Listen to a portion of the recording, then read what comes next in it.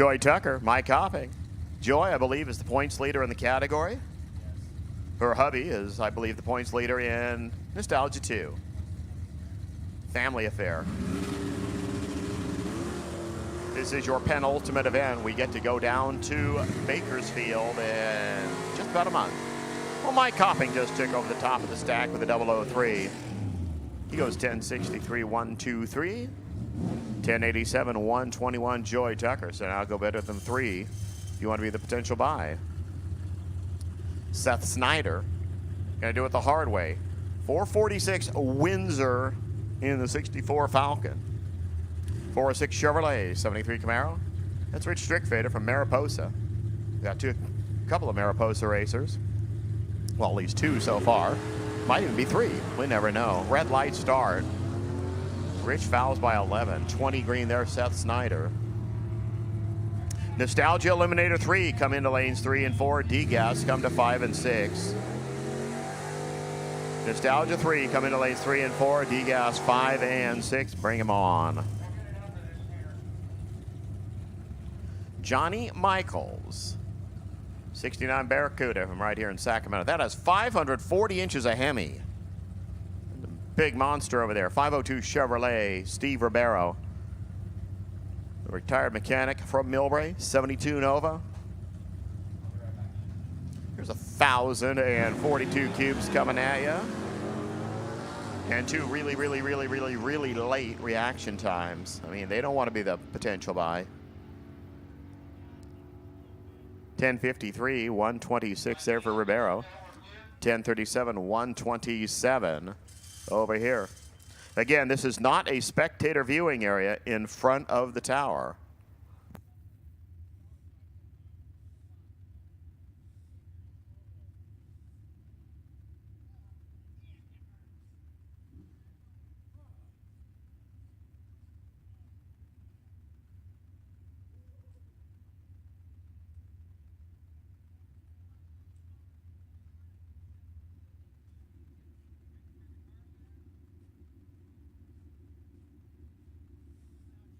So again, now that it's less noisy, Nostalgia 3, I need to lanes 3 and 4. D-Gas, lanes 5 and 6.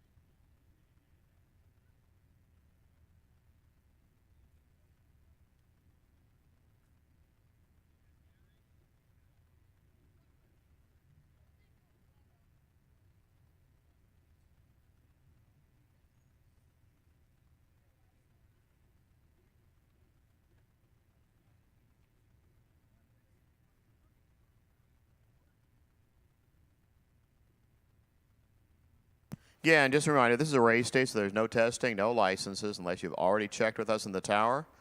And that is specifically some certain vehicles, but we are not doing random license passes, test runs, or anything else.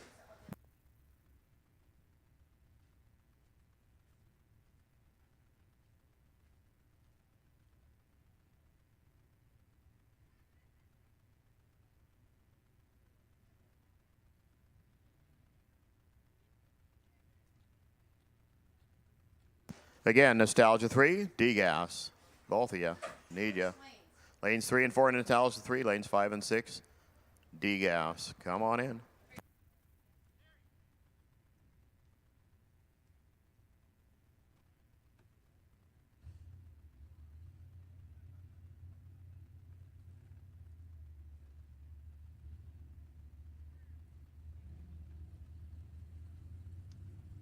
All right, well, whatever it was down there, it was. Here we go with Richard Todd and Greg Racecott. Your next two. Richard, one of those pretty strong ET racers from up this area, like Stockton, which is really close. Racecott from Ventura.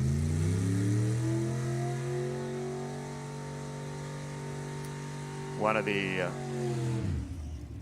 always here performers in the Hot Rod Heritage Series. Again, this is the second to the last race of the season. We will go down to the, whatever they call what used to be the Hot Rod Reunion. It's the Wally Park something drags now. But that will be our final event, and that'll be about a month from now. There's 17 light for Greg. It's good, but it's not a 5. Or a 3. I think we need a 3 better. 11:36 the speed, 116. For Richard Todd, 14.99, 93 miles per hour.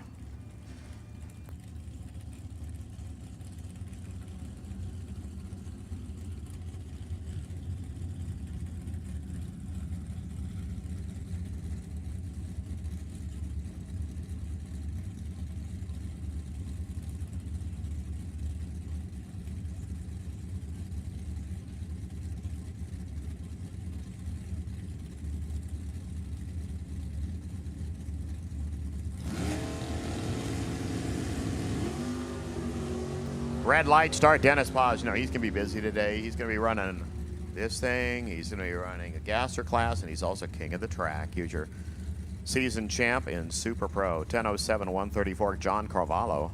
10:59 for Dennis, 1:23.92.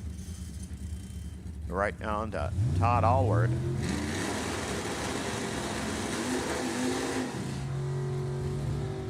This might be the first time I have ever said, here's a car from Quincy. The 37 Chevy Coupe. He's an appraiser. Yep, Quincy.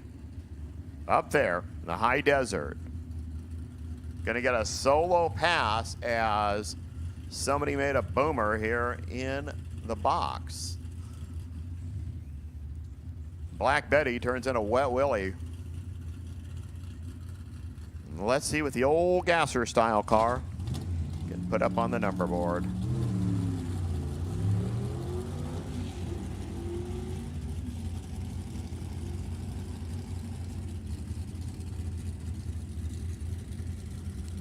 $10.95, 127 miles per hour. Go right to our next two, Colton Dodd and Jimmy DiMartini.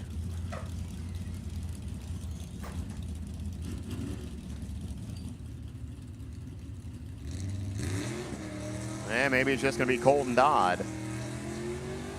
The Mike Dodd owned Chevy 210 Post.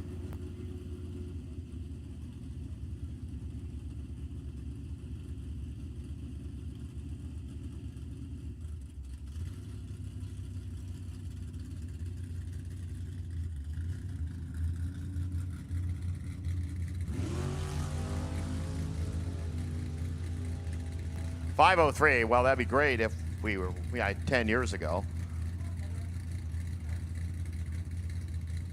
10:43, 124 miles per hour. Let's put two in the water now. Robert Dietz and Jamie DiMartini. Robert, the runner from Placerville, 6'7 Mustang, 347 Ford. For Jimmy D, 67 Pontiac Tempest, 467 inches of Pontiac.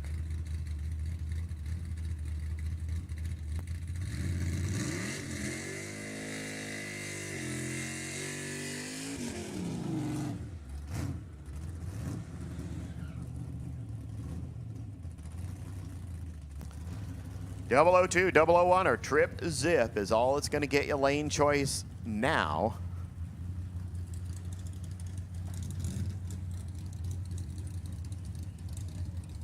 And you have to steal out of Mike Copping's hands to do it. Well, that was a try and a whiff. Jimmy D goes 17 red. Robert Dees goes 40 green. Then very slowly down the racetrack, it looks like. 10:42, 126. D. Martini, 13:18, 100 miles an hour. Robert Dietz. Next two, right here, ready to go. James Hard. The Rex Hutchison Racing. That is a gorgeous 73 Nova, 427 Chevrolet. Robert Bagley here in the right lane, the scaffold director from Oakdale, out of Quality Scaffolding. And as I always said, you probably don't want to try the other type. He goes 002 and takes over the top of the list.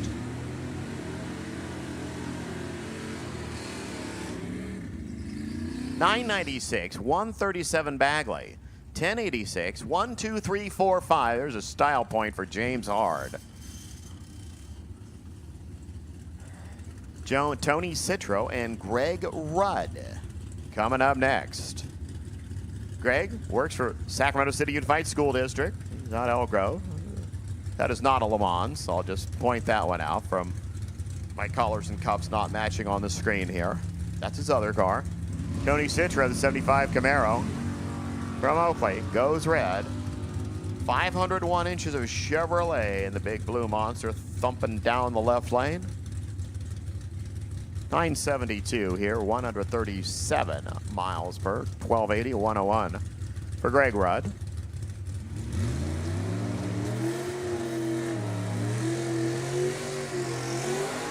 David Dubose. Here's another tech card I know I don't have in the system. We just have a ton of cars in Hot Rod. I'm just going to point that one out. Again, all-time high here for Sacramento, and I say it's only second to the Bakersfield March Meet. Dubose, the runner from Reno, 70 Roadrunner. Multi-time track champ up at Top Gun Raceway. Stan Stubbe from Tracy, he's an educator. The Roadkill Garage 30 Ford Model A. 572 inches of Chevrolet.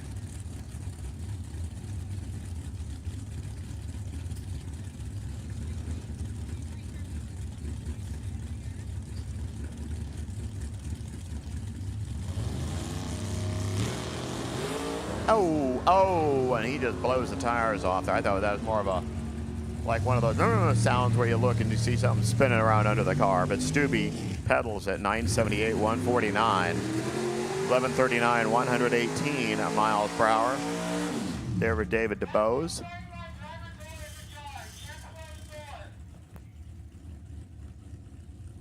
DeAndre Fitzgerald was doing some licensed laps yesterday in Dad's Scary Mobile. Paul Cannon here in the right lane, the Howell Drilling entry, 66 Nova. This is a gorgeous car too. They're just some spectacular race cars here. 572 inches of Chevy. 598 over there for DeAndre. DeAndre goes 3 and misses by 1 tick. Cannon's car goes fast, and then all of a sudden goes to a stop out there. 958, 141. There for DeAndre as we see Paul gradually getting to the finish line. 18 seconds, 62 miles per hour, and he accelerates a little bit faster now.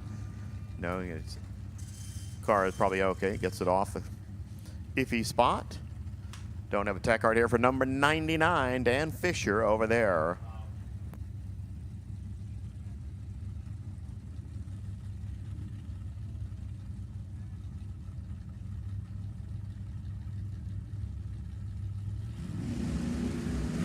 Oops. 007, Dan Fisher out of the gate.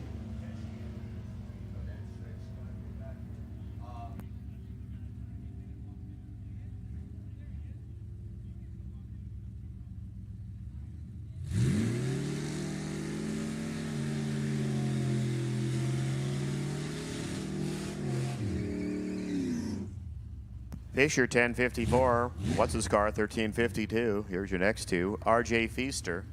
Oh, it's the Camaro. The 5.5 from Auburn. Feaster's Vintage Auto. Old Gasser style. Over here is Doug Rudd.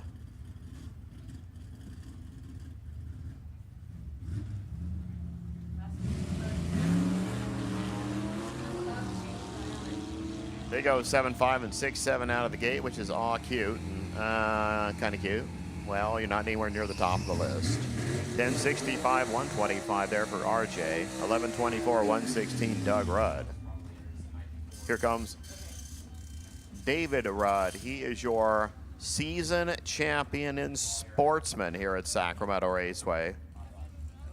Simeon Kennedy, the runner from Livermore, another 55 210. Basic 355 on board.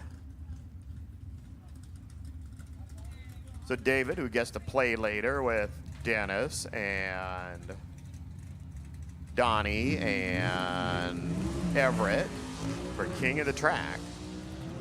David goes 5 out of the gate, which, well, that used to be good. Now you have to go 1, 0, or none. 1 or 0 to get the potential by. 1038, 127, 13 even, 102 miles an hour. That's a lot of zeros up there. That's almost a style point. Exact ET, exact mile per hour. Let's get Brian Davila over there. Tim Sullivan over here next to.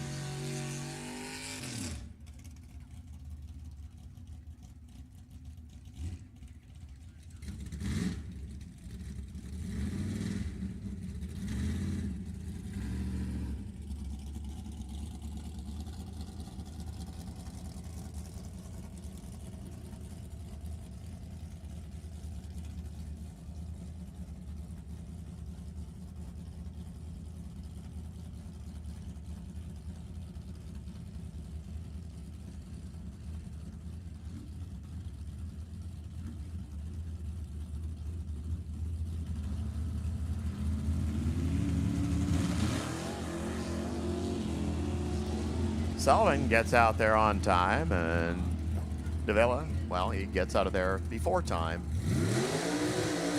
1027, 124 there for Tim. For Brian D, over there, 1159, 11111. Hey, there's another style point for you. 5 of a kind. Steph Bracey. Yeah, I don't know if we have more than one bug, but here's one of them. The 64 VW 2,332 cc's of Volkswagen. David Wisdom, right side, 85 Camaro.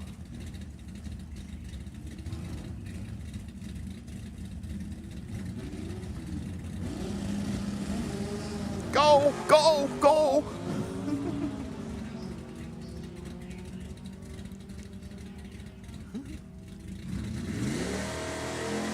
Wisdom 959, 141, 1198, 109 miles there for Stephanie B. Jeff Barth, who's also been a busy little bee. And he was the Division 6 ET Finals running for, I think, Coos Bay. The car is out of Redway, which is up on the northwest coast. Right side, Steve Madrigal from Hayward, 69 Nova.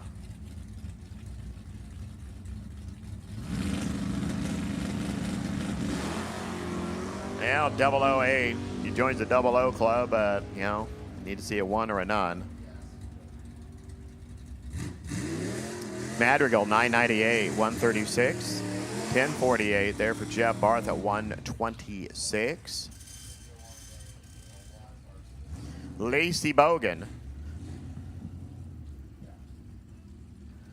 Driving the car that Dad Brad drove way back when. 63 Corvette. Big block Chevrolet. Olds F85 here. Zach Contreras from San Francisco. The JC's moving and storage special. Nice clean run over 400 inches of Oldsmobile on board.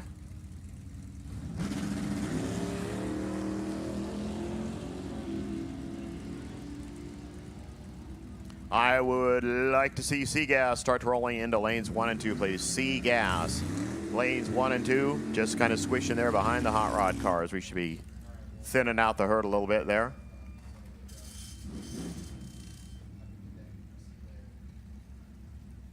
Bob Tingler, 71 Chevelle, the ABC fire extinguishers and GNR Automotive team car up from Lake Havasu City, AZ. I mean, he's a full time zone away.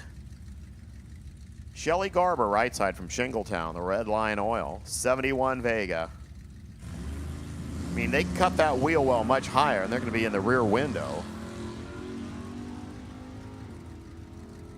They lead basically at the same time, 26 and 25. 11:10, 120 there for Tingler. 11:85, 112 miles per. Shelly Garber.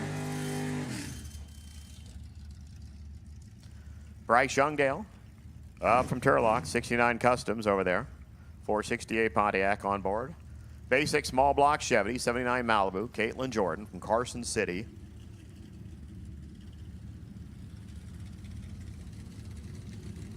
Dad, what are we going to do with that station wagon that's been sitting out in the middle of that field? Oops. Jordan fouls it away.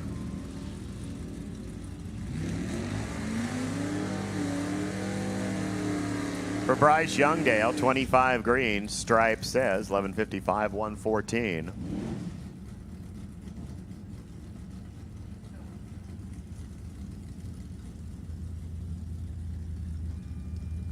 The Beeve comes to the starting line. Mark Beaven out of Queen Creek, Arizona.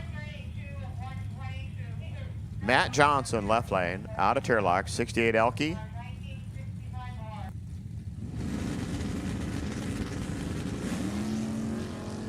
The Beeve goes 15 green. 32 over there for Johnson. Beaven, who's also going to be back in one of the gasser classes, a little bit down the road, goes 1061 here, so I'm assuming he's going to come back in D-gas. 124 miles an hour, 11:45, 114. Matt Johnson. Here comes Jay Greiner. He was here yesterday in body only and not race car. The terminal manager down at SFO. The Traps Tire and Auto, 74 Pontiac Ventura, left side of the road. Brian Hawksley here on the right side from Tehachapi. One of those runners down from Famoso. 65 Chevy Biscayne with 621 inches of Dart Chevy.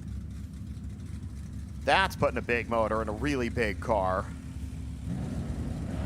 Look at that. Goes 25 red, 7 red there for Jay. The boat lumbers down there and goes 1085, 124. Jay, 1067 at 122. Rob Cannon. The Vega from Citrus Heights out of Blue Collar Customs. Jonathan Noel, 70 Challenger, does it the hard way. Bang, bang, bang, bang down the racetrack. Another one of those runners from Mariposa. I forgot he was from Mariposa. So we have at least 3 different races from Mariposa. 2, 3, 4. Unless I miscounted somewhere. 1091, 123. 1139 for Rob Cannon at 113, as neither of them was really worried about the Christmas tree and what it actually meant towards improving your qualifying position.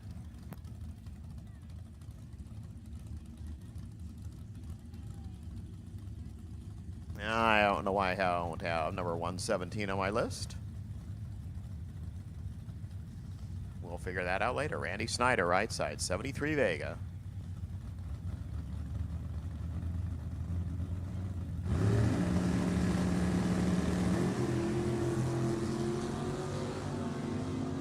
Well, the Cuda goes out a little early. Or no, the Vega goes out a little early. Cuda goes out a little late. 1064, 125 Randy. 980, 138.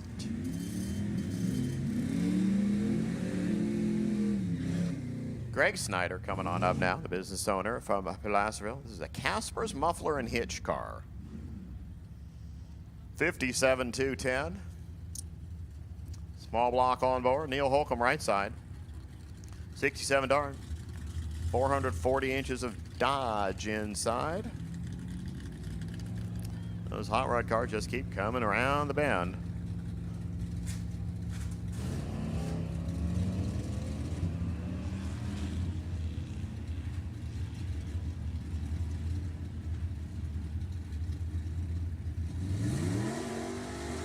$11.56 there for Neil, 116, 13.95. Greg Snyder, 98 miles per hour.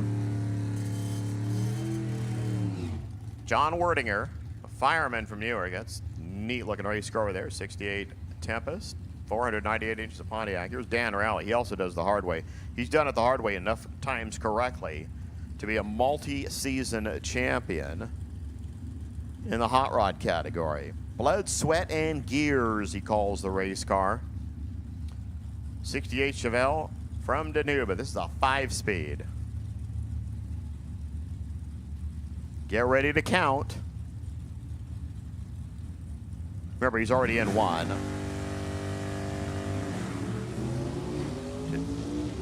That is a great looking race car. That is just a fantastic launch. That's one of those picture launches. 922, 145 Werdinger. 995 for Dan Rowley at 132 miles per hour. This is the hot rod category. You can't go quicker than 8.5 seconds. You can't dial in slower than 13.99. Just in case you were wondering. Alan Brown. Up from Vista, way down there in the San Diego region. 34 Ford Coupe, 475 Chevrolet. Over here, the vet, Vince Bartles from Fair Oaks, works for the state. An Elmer Construction vet. Oh, back in the 00 numbers, 006 there for Alan Brown. What's he do with the stripe? 959, 135 miles an hour. 1221, 109, Vince Bartles. Next two cars already at the starting line. Frank Bargel, the cable guy from Sacramento, 1962 Nova. No motor size given. John Hildebrand from Encinitas, another one of those cars that's from way down there. 31 Ford Coupe with 383 inches of Cleveland Ford.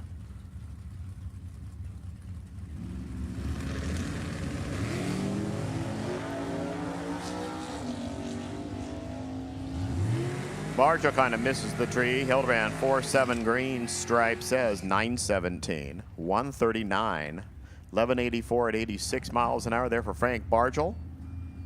Here's a car that I haven't seen yet this year. Where did Cliff Hall get a Maverick? 520-inch Ford. Says the car can go 930s, looking at the numbers on the window. One of the hitters in the category. Katie Caesar, right side of the road.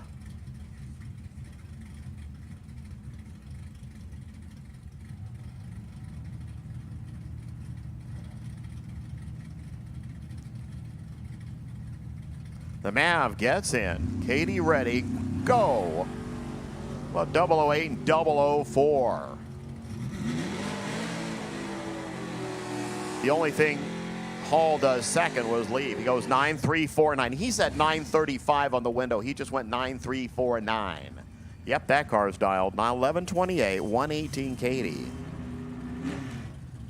Jake Watanolo and Udo Richter. You know what Jake gets to drive on his off weekends? A top alcohol funny car. What's he done with it?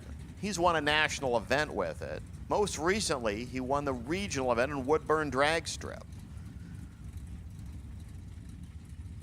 Drives the car owned by Greg Miner. Over here is Udo Richter from Oakley. 71 Nova. 70 Nova over there. Watch as Jake airs it out. I told you he was going to air it out, but he aired it and then it decided to go left on him. Udo thumping down there, 953 at $142. 1032 for Jake, 130 miles an hour. They're going to go check things out a little bit because I think I saw something maybe roll off the race car when he didn't quite stick the landing there. Robert Butler and Craig Merrilees. I know Craig's sitting here in a 78 Camaro, but he is your national champion for 2022 in the NHRA electric vehicle category. He won the divisional championships and then went back to Las Vegas at the end of the season for the national championship. He did it. He calls himself an electron wrangler. He's not the guy you call when you want to put a solar system on the roof of your house. He's the guy you call when your huge business wants to put a gigantic solar field or cover the building in it.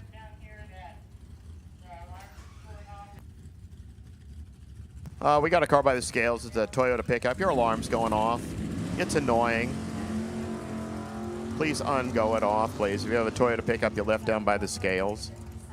Butler Merrill's identical reaction times. 993, 131, Craig. 1050 at $125, Robert Butler.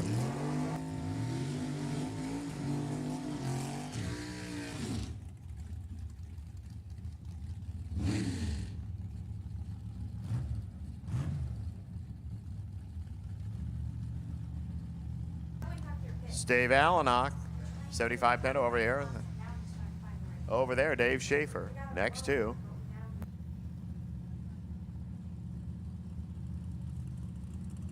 It's good to end. Nostalgia 3, you should be getting close to getting ready because I actually see my always at the end of the line cars starting to roll out of the gate. Red light star Steve Allenach, 55 green, Dave Schaefer. 1065, 120 there for Schaefer. For Allenach, 1037 at 127.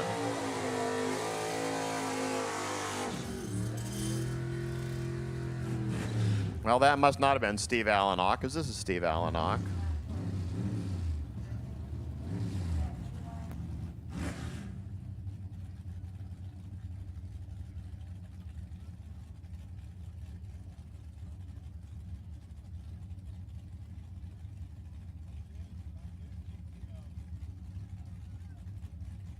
Hey, I have a racer in need. I need a 671 or an 871 standard Helix blower. If you have a spare blower and it's a 671 or an 871 standard Helix, go see Bill DeMartin. They said that they're at the very end of the bleachers.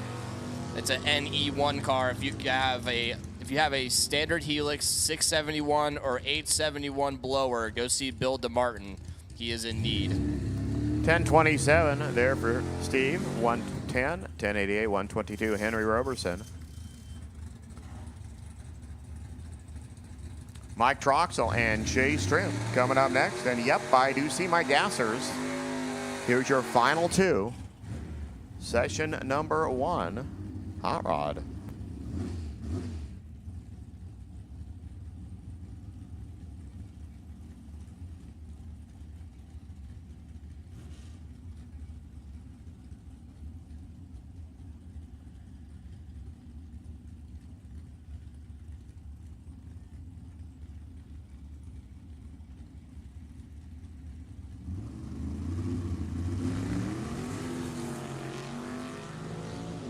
Well, he almost did it. 2 red. Well, he needed better than 2 green.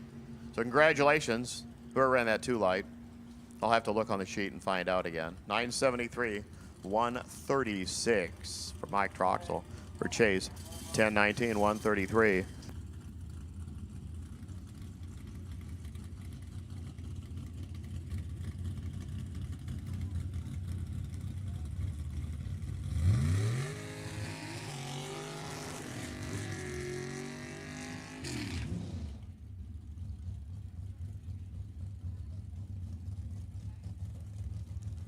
Robert Bagley, congratulations. You're a potential buy, round number 1 in Hot Rod. Let's do some real life qualifying in our 960 index.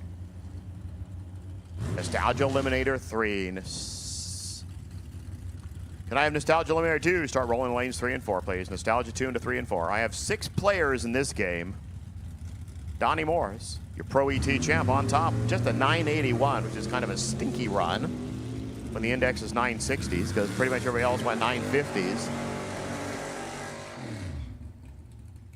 That's what you're supposed to do. 9615 Cameron Webb goes from next to last to first. Carl Carlson, Eric Harmon coming up next.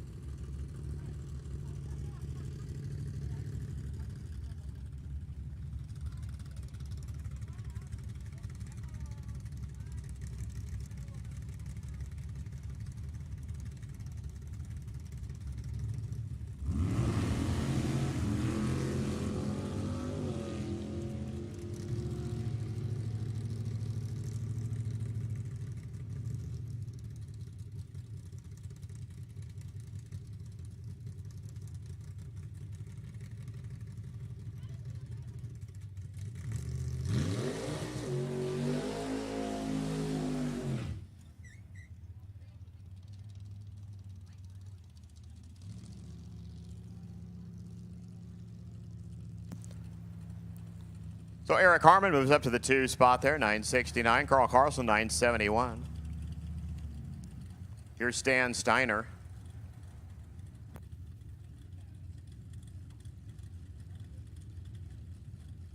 So D-Gas, you should be suited, ready to go.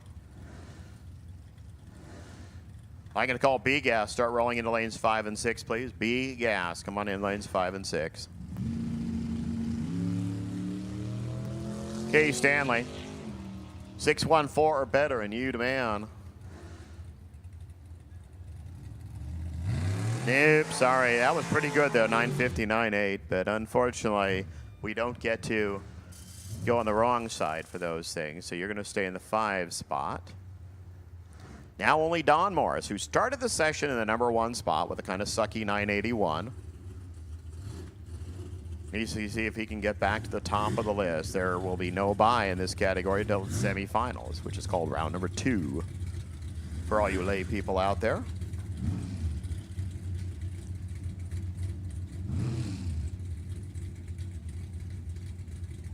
So D-Gas, you should be ready. C-Gas, you're already here. Nostalgia 2, you are rolling. To lanes 3 and 4 right now. B-Gas. Oh, D-Gas, you're still there, so never mind, B-Gas. Don't say anything. Don't even act like you heard me. 973. Well, he improved, but he's not going to improve far enough to matter. He'll go to the 4 position. So Cameron Webb starts from the top. Don Shank starts from the other end. Here we go right into D-Gas.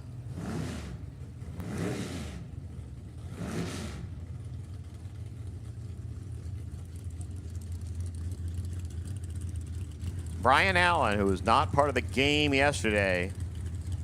We have a lot of players in this category. The big Skylark from Valley Springs. Tony Broussard here on the right side from Mount Auckham. Yeah, look it up. 61 Impala, 396 Chevrolet right now. Number 19 on the list at 1051. 10600 is the magic number to put on top of those Pac West boards. Somebody actually did it yesterday in time runs, test and tune, when it didn't count. 1045, ouch, 117. 1076 Broussard, 128. So Broussard goes to 12, Allen goes to 21 on the list, which is only slightly better than that 9-second run we had from Robert Butler. David Quiroga. Santa Ynez down there. Mike Hopping over here. They take off. Reaction times will be important in eliminations, but right now they don't really matter because it's the number on the top of the board that means something. There's a good number on the top of the board. 1062, 125. 1063, 123. Quiroga now hops to the top of the deck. Mike Hopping slots himself into the number 5 position. Al Cassiopo and Dave Sullivan. Here is a racer that's been running at Sacramento Raceway since, well, probably Governor's Cup number 1. The Smith and Sullivan team. One of the true hitters forever.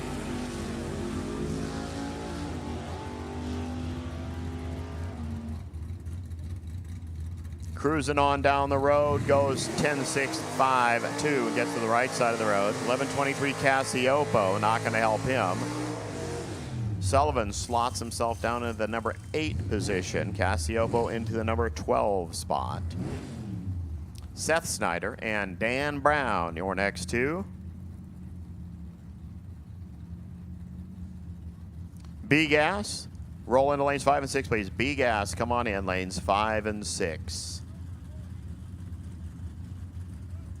C-Gas and Nostalgia 2, you should be rolling in the lanes. Snyder also trying to do it the hard way. Brown right now went better than 10.65. He goes 10.57, which is too quick. 10.51, which is even too quicker. So that's why a double whiff on the screen. And we go right to Steve Barta and James Burt.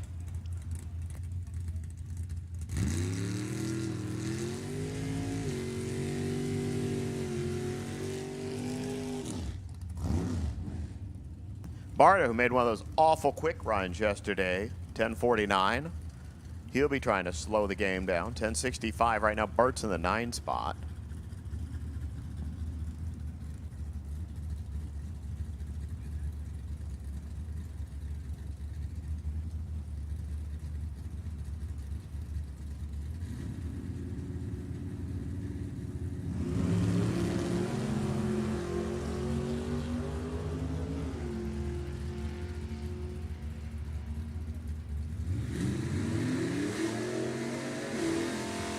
Well, 10.59.8 didn't change things. 10.634 is going to shuffle some things around. Barta moves up to 6. Burt stays, actually gets popped down to the 10 spot there. As Don Fournier finally gave up the driver's seat in the Lego brick over there. 48 Anglia now driven by his son Doug Fournier. Going with Steve Cloud. Doug went 10.59.6 yesterday. This time he goes 10.625 and gets to the right side. 10.74, no help Steve Cloud. Fournier with that run moves to the 3 spot. Dan Fisher, 10.631 yesterday. 10.630 for Rich Strickfader here in the right lane with the Camaro. They're 4th and 5th on the list right now. Trying to snug it up.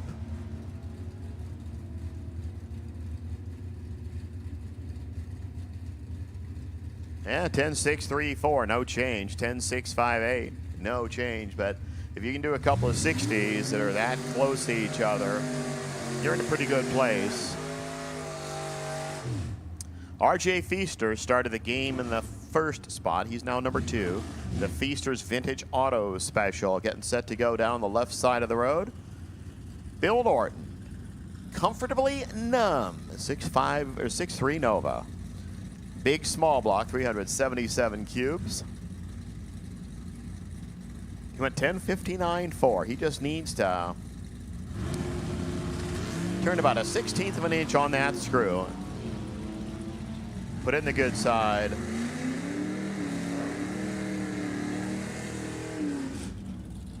$10.626. That's turning it right. 10.56, no change Feaster. Norton moves to the 4 position now. Jeff Barth and Mark Beaven. I told you the Beav was going to be back. Still has the right side door slightly ajar, but it doesn't seem to matter. Nobody noticed it except for me. They're off. They're running. They had really bad reaction times.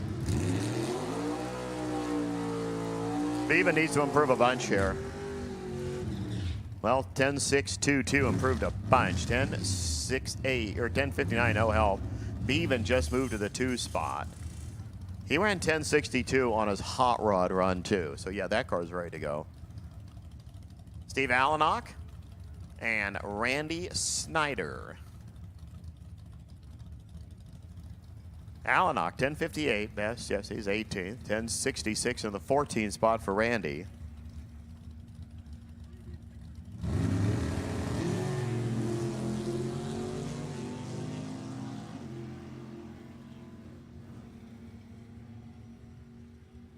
They think about it. They think about it. They go 10-6-3-3. There's a good run for Allenok, 122. 10:55 is too quick. Allenok moves to the 8th spot. Randy gets pushed down to the 15 position. That fishes up our qualifying here in D gas. We move right into C gas.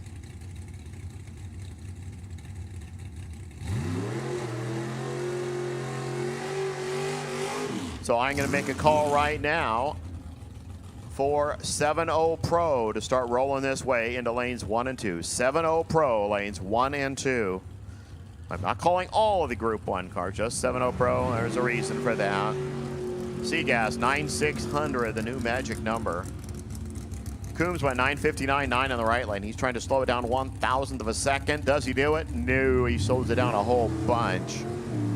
974.140. He'll go to the right side of the road. John Kruger went 10:03 and, well, kind of whiffed too. He'll stay 3rd. Coombs moves to 8th.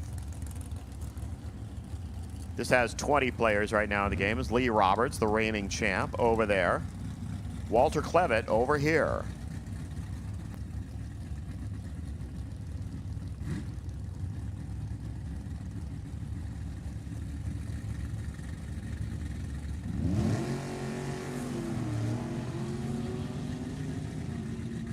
Lee Roberts and Walter Clevitt making their way down through the race scores. We are in C-Gas, 960 index. How about 956.9139 for Walter Clevitt. Lee Roberts, 964.5127. David Stage, Mark Jordan going to be your next two. David Stage, left-hand side out of Exeter, California. Currently qualified at number 7 with a 966.5. Right side, Mark Jordan. Number 19 went 949, way too quick yesterday. David Stage trying to pick it up a little bit. Mark Jordan trying to slow it down a little bit. Survey says, how about 956.4140 for David Stage? So sped it up a little too much. Got to find that happy medium there as Mark Jordan did slow it down, 953.136. Jordan still on the wrong side of the equation there.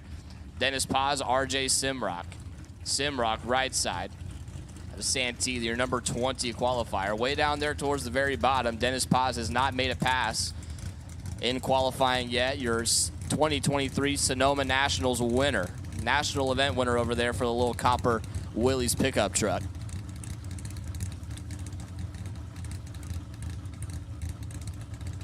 Also in the Sacramento Raceway ET Series King of the Track event, which will be happening today, is Dennis. Wheels up, wheels down, got a little bit sideways. See what you can do on that 960 number. Not good, 1033. 9627 there for RJ Simrock, so he's going to shoot way up to the number 4 spot. That'll bring Steve Papalias and Michael Karate. Papalias over on the left-hand side, the 1968 Camaro out of San Jose. Has not made a qualifying attempt yet.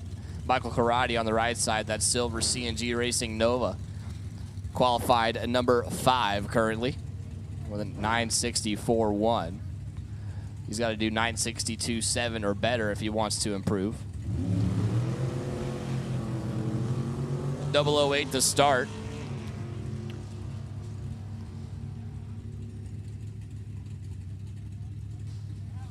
.959.7, 139 there for Michael Karate. 0.03 of a second too quick is Steve Papalias, 957.1, 142. Way too quick. So he's going to be shuffled down towards the bottom of the qualifying sheet. Clay Benson and Chris Ray, your next two. Benson left side. The Benson Fire Department, 48 Thames on the left-hand side, that tiny little thing. He needs to slow it down. He went 953 with a 9 yesterday. Chris Ray, right side. The 7-Up Nova. Multi-time Heritage Series event winner. And I'm pretty sure he's got a championship or two under his belt as well in the Heritage Series. Currently qualified number 16.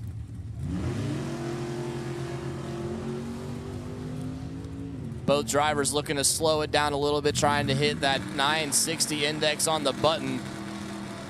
Survey says 9602 for Clay Benson. That'll be good for number 2 As Brian Smith has already gone 960 with a 2, so because Clay Benson did it after that, he's going to go to the number 2 spot. Speaking of Brian Smith, he's on the left-hand side now, the 1969 Cougar, your number 1 qualifier. Right side, Janice Hogan. The Misfire Racing, 76 Vega. Janice qualified number 13 currently. Everybody fighting for the top half of the sheet. How about 958.8, 141 for Brian Smith? So he's going to stay number 1, as you can't really improve from there. Just trying to get the race set up good to go.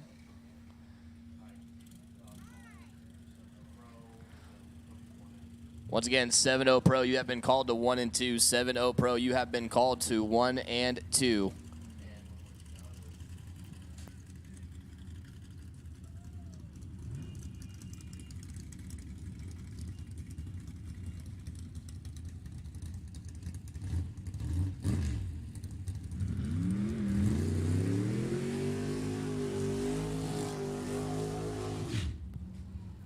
Still rolling through in C gas.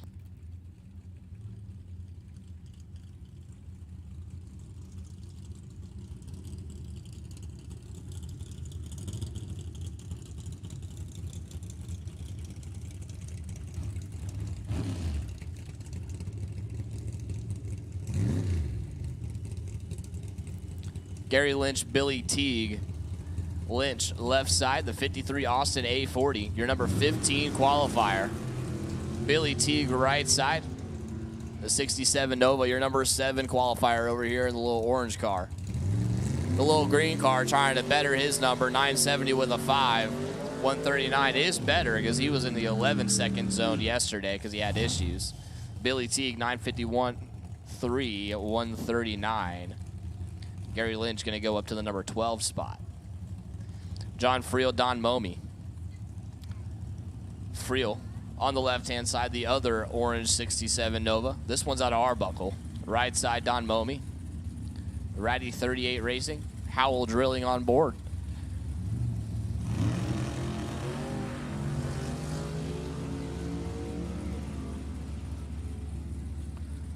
Friel has not made a qualifying attempt yet, so he's got his first look in 960, 953.6, 132. Momi, 9640, 140. That'll improve him from number 13 all the way up to number 6. And Friel going to slot in there at number 21. Alan Brown, Artie Pava. Brown on the left-hand side. A 34 Ford Coupe. Qualified at number 23, way down at the bottom. Artie Pava, right side, number 17.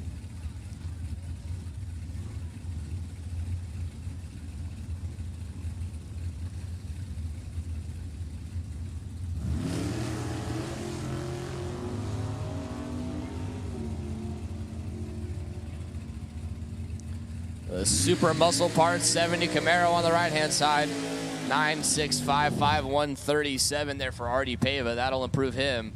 Alan Brown, 9.695. The Brown going to go number 14. Artie Pava going to move up to the number 10 spot. That'll bring up DeAndre Fitzgerald and Chris Robbins. Fitzgerald on the left-hand side.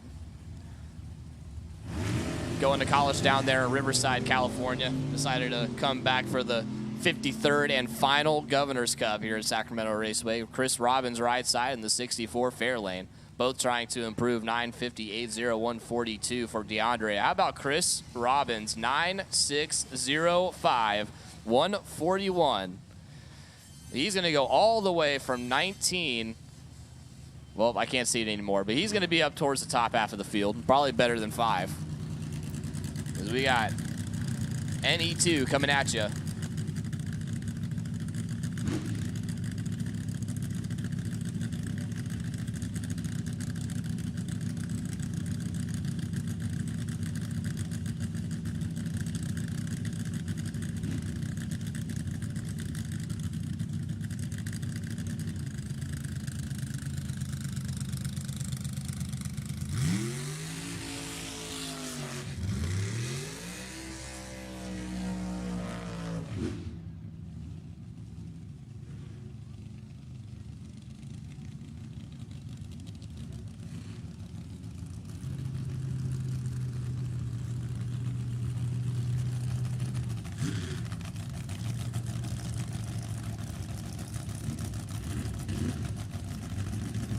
Attention in the pits, please. Attention in the pits. I need Nostalgia Eliminator 1 to lanes 3 and 4, please. Nostalgia Eliminator 1, come on down to lanes 3 and 4, please, for your second qualifying session.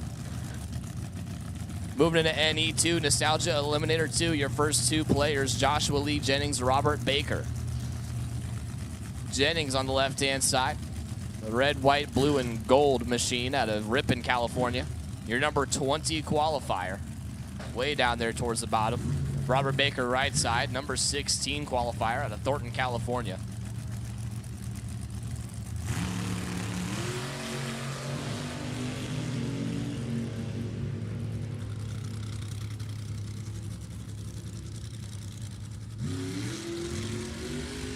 .857.6, 152 for Robert Baker, will not improve. Jennings, 865.1, 153. He will improve all the way from number 20 to number 11. Making a big jump there to the top half of the field. Gary Ryan, Gene Fitzsimmons going to be your next two. Gary Ryan on the left-hand side, South San Francisco, California. The Juggers Racing Team, 32 Bantam altered. Currently sitting on the number 9 spot in the qualifying order. Gene Fitzsimmons opposite him out of Eureka, California. One of the very few NE2 cars up there in Eureka. Madonna Racing 37 Fiat Topolino altered. Your number 16 qualifier. He is on the plus side of that 860 index, but he went 926. He's got a long way to go to improve.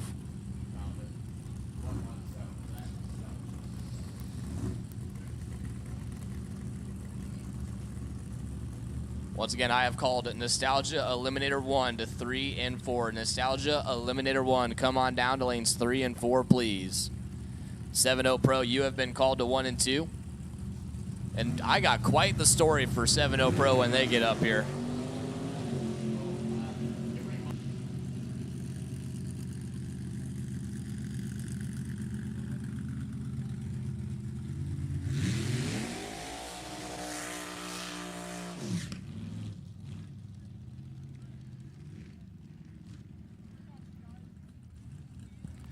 Okay, so I have a little update on the cleanup run. So there will be a cleanup qualifying session for all of the categories. That if you have only gotten one or no time runs or qualifying runs, there will be a cleanup session after Q2. And it will count for qualifying except for Hot Rod's potential buy. So, you know, NE1, NE2, NE3, AC, or A, B, C, and D gas, if you are in the cleanup session because you have only made one or no hits, you will get it will actually count for qualifying. Hot Rod, the cleanup session will not count for the potential buy, but all the other categories, it will count for qualifying. So we're not going to post any of the qualifying sheets until after the cleanup session. Lindsay Lister, Scott Chamberlain, Lister 857.9, Chamberlain 852.5. So once again, the cleanup session will be for anybody who has made 1 or 0 qualifying runs, and the cleanup session will count towards qualifying for every category except for Hot Rod. Eddie Lucas, Wes Anderson, your next two. Eddie Lucas on the left-hand side out of Modesto, the 48 Topolino. Your number 3 qualifier. Wes Anderson right side. The OYB Motorsports 72 Ford Roadster. Qualified numero uno. But there's still 7 thousandths of a second to play with if somebody wants to take that number 1 spot away. And Eddie Lucas is one of those guys that could do it.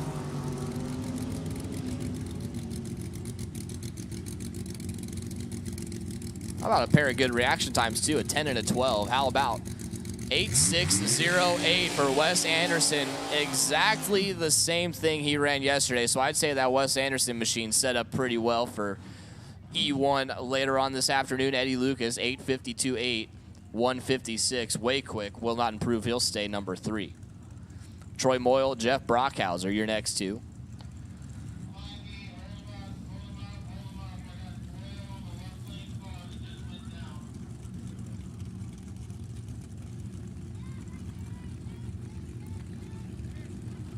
So we just got a call from the top end saying that there was some oil that came out of the car that just went down. So we're going to go out there, check the track.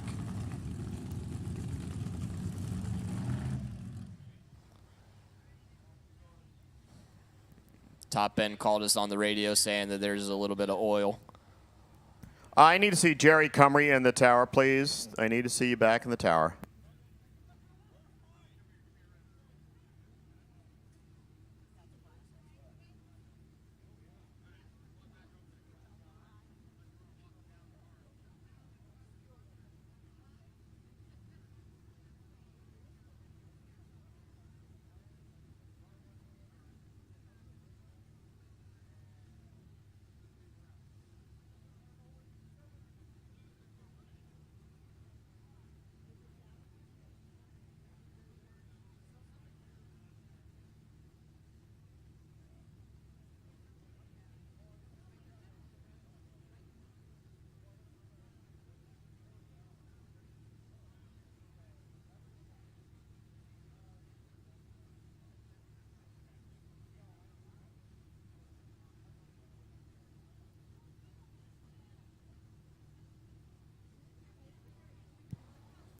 Out there checking the track right now, waiting for a word from the top end.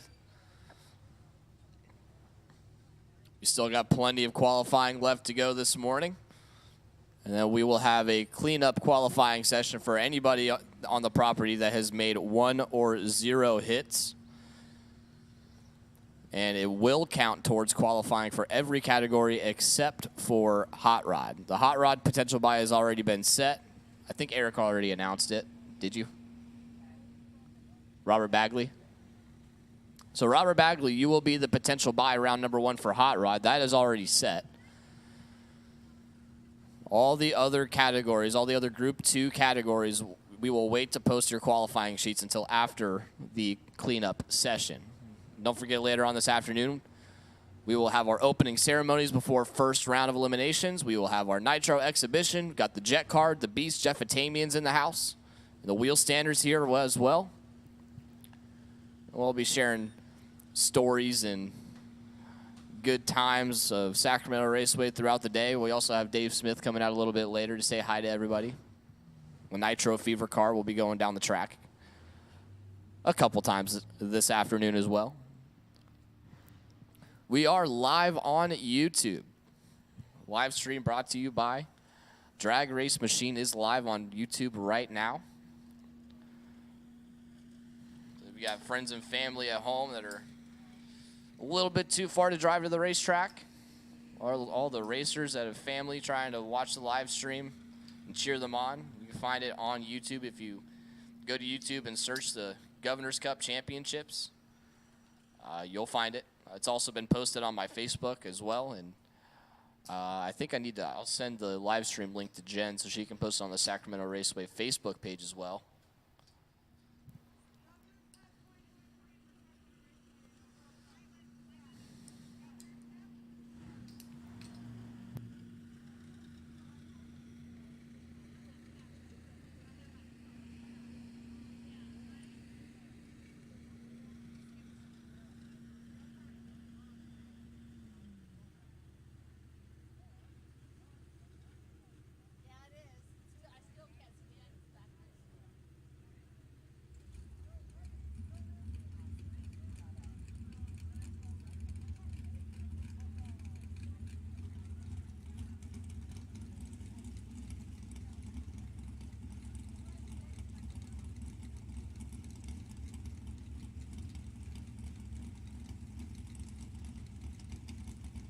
Also, don't forget, we got plenty of food vendors in the house this weekend. Check out the vendor row behind the grandstands, as well as the snack bar. The track snack bar is wide open.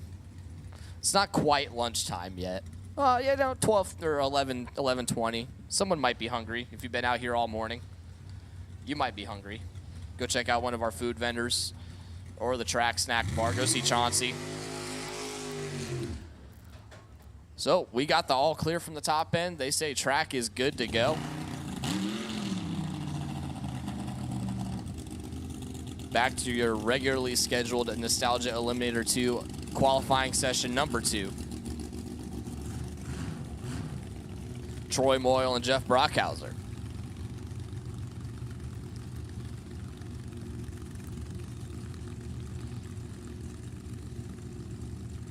Troy Moyle on the left-hand side. The 2006 Sacramento chassis dragster, or altered, out of Carson City, Nevada, your number 12 qualifier. Right side Brockhauser, qualified number 7. Once again, looking for 8600 on the scoreboards down there. You do that, congratulations, you're the number 1 qualifier.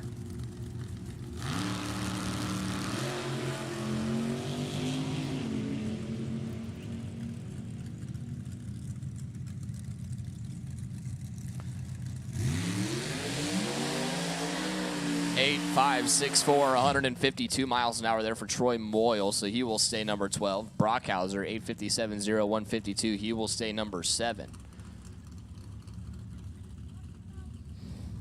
Terry Lindblad and Eric Warner are going to be your next 2 out.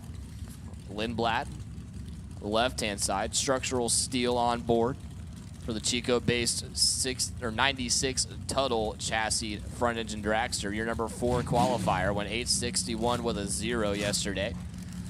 Eric Warner right side, the short wheelbase 72 Ford altered at Apollo Cedro. Warner Enterprises Incorporated, coming out of the number 8 qualifying spot. 864 with a 5, so he's got plenty of room to improve. And issues for Terry Lindblad. He's stopped right here at the 60-foot cone. Meanwhile, Eric Warner, 858.6, 154. He's going to stay number 8, and Terry Lindblad is going to stay number 4.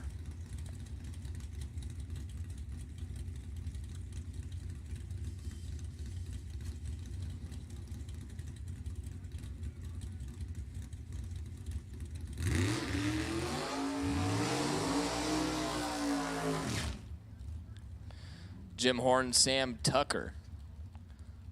Sweet Tea over on the left-hand side for Jim Horn at Reno, Nevada, the 23 Ford altered, your number 18 qualifier.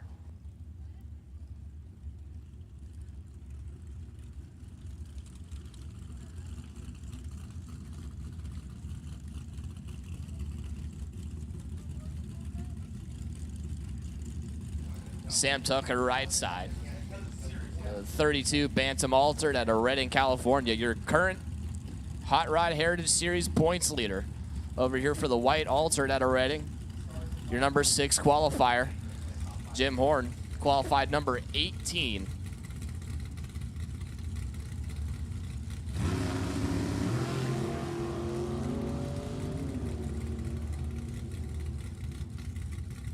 How about a pair of 010 reaction times? 861 for 150 for Jim Horn. That will improve him. Sam Tucker's going to stay number 6 with an 858. Jim Horn going to go from number 18 all the way past the Sam Tucker. He goes number 6.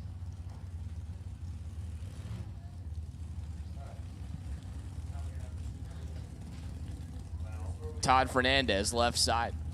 Tulare, California. The farmer. The Gold Star Farms hot rod, the red Bantam altered on the left side, qualified at numero dos.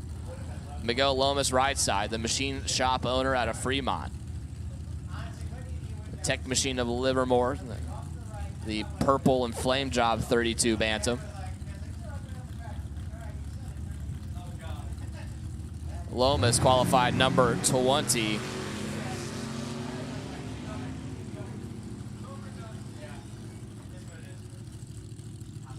Survey says, how about 8600 for Todd Fernandez? And you're looking at your new number 1 qualifier, and nobody's going to take it away from him. Fernandez shoots up to the number 1 spot, and he will stay there. Miguel Lomas will improve as well, 8640. Lomas going to go to the number 8 spot all the way from 20. Jim Miller, Drew Grafton. Well, everybody's fighting for number 2 now. Miller left side. The Carpenter driving his 29 Ford Roadster, a number 16 qualifier. Grafton right side. High-tech transmission hot rod at a Central Point, Oregon. The front engine dragster, your number 5 qualifier.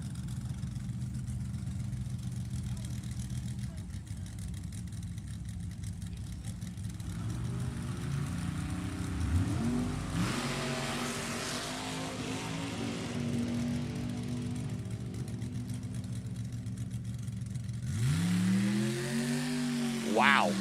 840 with a 3, 155 miles an hour, and Drew Grafton took a big stab at it in a swing and a miss. No good. That'll bring up Spanky McGee. Looks like your final player here in NE2.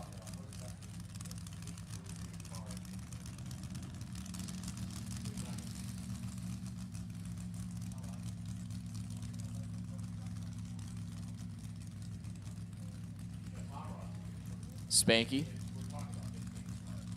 Number 15 qualifier here for the Voodoo Child.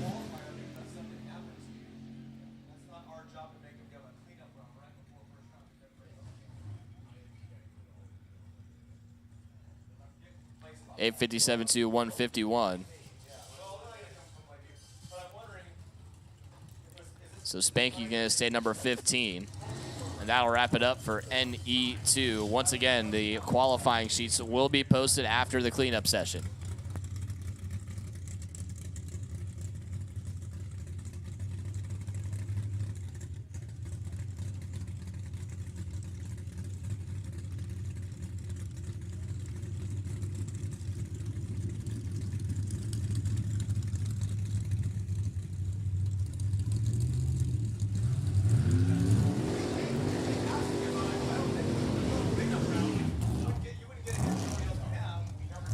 Just to clarify, the cleanup round is only for Group 2 cars.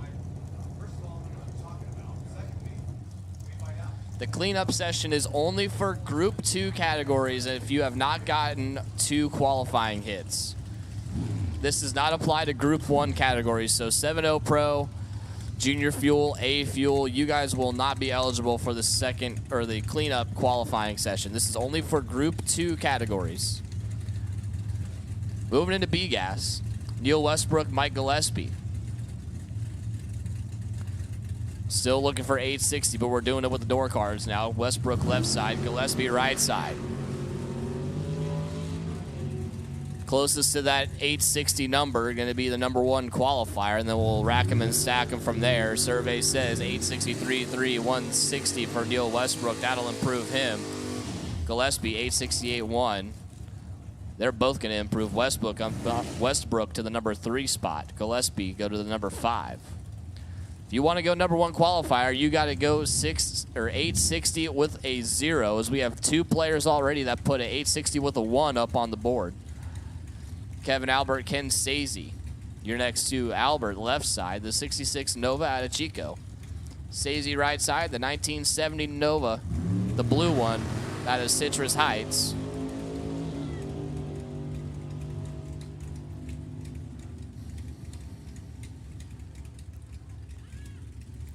.8658, 156 for Ken Sazy. He will not improve. Albert, 8638, 155. He will.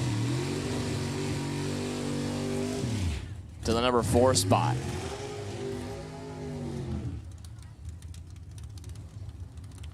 Bill Anderson, Randy Armstrong. Anderson left side. The Copperopolis machine. Anderson trucking. 68 Camaro, the black one. On the tower side, your number 12 qualifier. He's got Randy Armstrong in the left-hand lane. Out of Paso Robles, the King's Oil Tools, 57 Bel Air. Couple of big block 632s. Well, Anderson's got a 635, but the same thing. Armstrong, number 14 qualifier. Anderson, number 12. They're both on the fast side.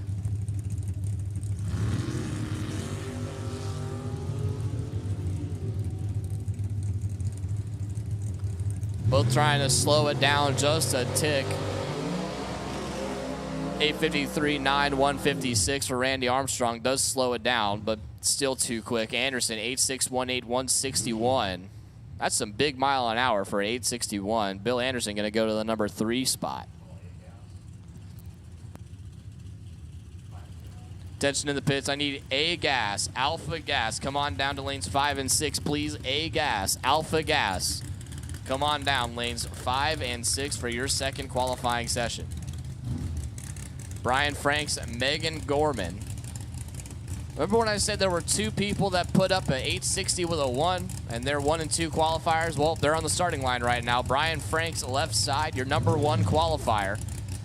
The Dark Heart Brewery machine out of Elk Grove, the 1968 Camaro, the black one on the left side. Megan Gorman right side out of Bakersfield. The Delano Propane 67 Camaro, the blue one on the tower side, your number 2 qualifier. Megan's got one of those fancy Shafroth motors underneath the hood scoop. We're pre-staged. Just need to clarify, because apparently people are only listening to part of what you said, Logan. Oh, yeah. The cleanup is Group 2 cars only. Yes, I did mention that. Yeah, well, apparently the Group 1 cars, specifically in a 7.0 Pro, didn't bother listening. Yes, the cleanup session only applies to Group 2 categories.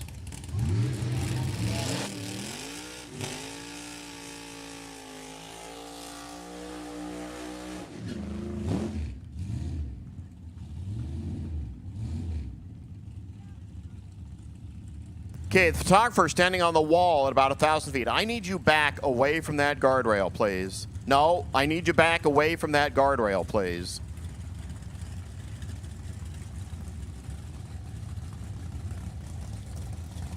Rich Zondervan, Justin Crosby. Your next 2 players here in B-Gas. Zondervan, the Taco Bravo team over there left side out of San Jose, the 66 Chevelle. Coming out of the number 14 qualifying spot, Justin Crosby right side. That beautiful 46 Plymouth out of Lancaster. The Crosby, Kurth, and Stafford team qualified at number 11. They missed it by 5 thousandths of a second yesterday, their first qualifying session. Let's see if they can slow it down to exactly 5 thou. They go number 1.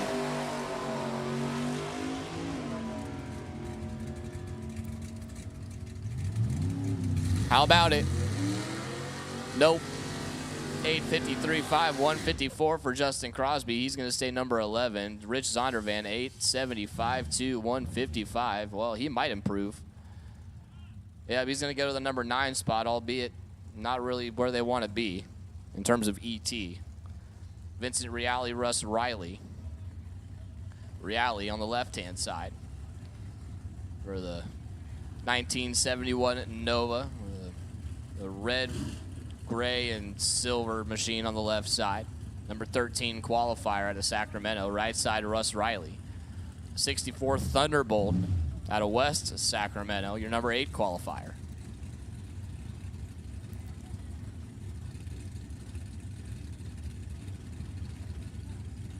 Another beautiful looking race car over here for that Thunderbolt. Goodness, that thing is gorgeous.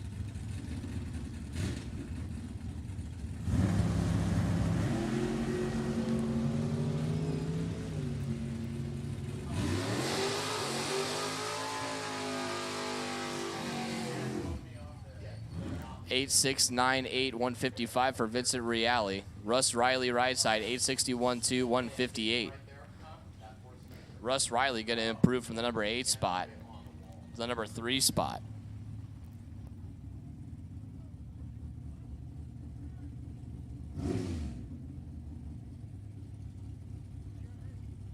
So your final player here in B-Gas, Mike Rabner, Paso Robles, King's Oil Tools Special, the 67 Camaro, your number 12 qualifier. He's got to go 8,600 to take over that number 1 qualifying spot.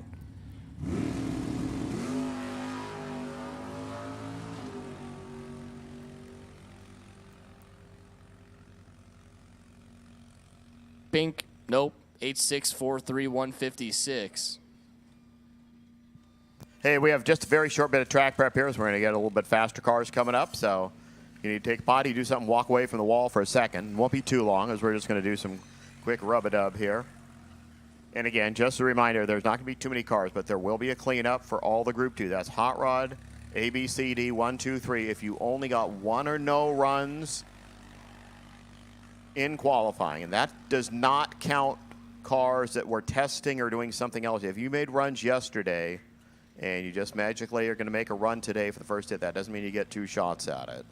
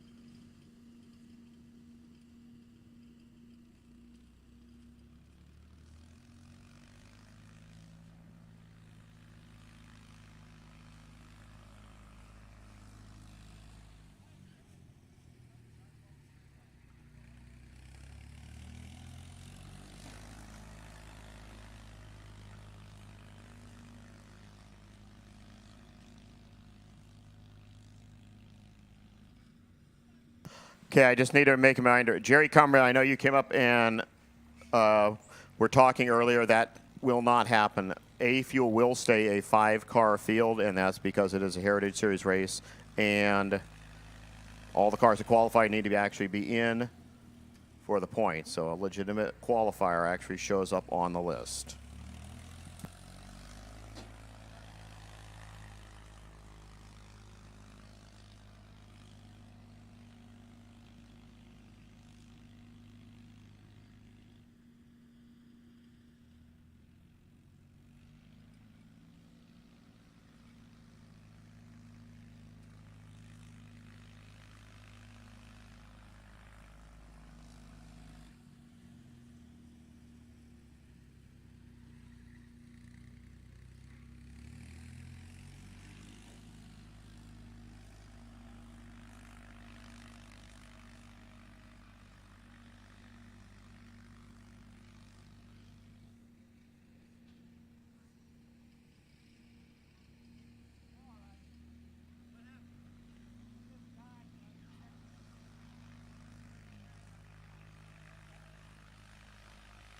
Okay, 7 Pro, you should be suited up and ready to go.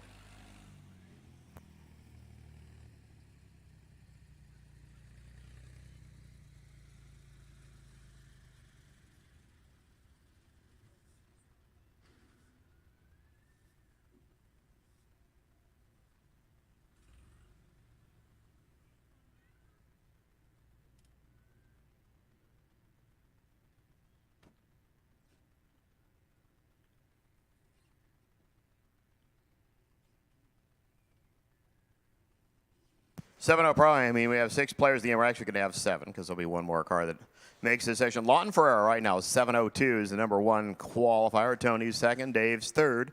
John, Richard, and Brad are our last ones. Brad Peters, the only guy that did the no-no on the session #1, went 698. I see John Lenko pulling out. And right alongside of him is going to be Lawton Ferreira, your #1 qualifier, your final qualifying in 7-0 Pro. So if you notice, there is one very large missing name from this qualifying list, and that's because it's Jason Vanderpool, who missed the first qualifying session yesterday because they broke the transmission. So you know what they did? They tore the transmission out of the car last night, put it in the bed of Jason's truck. Jason drove from here to Reading to take the transmission to Rod Burbage, who fixed it last night. Then he came back at about 1 o'clock, 1:30 in the morning yesterday. They put the transmission back in the car, and they said it was done at about 2:30 this morning, and then this morning they fired it up, and they're all good, and they're going to make the final qualifying session. Was his, I've heard the same story, but this was way back in the day of the March meets when we actually had top fuel cars. Of course, putting back the motors together and firing them at 2 in the morning in the pits in a top fuel car. I don't think they fired it last night, but they were sure wrenching on it. I was sitting there with Sam Tucker and Joy and everybody, and I'm like, hey, where's Jason? They're like, oh, yeah, he's driving up to Reading right now with the transmission for the car in the bed of his truck, and they're going to go get it fixed and come on back and put it in. I'm like, you guys are crazy. So let's play the game here. We're going to have 3 rounds of eliminations in 7-0 Pro. These 2 guys are going to try to improve a little bit from where they used to be. Well, Lawton can't improve too much better because, yeah, you can't get more 1. But unfortunately, he's left a couple of spots open there, only running a best of 7:02.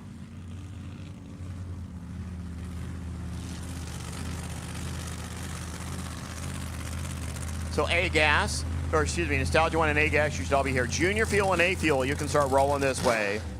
Junior Fuel rolling in the lanes 1 and 2, A-Fuel in the lanes 3 and 4. Come on, please. Junior Fuel and A-Fuel.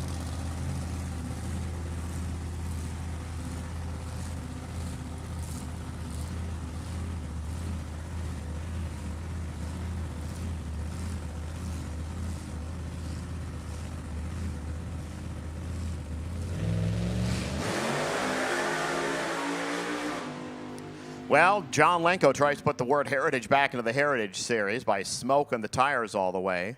Ferreira tried to improve, and boy did he. 6.950, 197. Well, he improved so darn much that, well, he's going to stay where he's at with a 7:02. 20 seconds later, John Lenko gets to the top end. That was a nasty sounding bottle opening.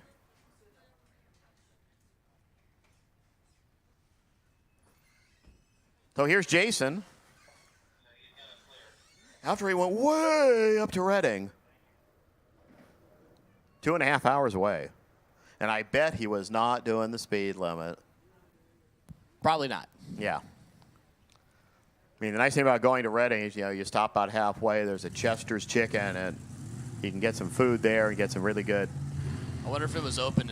fries and everything else. So here's Jason Vanderpool taking his one and only chance. As soon as he stages the car, he will be a qualifier. He doesn't get a second. There is no cleanups for these guys. Richard Phillips right now, number 5 qualifier, which is almost last, but isn't. 10:28. He clicked it early.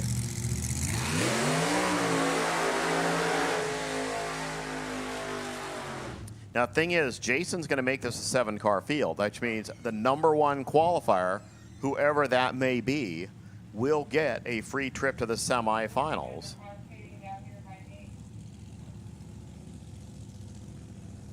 So Nostalgia 1, you should be suited, ready to go. A-Gas, you should be here and ready because there'll be about 5.5 pairs of Nostalgia 1. A-Gas, you have about 7 pairs. Junior Fuel, lanes 1 and 2. A-Fuel, lanes 3 and 4. Need you now.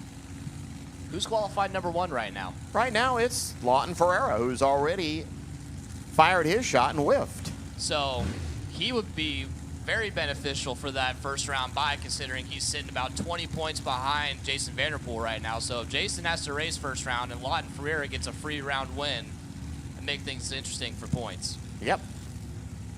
We'll see. 7-0 Pro, a category that began at Sacramento Raceway way back in the late 90s.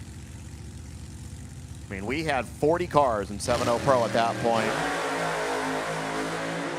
Now, the hard part is figuring out where to pull the plug. 675, 202 miles an hour. Well, we know who's not going to be first, but now we really know who's first. Richard Phillips puts it together, 701. 100 and something miles an hour. Little Miss Quickfingers over here. Press the button on me again. Phillips, 701. Goes to the 1 spot. Jason goes to the 7 spot. You want the good news or the really humbling news right now? They're a pro ladder. Guess who races who in round number 1? Wow. I mean, we still got some cars left that could shake up the order, but Jason's definitely going to be last. There's no way he can't be last because everybody else is better. Somebody could take that number 2 spot away, but right now, your number 1 and number 2 in points have the potential to race each other in first round of eliminations. That is less than ideal. I don't see Dave Rosenberg in the lanes.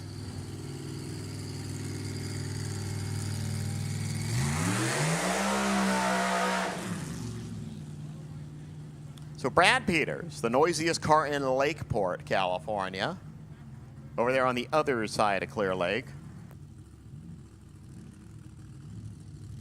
Tony Trimp, here comes Harvey's car.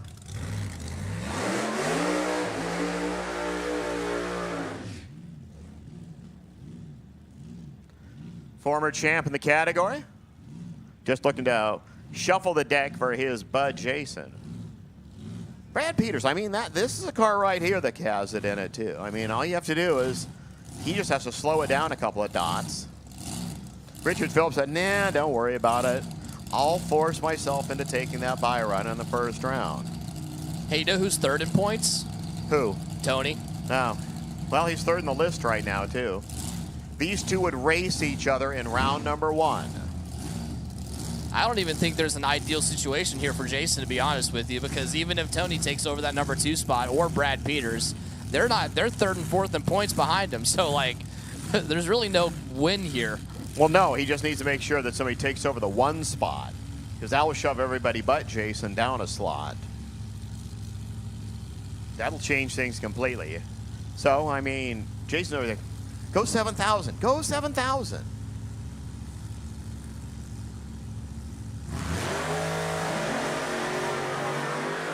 Tony carries the front end past the 60-footer and thumps on down to a 687. 197. Everybody wants to go quick. 698. Brad Peters. 6988. We'll actually improve by 0.003 of a second, but the deck stays where it's at, and I don't see any more 7.0 Pro cars in the lanes, which means Richard Phillips, ta-da, you get number 1. You get a freebie. Lawton Ferreira, Jason Vanderpool, Tony Trent, Brad Peters, Dave Rosenberg, and John Lenko will be your first round players. Massive first round matchup between Jason and Lawton Ferreira. Wow. What do they say on the NHRA on Fox? Marquee matchup? That's your marquee matchup for round number 1.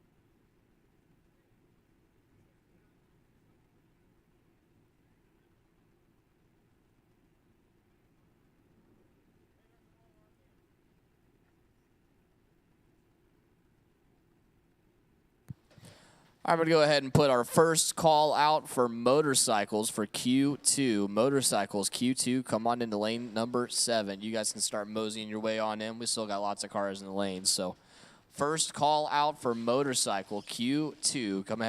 Go ahead and come into lane number 7.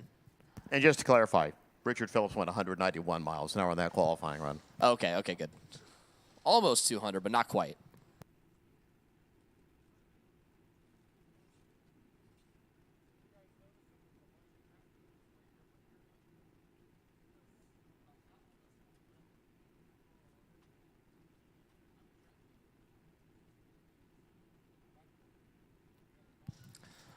I want to give a shout out to our chat bleachers. What's up, everybody? Thank y'all for tuning into the live stream today. Pettit, Rex Cars, White Trash GXR, Cody Scole. Thank y'all for tuning in.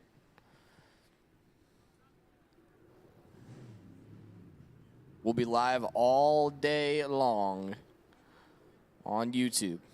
The spectators start pouring into the racetrack. I know it's still a little bit early. The show doesn't really start until later on this afternoon for eliminations when we have the Nitro cars and the jet car and the Wheelstander and all that stuff. But spectators starting to slowly pour in. So I want to say thank you to everybody who made the trek to Sacramento Raceway today, whether you're racing or crewing or spectating. I want to say welcome. I hope everybody has a very great and special day at a very special event, the 53rd and final Governor's Cup Championships here at Sacramento Raceway.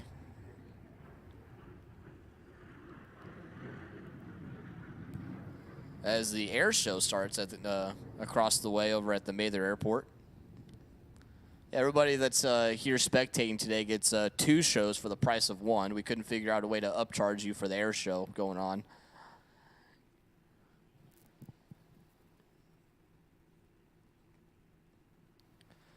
Eliminations are scheduled to start at about, I'll call it 2 o'clock.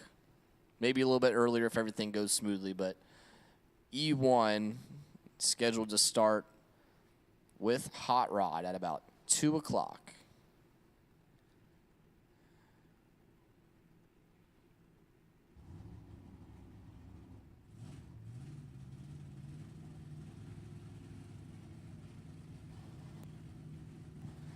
So we got Nostalgia Eliminator 1 fired up, ready to roll.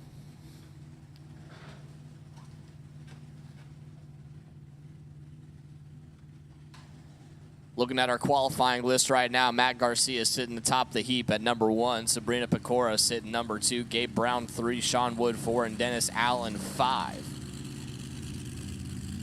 I scroll over on my handy-dandy laptop to the Heritage Series points. Tim Beeman, you're number 1 in points, and the next best is Sabrina Pecora with 159 points, so about 41 points behind Tim Beeman in the points right now. And well, Tim Beeman at number 9 and Sabrina Pecora at number 2. There is a small chance that they might race each other first round, so if Sabrina Pecora can gain a little bit of ground going into the final race of the year at Bakersfield, you might have a real interesting NE1 points chase at the end of the year. For right now, we got Matt Garcia and Tim Beeman, your number 1 qualifier and your number 1 in the Heritage Series points, going to do battle here. Matt Garcia on the left-hand side out of Acampo, the 32 Bantam. Right side, Tim Beeman doing double duty today, also racing the Junior Fuel. Los Molinos, his blue 32 Bantam.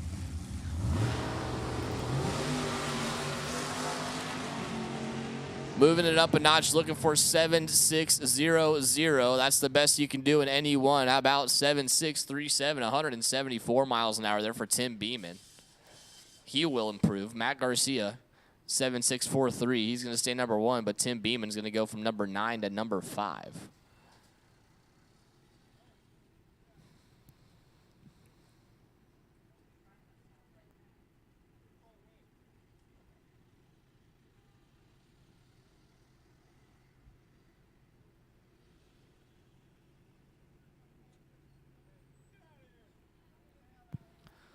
Once again, A-Gas, you should be in 5 and 6. I believe you're all here. Junior Fuel, you have been called to 1 and 2. A-Fuel, you have been called to 3 and 4. And Motorcycle, you've been called to lane 7.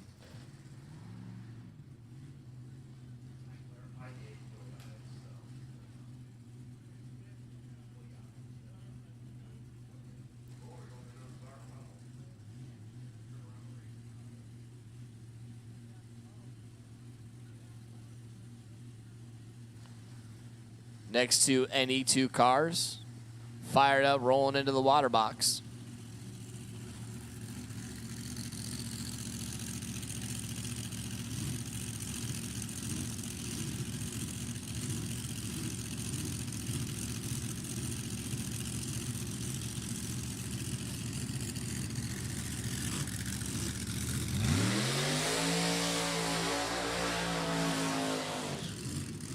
Sabrina Pecora completing her burnout on the right-hand side out of Sonoma, California. The Pecora family racing, 37 Topolino. John Pecora over there doing the tune-in. Your number 2 qualifier for Pecora. Went 7.62 with a 3 yesterday. Dennis Allen opposite of her in the left lane at a Carmichael.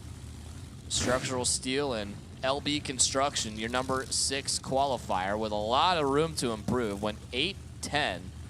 So on the plus side of that 760 magic number, but way on the plus side.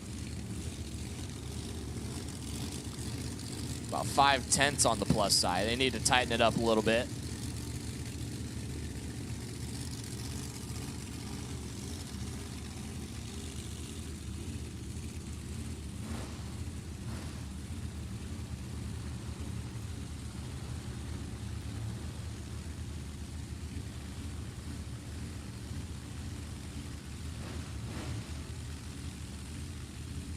Lots of room to work with to try to improve on the top sheet. If you want to go number 1, you got to go 760 with a 4 or better.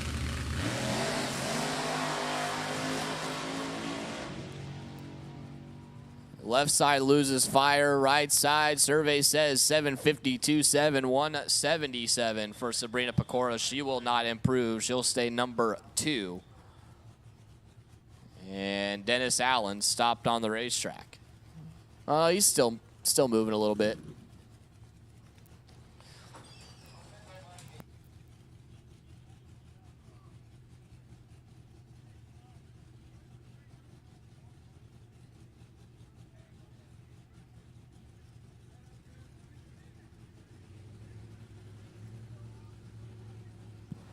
I've heard the line for the souvenir booth to get a T-shirt or hat or whatever you want to get is long.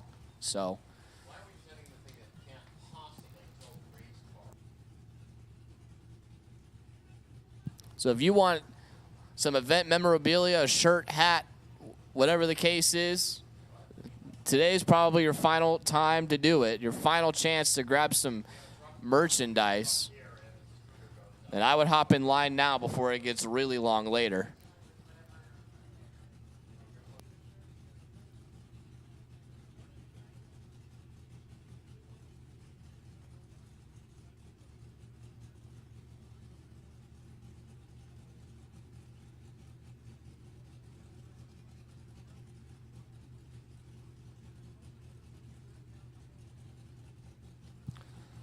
So we're going to go pick up Mr. Allen off the top end real quick.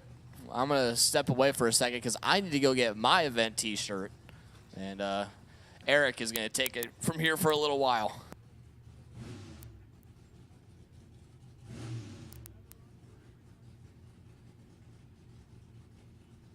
Okay, we either need the truck from the starting line or the truck from the finish line to come down and tow the vehicle off. One of the two, either one of them. Preferably the one with a tow strap on it so we can get the dragster off the racetrack.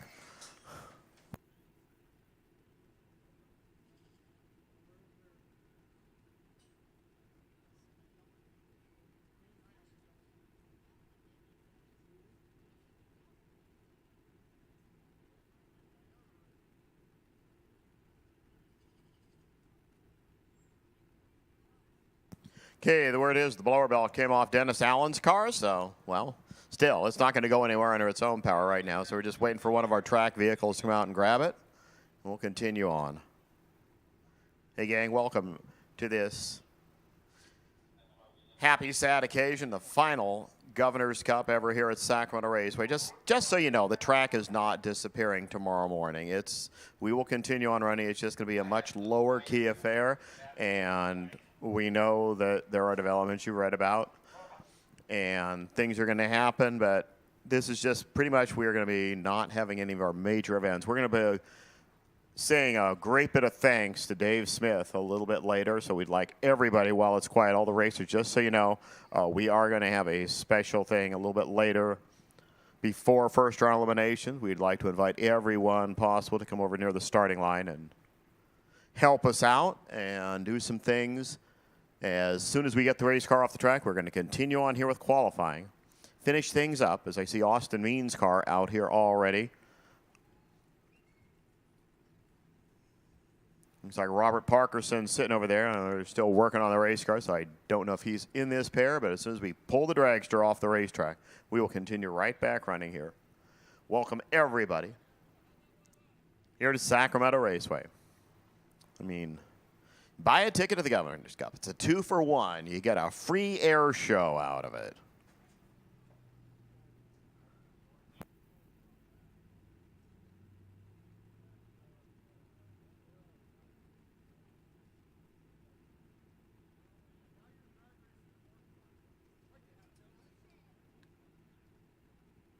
So I know I have all my categories in the lanes right now. Motorcycle, you've been called. Then King of the Track, you'll follow the motorcycles. California Funny Cars right after that. And we're going to keep hustling here. I know we're going to get a little behind in our schedule, but hey, what are they going to do to us? Not let us run any more big races?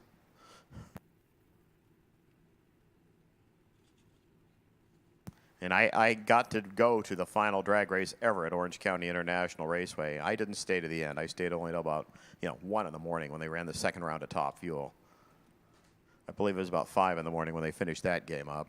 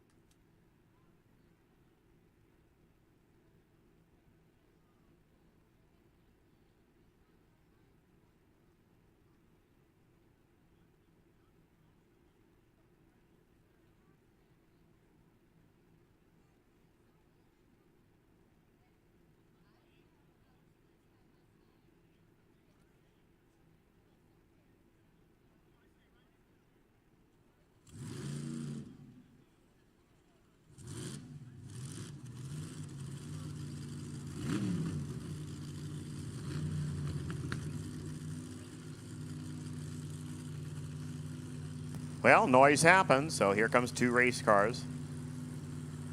Austin Means and Sean Wood. Sean Wood, your number 4 qualifier. 763. Means went a little quick there. 751. He's number 11 right now on the list.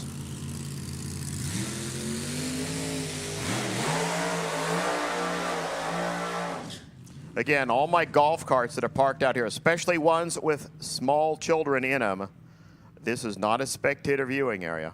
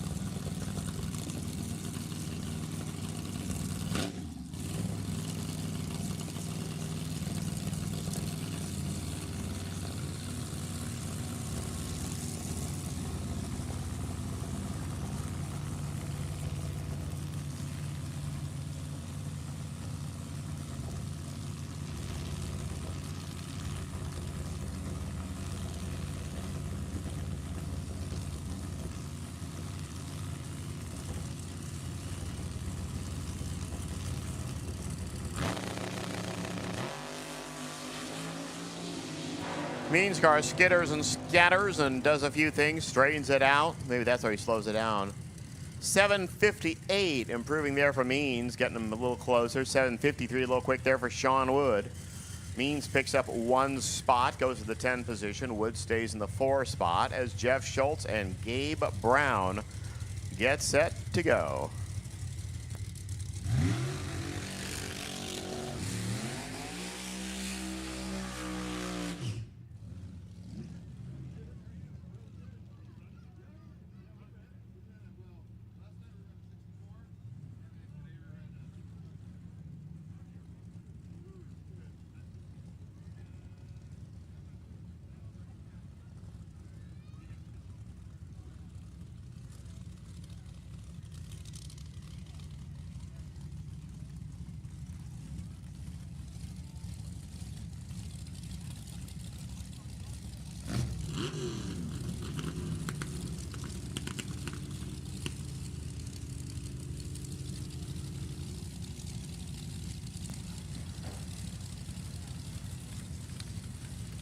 Crew chiefs start guiding him into the beams.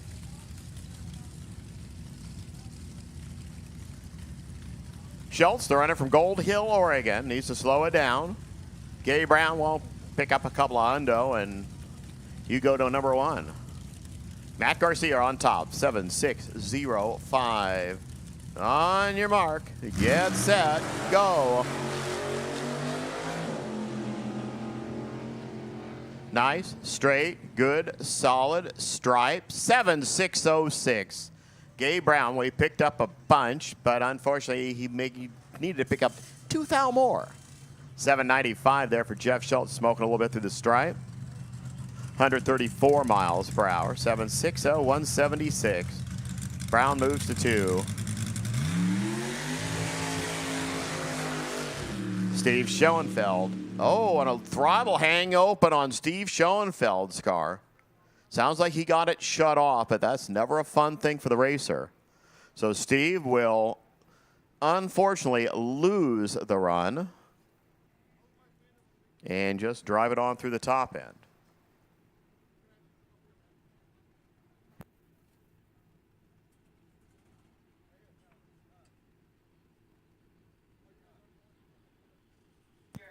And that will finish up Nostalgia Eliminator 1 qualifying. We will move into A gas qualifying in just a tick.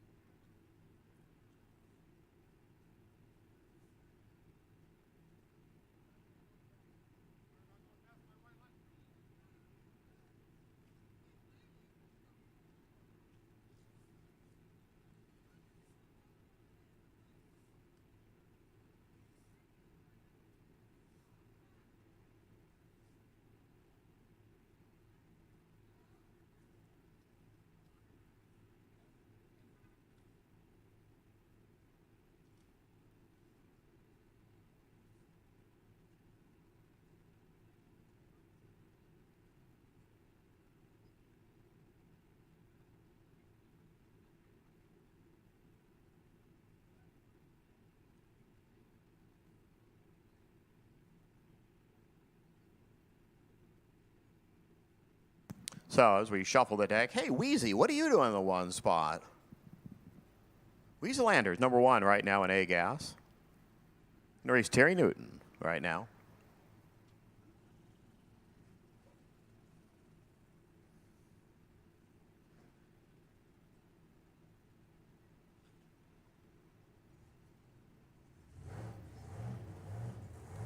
Terry, I don't know if he's an actual member or a charter member of the 126 gang.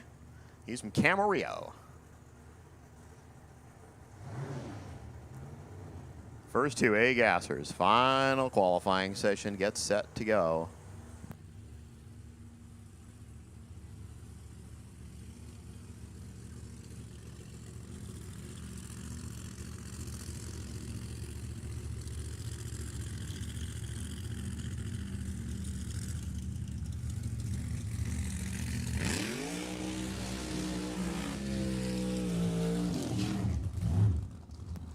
So A-Gas, same basic thing as all the other ones. You just have to hit that 7600 up on the top of the scoreboard. But, I mean, if you want to do it with a small block Chevrolet, fine. If you want to do it with 632 inches of Chevrolet, fine. 540 inches, supercharged on methanol, or Alan Johnson Chevy over there inside the Studebaker. That's James McClure's car, the State Ready Mix Grimes Rock Special. Wheelstanders, the Biddy family, and Juggers Racing Team.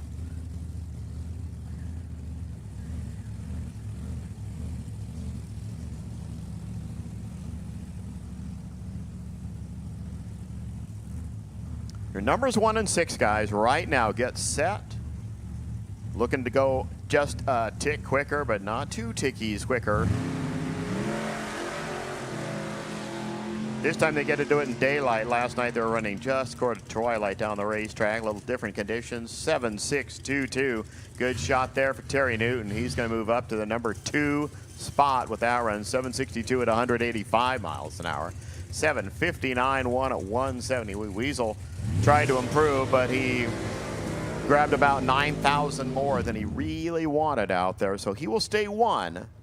But he leaves a 1 hun window open for anybody else to sneak on by.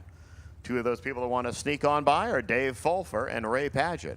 A couple of 6.3 split window Corvettes with identical 632-inch Chevrolets. I mean, we're looking at almost everything the same, including the hood scoops and everything. Padgett, one of those 126 gang members out of the Santa Paula area. He owns Laser Leveling Service. So anything leveled with a laser, I don't know if that means they use a laser beam and go, like in the cartoons, or, well, it just kind of shines a bright light. It'd be more exciting if you actually use a laser to get rid of the problems. Fulfer. 754, 757, Ray Padgett. They're off, they're running, looking to lose about 5 hun down the track. Oh, they lost it well. 7.616 there for Padgett, 180 miles an hour. 7.55 at $1.78 for Dave Fulfer. Fulfer not going to improve. Padgett moves to the 2 spot. Fulfer is going to stay last on the list. 7.550, and since nobody left, I believe, except for, well, DeAndre, who hasn't made a run yet, can go a little quicker than that. He'll probably stay there. Michelle Henry over there making her first official qualifying run in A-Gas. Tom Huggins over here has made about 1 billion runs in A-Gas. Top sportsman, pro stalkers, everything. The runner from Santa Paula, now the 126 gang. Let's just tell you about Michelle Henry. She finished up everything yesterday. Wednesday night, she was driving an 18-second bracket car at Sonoma. She got beat by her dad early in eliminations. Her dad went on to win the race. That's Mike Henry. He's standing, I think, behind the car right now, whispering things into her ear.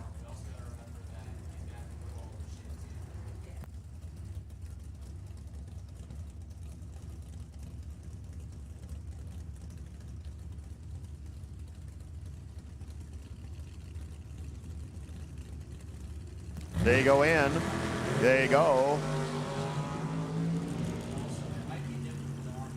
Michelle kind of fires and hangs back a little bit.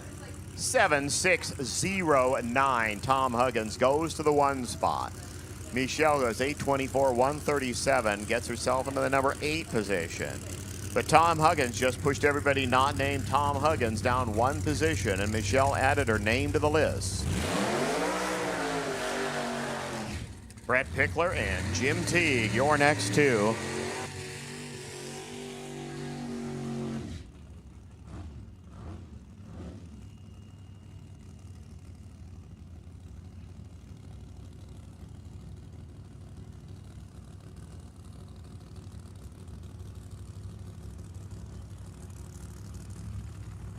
Pickler out of the 5 spot. 1:7:62. I mean, he started in the 2 spot today. He just keeps getting pushed farther and farther. Jim Teague, the Jimmy T paint special from Sanger. 1:7:57 on its official qualifier last night. Brett got a drag race Chevy in there, 713 cubic inches. Yeah, your basic stuff to go 7,600. 1:7:62.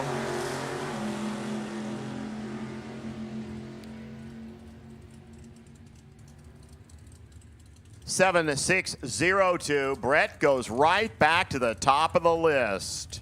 180 miles an hour. T goes 754. Turned the screw the wrong direction at 185 miles an hour. But Pickler goes to the 1 spot. Teague stays down in the 11 position. As Cliff Boyles and Casey Troyer get set to go next.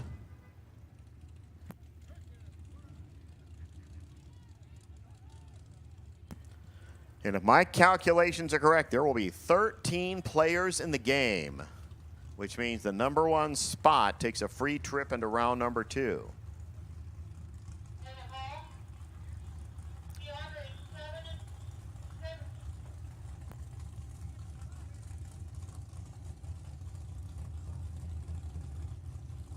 So Cliff, number 10. Casey, number 7. One's on the wrong side, one's on the right side, but way up. So they both want 7-6 something something something to come up on the scoreboard.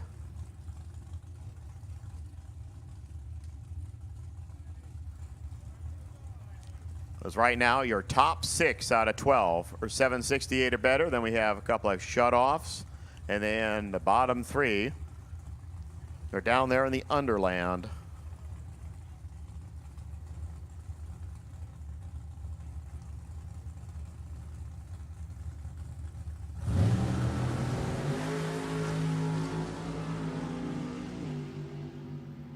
Nice, straight, solid run. Boards say 7-6-0-2. Cliff Boyles goes to the 2 spot, 7-7-7. Trip 7s with a 2 on the end. 171 for Casey Troyer.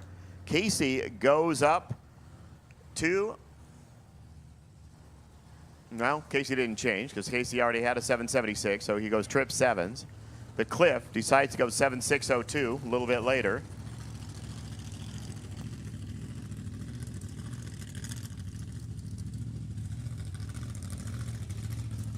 Here's DeAndre. If he has 1 whack at the track officially, as he licensed yesterday. Chris Curtis here on the right side. So, yep, we'll be having 12 players. If somebody can go better than 7-6-0-2, but not better than 7-600, Brett Pickler is going to be your number 1 qualifier for probably the first time ever. Junior Fuel starting to roll on out.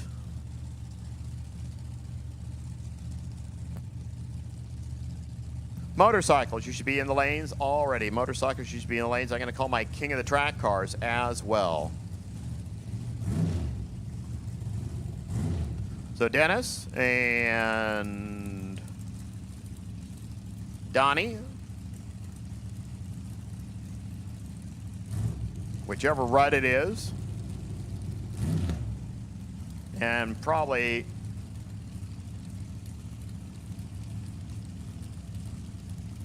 the bike is going to make his run of the bike, so he probably doesn't need to come back and do it again. So I need my other 3 guys in King of the Track. If you want to come and make a hit, you can make a hit. If you don't want to make a hit, don't. You're going to get another run later.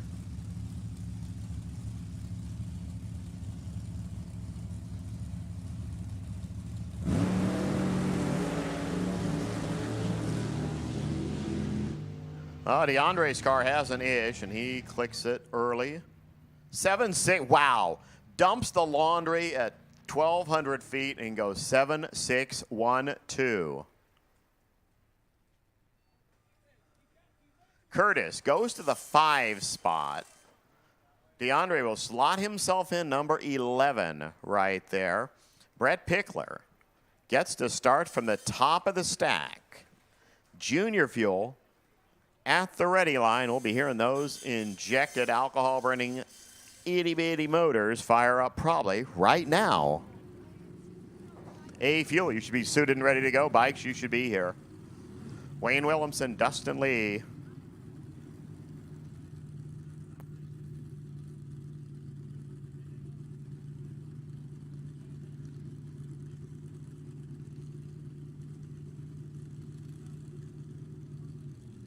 California Funny Cars, you want to roll into lanes 3 and 4, please? California Funny Cars, roll this way, lanes 3 and 4.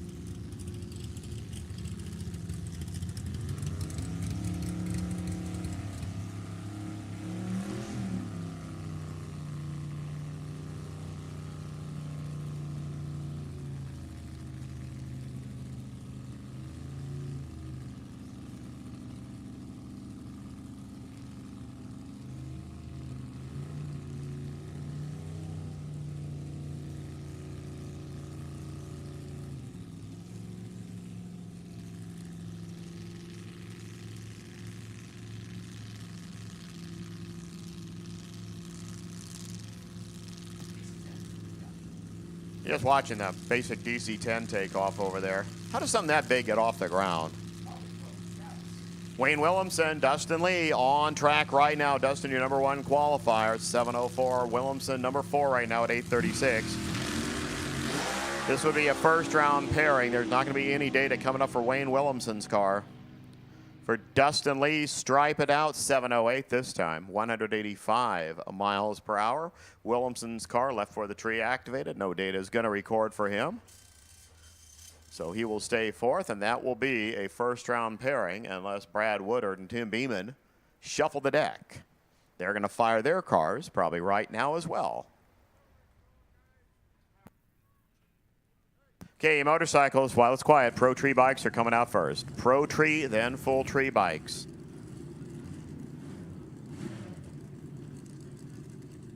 Brad Woodard, the Riker Machine Team special from Oceanside, the alcohol abuse chassis, 414 Chevrolet. Tim Beeman, JD Zink, been around for a long time. The 400 Chevy from Los Molinos.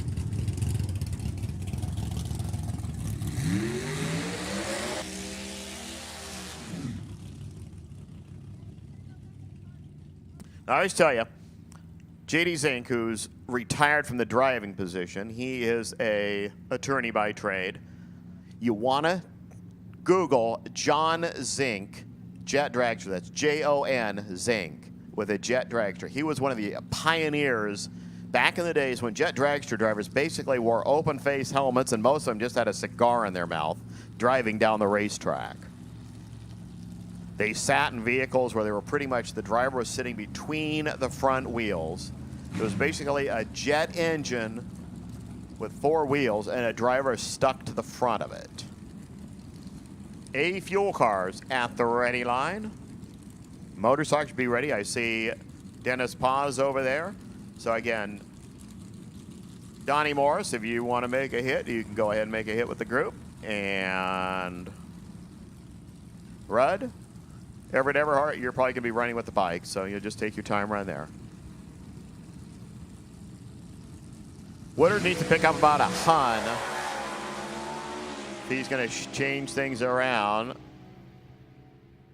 Tim Beeman just needs to keep it straight. 692. There's a whole bunch for Brad Woodard.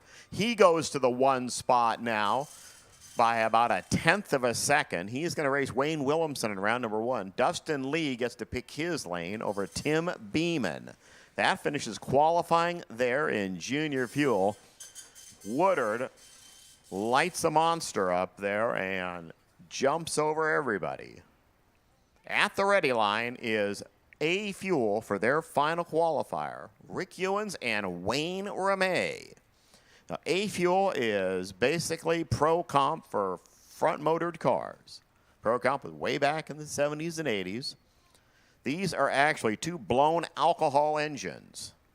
You can have supercharged on methanol or injected on nitro.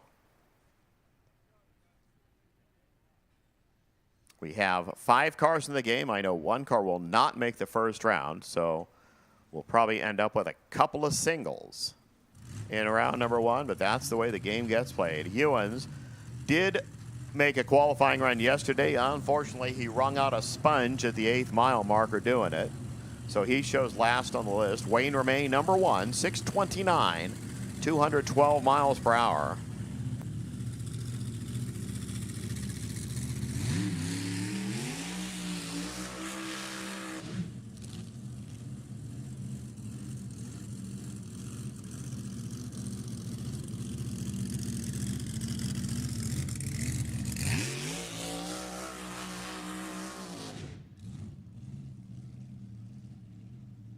Again, California Funny Cars need you in the lanes right now, please. California Funny Cars, roll to the lanes. We only have about 9 pairs of bikes. Then we have a couple of our King of the Track cars, and then it's you. So California Funny Cars need you here now.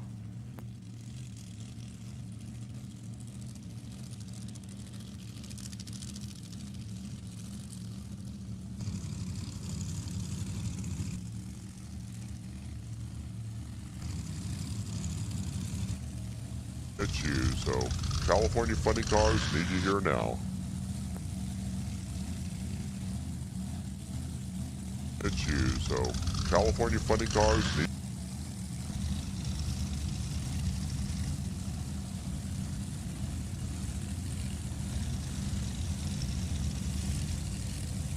It's you, so California Funny Cars need you here now.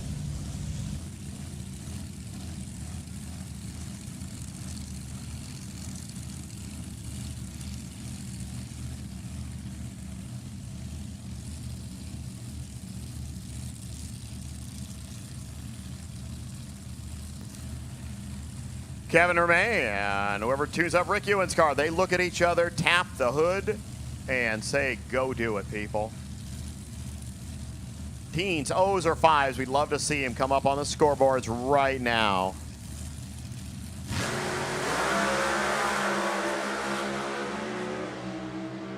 Here's how you do it in A Fuel top end, 6:07.1. How about Rick Ewens just going from last to first?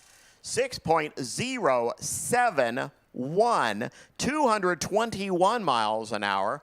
Ramey makes a great shot, 6:18 at 2:17. But Ewens' car is now how you the do it, monster. A Fuel top end, When you're talking blowing alcohol, he went 6:07.1. 931 to How about 60 Rick feet. Ewens I know that just doesn't mean a going lot to from people, last but what the car can to do in 60 first? feet pretty much tells 6.0. how hard that car is going to thump down the racetrack. If he can stick it after a good 60-footer, that is going to be a great run. Rick Ewens just made a great run. Who's sitting back in the wings? Well, nobody other than Dr. Ken Bates.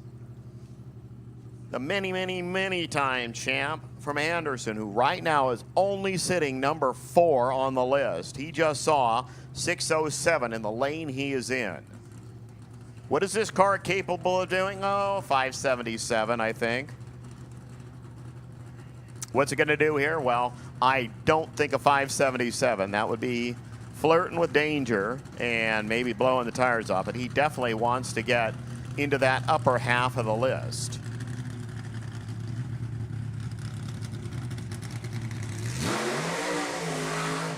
Right now, I know just because of circumstances, the number 1 qualifier gets a bye. That's because it's a 5-car field. The number 2 qualifier will also get a single run because competition will not show in round number 1. Ken Bates, Dean and Gene Adams. You've got the brain trust for injected nitro sitting over there on the left side of the road. The U.S. Air Force special from up the road in Anderson. 392 Hemi.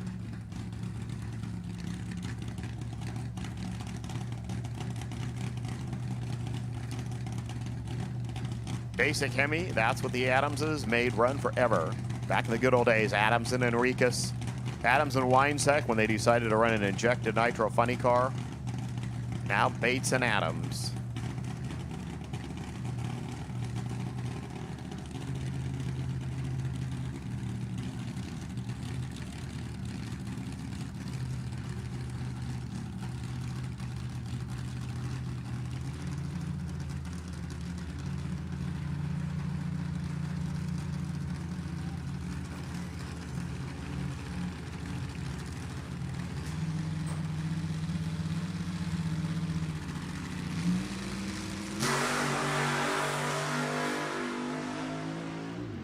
Keep it stuck, keep it moving, keep it going. 6027. There goes to the number 1 spot. 231 miles an hour. Low elapsed time top speed of the meet by 10 miles per hour. That's what happens when the Adams family gets together on an injected nitro motor. They go to the 1 spot. Ewens gets bumped down to 2, but I just told you, whoever's number 1 gets the freebie. Whoever's number 2 is going to get a single.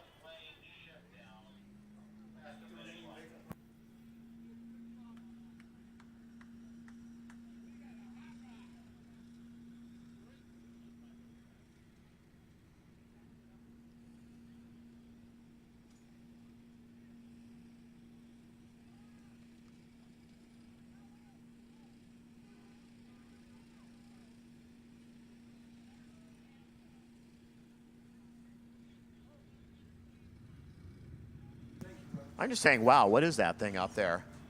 That's a C-17. Oh, that's a C-17. It's a good thing I have somebody from the Air Corps. Were you going to leave Gene Adams sitting back here?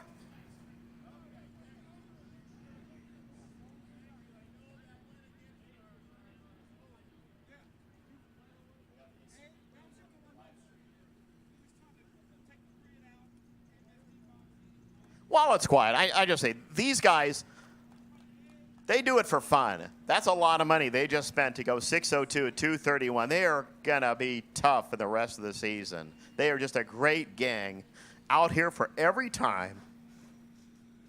They will start from the 1 spot unless Sabrina Capps unleashes a monster right now.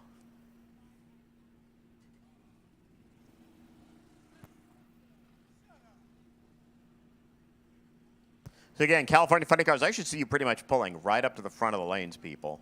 California Funny Cars need you up here so I know you're here.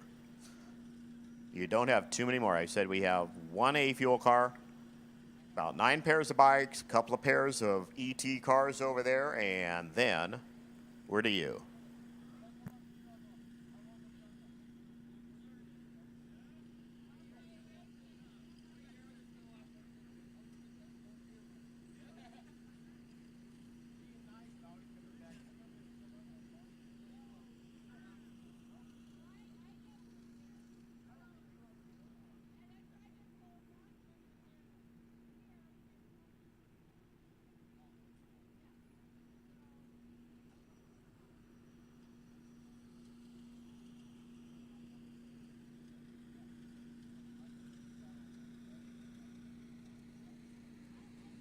All right, here comes final player. This is Sabrina Caps.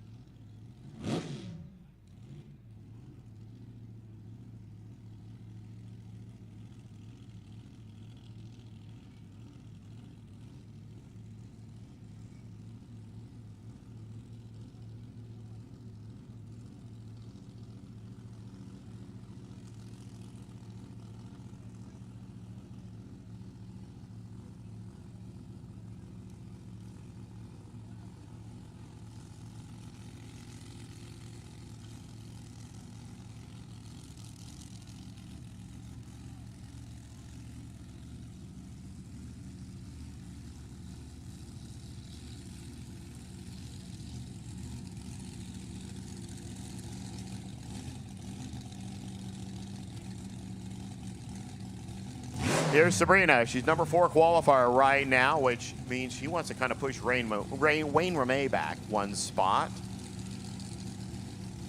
so that she gets lane choice. She's going to race Wayne Ramey in round number 1. Again, as I said, unless she really unleashes one here. 511 inches of Brad motor. Blowing alcohol.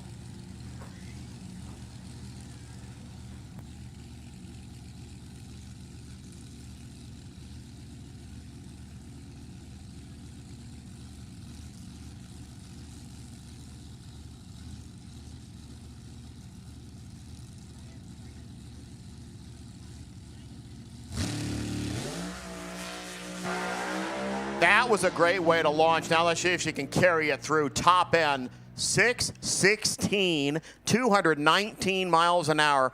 What did I say she needed to do? Get around Wayne Ramey for lane choice? She just got around Wayne Ramey. 616, 219. She goes to the 3 spot. Ramey to the 4 spot. So they will race in the first round. Sabrina Caps carry the front end past the 60-foot marker there on a great run. She will start 3rd. So our 4 main qualifiers in A field, that was just the session. 602 for 1, 607 for 2, 616 for 3, 618 for 4. That was a fantastic session. We got motorcycles at the ready line. We got Lucas Velasquez. We have Brad Hawks. And we got Logan sitting over there just playing with a keyboard.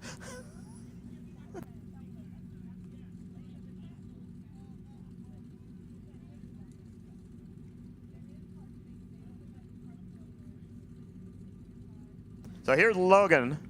He'll tell you about the bikes. He'll probably tell you about whatever's flying by us, too. Just because I'm in the Air Force doesn't mean I know everything about planes. I honestly don't really even know a lot about planes, to be honest with you. I just know how to fix the big ones that break a lot.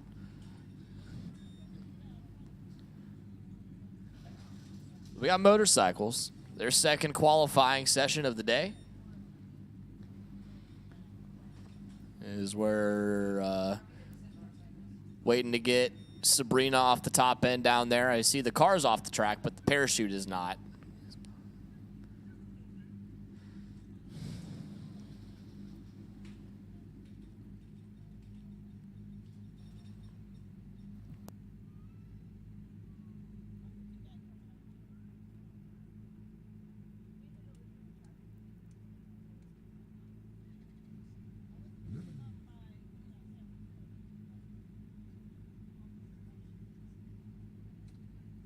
I see Mike O'Neill's finally decided to make a pass in qualifying. Chink is down there stepping in as our starter while Mike O'Neill goes and makes a time run. So Brad Hawks, Lucas Velasquez, going to be your first two out here for Motorcycle Hawks. On the left-hand side at a Fremont 05 Suzuki. Right side, Lucas Velasquez out of Newark, California, the Tesla technician by trade. 07 Yamaha R1.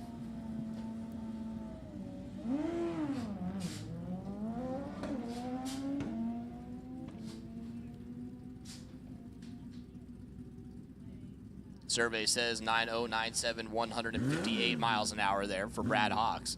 Lucas Velasquez, 1060 with a 0. That'd be a great D-gas run, except he's on a motorcycle, so doesn't count. Carlos Ochoa and Ken Makos, your next two. Ochoa, left side. 2015 ZX10 out of Sacramento. Right side of Makos.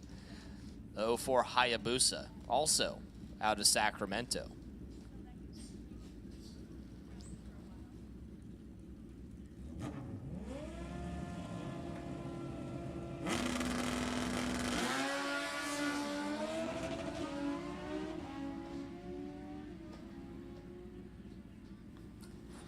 Reaction times in this qualifying session for motorcycle have left a little to be desired. Is Makos 937.5, 147 miles an hour. Ochoa 943.7, 148 miles an hour.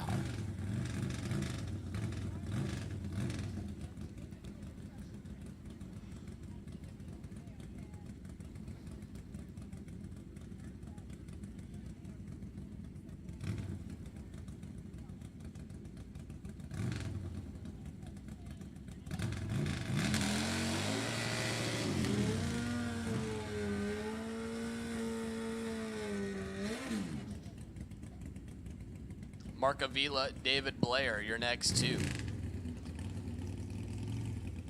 Avila, left side out of Fresno, California, the 01 Hayabusa. Right side, David Blair. Out of Hollister, Johnny's Bar and Bad Juju Racing on board for the 93 Harley on the tower side.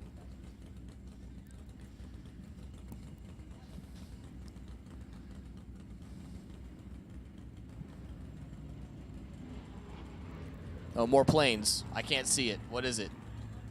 Oh, that's old. I don't know what that is. It's too old.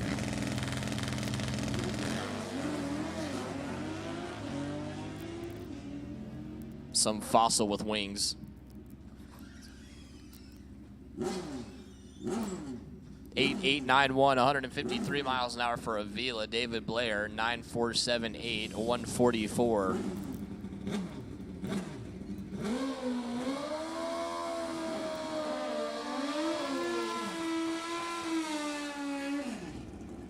Turbo Joe, left side. Castiek. Am I saying that right? Castiek? Castaic? All right. Castaic, California. JMB Racing 92 Suzuki Katana. The left side, right side, Anthony Vanetti. Reno, Nevada for the Bogart Construction. Suzuki? This says 2000 Track Dynamics, but it's got a Suzuki motor in it, so I'm going to assume it's a Suzuki.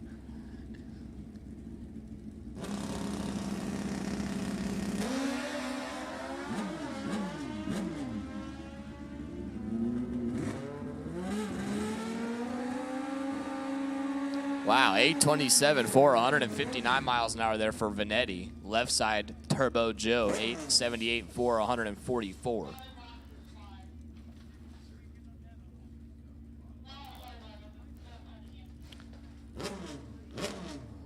Wow, there's a whole lot of bonuses going on for the motorcycles. The NorCal Drag Bike Association this weekend, a run for the money bonus. Close to the dial-in for their final qualifier, which is not now. That will be later. The motorcycles get 3 qualifying sessions, so later on, they're going to put a dial-in on the motorcycle. And closest to their dial-in during that final qualifying session gets an extra $100 courtesy of Just Ice Photography. And then number 1 qualifier bonus. The best reaction time in qualifying. They get $100 courtesy of Charlie Blunt. The 357 bonus, so the number 3 qualifier, the number 5 qualifier, and the number 7 qualifiers will get bonuses. That's a really random bonus, but there's 50 bucks on the line for your number 3 qualifier. Number 5 qualifier gets 30 bucks. Number 7 qualifier gets 20 bucks. Courtesy of Charlie Blunt. Hard luck bonus. The best losing package in first round of eliminations gets $100 courtesy of Just Ice Photography. And then whoever beats Mike O'Neill in eliminations, you get $100 courtesy of Just Ice Photography. The Lucky Duck bonus, the worst winning green light in round 1. So the worst reaction time that's a green light in round 1 of motorcycles gets $100 courtesy of Alan's Music, Alan Ploman.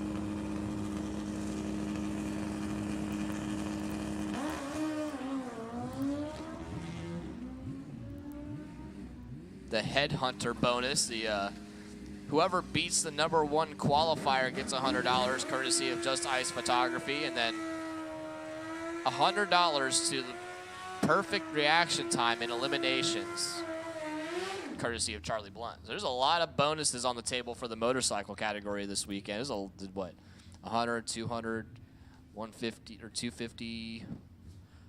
Math is hard. 280, 300, 400, 500, 600, 700. $800 up for grabs in bonuses for the motorcycles. I know. I didn't use a calculator. It was hard, though. It took me a minute. I am a crew chief by trade, so, you know, big crew chief brain doesn't really work that well.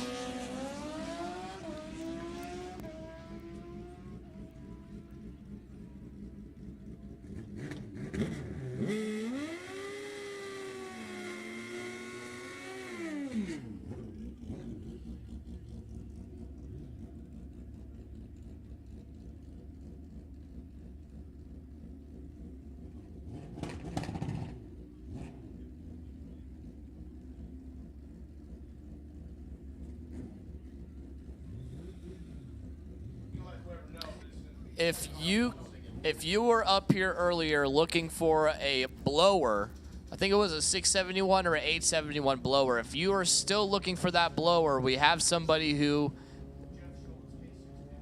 if you go see Jeff Schultz, K610, go see Jeff Schultz. He has a blower for you. If you were up here looking for a 671 or 871 blower, Jeff Schultz has a blower for you. Go see Jeff Schultz.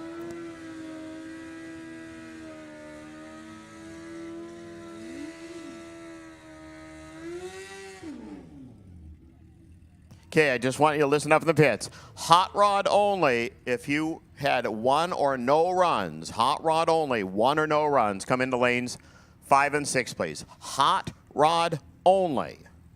1 or no runs, lanes 5 or 6. Don't think a bad run counts as no run. 1 or none, come on in lanes 5, 6. There shouldn't be more than about 8 or 9 of you, max. I need you in lanes right now. So just hot rod. I will call the rest of the Group 2 cars in a few minutes as I get another lane or 2 cleaned out. Scott Simpson wings one there, and Logan will tell you the rest of qualifying right now. Hey, that's Everett Everhart over there. There's a points champ bike. Everett won the motorcycle points this year?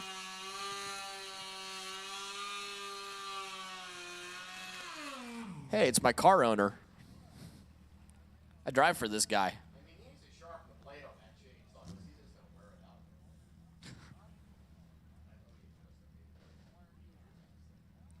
Don Caesar, right side, 07 Gixxer. Looks like our final motorcycle of the session. He also has his wife, Katie. She's driving a Nova and Hot Rod, and he's got a 1982 Fox body that we unfortunately broke the transmission case last weekend at the final points race, but I plan on bringing that out here, and me and him will be double entering it for the Lucky Dog race coming up in the last weekend of October / first weekend of November.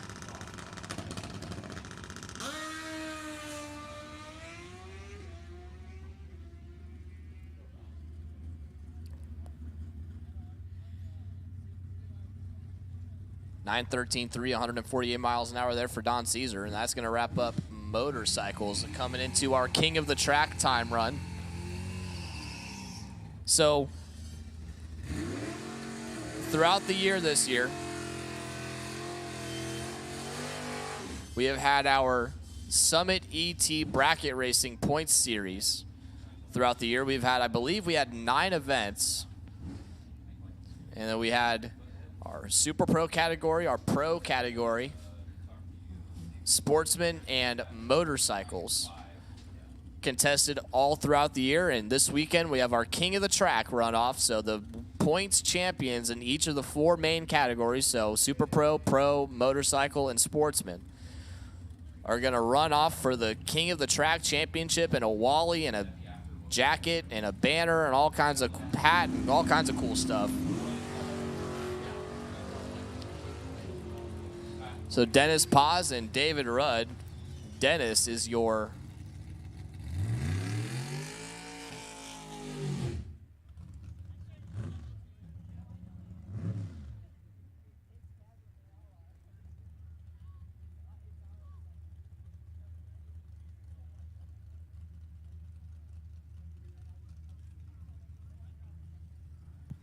Dennis Paz, your Super Pro points champion going down there in that Copper El Camino. David Rudd, your Sportsman points champion. David Rudd has won 2 separate Sportsman track championships this year. He won the Sportsman track championship in Reading, and he won the Sportsman track championship here. 2 track championships in 1 year from 2 separate tracks. David Rudd is a bad dude. Don Morris, your Pro ET track champion, getting his first shot at it, 6'11", 113.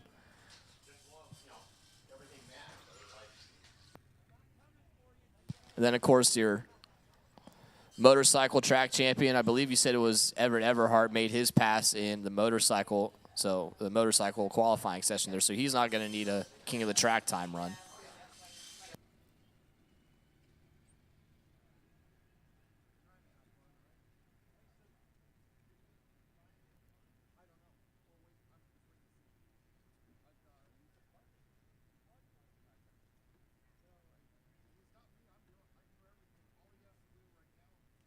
Okay, again, hot rod only. If you didn't get your 2 hits, which means you didn't get your run today, you probably showed up today. I need your lanes 5 and 6. Right now, all other Group 2 cars, so DCBA 1, 2, 3, all of your categories, Rick will probably be in kind of the back, kind of just wrangle you into the spaces if you are in the cleanup session, so that we can get you up here, because your runs will actually count as qualifying. So you can group 2 cars. We're going to kind of just call all of you. There's not very many. I doubt there's 10 cars total. So we will bring you up, and we're going to run you actually in category when you get up here. So all group 2 cars, you are going to run in your category, because it'll actually count for qualifying. But I do need you here. It is burnout contest time. We'll rate them. Oh, we're the Raiders up here, me and Well, you? no, technically you people out there are the Raiders. So if I see all you guys sitting on your hands, that burnout stunk. So it sounds like it's up to the spectators in the crowd. The CIFCA Funny Cars, their final qualifying session, they're doing a burnout contest, so we need to hear from the fans out there. Stand up, cheer, wave. Make sure you let us know which one is your favorite burnout. They're going to be doing long, smoky burnouts here, and Mike Troxel is your first player.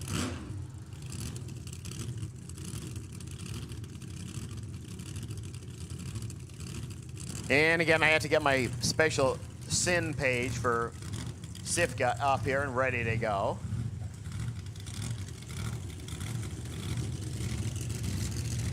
Christian Marshall.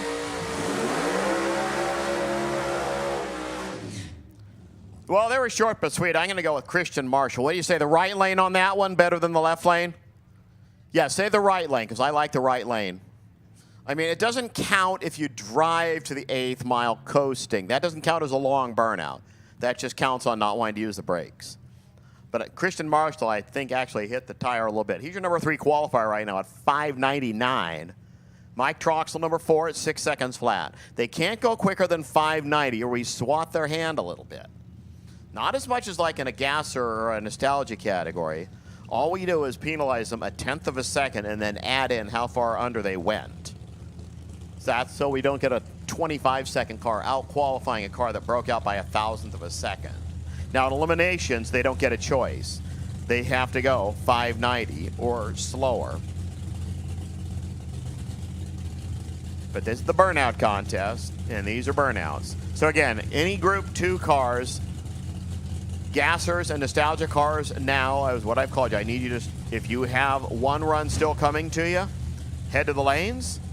We'll get that run for you. We are going to run you in categories, so don't mix and match them back there. We're going to run you in category. Just want you to report to the back of the lanes. Rick will sort you out there.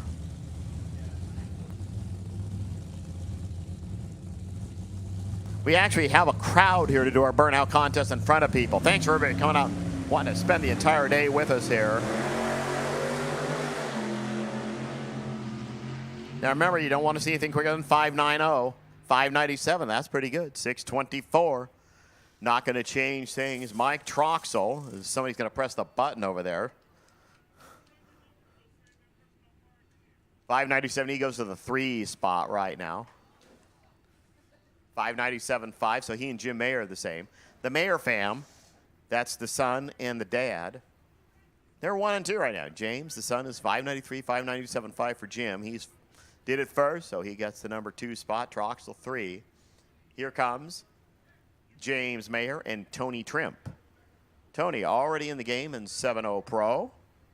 He's racing somebody in the first round. I don't know exactly who.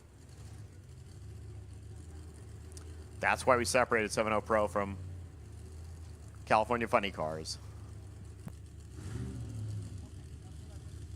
All right, let's see some more burnouts. I have Christian Marshall in the lead right now, but not by a whole bunch because, well, he wasn't actually making smoke past the end of the A board there. I think one of these two definitely a good contender to win. James Mayer likes to party. Tony Trimp likes to party. So we'll probably see some good burnouts here. Make sure you let us know. Get on your feet, wave your arms, cheer. Let us know who you like.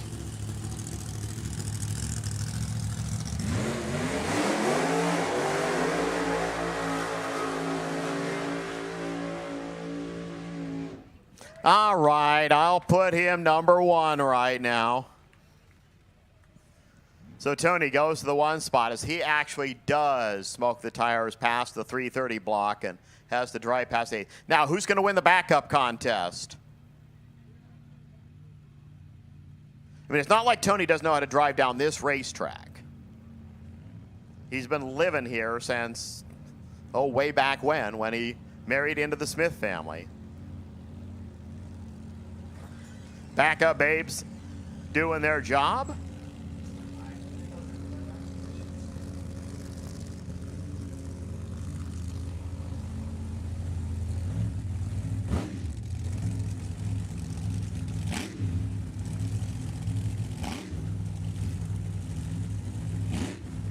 Doing little burnout chirpies there, chirping it to the starting line. Remember, 5,900.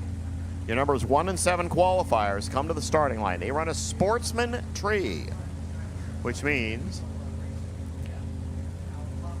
yeah, we just basically take half the ladder and half the ladder.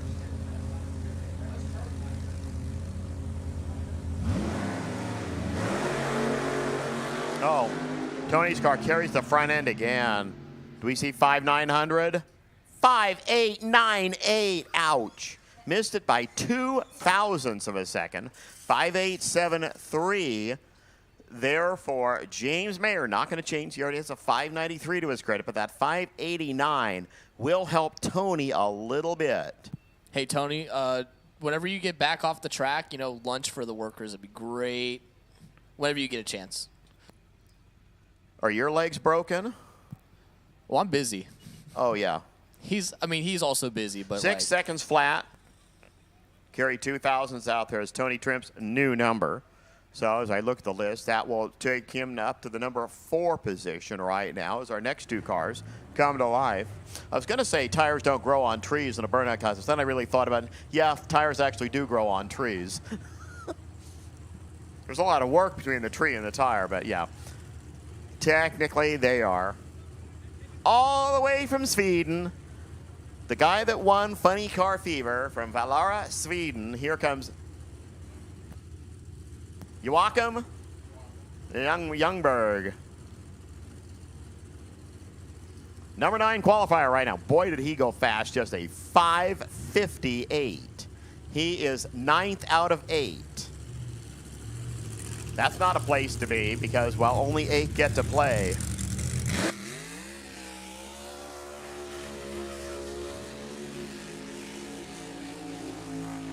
Oh, they know how to do it right in Sweden. Yeah, I'm sorry, Tony, but he's going to the top of the deck. The true long-distance performer for this final Governor's Cup, all the way from Sweden. The Raw Valley Motorsports Special. Jim Mayer, your number 2 qualifier right now. All he needs to do is kick the kid out of the 1 spot. The man that started, and for many, many, many years, the California Funny Car Association, he is Good Vibrations Motorsports. They are the sponsors for pretty much everything in the Heritage Series, including the fabled Bakersfield March Meet.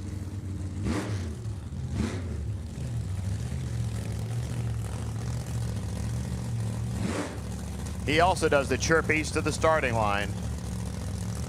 Logan's too young to know what a chirpy was, but funny cars used to actually chirp it all the way to the starting line after their burnouts. That's dry hop, right? Yep. Yeah, I mean, we love dry hops. yeah, well, nobody does dry hops anymore because, you know, the clutches just really don't like them. So Joachim Youngberg over here, Jim Mayer over there.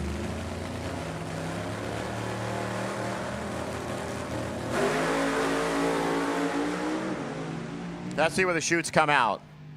Oh, he coasted 585, 587. That 585 might actually be a safe run there. 585 at 127. Okay. 101 60 foot. Wow. Joachim. So that will shuffle to a 6.048. Well, yep, that will put him right now to the number about 7 spot. Because Tony's already actually shoveled himself down a couple of ticks there. Next 2 cars already come to life.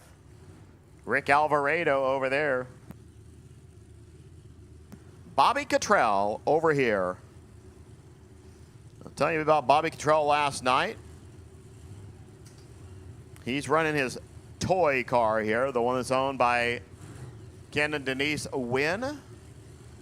But I believe, let me check the points to be sure. He was like the runaway points leader in Nitro Funny Car in the Heritage Series. Yep. By almost 100 points, he's the top runner over Tim Boychuk as they have their final event coming up at Bakersfield along with all the Group 1 and Group 2 cars. So again, all my Heritage cars, Group 2 cars. Just kind of get yourself up here by category. If you have still, there should not be very many of you. So it looks like the TIG welder must have gotten to Bobby's car because, well, it's back out here on the racetrack. Those were nice burnouts, but Joachim is still the top one. He can fight it out with Tony. Rick Alvarado, 602. 6015 for Bobby Cottrell. Remember, they have that fine line. Can't go too slow, but they can't go under that 590 number too much.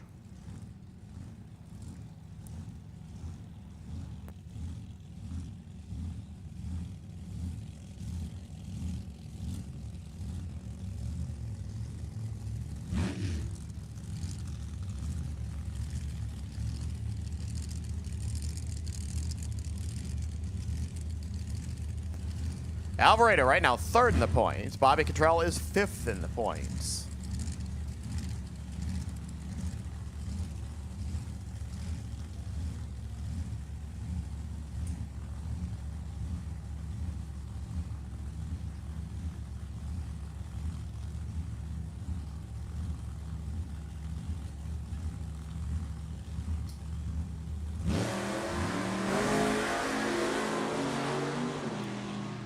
Almost there, close. There's the stripe. Doink, 584, 178. That might be a little tough one. 5989. We're going to do some quick math there on Bobby Cottrell's run. Yeah, I can do that.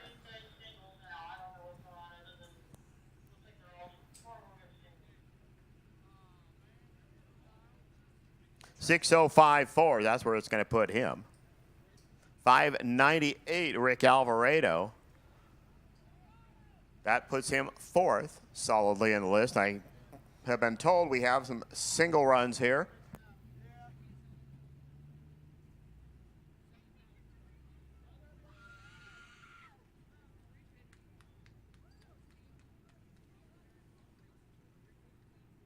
So I don't know if Sean Bryan is my last actual qualifying CIFCA car, because I know I see Mark Darabokia's car back there, and that's not a CIFCA car. That's a fast car, and I believe Ortiz should be back there. I think that's the green car.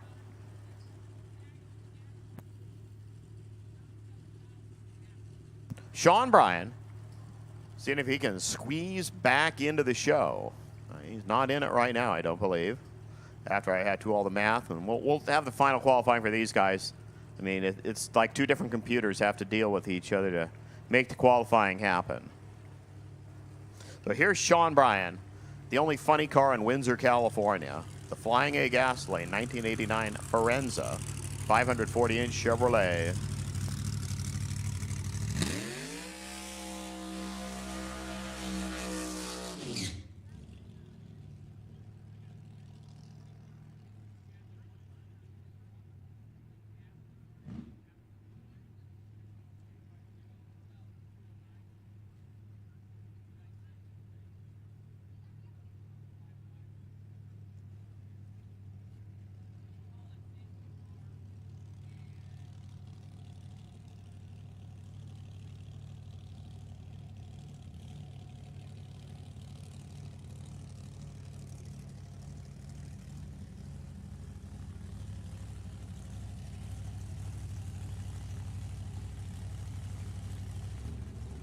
You're either going to have to see a 5.9, a real 0.60, or Sean Bryan is going to be watching from the wings.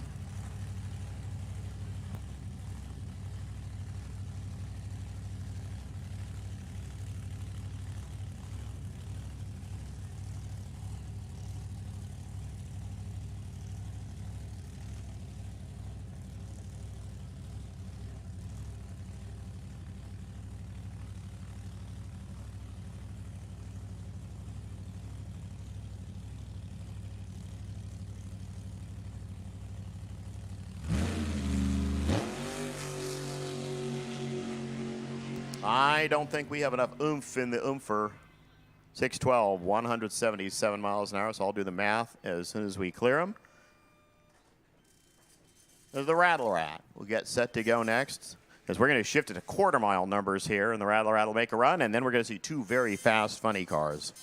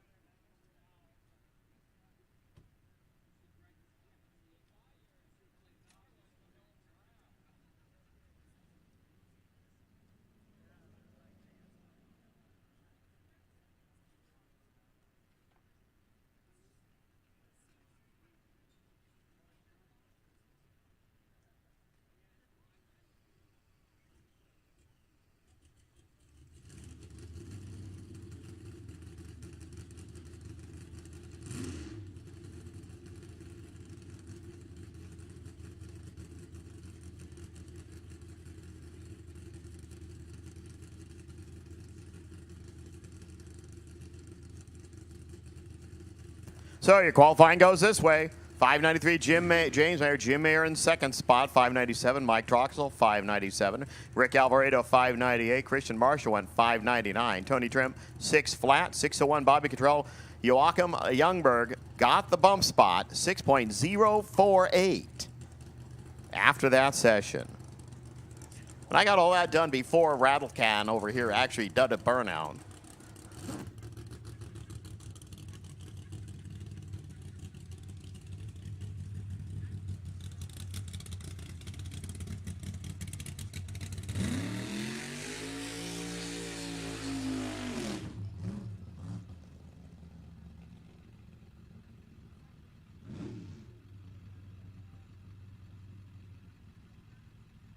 The Rumps family from up in Fallon, Nevada area. Been working on this car for quite a few years.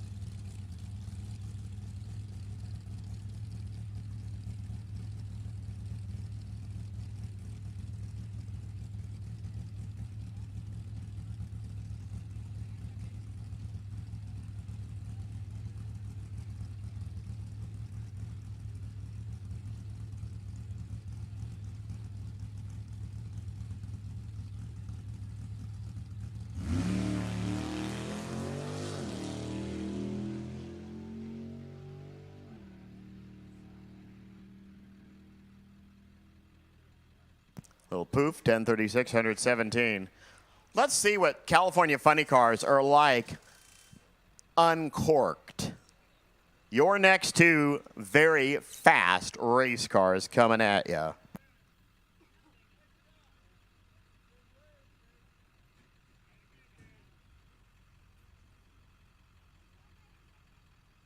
They come from a long ways, two different directions. Pete Ortiz over on the far side, the Outcast. That Trans Am with 518 inches of Chevrolet out of Elko, Nevada.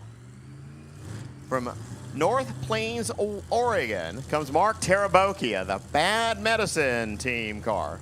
1970 Barracuda.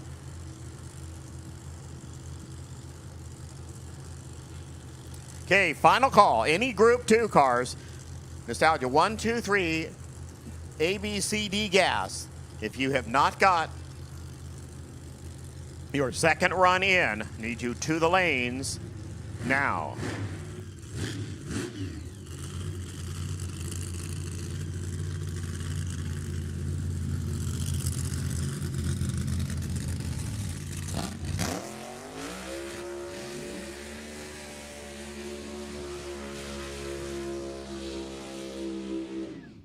Well, they were not part of the burnout contest, but boy, did Pete Ortiz just win it.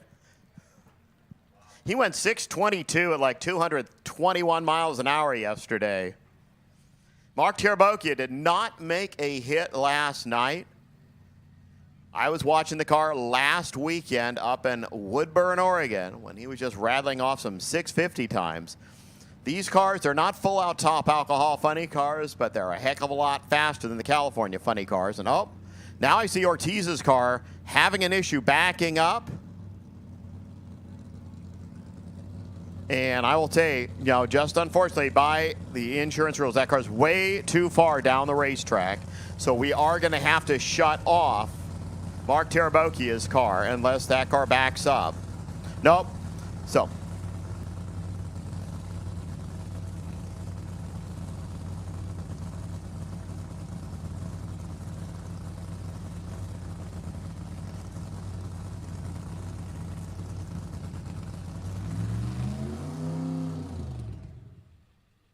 So unfortunately, there are very specific rules by the National Hot Rod Association set down how far a car can be down a racetrack before we are not permitted to send another car down. And unfortunately, Ortiz's car. So Taraboki's car, that's an alcohol car. It's not going to hurt it too much. They'll be able to back it up. But we're going to send Ortiz's tow vehicle down, hopefully, and he'll just be able to hook it up, tow it off. And we'll push Taraboki's car back. I don't know if he'll want to cool it down a little bit. I see Brett Williamson waiting in the wings here. But that's just one of those unfortunates. We have to follow the rules how they're written, and so we will move Ortiz's car back off. And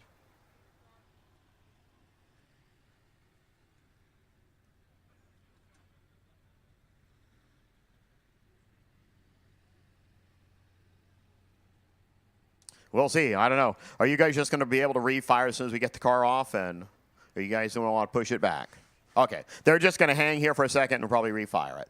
So as soon as we can get Ortiz's car picked up and towed off the top end, we'll be right back into running.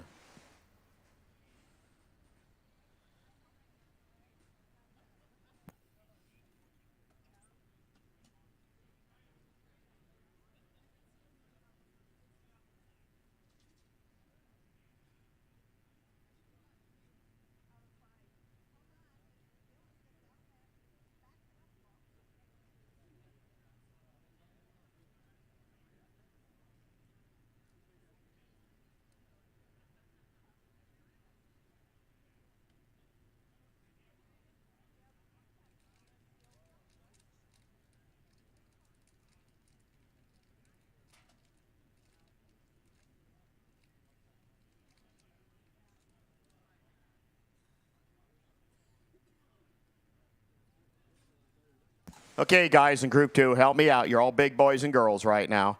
I need you to kind of group yourselves by category when you pull up here. You have 1, 2, 3, and 4. You have 4 lanes to bring yourselves up in. Just kind of bring yourselves up. Carol, make sure you're connected with each other and bring them up in the lanes. We are not cross-pollinating here. We are running you.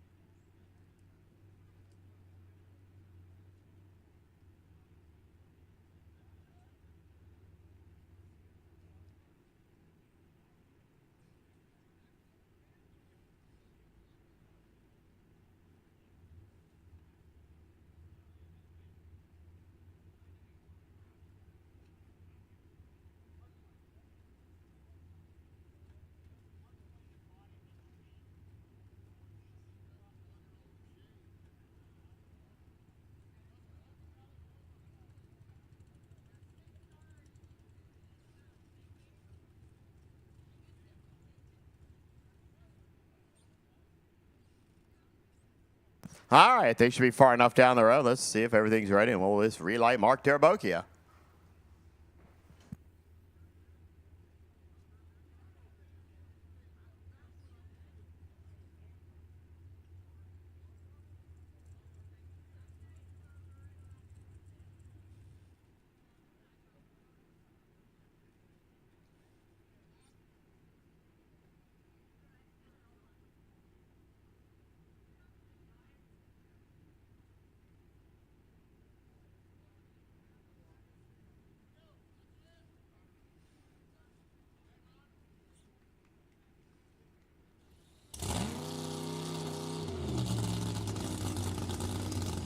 That was thirsty. That's 520 inches of Brad motor there that just lit up.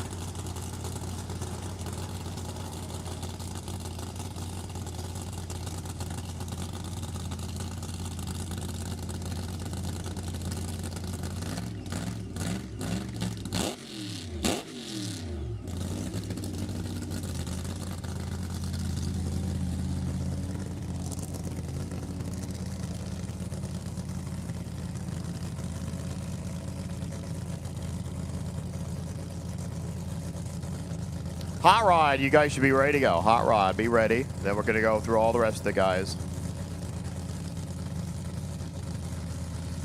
And Hot Rod meaning the cars that are right here that are making their final hit. For the rest of you guys in Hot Rod, just hang back in the pits.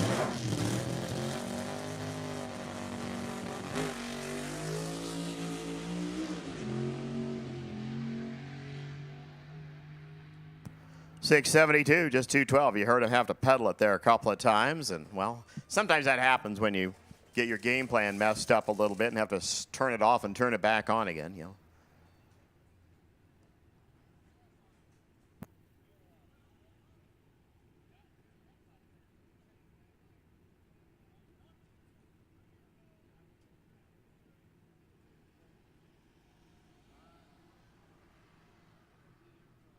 you know, last weekend they were running the fuel cars at Maple Grove, and they had some rain and sprinklies. And Tim Wilkerson, after they shut the car off after the burnout, they backed it down, didn't do another burnout. Unfortunately, he didn't win that round. The car in the other lane did. Hey, let's go pro mod racing right now. Here comes Brett Williamson. One really fast race car.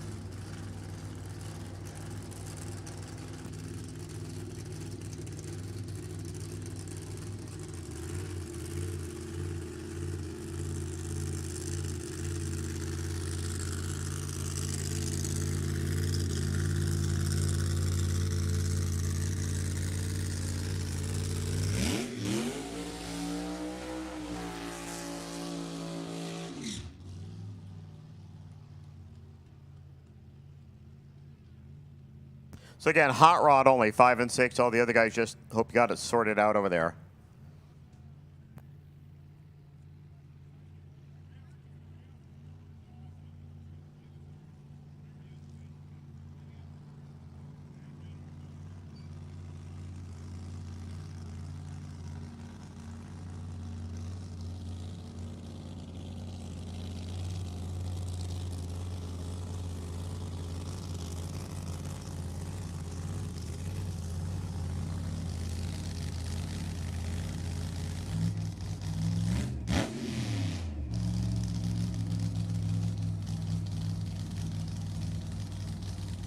You wonder what the crew chief is doing there. What he just squirted in there, that's just a de-icing agent.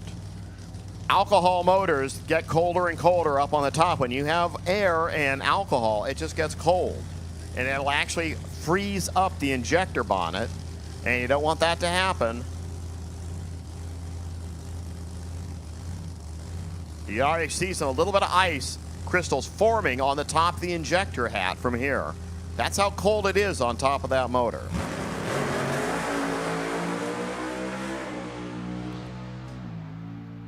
That is not a happy sounding motor. Even though it went 633, you could hear it, and you could actually see 2 dead holes when the car left the starting line on the right side. So a 6-cylinder motor, even that big, blown alcohol, is not happy. As he was basically going the same speed at the 8th mile as he was going at the quarter mile. But they're just trying to get that thing sorted out. So we're going to do a very quick cleanup session here, and finishing up all our qualifying, and then we're going to start eliminating people one by one from this 53rd running of the Governor's Cup. So again, welcome here to Sacramento Raceway. You have a lot of stuff left to go. If you just got here and think, oh, we just missed the funny cars, you haven't missed a whole bunch. You have so much more coming up later today. So if you need to take a quick break before everything else starts, now would be a great time to run over the souvenir stand, the concession stands, all the other places we have here. We have more cars going to be running down the racetrack in just a second so we can finish our cleanup session.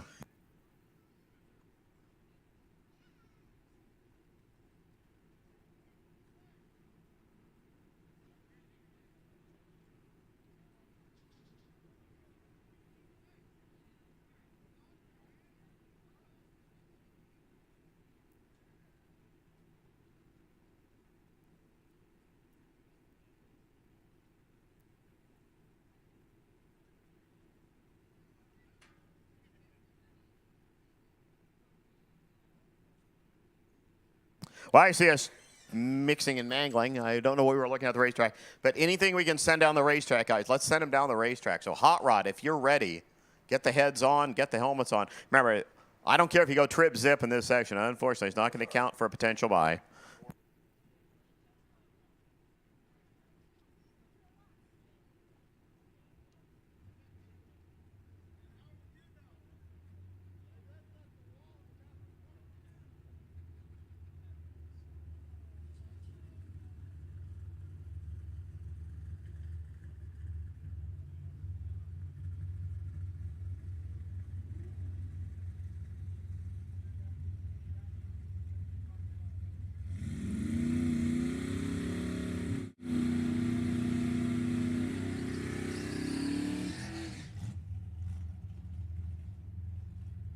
Okay, we're starting with Hot Rod right now. Katie Caesar and Greg Rudd.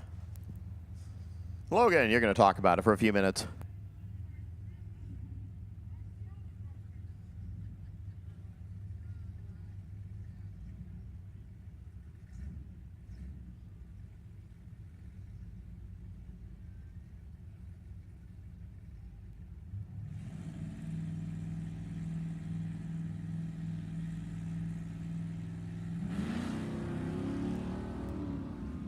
Well, 60 light over there, 136 light over here. We're just going to keep hustling through. And we're going to go through all our other categories. He said one by one. We're going to thin them out here. 1127, 118 there for Katie. 1286, Doug. Greg, 101. Check, check. You can hear me, give me a wave or something. Awesome. So the wireless mic does work. Good. Well, it works in here. It'll work out there. It's worked forever out there.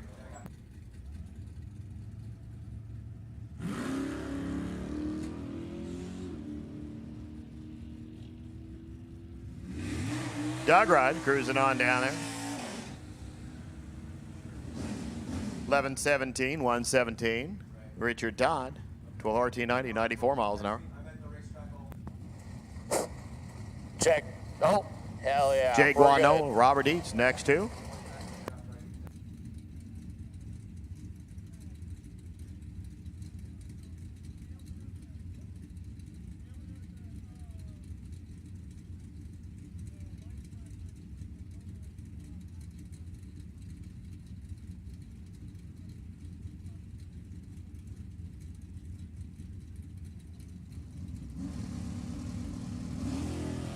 Hello. Jake got one hooked up and flying right this time. Last pass, he brought the nose up, came down, and went, oh, potty. 10:05, 131 there. 13:07, 100 at 2 over here for Dietz. Oh, yeah, I could do that if I was in that plane, too. Was that a Warthog?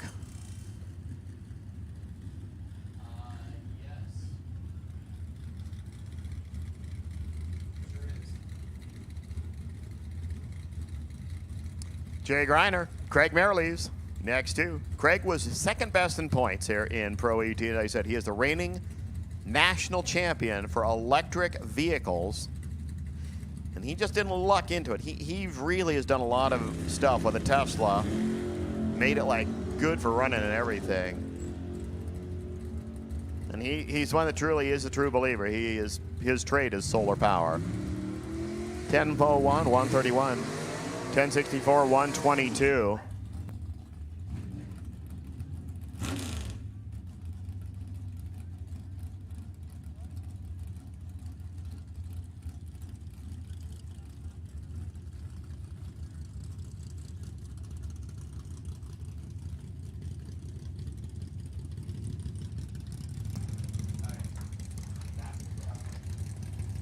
Continuing here in our cleanup session for Hot Rod, Jimmy DeMartin, Dave Schaefer. Just a heads up for all of my Group 2 categories that are getting in the cleanup session, this will count for qualifying, just not Hot Rod. We already have our Hot Rod round 1 potential buy, that is Robert Bagley. Jimmy DeMartin, 007 to start, 1041, 126. Dave Schaefer, 1067, 123.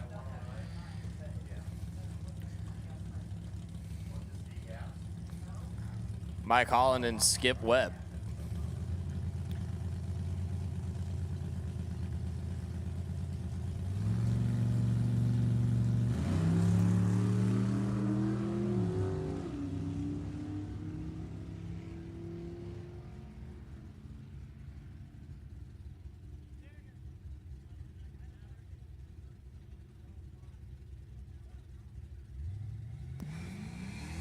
.1251.6, 108 miles an hour from Mike Holland.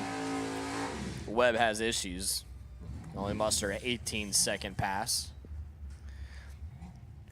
Henry Robertson. He sent me a text last week saying, hey, fool, you need to pronounce my last name right. He's told me before. I just forget because it's like a habit. I keep saying Robertson, but it's Robertson. Oh, we don't care. Henry left side. 84 Mustang, he named it Stickers. Right side, David Rudd, your Sportsman, Sacramento Raceway Sportsman champion for 2023.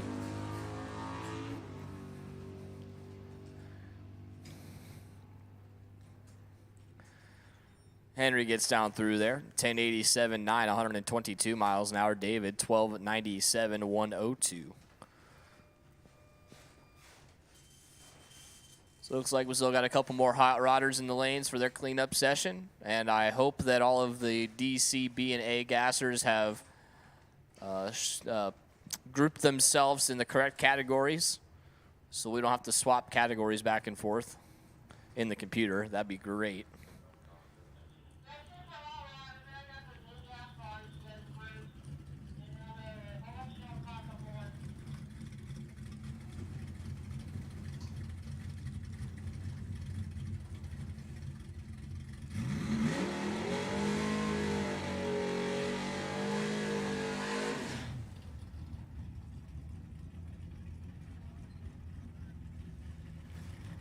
Chase Shrimp, Udo Richter. Chase left side. The 69 Opel GT right side, Udo Richter.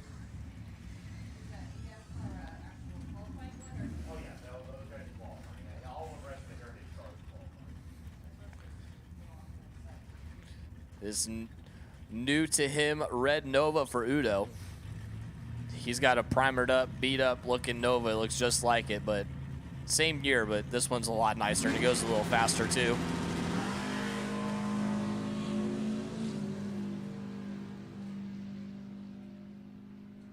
Tell you what, there's some hitters in Hot Rod this weekend. You can very easily pull in the lanes wrong. Chase, 10-17-6, 133 miles an hour. Udo might want to go ahead and grab a C-Gas tech card while he's at it. 958.7, 141 miles an hour.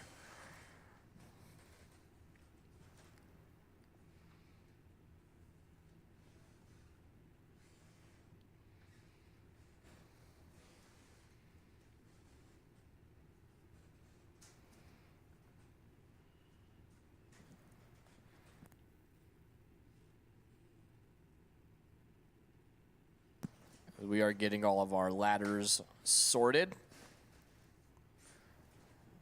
Any minute now, Eric's going to go down there and post them if he hasn't already. Yeah, just for Group 1 ladders.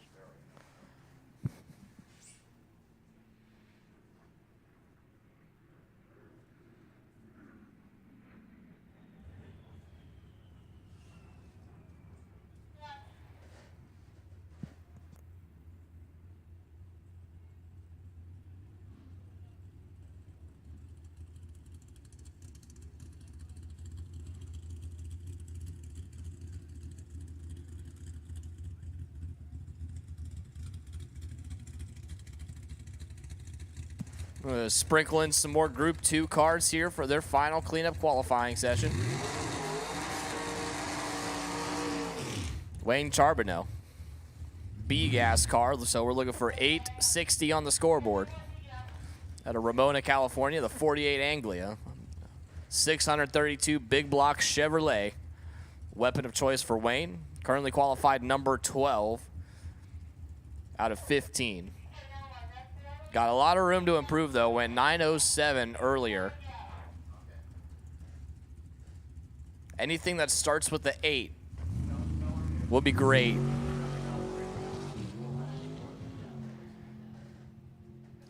I don't think he's going to get it. Oh, he does. 884.0150. Better than what he had. I don't think he's going to move anywhere out of that 12 spot, though.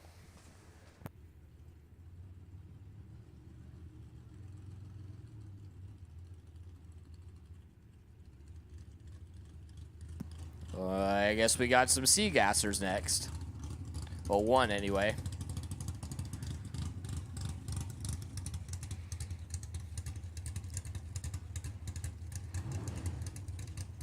Oh, maybe we got two. Yeah.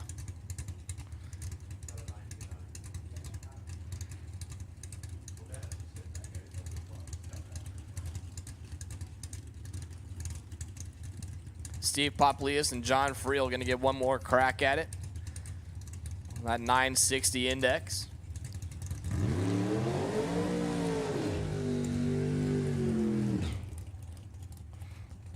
Friel, left side, the orange 67 Nova. A farmer out of Arbuckle, your number 22 qualifier. Way down there at the almost bottom. 22nd out of 23. Steve Poplius right side out of San Jose, the 68 Camaro. qualified number 20, so both of them on the negative side of that 960 number. Both looking to slow it down just a skosh. Survey says. Well, John went the opposite way. He went faster, 923.3, 142 miles an hour. Steve Poplius went the right way, 9680.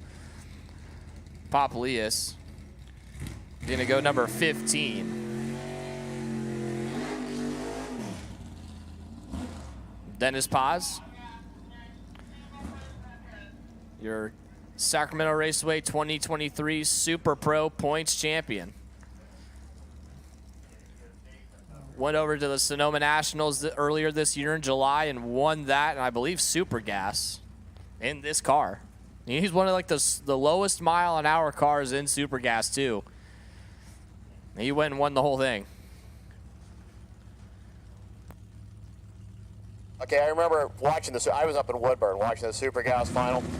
Basically, the comment was the oh, wow. Hey, we need that tree later. The 4 wheels on Evan Kowalski's car probably cost more than this entire vehicle. This Willys has been around in a long time. And he didn't just beat him, he matted him on that one.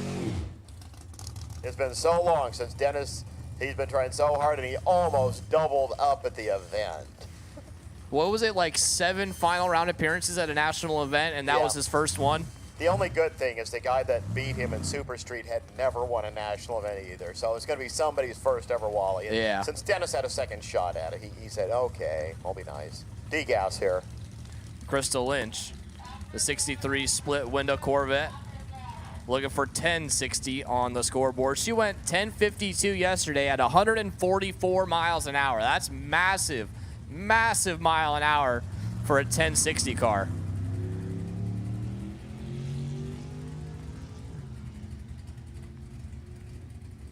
Let's see what she's got here. Gonna have to tighten up the reaction time. 10:19.3, 147. Wow.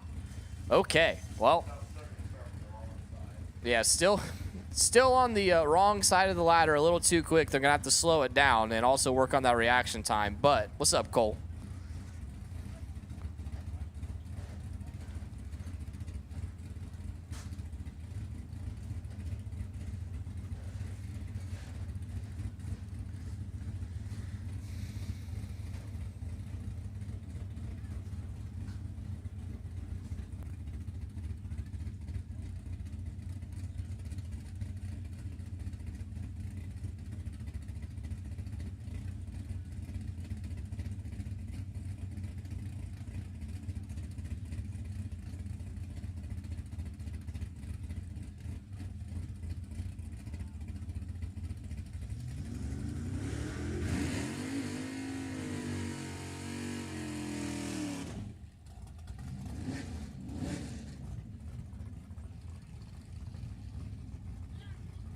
Got a black Dodge Neon.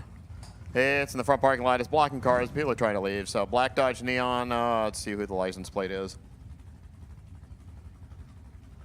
SPR.DJ. That sounds interesting. SPR Star DJ. We need you to move that car right now. Brian Allen, Robert Butler, D-Gas. Duh. 1058, 1064.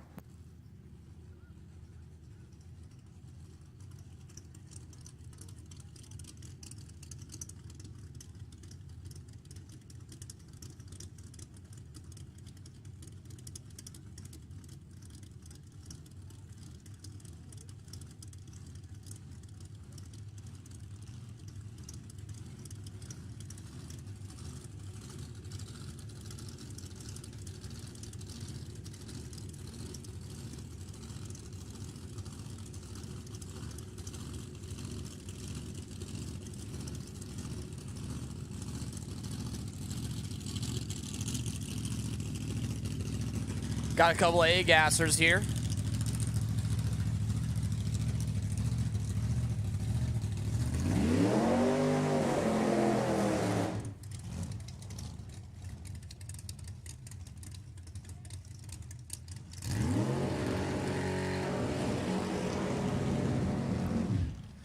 Michelle Henry, DeAndre Fitzgerald. Michelle, left side.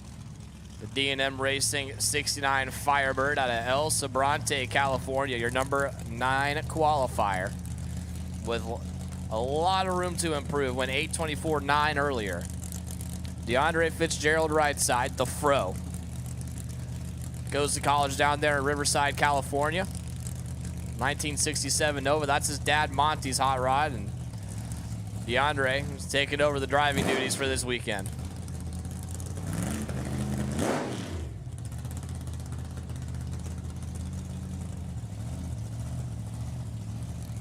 DeAndre in the number 11 qualifying spot. He's got a lot of room to improve as well. Yeah, it's looking about 2 p.m. for hot rod round number 1. So Michelle and DeAndre, we'll see if they can improve.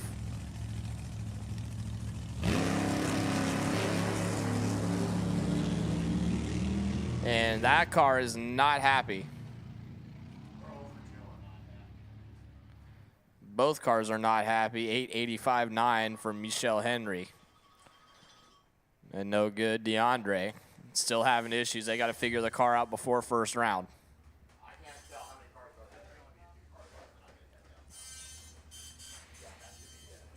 So we got a few more pairs left for our cleanup qualifying session. Then we're going to do our opening ceremonies and a special appearance from the owner of Sacramento Raceway, Dave Smith, and the whole Smith Trimp family.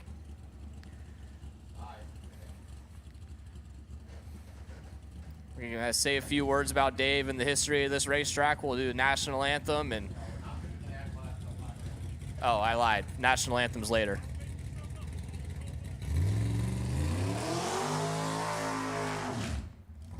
We're going to have a little moment here with Dave Smith and the whole family here at Sacramento Raceway before we get underway with first round of Hot Rod. In the meantime, Larry Battenberg got a cool California. The Janes Auto Electric 37 Fiat.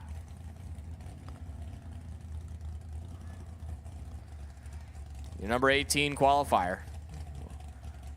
NE2 Nostalgia Eliminator 2 car, so we're looking for 860. His best pass, 9:15 with a 0. Good enough for number 18. If he wants to go, well, he can't go number 1. The best he can do is number 2. You got to do better than an 8.608.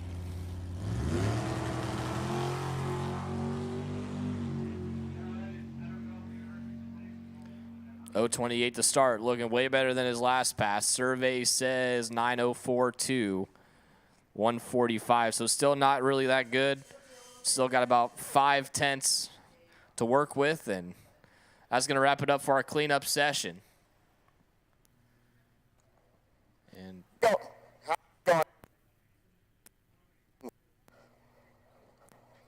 All right, now you can hear me. How's it going out there, guys? We are going to do a very special thing right now. It's going to be quite hard for a lot of us.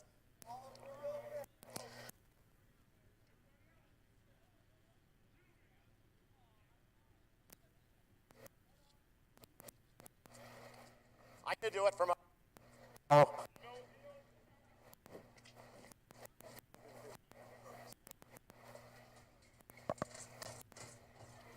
Oh, excuse me.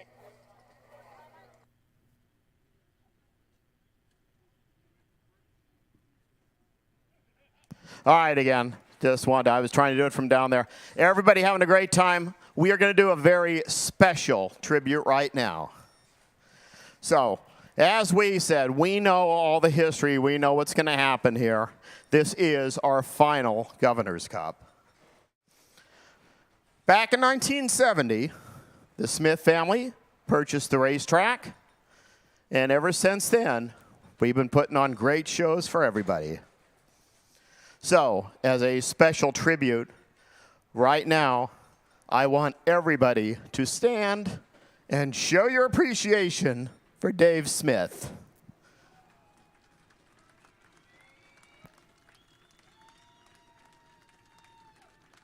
Dave was not one of the glory seekers. He was never the person on the microphone. He was never the person out there. But this track I know for a fact would have closed in the early 1990s had Dave Smith not been Dave Smith. He fought with the county. He proved that drag racing was important. The Smith family has been operating this track. They've gone through good times and bad times. A very bad time happened last year about this time when Nancy passed away. But right now, again, Dave has persevered. He kept the track open. He did everything. His whole family, his extended family, especially, right now I have to say it, Ken Berneisen and his family.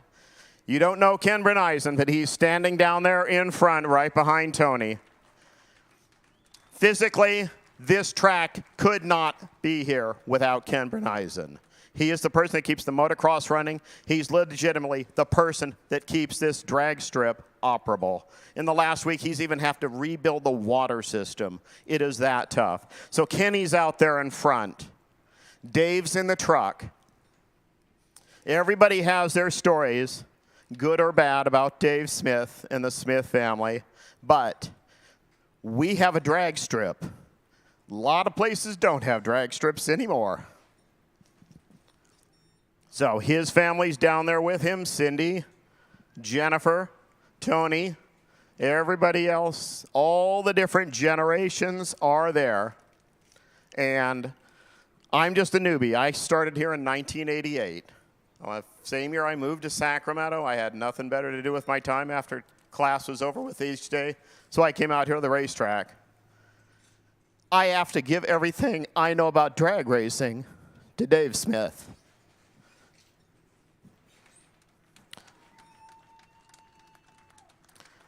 So, I see a lot of racers down there. I kind of wanted racers to come up here. I got a few of them, but you know what? We got the spectators.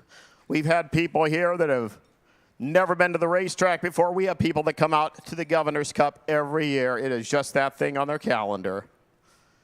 All of our races, we try to do everything we can. We want to put on shows for you people in the grandstands. And we're hoping this last chance we get tonight is going to be a great show for you.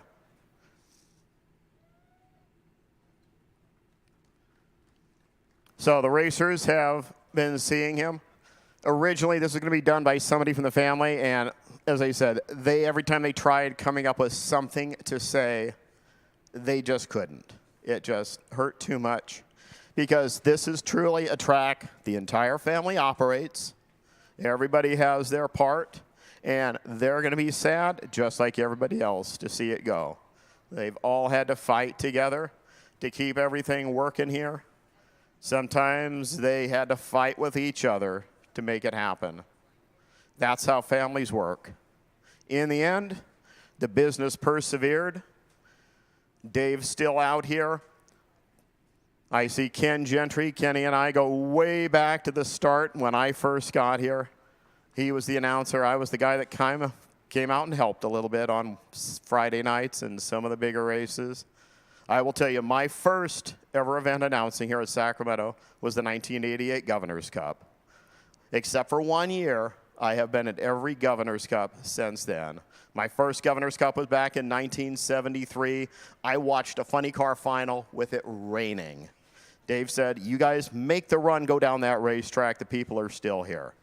Came back in 76. Did some other things, you know, that junior high and high school stuff kept me away. But as I said, I came here.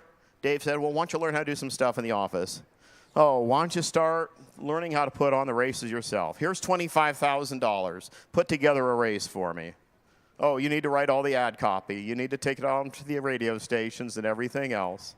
So, as I said, everything that I know about helping out and putting on shows, and that's caused me to have to go to a lot of different racetracks now, I have to give that all to Dave Smith. And I know everybody from the people that sit back here in the hot seats All of you guys that like to sit out there in the grandstands, all of you people that are tailgating over there on the west side of the track, those used to be the closest grandstand seats you could ever get to it. And, well, we had to remove them. Well, you know why. But you got tailgating. So, Tony, are you ready to take him down so everybody at this time? I don't want to hear jet car clapping. I want to hear true appreciation as Dave Smith heads on down the racetrack.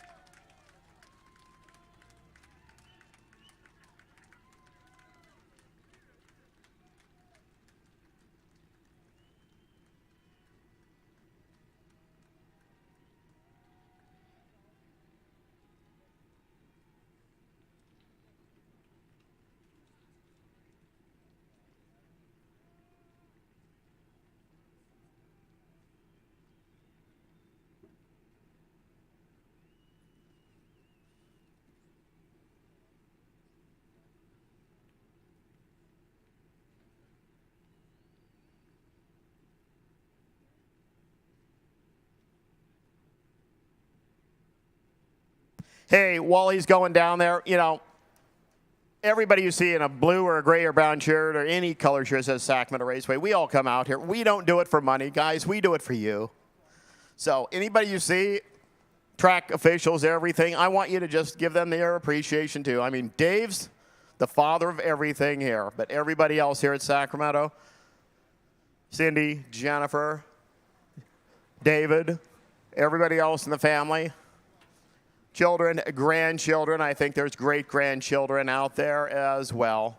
But again, everybody here at Sacramento Raceway, we are putting our hands together to appreciate all you guys out in the grandstands. And as I said, you can do it in your quiet own way. If you see somebody from the racetrack, just show them that you loved coming out here for so many years. The shows we were able to put on, we're unfortunately not going to be able to put on any big ones anymore after this. But just, we love to do it. You love to see it. So we combine the best of both worlds, and we're going to have a great rest of our evening. With that, I am going to say Hot Rod.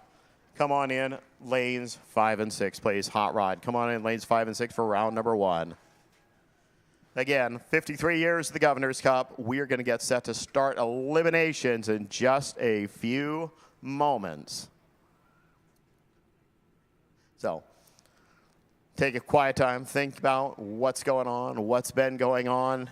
If you need anything to consume, go get it right now. We don't have any race cars in the staging lanes yet. We'll be telling you probably about 15 minutes from now. Round number 1 and Hot Rod will commence.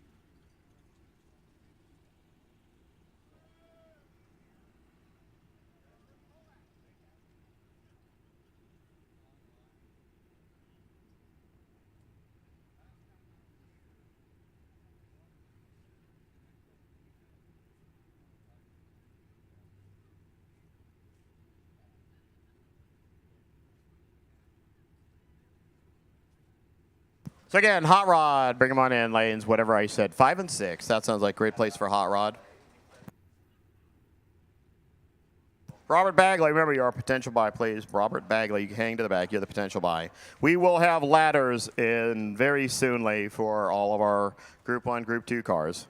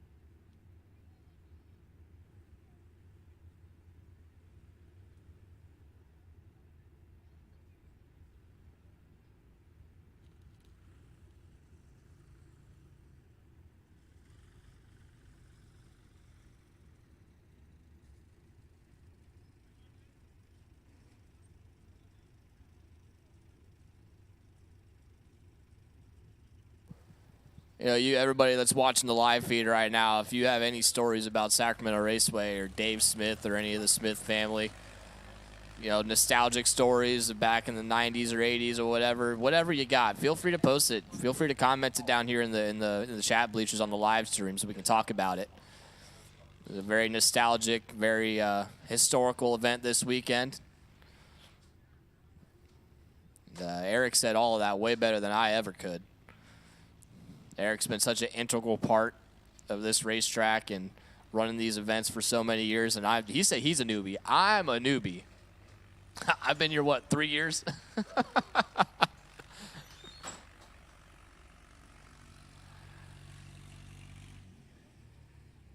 So we're glad we can share this last and final one with all of you.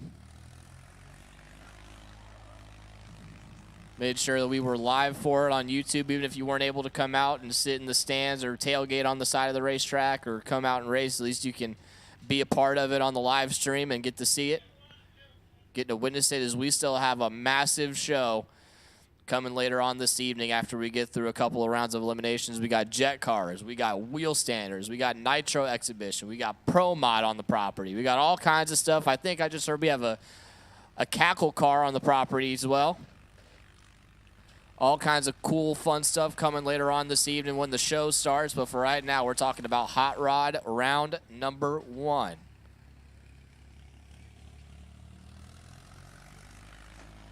Expect to see a lot of hotly contested racing. Everybody wants that last and final Governor's Cup trophy.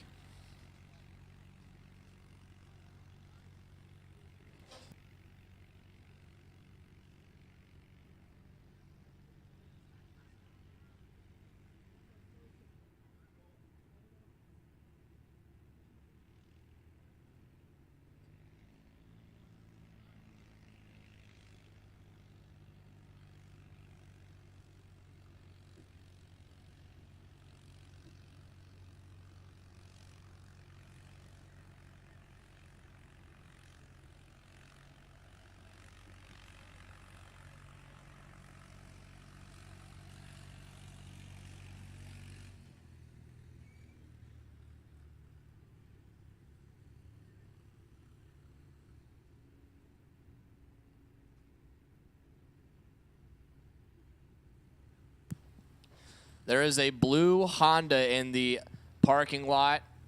License plate number 6SZV374. Looks like it says Share the Road Elk Grove Cyclery on the license plate cover. A blue Honda in the spectator parking lot needs to be moved, please.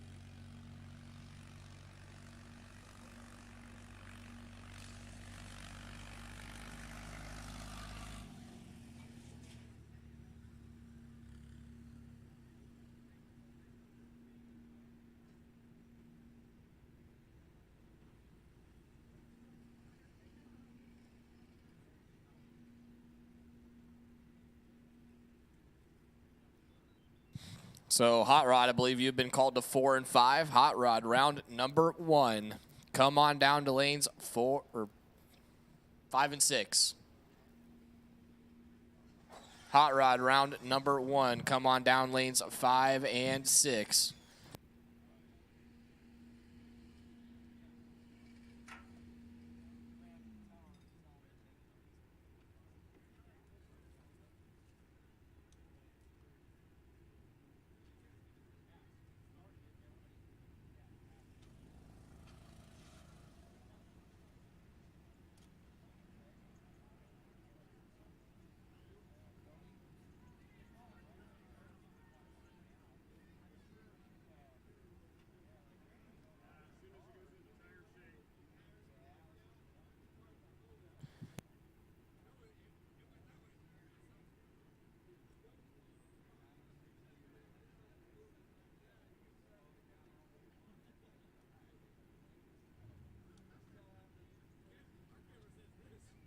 Okay, it sounds like we got a little bit of overflow for Hot Rod in the lanes. So if you are overflowing the lanes in 5 and 6, the rest of Hot Rod can shuffle into 3 and 4. Once again, the rest of Hot Rod, you guys can start going into lanes 3 and 4 if the lanes in 5 and 6 are overflowing. So Hot Rod, 5 and 6. Once the 5 and 6 are full, go ahead and pull into 3 and 4, please.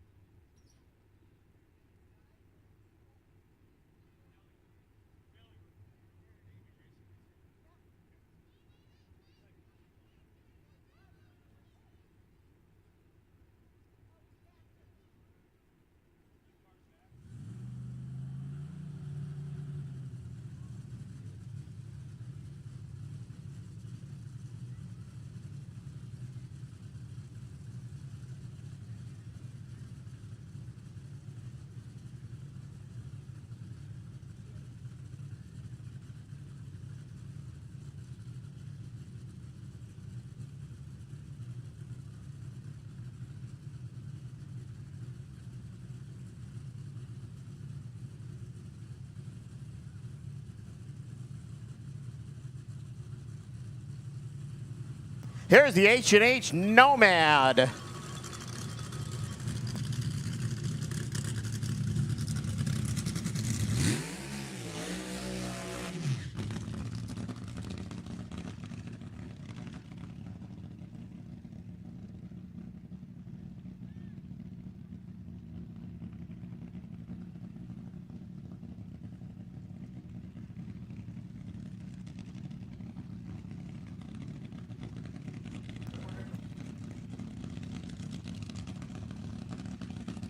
Okay, this is the H&H Nova. This is Brian Hall. This is a top fuel dragster, good old style with the motor out in front of the driver.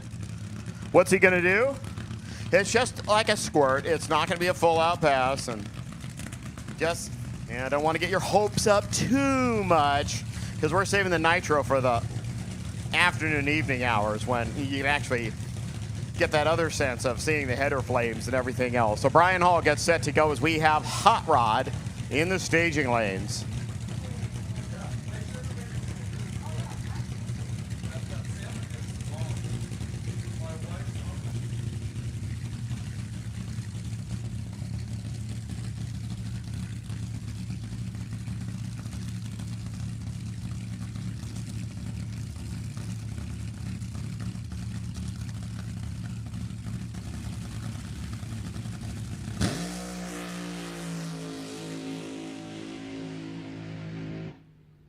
Oh, yeah, well, that was a good, solid half-track run. 4:07 to the 8th mile, 191 miles an hour. He clicked it off. You saw that 6:58 at just 161. That proves the racetrack is more than happy. Now, guys, I need to share something with you. We might have to run a little late tonight, so no blabbing to the county or anything like that. Just, we might have to run a few minutes over our curfew time. But again, what are they going to do? Well, I can think of a lot of things they might want to do, but at least the airport over there is making noise too. Let's start that thing we have to start doing, which is unfortunately sending people home. Hot Rod at the ready line. Round number 1 of the final Governor's Cup is set to go. Well, and just on the positive side, we're only 50 minutes late right now.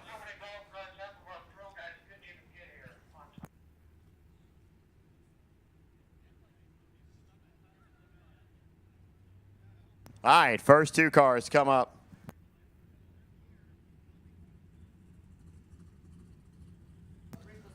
Walter Guerra and Robert Dietz, who's going to be unfortunately labeled the first loser of the last ever Governor's Cup. Guerra, 950 the dial for the 69 Nova for my own. Out of Placerville comes Robert Dietz, 67 Mustang. That's 347 Ford on board. Rick or Brian, call the tower. I just need to know how tangled up you are in the back and just tell me when you're going to ask me to put something else to you.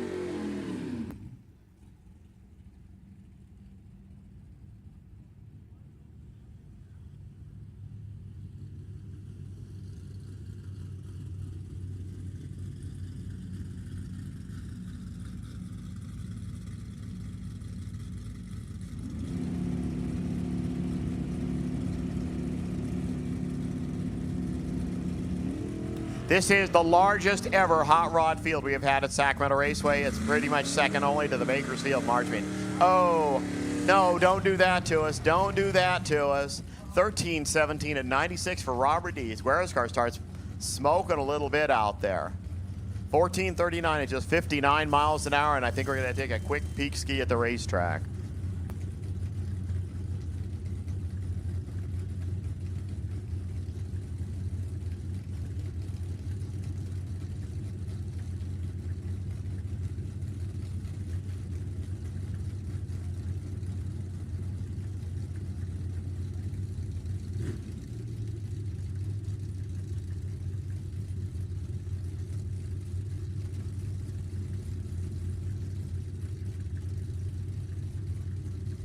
All right, well, no word from the top end. So Brian Hawksley, 1085 for that 621-inch Dart Chevy powered 6.5 Chevy Biscayne over there.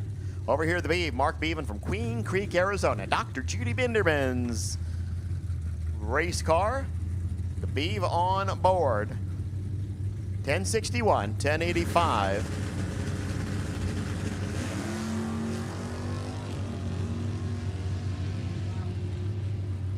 Advantage off the line, nobody. Like 5,000ths of a second. That's nobody. Win light, 1088, 1, 2, 3. Brian Hawksley coming on back. Beaven will be coming on back. Unfortunately, not in this category. He'll be in D-gas. 1066 at 115 miles an hour. Caitlin Jordan over there, 1330 for the wagon. 1050 over here for Steve Ribeiro.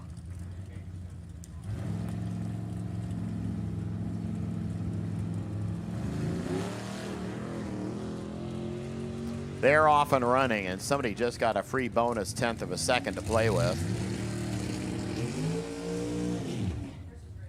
Winner, the wagon, Caitlin, coming on back, 1332 at 99. 1050, dead 8, dead late with Steve Ribeiro at 129 miles per hour. DeAndre Fitzgerald, 960 over there. He'll be coming back also in the C-Gas group. And he'll be coming back in A-Gas with a different race car. Vince Bartles here on the right side, 71 Corvette out of Nelmer Construction. 383 Chevrolet for the state worker, 1220 the dial-in. 76 cars or so here in round number 1 of Hot Rod. As he said, biggest ever. I mean, everybody wanted to come and celebrate the final Governor's Cup, and Hot Rod racers sure did it.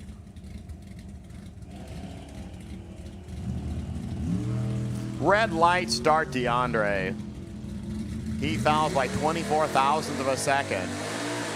Vince Bartles cruising on through 12:16, 109 the speed. 9,600. Well, you got your C-Gas set up there. 141 miles an hour. Joy Tucker, the points leader, over there, 1088. Over here, Steve Madrigal, 6.9 Nova, 565 Chevy, the 66 Satellite from down in up in Reading. Works for Cal Fire up there. She is your points leader, and I don't think by a gargantuan amount. Let me see what the old points are. You know, somebody named Tucker might just win this year because, well, her husband is the Group 2 or a Nostalgia 2 guy. She has a decent lead. She has 33 points. That doesn't sound like a lot, but that's decent. It really helps when your opposition there goes really late.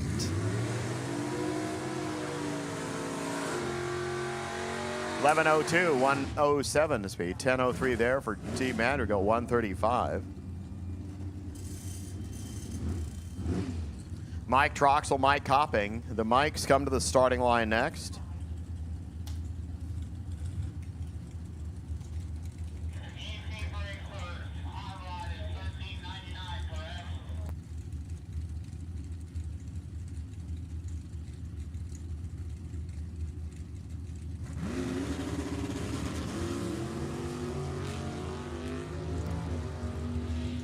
Couple of ticks there to Mike Troxel. Here comes the the Moonlight Express. Does he do it? Yep, 973, 128 miles an hour. 1067, 118, Mike Copping.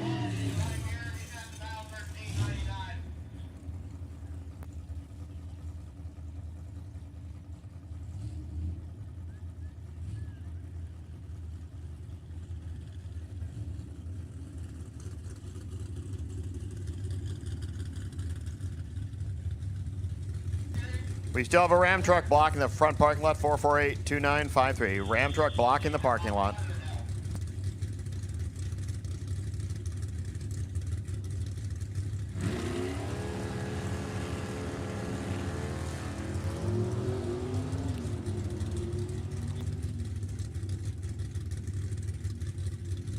Yes, there's optional staging in Hot Rod.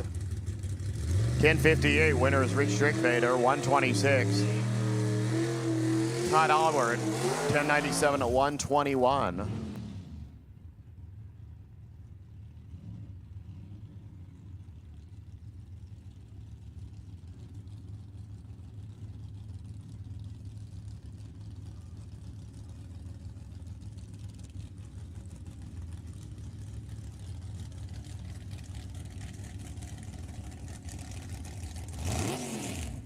Richard Todd, $13.99. $8.50 here for Sam Stubbe.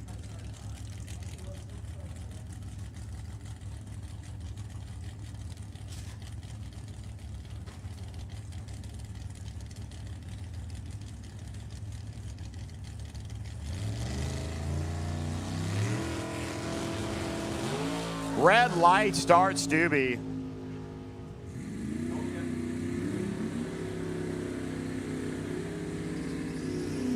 $920, $129 RED, $14.89, $93 there for Richard Todd.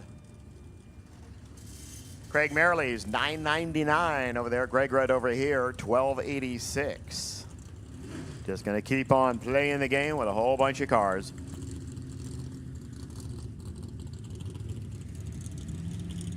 Rick or Brian, please call the tower. Rick or Brian, please call the tower. Brian, if you have to, just call me on my phone.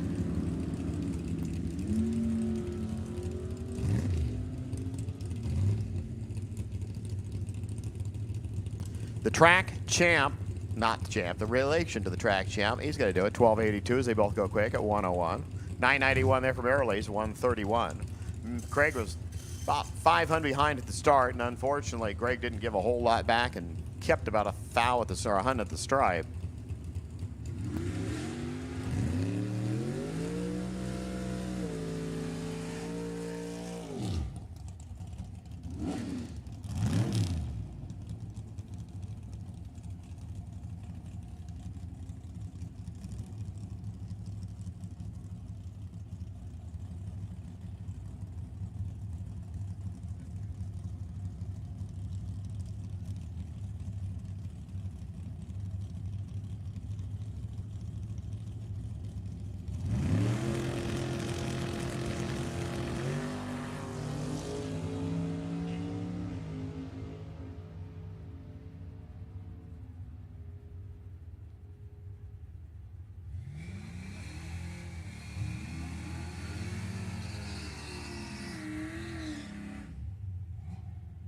And Don Momey, the winner there, as George Thomas fouled it away.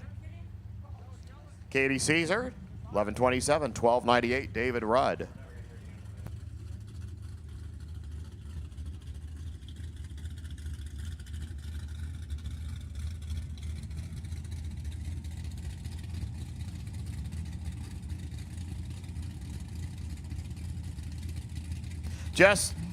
I don't want to give you the bad news, but here's the bad news. All the Governor's Cup shirts are sold out except ladies' sizes.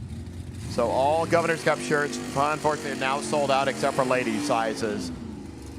David Rudd moving on. 12:97, 102, 11:43, fouling out as Katie Caesar, 117 miles per hour. Johnny Michaels over there, the Hemi Cuda, and that is a Hemi. It's a Cuda, it's just not a real live Hemi Cuda from the original things. 1040 dial, 972 for Herschel Ward, the only elevator mechanic on the grounds. 68 Camaro. Oh, boy, do I have the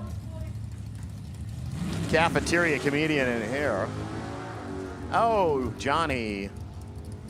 That was an oh no, Johnny. Her says thank you.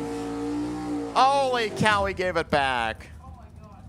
971 is too quick by 4 thousandths after taking the stripe by 4 tenths. Bob Tingler, 1113. That's the 71 Chevelle from ABC Fire Extinguishers and GNR Automotive out of Lake Havasu City, Arizona. Randy Schneider's from much close. He's right in Sacramento, even though it's spelled wrong on the screen. 73 Vega, 368 Chevy. 1060 over here, 1113 over there.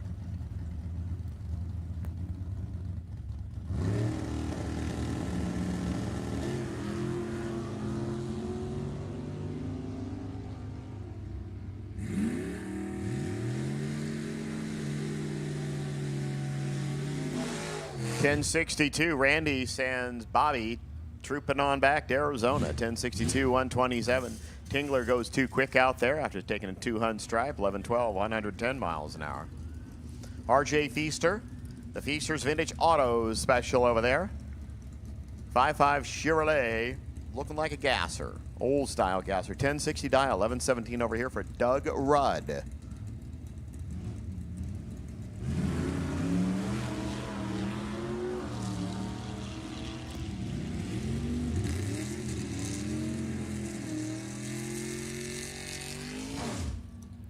11-18, 114 for Doug Rudd. Winning numbers, Feaster goes 10:59.9. Did not even get there first, still broke out 128. Bryce Youngdale, 69 Customs over there out of Turlock, 11:57 the dial. 10:50 for Colton Dodd.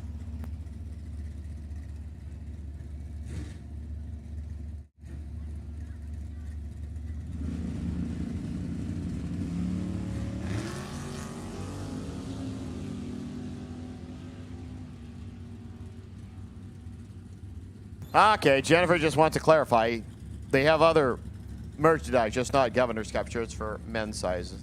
If you can show yourself in a women's size, go for it. They still have women's sizes. 11:55 is good enough for Bryce Youngdale. Colton Dodd, 10:449, too quick.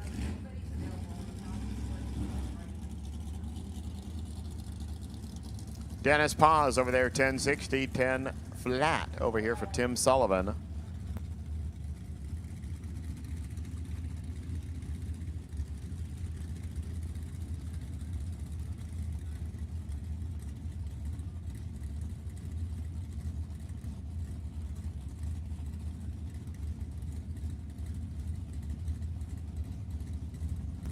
And we're staged, and we're ready, and we're racing.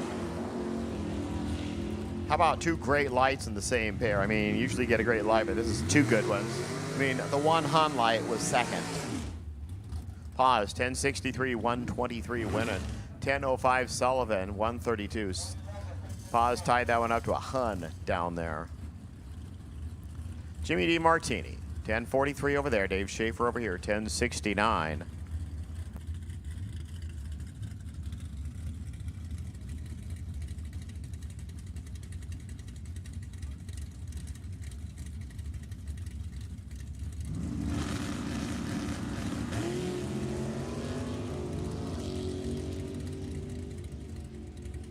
Nostalgia 3, come on to the back of the lanes for pairs, please. Nostalgia Eliminator 3, head to the back for pairings.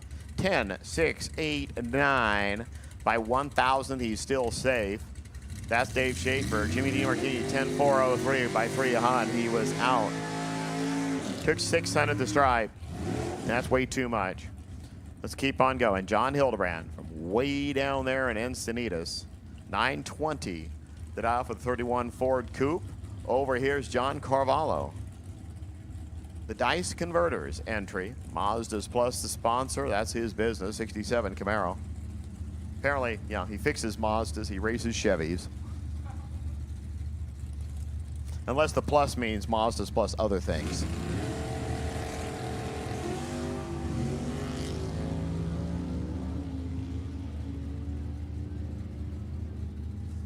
Indy Bragg Racing is fun to watch, especially if you're right down there at the quarter-mile mark and see how close it is. 9:24, 137. That was 0.03 of a second at the finish line. 10:13, 134. While 0.03 of a second sounds like, wow, that's real fast. We will have races that might be in the tens of thousands of seconds at the stripe. David DeBose, 11:43 over there. Greg Racicott over here, one of the runners from Ventura. 6'3 Nova, 409 Chevy, 451 Plymouth from the guy from Reno, does most of his racing up at Top Gun Raceway. 11:43, 11:37, just a couple of little smidgies counting the Christmas tree down.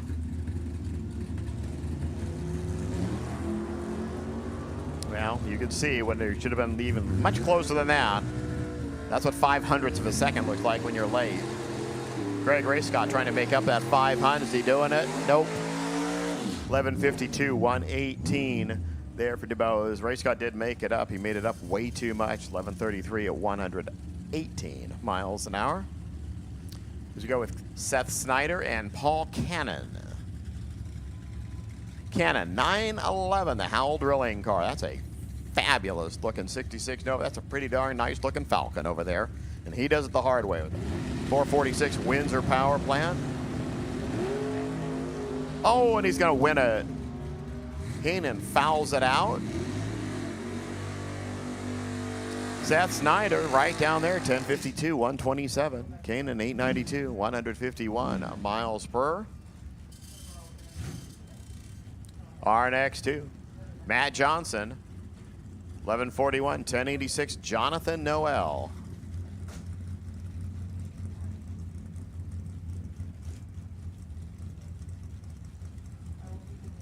Again, Nostalgia Eliminator 3. Should be heading to the back for your pairings. There's 6 of you.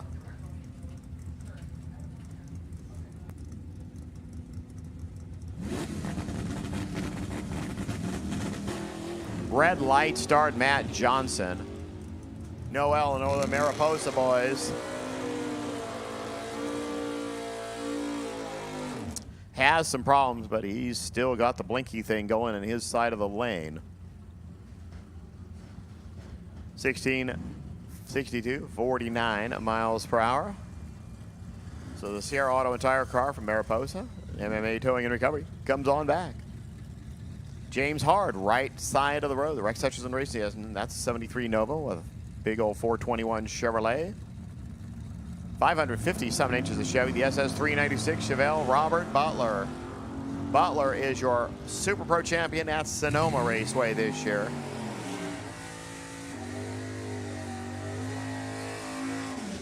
He wins it here, 10-6-7-1, 109 miles an hour. Hard was laid out of the gate, 1085 at 125.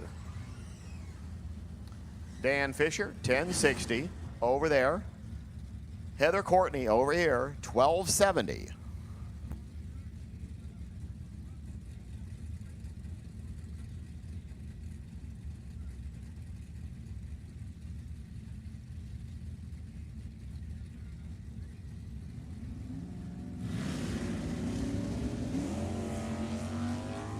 Ah, well, let's see where Dan Fisher catches her. I'd say right about there. 1074, 109 miles an hour. Heather goes 1284 at 104 miles per hour.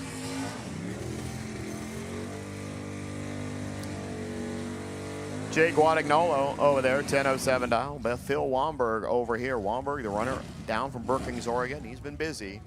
I mean, he also drove down from Woodburn. 1164 dial. And Mike C. Sung wants to check it out. Jake's sitting over there, 1007.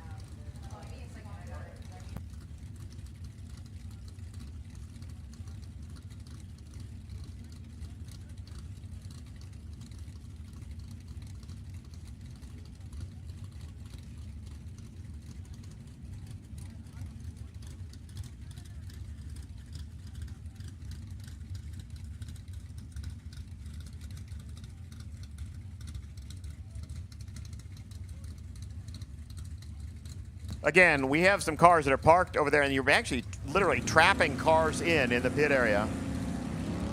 I know one of them was like a Dodge Ram truck, a few other things. 7484288, it's a Toyota pickup. We have Nissan 9 GYA 440. A Dodge What's-Its 8 MXJ 561. 799-1151 B1, that's a Chevy pickup.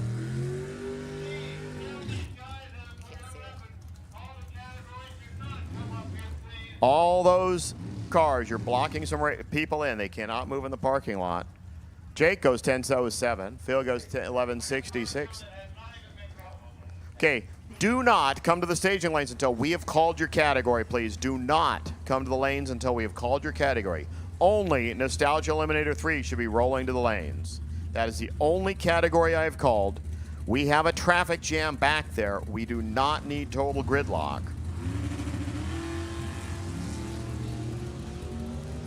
Steve Allenock fouls it out. See how far does Brian go to 11:55. We go 11:45, 114, 10:35 on the red light, start at 110. Again, unless I call your category, do not come to the lanes. So again, only Hot Rod, which is on the track, and Nostalgia 3. Those are the only categories that we have called.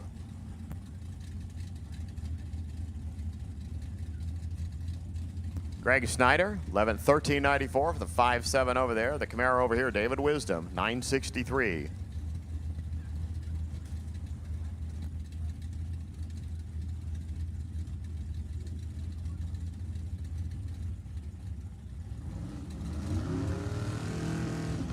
Oopsie daisy. Greg Snyder, he's going to win it already. Camaro way too quick out of the gate, 982, 143. Snyder, 1393 at 99 miles per hour. Next up, here comes Tony Citro, 975. Dan Rowley, 10 even. Rowley is a true hitter in this class. I didn't even notice that flame scheme on the side of it until now. That's how subtle it is. Rowley, he's got a 5-speed in the car. Dial 10 flat. He's going to get a quarter of a second head start. So half a bulb on the Christmas tree.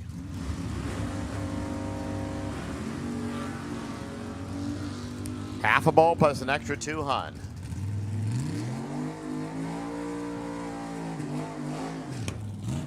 Win light, Dan Rowley.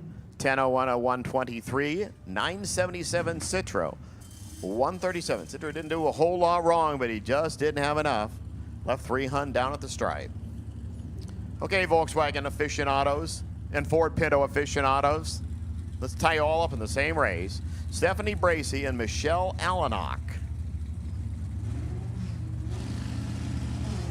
Bracey off and running. Here comes Michelle.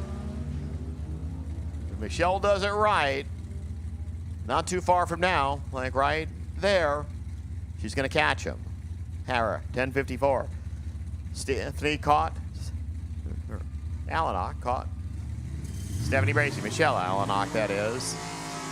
My screen said Steve Alanock, and I know it wasn't him, so let's keep going. Alan Brown, 960 the dial. 1220 here for Daryl Ramage.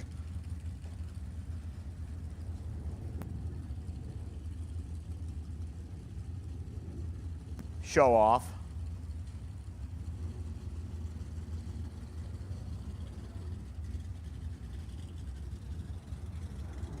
You said you get 2 for 1 today. I mean, you don't like watching the race cars all the time. You can just watch what's above you. That's your tax dollars at work, people. Don't wave at them. They can't see you. Their tax dollars is working right here in this seat, too. Isn't that funny? Oh, everybody see that 1/10 of a second difference? That Alan Brown knows about it because he's going to be driving right on up Darrell right now and taking the win. 961 at 127. Took 2/10 at the stripe and was 15 up. 12:30, 110 for Darrell. That's somebody who knows their race car. Be that far ahead of the finish line and get that close to the dial. Rob Cannon, 1140, 1090 Henry Robertson.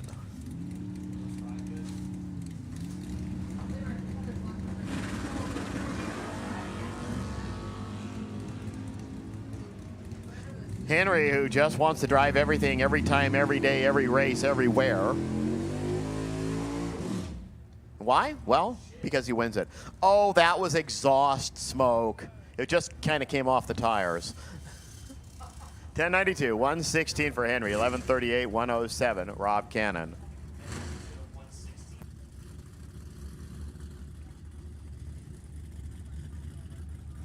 Neil Holcomb, 1157 for the dart over there. J.J. Cuthbert over here, 10 even. 67 Gouda, 440 Chrysler.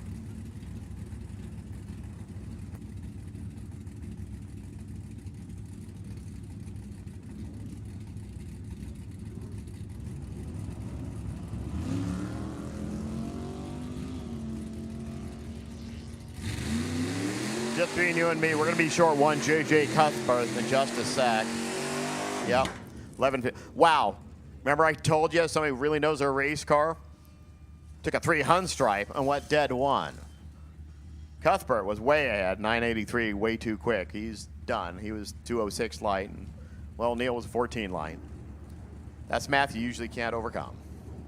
Mike Holland, 1250, 1042. Frank Bargel. Frank over here, the in between paint schemes Nova. 72 Maverick over here. Well, it had a paint scheme on it once, but I think it was that brand of paint that, you know, given 20 years in the sun, just wears away on you. Up, I see the unhappy single finger going up there for Frank. Mike Holland, free trip down the road. Goes 36 green. Again, Nostalgia Eliminator 3. You should be here ready to go. Well, he can break out. He can do anything he wants. 1257. Well, he didn't break out. 107.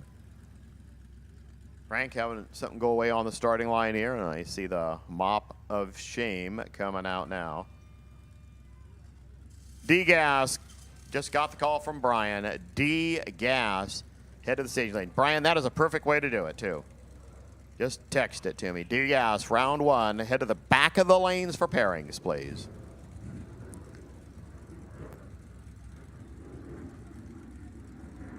No, I did not. D, Delta Gas only. Delta Gas. Not any other lettered gas. Just Delta Gas. Back of the lanes for pairs, please. We are just building hot rod cars in the lanes. 1066, 1192 for Shelly Garber. Garber from Shingletown. Jay from South San Francisco. Worked down at SFO. Doing one of those technical things. The terminal manager down there. He's off, he's running.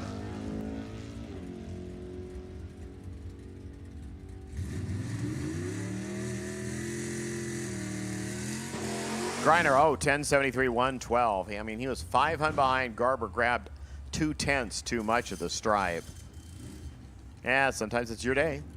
Lacey Bogan, like I said, I remember when her dad was really young and just learned how to drive this car. Zach Contreras, right side, 1150, 1210 for the Bogan Racing Team car over there. So again, Delta Gas, D-Gas only, head of the lanes.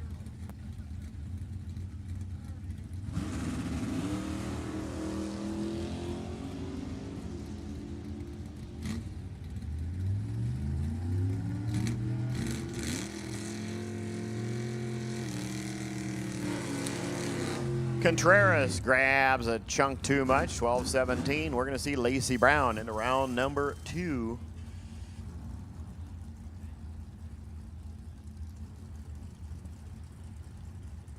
John Werdinger, 928.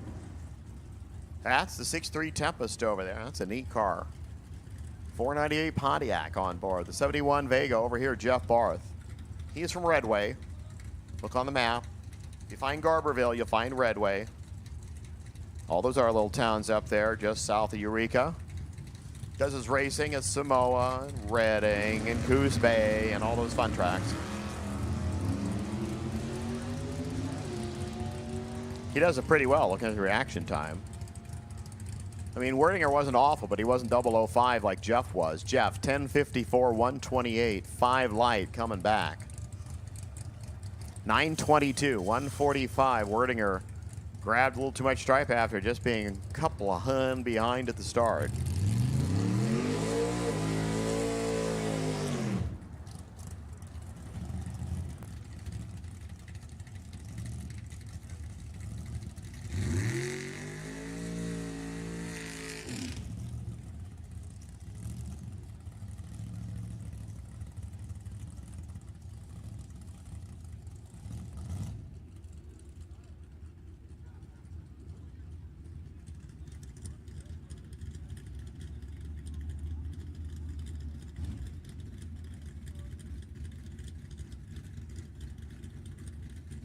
All right, we're going to do a quick check of the race. We have been informed there's a piece of debris down there at the racetrack, and we don't want to send any more cars down when we know there's a chunk of something down there. So give us a moment. We're going to send a truck out, and we'll grab whatever's on the racetrack. Hey, hi, Nostalgia Eliminator 3 cars. I see my D-gassers here. So whenever Bob texts me or Brian texts me something else, I'll call another category. But D-gas, you should be getting all put together in the back of the lanes. And again, racers, help us out.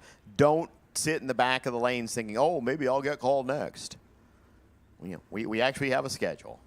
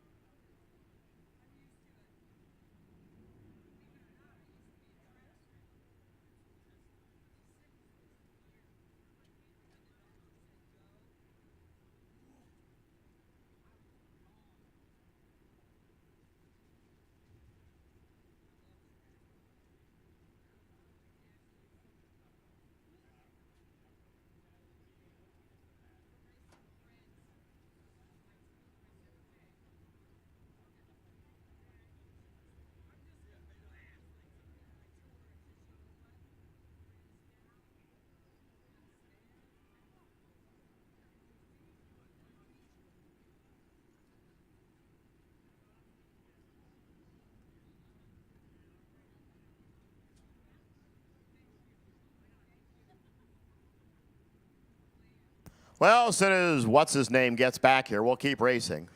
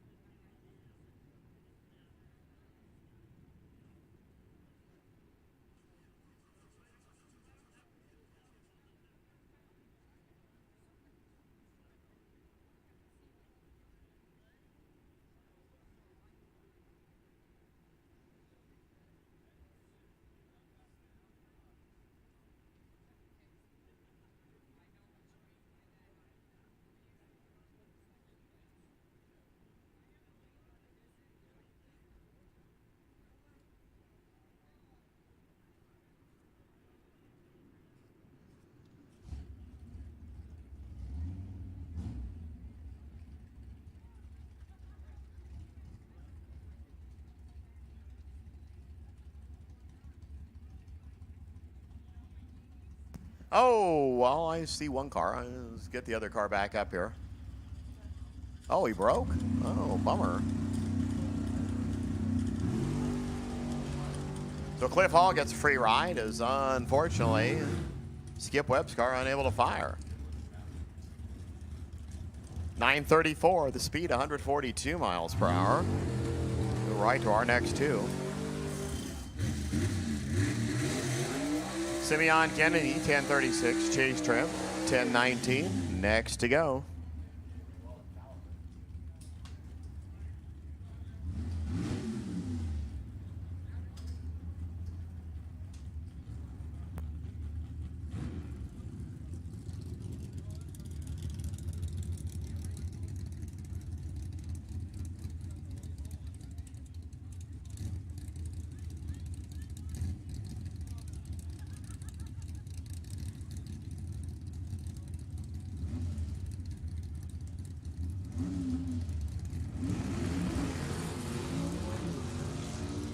Ouch! Chase dunks it by a 1 thou.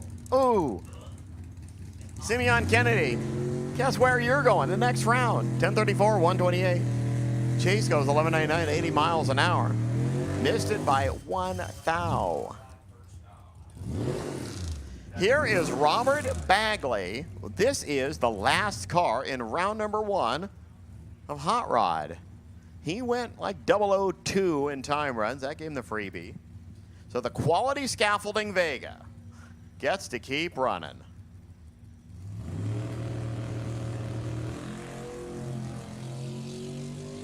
Ah, well, it's a good thing you didn't do that with a car in the other lane. 12 red. I know it was green to you. It was red to me. 10:05 the speed, 138 miles an hour, and the old Hoyt Clagwell gets back out on the racetrack and takes a couple of quick laps around. Will be Nostalgia Eliminator 3 in just a few seconds.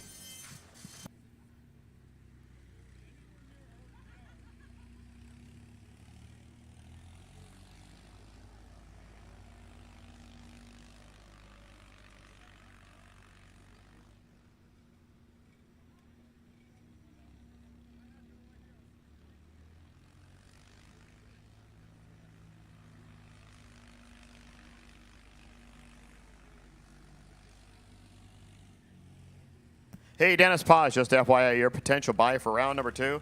Just so you know, I am showing 38 cars coming back.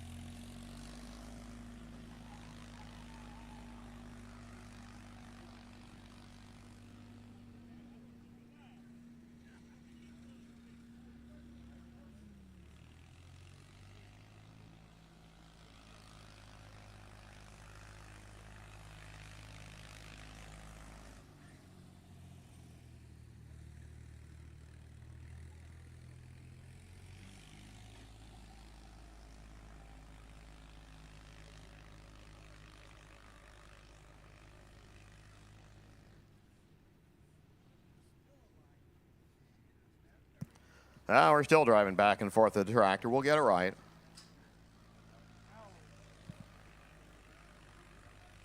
So D-Gas, hope you're all here. D-Gas.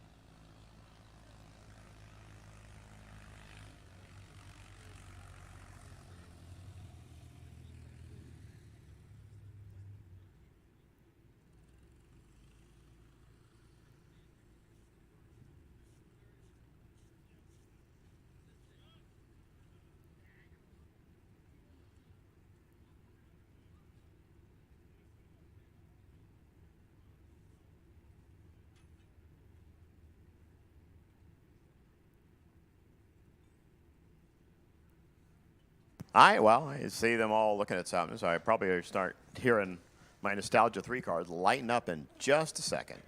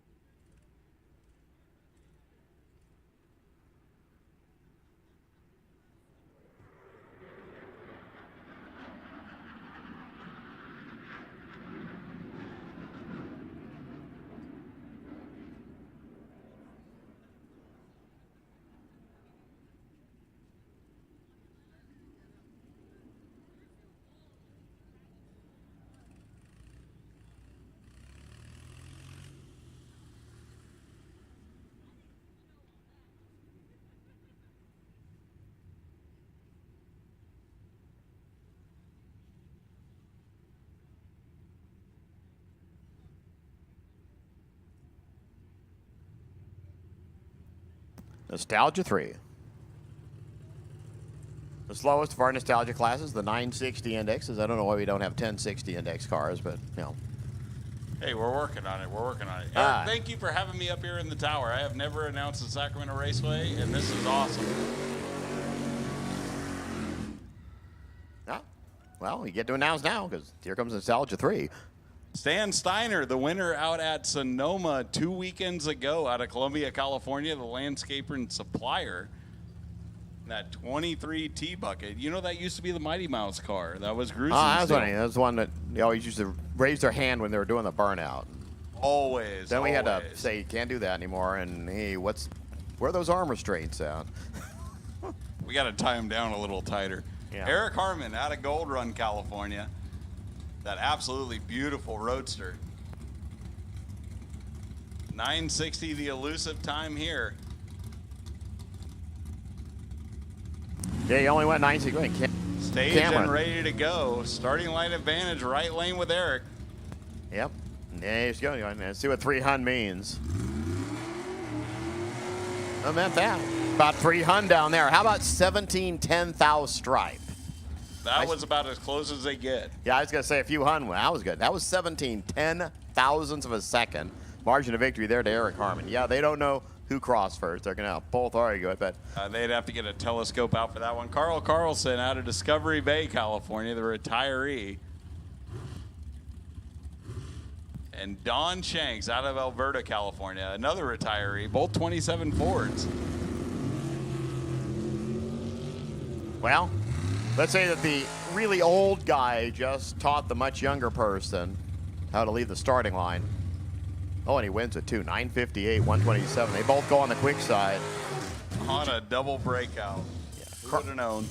Carl Olson, he's kind of a mad scientist in this class. He took a while to kind of figure it out, and then he's figured it out pretty darn well for somebody who's like 85. And as soon as he figured it out, he's just a dominant feature in that class everywhere he shows up. Well, here's Donnie Morris. Donnie is our track Pro ET champion. So he gets right in the king of the track later today, and he's got, well, the #1 qualifier, Cameron Webb. Brian, check your text. Brian.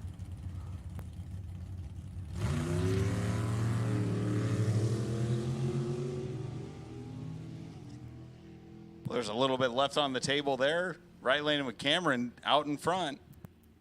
Oh, well, 969, 970. That was 400 down there, and now all Donnie Morris gets to do is aim for that King of the Track trophy. He's unfortunately out in round #1.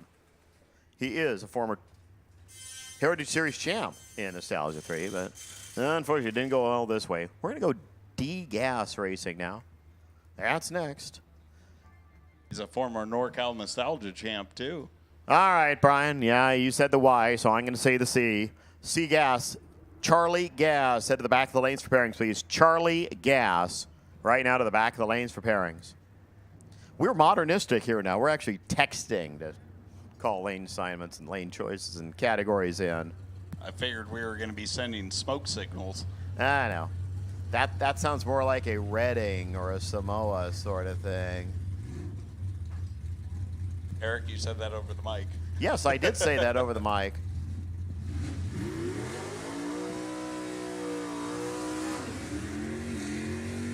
Brian Allen and Mike Hopping. We had how many cars in this category? Wow, 22 of them.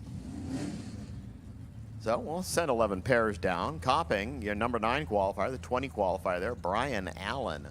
Now, I don't have my glasses on. Is that a Buick over there? That's beautiful. That is a 69 Scarlark with a 496 Chev on board. That's a real Ford over here. 331 Ford, little Ford, 6.5 Mustang. Oh, you shouldn't see that much of a difference. And that buck 26 red light there is, well, Brian Allen's done. Mike Copping says, thank you very much. 10:57, 125. Now I know how fast the car goes. 10:53, 125. Yeah, Again, that's a little bit of red. Charlie Gas. Go see Brian. Go see Rick. Be ready to race.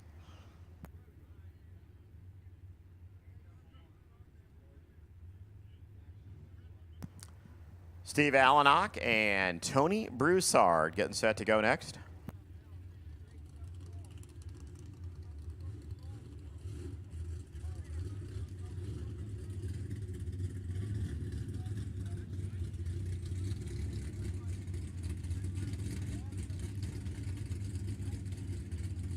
Once again, 1060, that elusive number in D-Gas, West Coast Pro Gas. Well, it can't be that elusive. A bunch of people came real close to it. Well, 1060, you know, he didn't come real close this time. We had a 10600 yesterday in test and tune.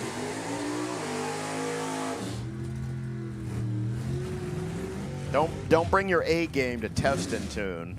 You're supposed to be testing and tuning, not trying to, you know, just show off there. Gotta wait for qualifying before you show off. Yeah. So Steve Allenach, who I can't remember if he's still in Hot Rod or not. Tony Broussard. This is a neat car. 61 Impala, 396 Chevy, 351 Ford over there. She didn't put a W after it, so I don't know if it's a Windsor or not. Mach 1. They love their Fords. They have that big old Pinto with a really, really wide rear end in it.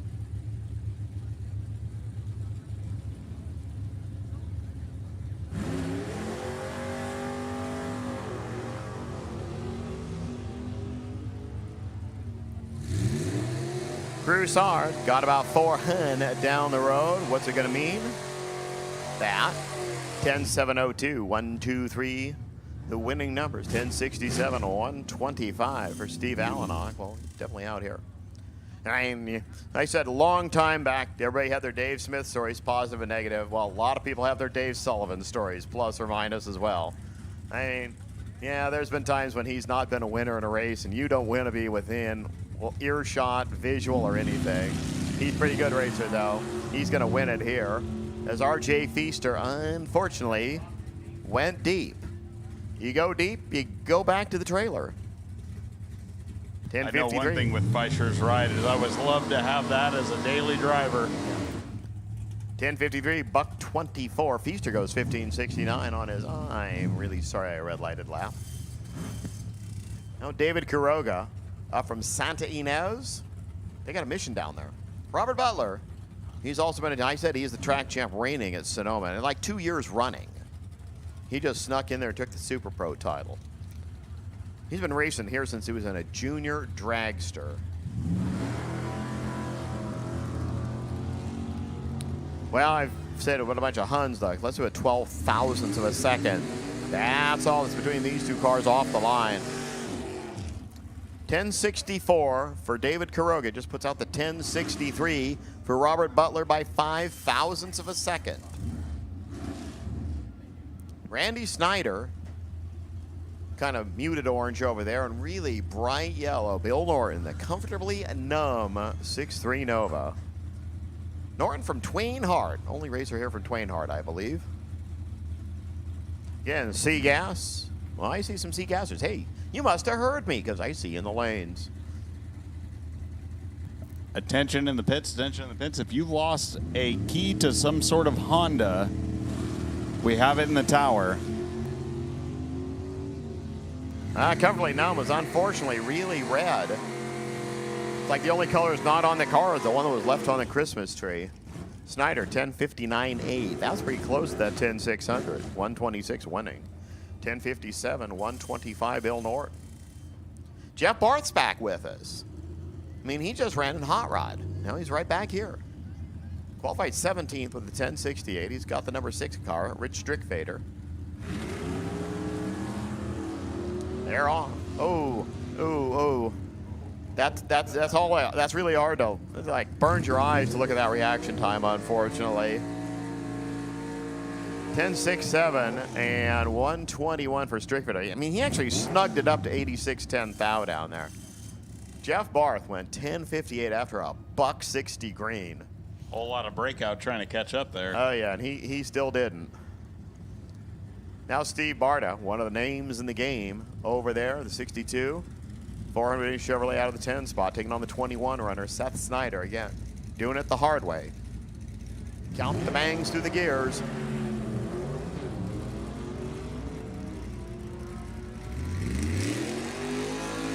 About 8 Hun advantage to the plain white wrapper winner, 10.611. And that's actually better than the number 1 qualifier did. He coming on back.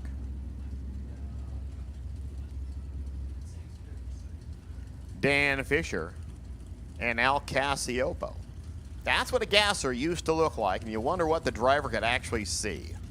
That Hangtown Hustler over there just shook the windows in here. That sounds pretty good. Yeah. That's from that one single header blowing straight at us.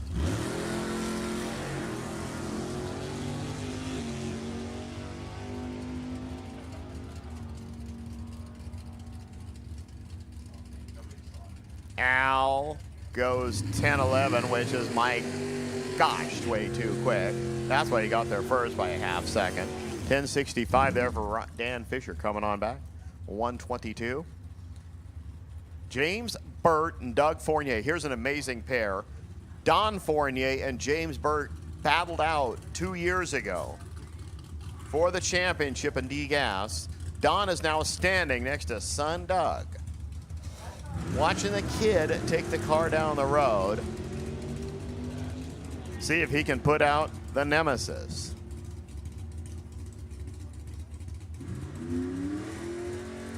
Yep. Wow. I mean, they battled. That was like, I can go quicker than you can. Well, go for it. 10.57, Doug Fournier is coming back to round number 2. 10.55, James Burt. They're going on to Bakersfield. Well, they'll try it again as Steve Cloud and Crystal Lynch come to the starting line. Cloud, your number 11 qualifier, Lynch couldn't get near the 1060 number. See what Cloud does on the line. This will be interesting. Well, he didn't really even leave hard, and well, hope he's got the rear view mirror working. 1081, 110 miles an hour. We'll wait for Crystal now. We'll still wait for Crystal. 1830 at 57 miles per.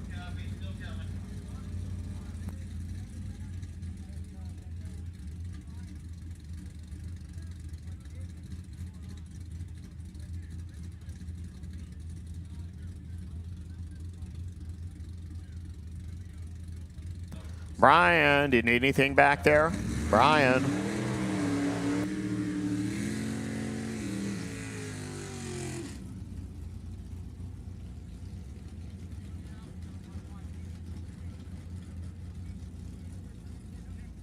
Dan Brown and Mark Bevan. The Beeves back. Hoping to take the sting out of that first round L in Hot Rod.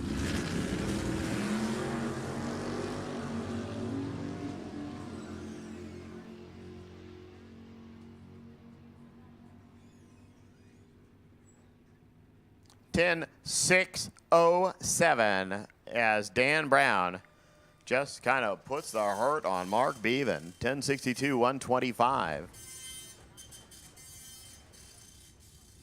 That finishes up D gas. We're going to go into C gas, and I am just going to be on my own to make a call for Nostalgia Eliminator 2 to the back of the lanes for pairs. Nostalgia Eliminator 2. Need you to the back of the lanes for pairings.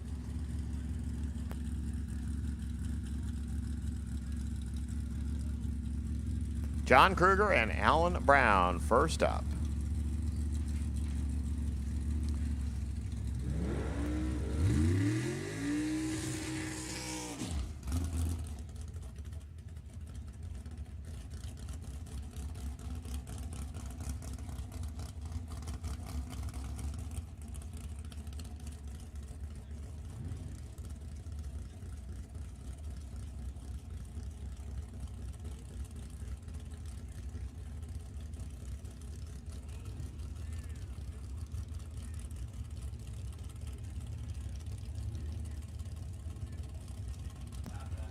John Kruger, Alan Brown, ready? Nostalgia 2, you should be on the way.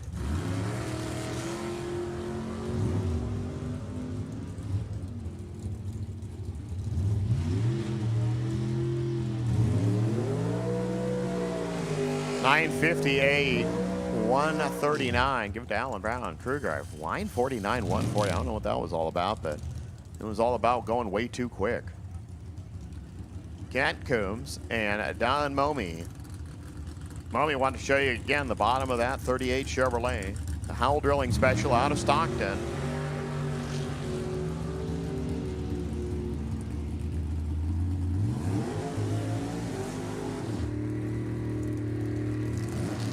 .959 there, and 132 for Coombs. 955. Wow. You guys just are not respecting the index. Lee Roberts and Walter Clevitt next up. Roberts, the reigning champ in the category, out of the 10 spot. From the 21 position came Walter Clevitt.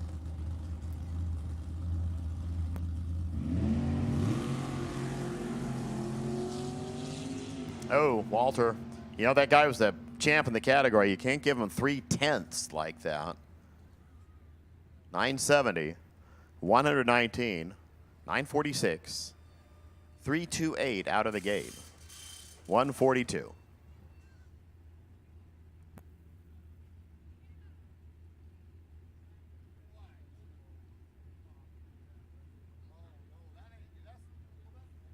And it's very quiet suddenly, and we're wondering why.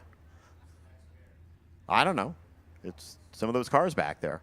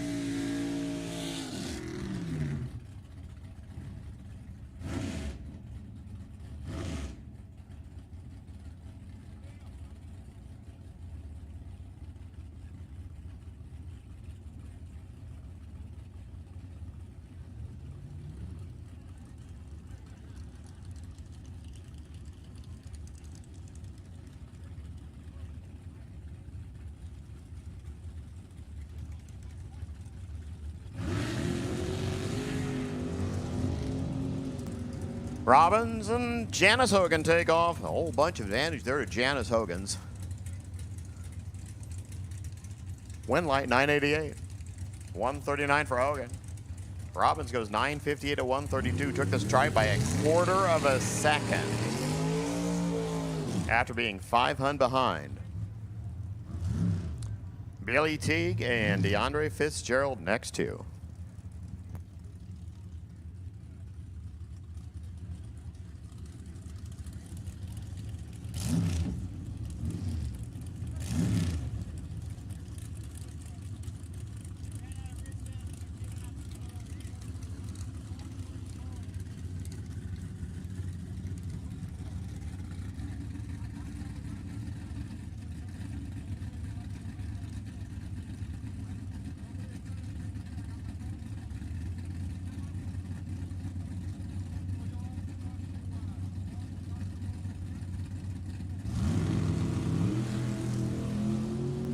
DeAndre's really having an issue with that red light because he just did it again.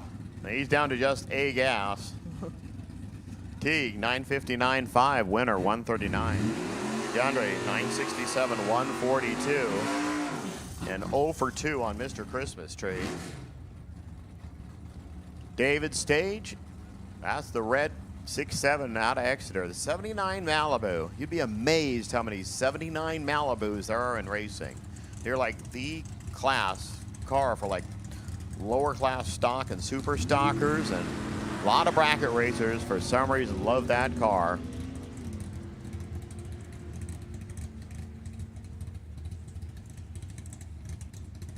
$966, David Stage coming back. The Malibu unfortunately went too quick. Took 6 hundo down there. 957, 138, and he's done. Stage into round 2. Dennis Paz and Michael Karate. They're your next two. Paz, I think, has already won something or other. I know he's your track champ at Super Pro. So we'll see him there, and then race champions. Michael Karate, the C&G racing team. Gary Garavaglia, the partner on the race car. They're from Stockton. Michael is a farmer down there. They're all from Stockton. Well, one's from inside the town, one's from outside the town. Little crosstown rivalry going on there.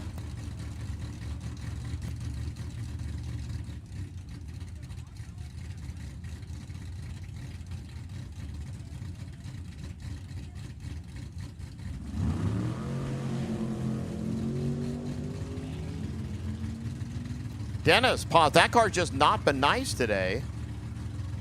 Unusual for that pickup. Yeah, I mean, it's done it more than once. 983, 115 there, and Michael Karate going to play the game again. 1133 there for Dennis, and he's done here in Charlie Gas.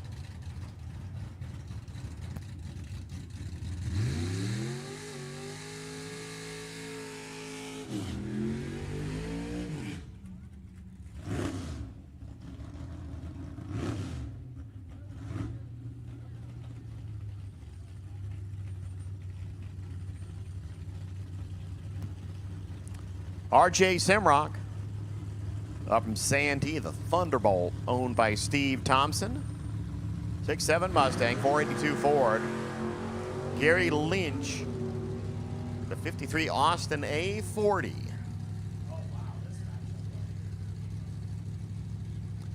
Well, let's go quick. 958 puts out the 956, and RJ's coming on back to round 2. What a good-looking little Austin, and that thing just flies. Yep, you made something that small does that. Or you mean the Thames right here? Oh, the Austin down there, the thing that looks like it shouldn't fly. Here's the Thames. This is the Benson's Fire Department car. This is Clay Benson. He's a retired fire battalion chief. He has got Chris Ray, one of my neighbors. Well, he's not too close. He's like 4 blocks away. He's the points leader in this category. Stephanie says, better win. 6'4" Nova, 509 Chevrolet. He has to drive all the way back to Elk Grove after this race. That's like down Excelsior, right on Sheldon. Left on Bruceville, right on Bighorn. Safe to say a hometown track. That's about all he has to do to get home.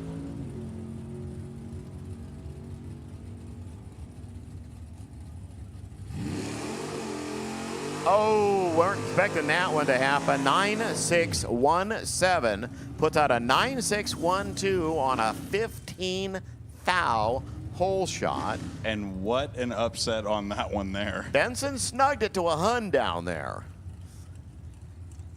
As John Friel, the farmer from Arbuckle, takes on the roofer from Elk Grove.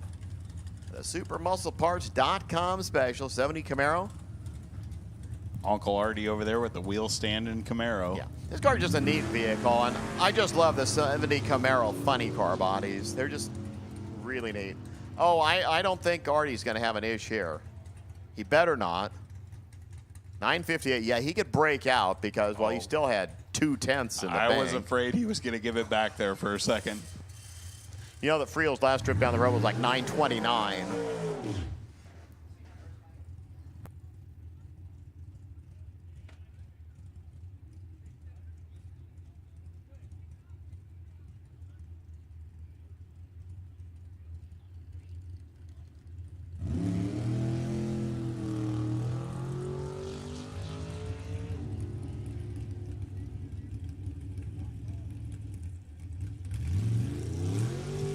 .963, 142. Steve Papalia's Walter Guerra unable to make the call. It looks like a couple of misses here. Brian Smith, oh, he was your number one qualifier. That's why he's got a freebie. 9602. That's what he did. Nostalgia 2 should be here. I'm going to call B Gas because, well, I can do that, and I have a microphone. B Gas, go ahead to the back of the lanes for pairings.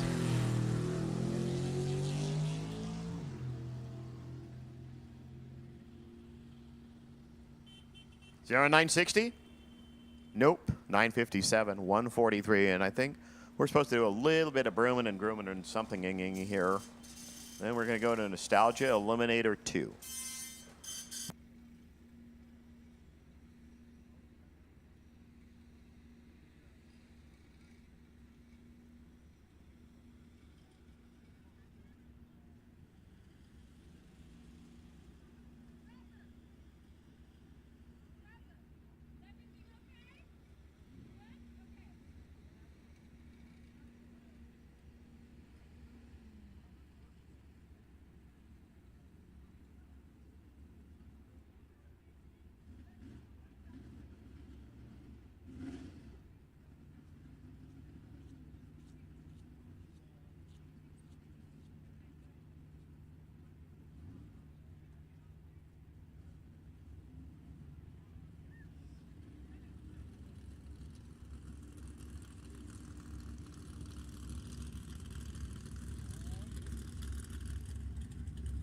All right, Nostalgia Eliminator 2. Here we go, the elusive number 860.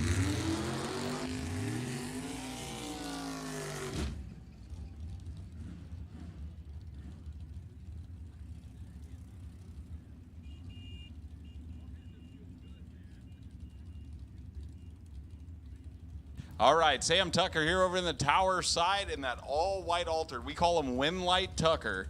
Gene Fitzsimmons out there in Eureka, California, the retiree, and that little Fiat altered. First time in competition this weekend.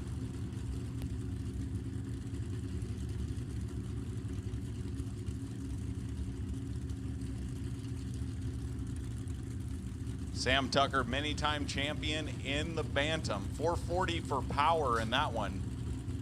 Mopar power versus that small block Chevy.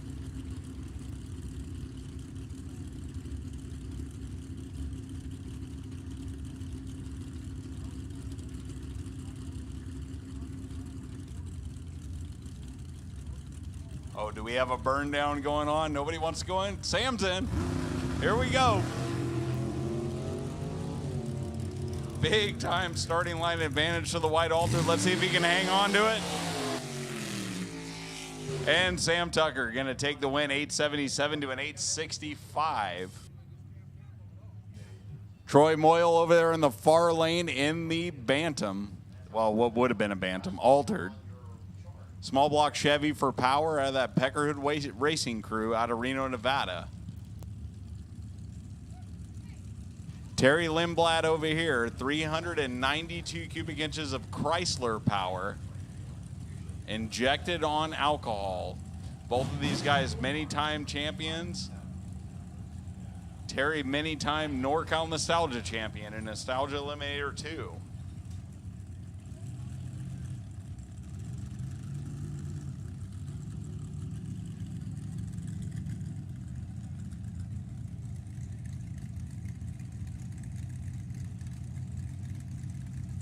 B Gas, need you to the lanes, please. B Gas. Baker Gas to the lanes. Big time advantage over there in the far lane. Let's see if he can hang on to it. He's got the champ in the other lane. Yep, he's going to hang on to it. 862 takes out that 862.4. That was all one on the starting line.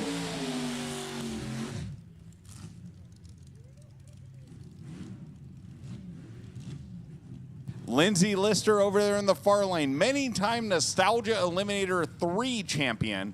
Going to step it up here in Nostalgia Eliminator 2. Going to be taking on Eric Warner out of Redding, California. That 27 Ford, 510 cubic inches of big block Chevrolet. Going to take on the 72 Shoemaker, 406 cubic inches of small block power in the dragster for Lindsay.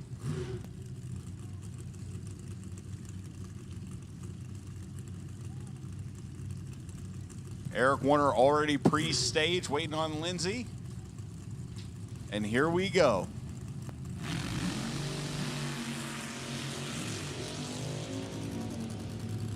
Eric Warner, big time advantage over there. He's out in front. Does he break it out? Nope, he's gonna take the win. Lindsay's gonna break it out. 59 on a 60 index. Eric Warner easily passes through with a 63.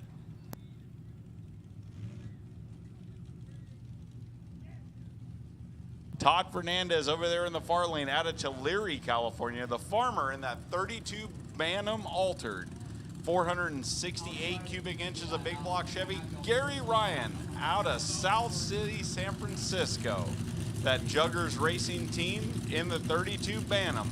440 cubic inches of small block Chevrolet.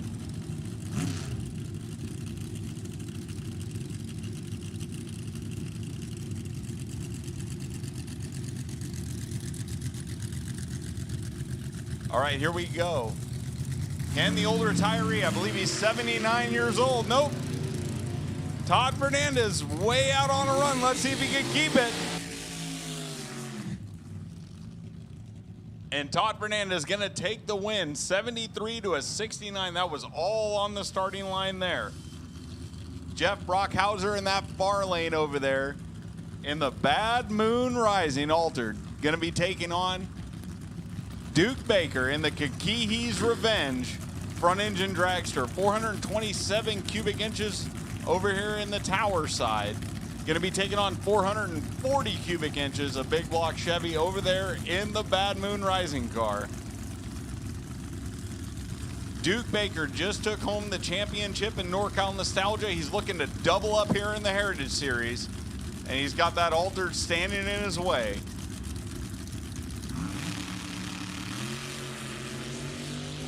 About even off the starting line, little bit of advantage over there for Duke. And Duke's gonna take it home on a double breakout, 853 to an 858. He's a few rounds behind, looking to take home that championship to Thornton. Jim Horn out of Reno, Nevada in the Sweet Tea Altered. 406 cubic inches of small block Chevrolet. Jim Miller out of Rancho Santa Fe. The Carpenter in that 29 Ford Roadster. 565 cubic inches of big block Chevrolet. 860, that elusive number we're looking for here.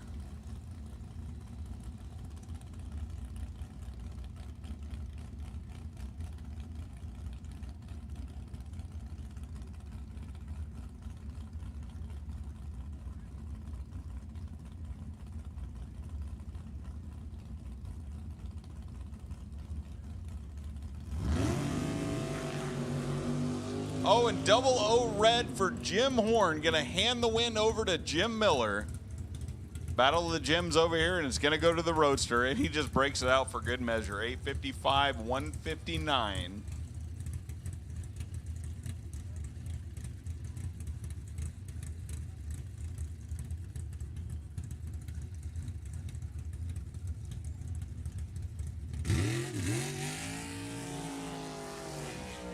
Eddie Lucas, the engineer out of Modesto in the 49 Topolino, 584 cubic inches of big block Chevrolet. Joshua Lee Jennings out of Ripon. He's the network admin, 92 Fry chassis, 360 cubic inches of small block Chevrolet in the dragster.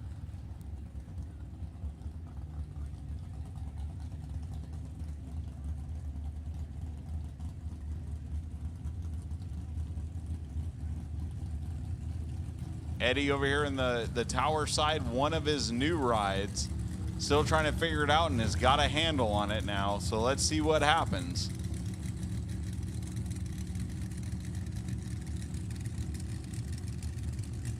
Those guys out of Ripon over there ain't no joke either. They're looking to take it to them.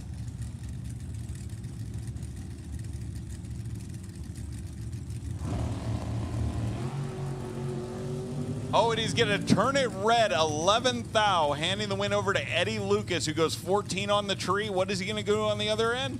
864.2. And Joshua Lee Jennings breaks it out, 56 plus red.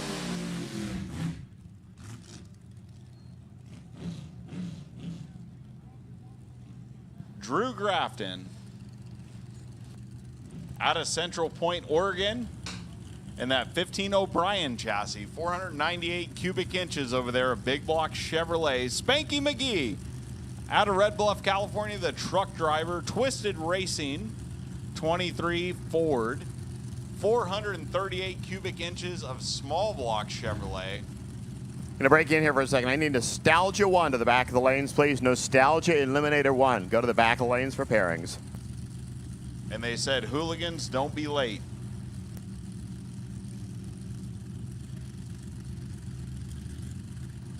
So can the Red Buff boy take out the Central Point, Oregon? Gonna send him back home packing. Here we go, pre-stage bulbs. I don't know if I would write home to mom, but big time starting line advantage in the far lane.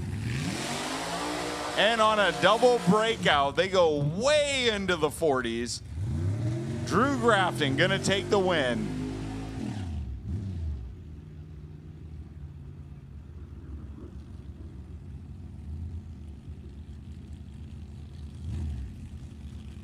Wes Anderson out of La Mirada, California, the 27 Ford Roadster, going to be taking on Scotty Chamberlain out of Roseville, California, the welding instructor. That's the Shamrock Shaker, 34 Ford with a 540-inch big block Chevrolet.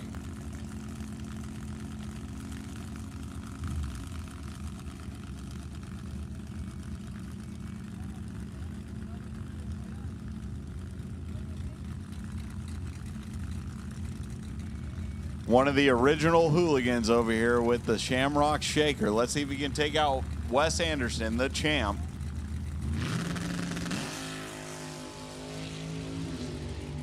Big time starting line advantage in the far lane. Can he hang on? Scotty Chamberlain gonna break it out. Goes 853 to an 864. Wes Anderson is moving on. Miguel Lomas out of Livermore, California, the machine shop owner, 74 years young, 540 inches of big block Chevrolet in the front of that altered. And Larry Battenberg looks like not making the call.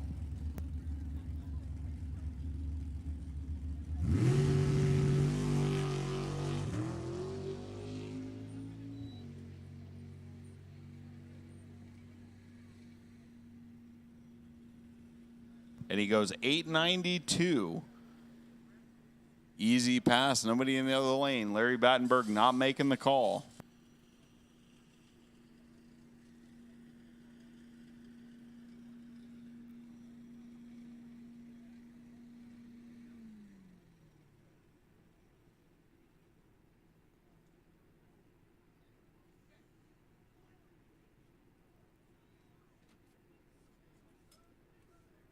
Nostalgia Eliminator 1. Nostalgia Eliminator 1. Can I get you guys to the lanes, please, in like a hurry? Anyone to the lanes, please.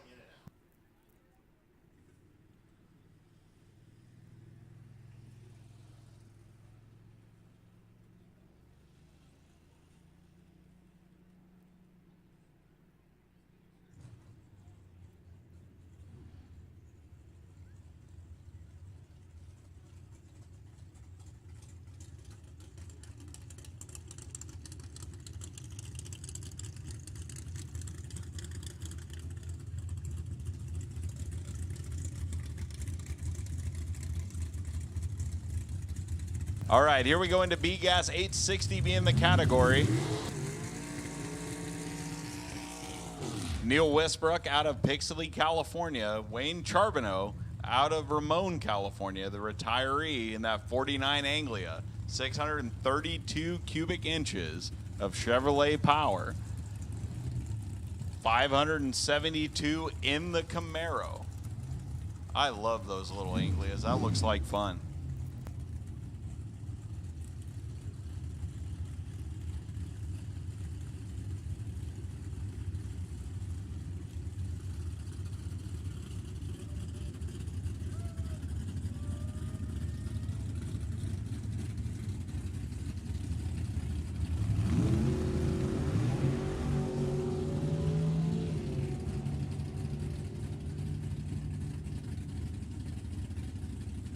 All right, in the top end, here we go. Neil Westbrook, 868, takes out the 876.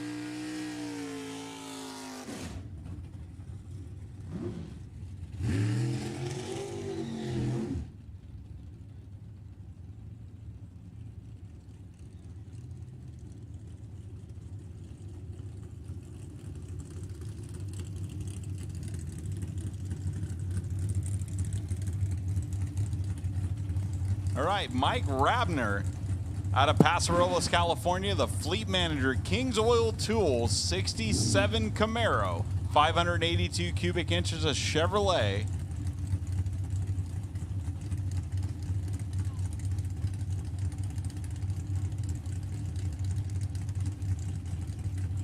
Randy Armstrong out of Paso Robles as well. Here we go, Crosstown Rivalry. Both King Tools oil cars.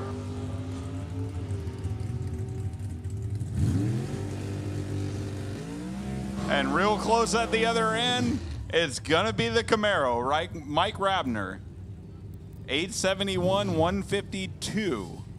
Either way, the King's Oil Tool guys are going to be celebrating.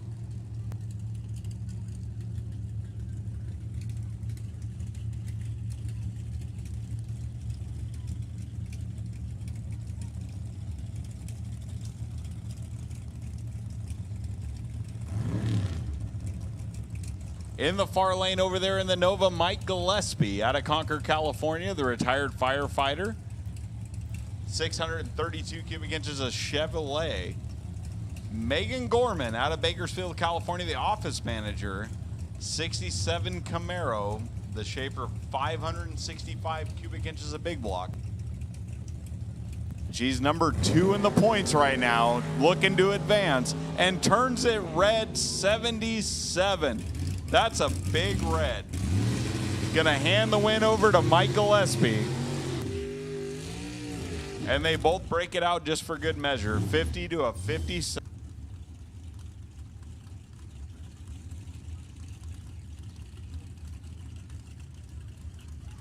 Rich Zondervan out of San Jose, California in the 66 Chevelle. Bill Anderson in the 69 Camaro. 635 inches over there. Big time starting line advantage, tower side. Can he hang on? And he's going to hang on to it. Goes dead on 3 as Rich breaks it out, 857. A-Gas, final call. Need you to the lanes, please. A-Gas, to the lanes, please.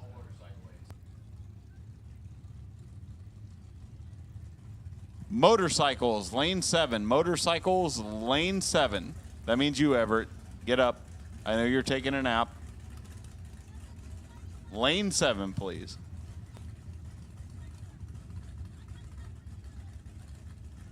Russ Riley out of West Sacramento, California, the 64 Thunderbolt, going to be taking on Vincent Reale out of Sacramento, California, 71 Nova.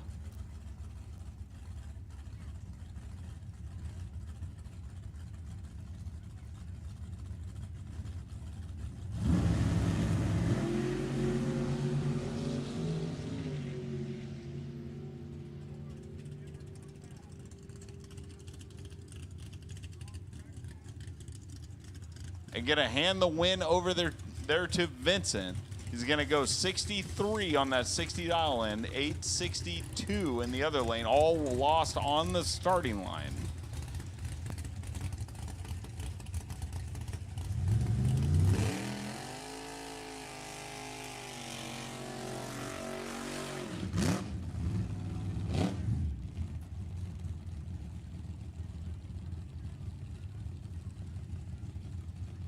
Kevin Albert out of Chico, California in the 66 Nova.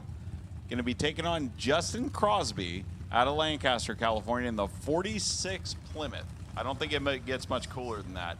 392 cubic inches of Hemi taking on the 582 Chevy in the Nova.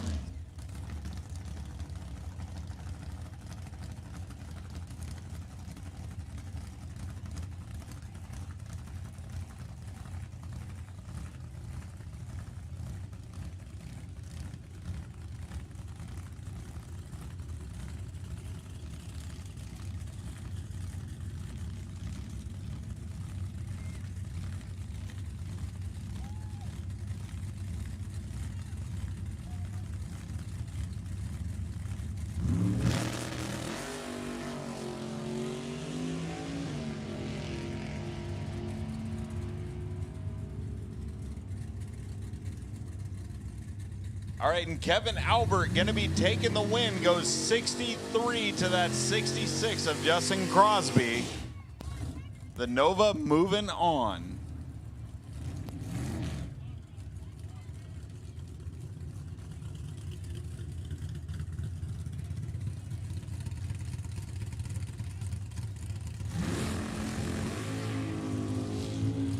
Ken Sacy out of Citrus Heights, California, taking the bye run in the 70 Nova. Gonna go 855 just to see what it'll do. You're gonna have to turn it down just a little bit there, Ken.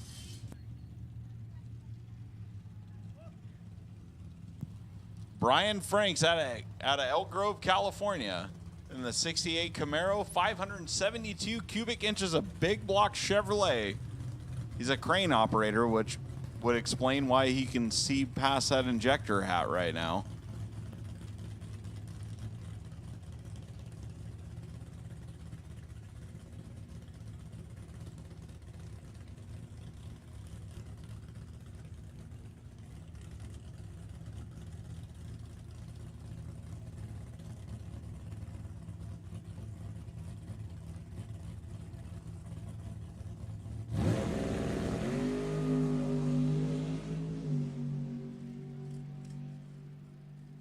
Straight as an arrow down the track, and if you look on the top end, you'll see some planes flying by there out of Mather. But we're going to go 863 for the Camaro. 138 miles an hour. He lifted early. That might have went way under. On to the next round goes the Camaro.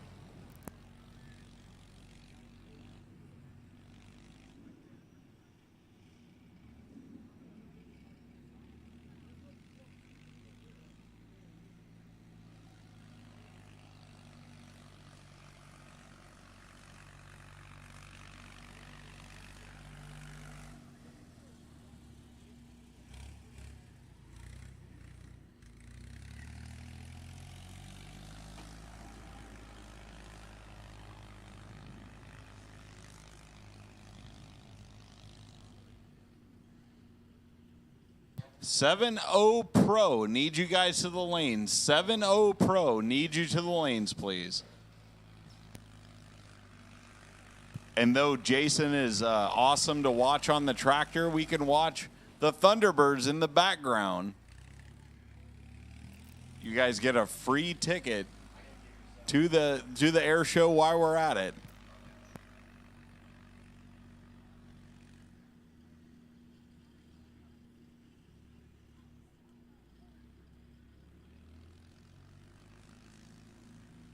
Motorcycles, if you guys are coming to the lanes, motorcycles, we need your dial in on the bike, please.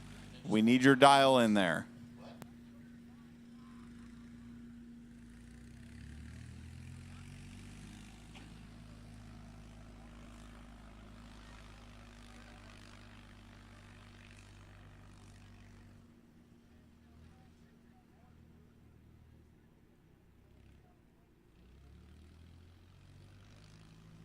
Quick spray and drag of the track, and then we are going to get into Nostalgia Eliminator 1.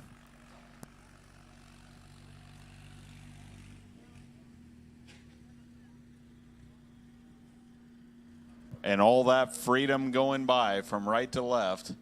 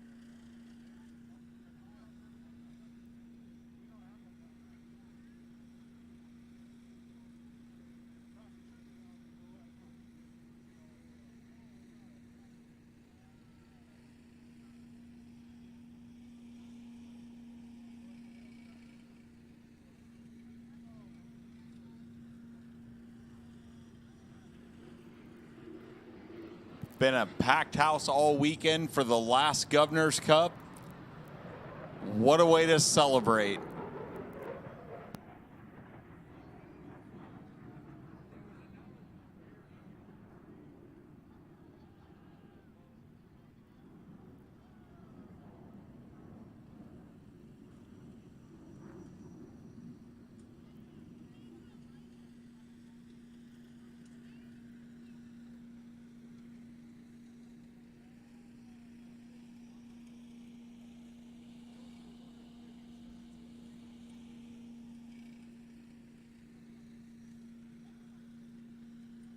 Everybody braving the sun out here on the pit side.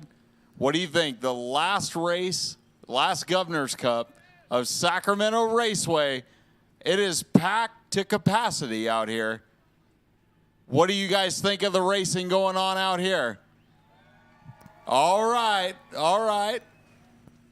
I tell you what, the fact that we're having to use the overflow parking over here on the opposite side of the racetrack tells me that there's a decent crowd out there.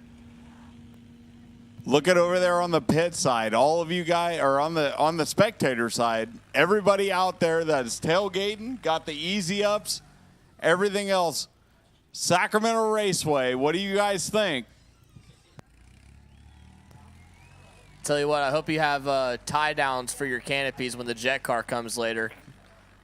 Oh, we saw a few of those go AWOL at Kingdon last weekend, and you guys better hang on to those things, because when Jeff Atamian lights that thing up, everything's going to go flying. You know, because it's one of the last biggest events of the year, or the last big spectator event of the year, we're just going to go ahead and keep running past the curfew. So, what are they going to do? Yeah, what are they going to do? Fire us? We're already leaving. No, we do appreciate the city of Sacramento for having this racetrack here since, I believe, the 60s or 70s at least, right? And then we've had a good run. We appreciate everybody coming out to spend time with us in the last Governor's Cup. But we're definitely going to make the most of our time here tonight. So You're going to see the jet car. You're going to see wheel standards. We got the Nitro cars here. They're going to do some Nitro runs at the Nitro exhibition. We got the Pro Mod. Brett Williamson's in the house. We think we have a cackle car. A Nitro cackle car is going to go down the racetrack at some point, too. You know, we got Brett Williamson in the house, and Brian Hall's out there in the Nomad car. I was over by in the pits earlier, and they just they stuck a new pump and a new blower on that one, and I would imagine that thing's gonna fly. And Brian being a local guy and having as much love as Sacramento Raceway as anybody, I think he's gonna full send it. That's not the only Hall in the field today. Cliff Hall's got his brand new to him anyway, Ford Maverick and Hot Rod. He went up and went to Fallon last weekend for their Mopar versus the World event, and our SAC guys absolutely cleaned house, him being one of them. And he's out here. Brian's out here. The Hall family's been at Sacramento Raceway forever. Very integral part. Always been here at whatever race we have. One of the Halls has been here. And if you go down and you talk to Cliff or you go talk to Brian, I'm sure they can give you all kinds of stories over the years of being out here in Sacramento. Oh, they got many stories of that stuff, and you know, the Hall family has been out here and been supporting for a lot of years, as of a lot of other cars that have been out here too. It's just a long time sacrifice, I guess you could say, to put these cars together and have some fun out here. Sacrifice my bank account for sure. Oh, for sure. For sure. The military doesn't pay me enough to spend my entire paycheck on drag racing every week, unfortunately. You know, my dad's been running out here for a lot of years. A lot of my family has been running out here for a lot of years, and you know, I hate to see it go away, but man, I'm glad to see it packed the way it is, and I hope you guys are ready for some racing, because you know, we're only maybe halfway through this thing. Yeah, we're only in There's a lot first more round. to go. We're only in first round right now. We still got, like, there was, 76 cars, I think, in Hot Rod, so that's at least a 7-rounder. That's 7 rounds for Hot Rod. We have a long way to go, and that doesn't include all the exhibition and everything else that we have. This is going to be an all-night affair. You guys willing to hang out all night? I hope so. I don't want you guys to miss Jeff Atamian and the Beast. We always love having Jeff out here. I've seen Jeff run all over the place. He goes up to Bedford. You said he was at Eagle Field last week, at Kingdon last week. He's been up at Reading. We love having Jeff out here. I think Jeff Atamian's rig has probably got 1 million miles on it, if not any more. How much of those miles do you think are just from going like up and down the track, you know, whenever he comes and runs? Because they use his toter home to start the jet engine. They, like most jet cars, you know, they have their own tow vehicle with the starter in the back, you know, the whole deal. But they just use the toter home that they use to tow the trailer here. One day I want to be cool enough to use a toter home as a tow vehicle.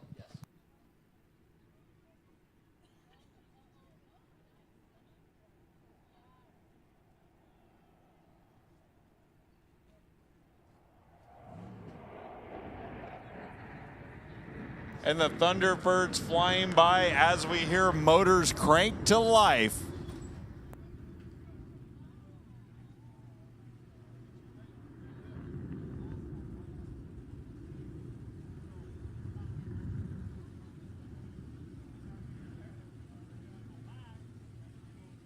All right, here we go. Nostalgia Eliminator 1. In the tower side, the Tiffany Blue Terror. Sabrina Bacora out of Sonoma, California in the 37 Topolino Altered. Going to be taking on Parky Parkerson out of Carson City, Nevada in the 32 Bantam. These guys longtime friends, but you can best believe when the shield drops, the drama stops. And we're going to go for whoever can make it to the other end first. 350 cubic inches of blown small block Chevrolet for the Topolino in the near lane. 331 cubic inches for the Bantam over there with Parky Parkerson.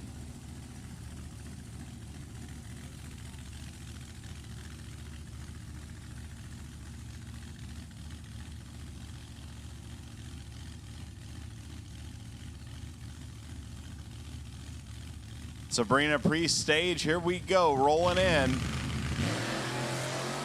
Whoa, big wheel stamp from Parky Parkerson, way out of the lane, gonna gather it back up, but not gonna be able to make the run with Sabrina. Sabrina's gonna go 770.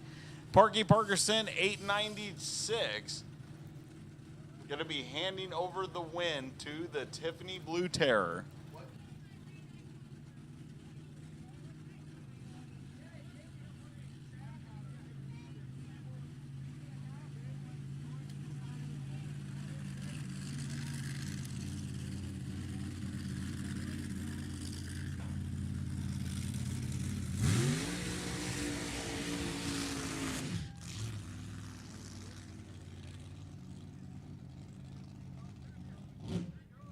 All right, Matt Garcia out of Campo, California, the 33-year-old mechanic behind the wheel of the 32 Bantam Altered, 540 inches of big block Chevrolet with a blower.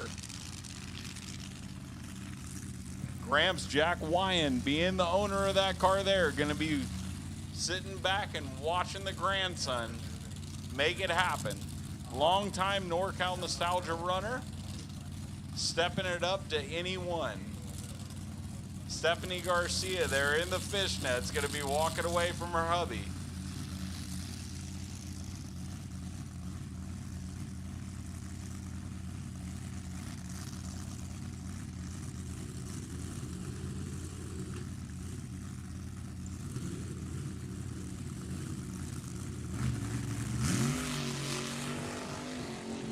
And Matt's going to go 052 on the tree again. That's the third time. And going to go 59.6.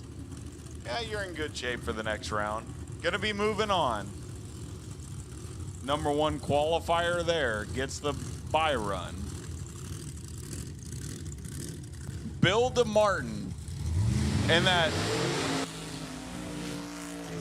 Bill DeMartin and that Screaming Demon Dragster thrashed all night, backfiring a blower off and blowing a hole in it to take on Tim Beeman, number one in points here, and won the NorCal Nostalgia Championship in '83. He's looking to double up.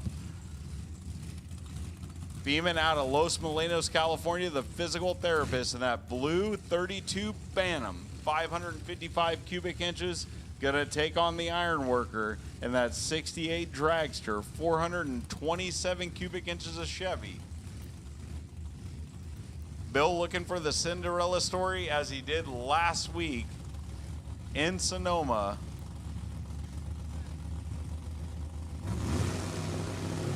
Tim Beeman about the toughest pull you can get, and they are pretty close on the line. Tim is looking like he's pulling away. I hear some ripping. Tim Beeman going to take the win, 766. 174 going to take out Bill DeMartin and his 787, 171. He gave it a valiant effort, and if you guys could give a round of applause on the return road, that car was blown up this time yesterday, and they did all they could to put it back together last night.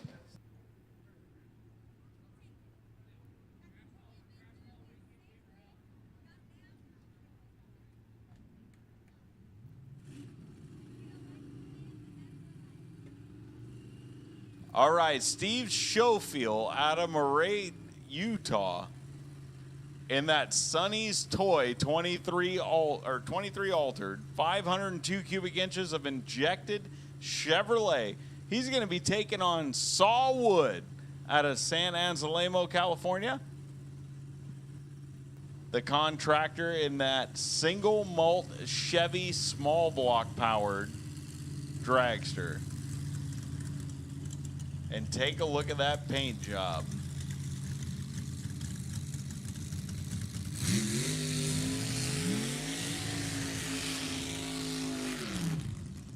Sean Wood, your number 3 in points for NorCal Nostalgia in and out. I think he is number 8 in NHRA. Schofield, somebody we don't see too often down this way, but love to have him in that Bantam Altered.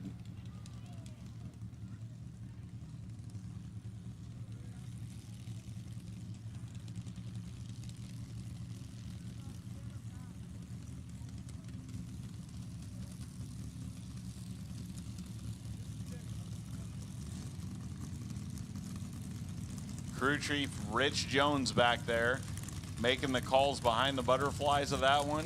Tells Sean Wood, go get him. We got points to worry about.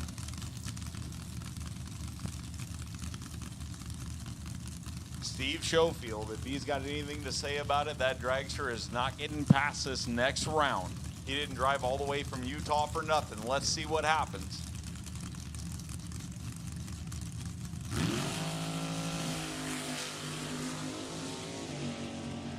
Big time starting line advantage, the Alter, but the dragster is way out there in front. I'm not sure how that happened. That was pretty good. That Alter snuck right by, goes 763, and sneaks by the 762 of Sean Wood. Sean had to have been pedaling that like crazy because he was way out in front. Gabe Brown in the Dirty Digger out of Reno, Nevada.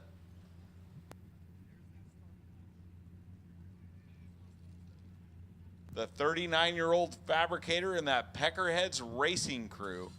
06 Nealon Parks chassis, 565 cubic inches of big block Chevrolet.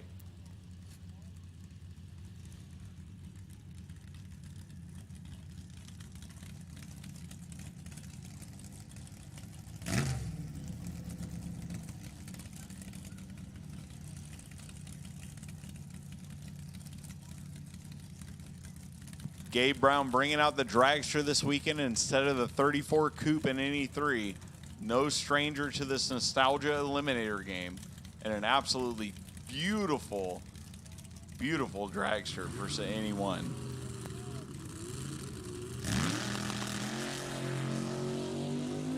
And he's going to go trip zip on the tree. You should have saved that for eliminations, Gabe. And he's going to break it out 767.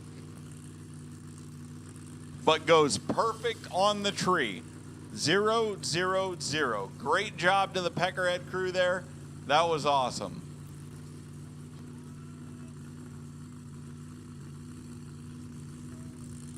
Jeff Schultz out of Gold Hill, Oregon, and that 48 Topolino altered. 460 cubic inches of big block Chevrolet, and Austin Means made the long trip from Rhode Island.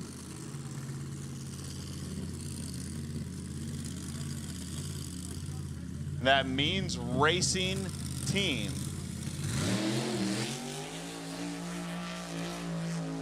$365 cubic inches of LS powered. How many LS fans do we have out in the crowd?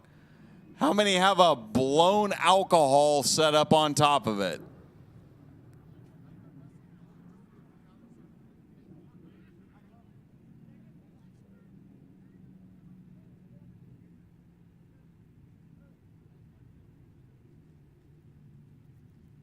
Austin Means coming up through the ranks as junior dragsters. Dad stepping aside. Greg Means, the owner and operator of Beans Racing Engines, going to be stepping aside to let his son make a pass in this hot rod here. And he's going to be going on to the next round as Jeff Schultz can't make the next round. Stepped out on a limb in this LS powered world. Used to run conventional small blocks. Greg, the driver there normally, he's got those green headphones on and that bright orange shirt. If you know those orange shirts, you know the moose is loose, and these guys love to have fun, so they are going to send this thing. It was way under the last pass. I'm wondering how far under it's going to go this time.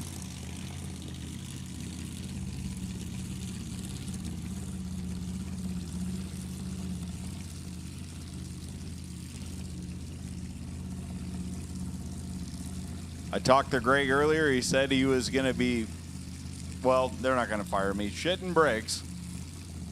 Watching his son go down in this hot rod. Let's see what happens. Stuck the tire, and it is on its way. 114 to 60 foot. Shut it off early. Got a little out of control there. Well, not out of control for Austin, but, you know, for the mortal. It goes 849, 113. Gonna save it for the next round. Hey, Greg, your kid's got a handle on that hot rod over there.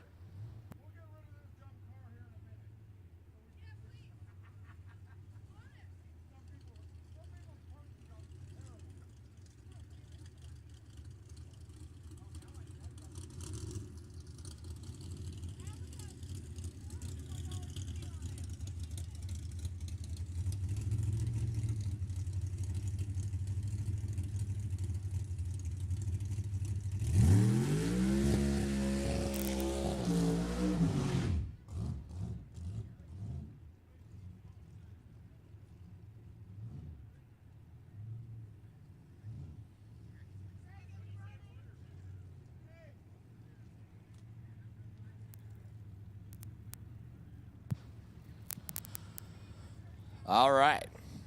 Attention in the pits, please. I need attention in the pits. Hot rod, round number 2. Come on down to lanes. Oh, stand by. 1 and 2. Hot rod, round number 1. Lanes, or excuse me, hot rod, round number 2. Thank you, Nicole. Lanes 1 and 2. Dennis Paz, you are the potential buy. Hot rod, round number 2. Come on down, lanes 1 and 2. Dennis Paz, you are on the potential buy.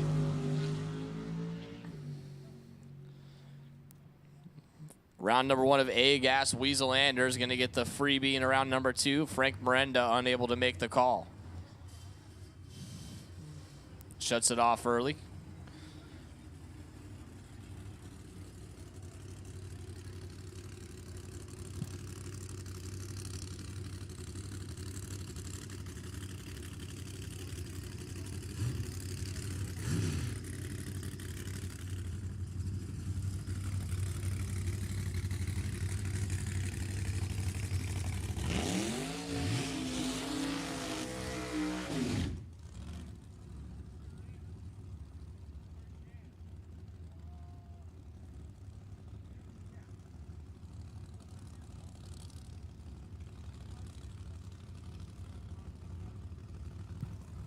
First pair of round number 1 for A-Gas, Jim Teague, Ray Padgett.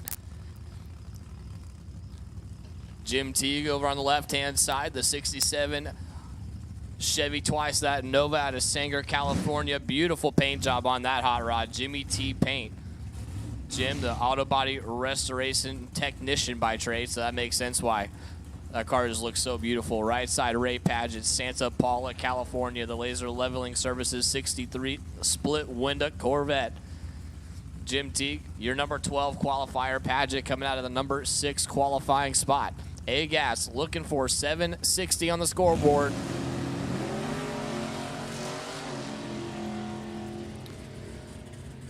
Pretty even on the starting line. Survey says, how about Ray Padgett, 37 on the tree, goes 7.607 for the win. Jim Teague had a starting line disadvantage.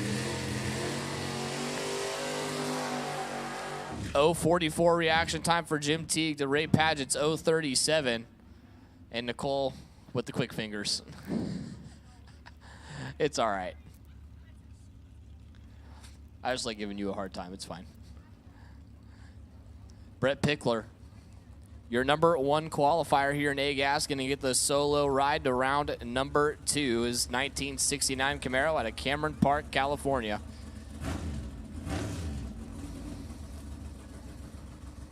Also drives this car in top Sportsman in the NHRA division, well, the regular, normal NHRA divisional and regional and national stuff. Racing A-Gas this weekend in the Heritage Series.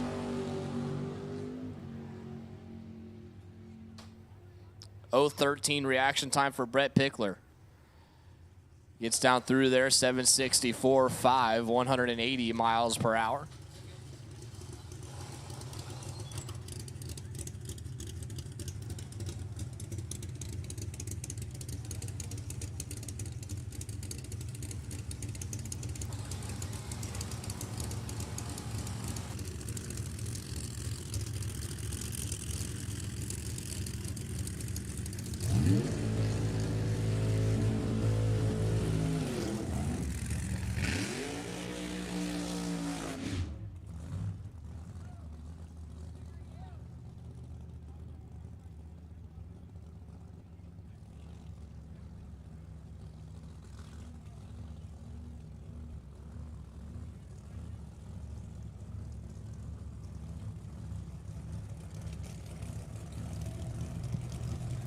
I have a racer in need. Justin Crosby is looking for a TIG welder. If you have a TIG welder, I think somebody was looking for one earlier as well. If you have a TIG welder, go see Justin Crosby. He said he's in row 4 behind the main grandstands.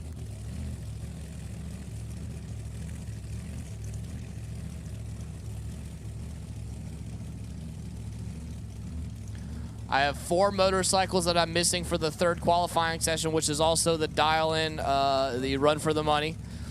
Caesar, Shiflia, Hawks, and Velasquez. Need you to the lanes, please.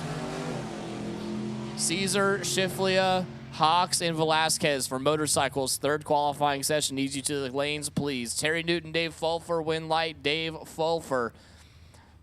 762.3 on that 760 index. Got there first, 21 thousandths of a second. Terry Newton had the starting line advantage, but went slower, 765.1. And no good. Dave Fulfer will move on to round number 2.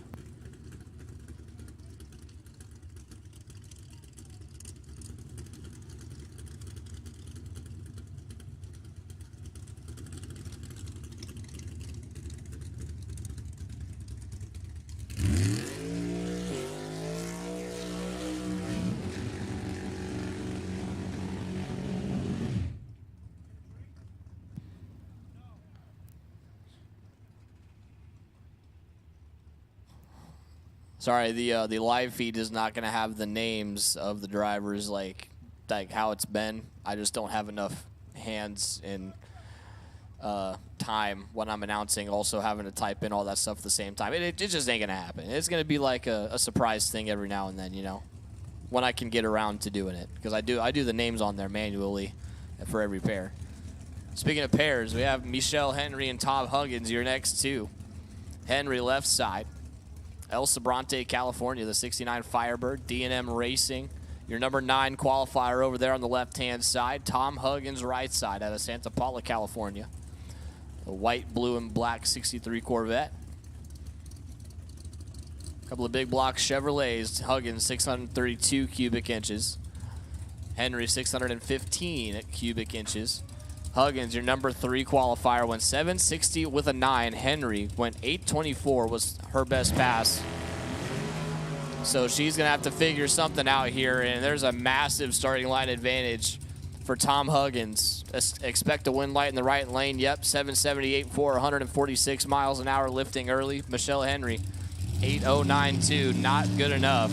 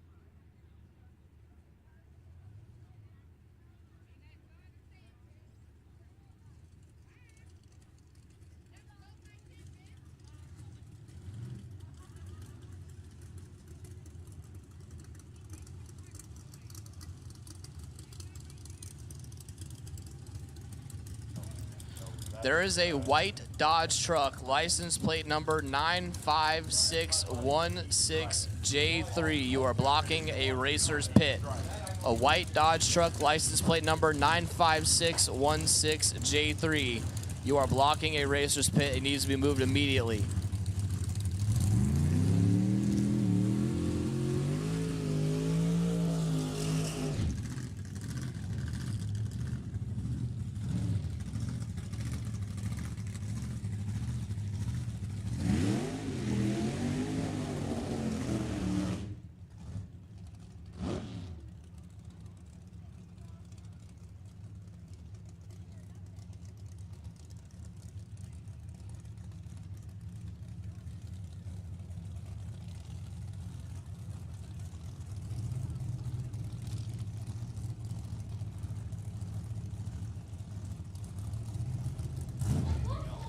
Back into A-Gas. Here we go. There's a lot going on up in the tower right now.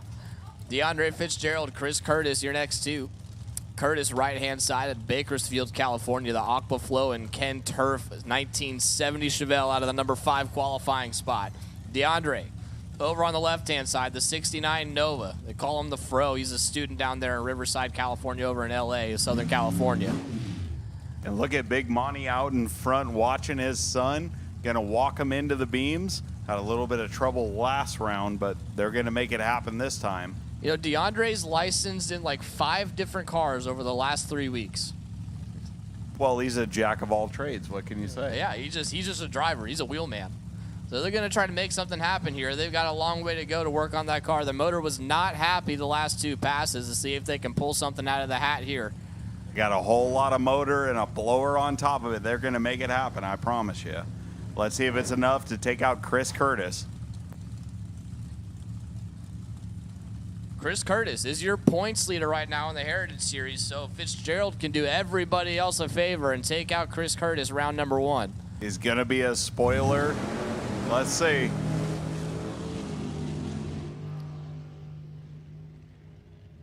And he's going to lift early. Is he going to break it out? No. 696. Going to stay number 1. As DeAndre Fitzgerald going to coast to a 1033.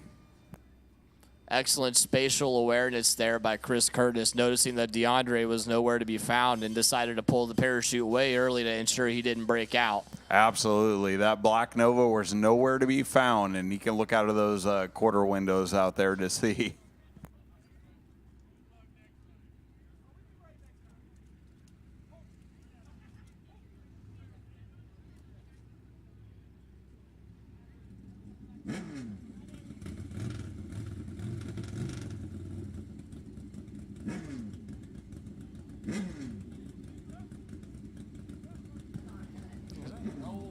So Q3, third and final qualifying session here for the motorcycles. They are doing their run for the money. So on this sheet over here, sitting right behind or sitting right underneath you, is there's $100 on the line for the closest to their dial-in. So this is not first round of eliminations for the bikes, but they will have dial-ins on the scoreboard. Closest to that dial-in, and we look at it on the starting line. Look at Frankie out there going to be watching. He might be our safety guy, but he's also a drag bike guy by nature. $100 on the line, courtesy of Steven Justice, Just Ice Photography. I think Mike said that he put up a total of $500 in sponsorships for the bonuses for the motorcycle guys. He's a big-time motorcycle fan. His son races a Nitro Harley. Here we go. Starting line, they are very even there. A lot of missed shifts down way.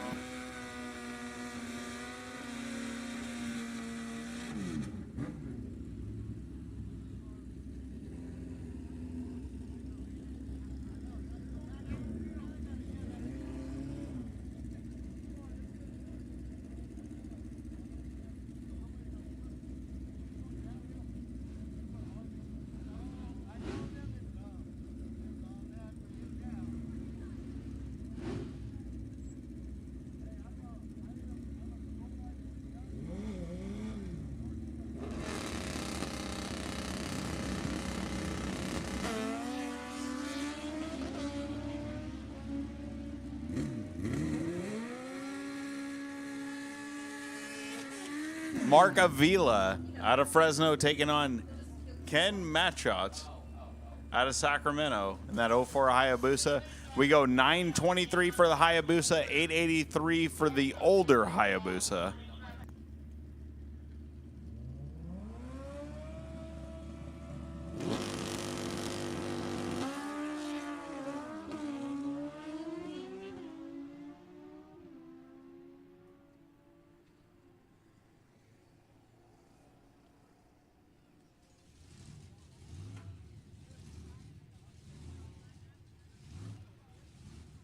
All right, Steve Parker goes 10:10. Carlos Ochoa goes 9:43. We are still into qualifying here as we fire up a pair of chassis bikes.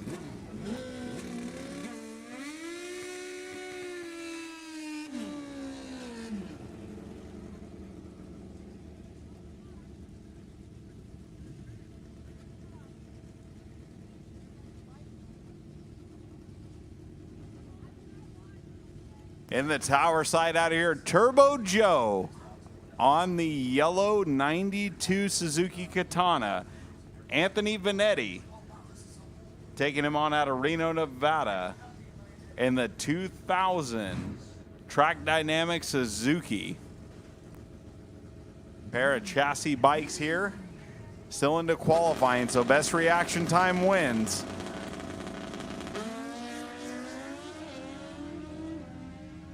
Gonna go 39 to a 46. An 831 in the far lane for Anthony. Taking on that 863 for Turbo Joe.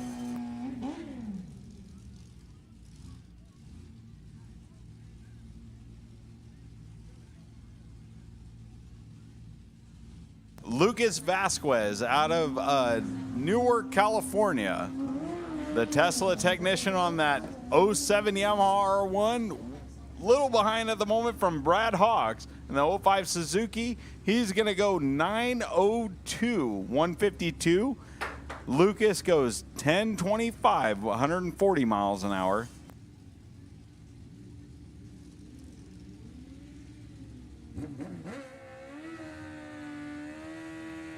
Cliff Williams out of Sacramento, California. And the Suzuki R1. Blue bike, blue helmet. He means business. Going to be taking on Everett Everhart out of Citrus Heights, California on the 05 ZX10. My old teammate over there a million years ago when I raced drag bikes.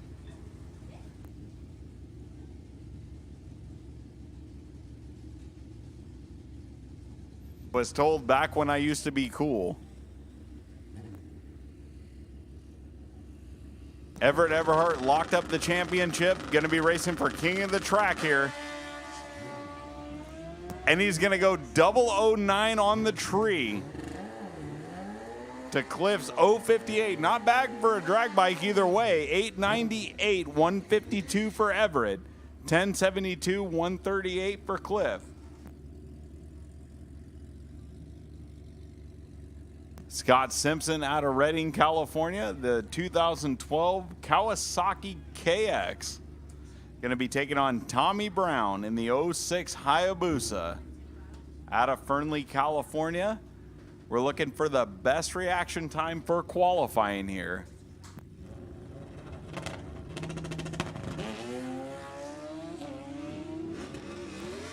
Well, he was going for the fastest time, but negative 17 is not going to do much for you.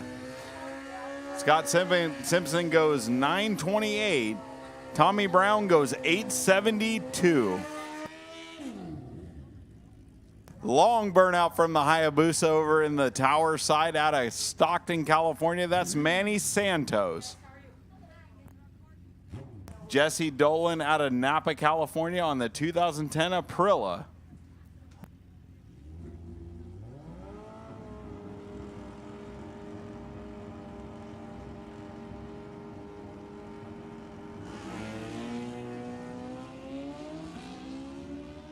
We're looking for best reaction time for qualifying. 044 is not going to do it on the wrong side.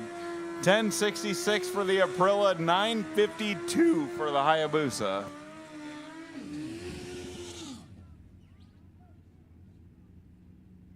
Ed Bradell out of Rio Linda, California, the 05 ZX10, one of my old arch nemesis whenever we lined up.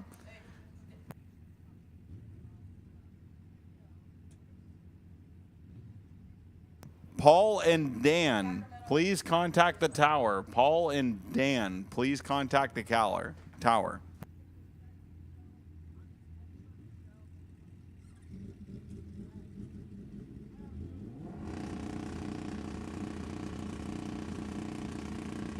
Hayabusa versus ZX10. Here we go.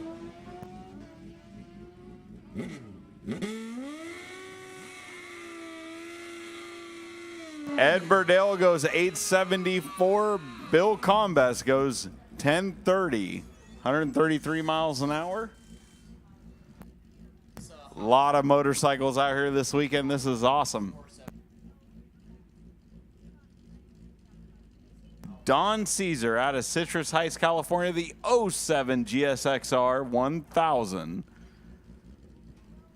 Longtime champion, going to be taking on Mike O'Neill out of Sacramento, California, the 2000 Hayabusa. That's the Squeezeburger ride. I may or may not have contributed to that sponsorship quite a bit.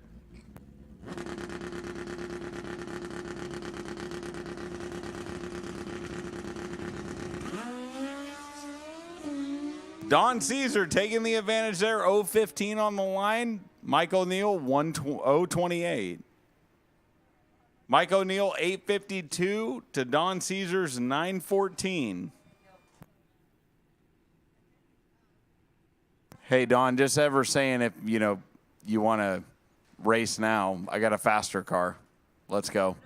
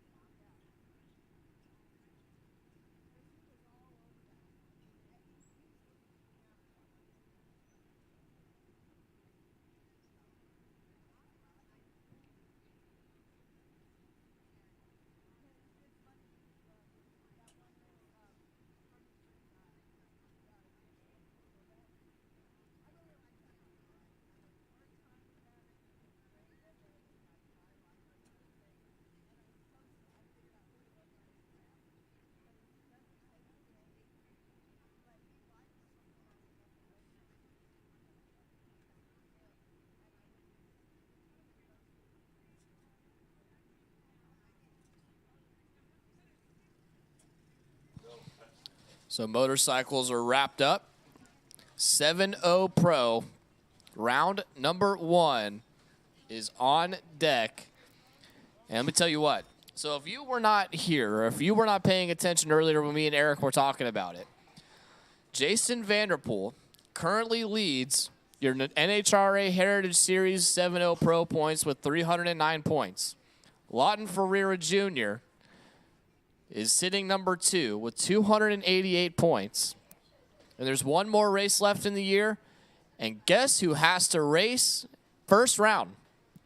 Jason and Lawton, first round matchup.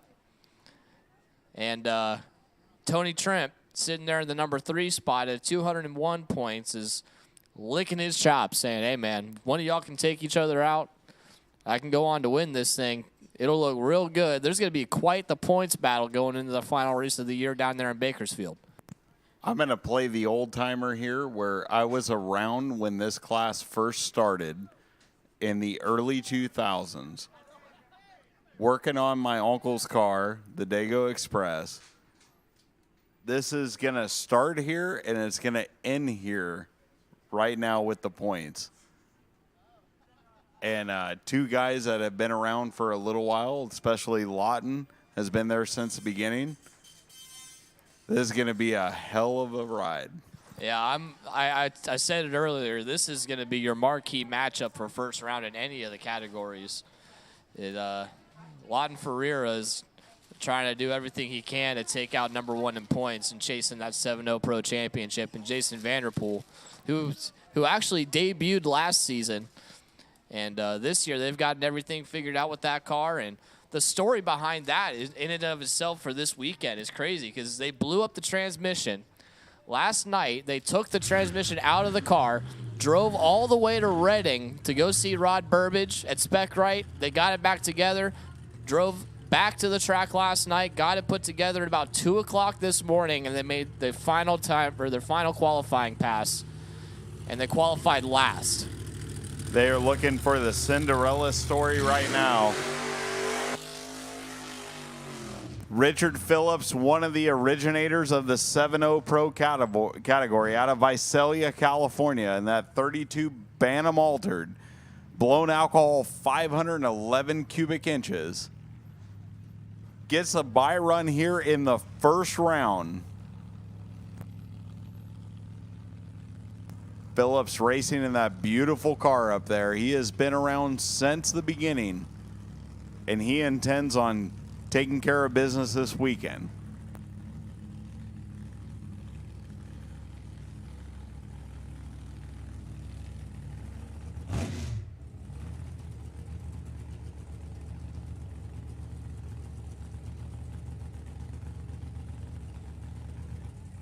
I remember absolutely hating seeing this guy in the other lane when I was tuning a 7-0 car.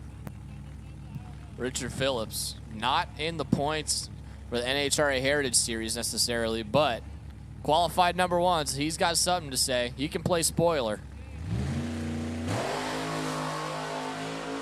He can absolutely play spoiler as he heads down the track there, straight as an arrow. What does he go? 7:050, 190 miles an hour. Yeah, Richard Phillips can play. Here's that matchup that I was talking about. Massive points in, what is the word I'm looking for? Implications.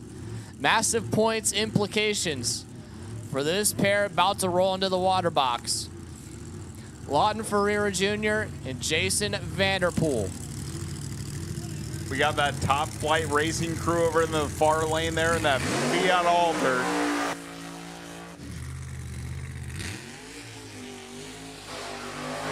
Jason Vanderpool in that Bantam, how did you get that together to run today?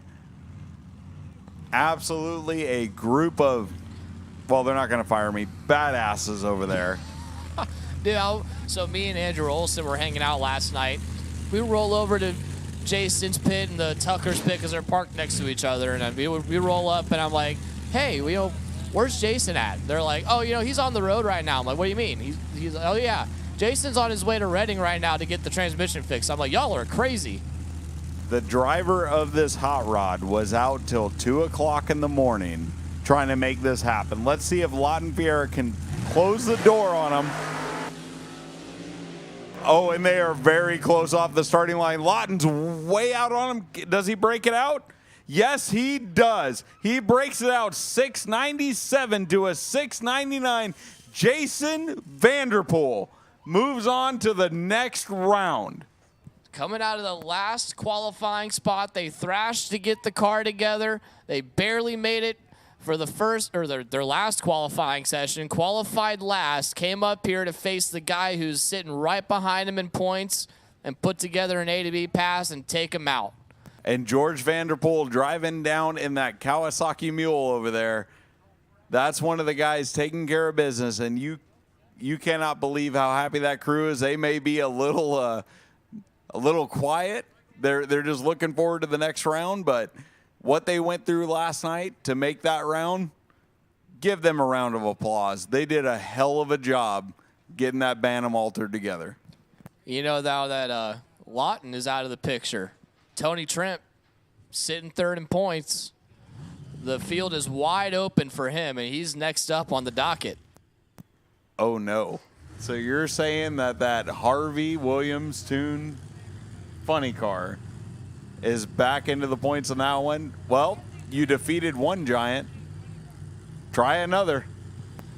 Tony Trent double entering the same car, this blue and white funny car, double entered in CIFCA and 7-0 Pro. And Brad Peters over there in that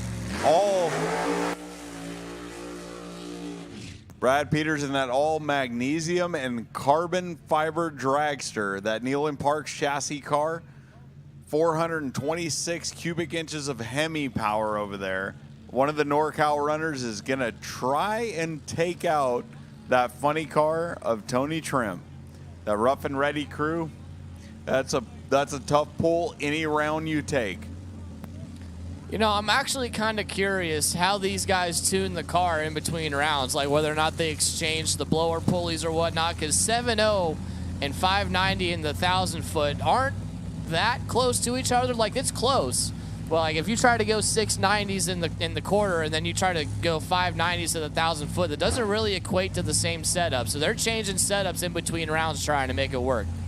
So that's a tribute to Harvey Williams being able to swap pulleys, swap tune-ups in between rounds. You're not stuck to 7.0, you're back and forth between the two. And that's one of the guys that when I need tune-up advice, that's who I ask. Here we go, pre-stage, funny car versus dragster. Dragster, I would say, have the starting line advantage, but awfully red. Tony Trimp going 0-12 on the tree. Going to be taking the win, moving on to the next round. Brad Peters, negative 135. You know, I was just talking about that. He goes 7.05 to the quarter mile. He just went 5.90 with a 7. Dead on 7 for the CIFCA index. So I would say leave that tune-up in it. How about the mile an hour on Tony Trimp? 196 miles an hour. Almost 200 miles an hour going through there. Tony Trimp taking care of business. He didn't leave Brad Peters a lot of room there. 0-12 on the tree and then 5 above. So not a big window. Not at all. He was leaving it all for broke. Dave Rosenberg out of Huntington Beach, California, one of the originators of 7.0 Pro. Now, you cannot believe how old school this car is. Small block Chevy, blown on alcohol.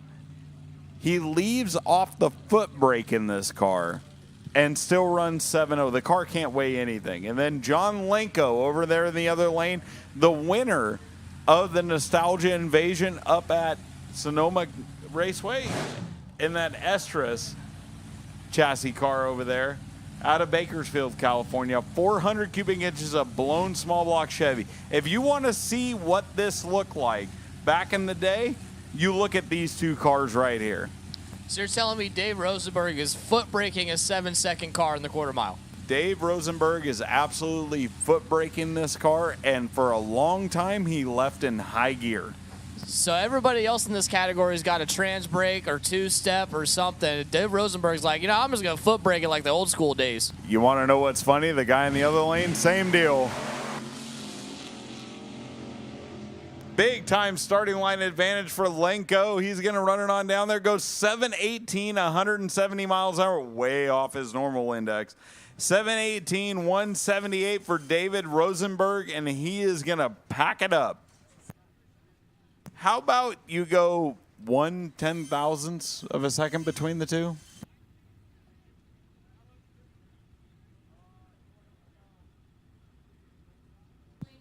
Attention in the pits, please. I need B gas. Bravo.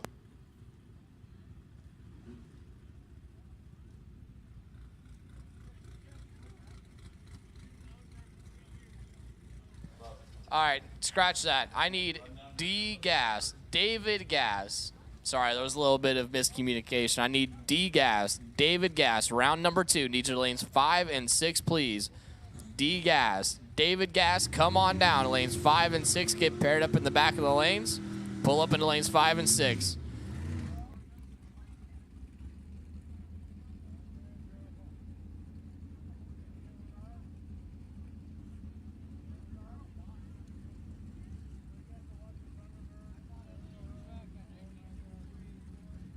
Now, me being a center steer guy, I've always loved this little coupe over there in the far lane. John Hildebrand, yeah, man. And I'll tell you what, he's sitting second in points right now in Hot Rod behind Joy Tucker. John Hildebrand on the left-hand side. 920 is the dial in. Robert Dietz right side, 13:11. Big head start going to Robert Dietz by, what, 4 seconds? Just don't make Joy mad. Oh, Joy's never mad. Joy's always happy. Oh, trip zip on the tree over there for the altered. Dietz got a lot of work to do down there. He's got a ton of room to work, and he goes 924 on that 20 dial in. Trip zip goes dead on. If I ever did that, I would just retire. You know, I've only seen like 2 perfect runs in person. One perfect, like dead, like perfect on the tree, dead on 0. One of them was from a street-driven truck. Ryan Haluska did it at Reading in a Big Bucks bracket race. And he Did was Haluska do that? perfect on the tree, dead 0 That in his makes truck. sense. If it was anybody, it'd be Haluska. Dave DeBose, Greg Rudd, your next 2. DeBose left side turns at 13 thou red. Greg Rudd going to advance 81 on the tree. 1282 dial in. Survey says 1285-1 on that 1282 dial in. Greg Rudd moving on round number 2.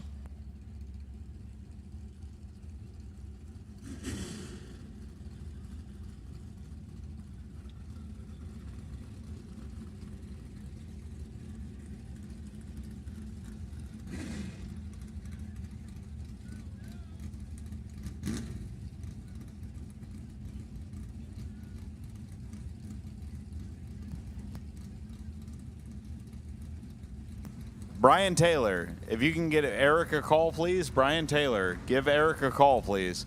Joy Tucker over there in the dart. Going to be taking on David Rudd. Is that David Rudd driving that one? Oh yeah. Oh, okay. Out of Wilton, California in the 71 Nova. Wow, I this knew that was matchup- one of his cars. This matchup is crazy. Joy Tucker currently leading the points. David Rudd has won 2 separate track championships this year alone. 2 different racetracks, won the points in Sportsman at both of them. He's got Joy Tucker, the points leader in the other lane. This is a monster matchup. 15 thousandths of a second separate them in reaction time. Oh, there is not much there. Can Joy make it up? David Rudd going to take the win on a double breakout. 1296-0, 1298 dial in. Joy Tucker 21 on the tree, 1084-5 on the 1087 dial in. Joy got there first by about 20 thousandths of a second, and she needed to get behind. Well, she needed to take 15 thou or less or get behind. David Rudd moving on, and he takes out number 1 in points, and John Hildebrand just won that round. So John is only going up from here with more round wins. Is Jake Guadagnolo and Jeff Barth going to do battle here?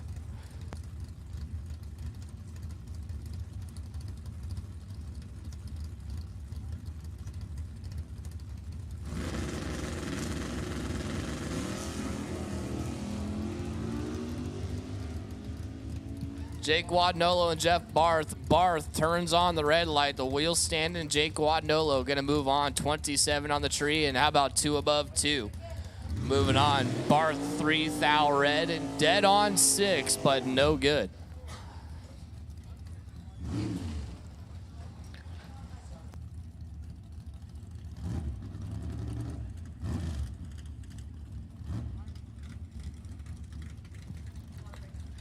Dave Schaefer, Randy Snyder, your next 2. Dave Schaefer, left side in the Mustang, 1068 dial in out of Santa Clara, California, right side. Randy Snyder, Little Miss Randy in her 73 Vega, Sacramento, 1060 the dial in. So Randy also running D-gas.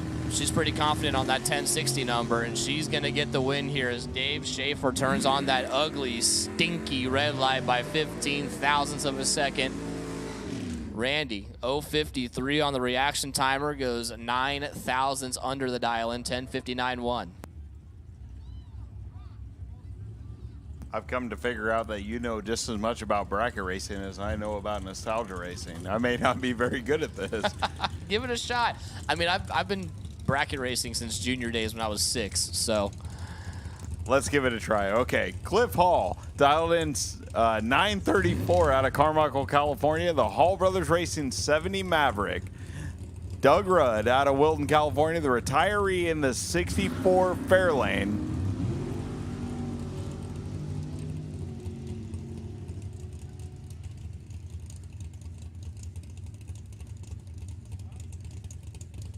And on a double breakout, Doug Rudd going to take the win, 11:15, 1:16. Cliff Hall, 9:32, breaks it out by 2 thou, 1:43, the mile an hour there.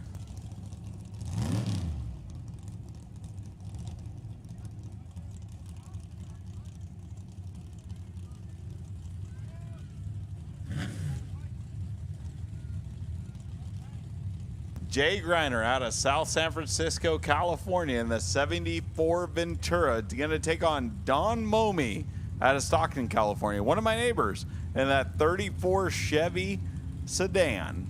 I tell you what, Don Momey is like one of the nicest guys you'll ever meet. He always says hi when he sees me. I may or may not go over to his house and steal his beer sometime, so I hope he wins. Jay Griner, Don Momey. Big advantage for Don Momey. Win light Don Momey. How about 28 on the tree? 956.9 on the 958 dial-in. Double breakout victory. Jay Griner took the finish line first by 8 thousandths of a second and broke out 1061 on the 1067 dial-in. See, that was so much more professional than what I do.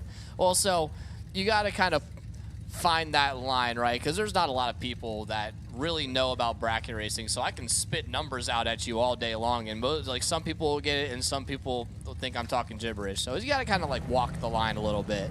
Well, look on the starting line right now. We got a Biscayne of some sort versus a Barracuda. Those cars are beautiful. I just can't make it happen.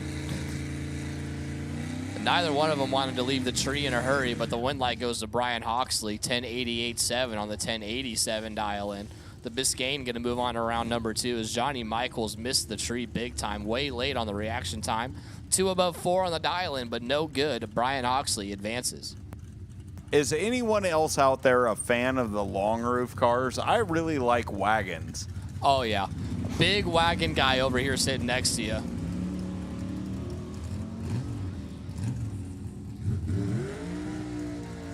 Caitlin Jordan turns it red by 19. Bryce Youngdale going to take the win over there in the far lane. Your next 2 coming up, Seth Schneider, left-hand side at El Dorado Hills, California for the stick-shifted 64 Falcon over there, the all-black machine.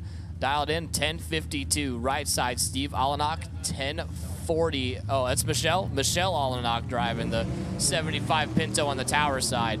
Double red light start. Worst of the 2 offenders going to be Michelle Allenach. She's going to take the win.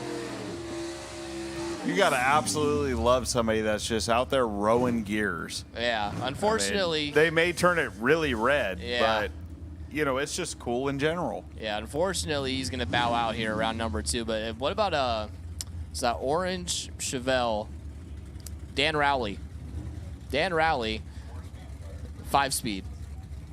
5-speed car. It's a 5-speed Chevelle, and he's been a hot rod champion multiple times, stick shifting. You want to talk about all the skill in the world, I guess that's what you talk about. Yeah, no kidding. Simeon Kennedy, Rich Strickfaden. Red light start for Rich. Big time love for those straight axle cars. He may not have been great, but it looked good doing it, and he's going to move on to the next round. Yeah, win light's a win light, man. I'll take them as they come. Robert Butler and Jonathan Knoll.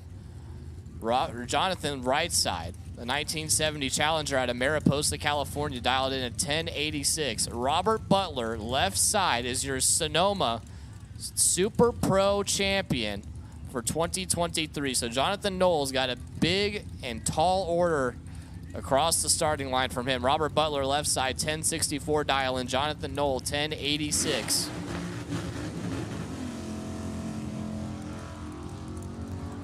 I'm not 100% sure what happened there. That was a lot of noise. Butler was ready for it. How about a 007 reaction time to start? 10:57.9 on the 1064 dial. So he was holding a few. A few, for sure.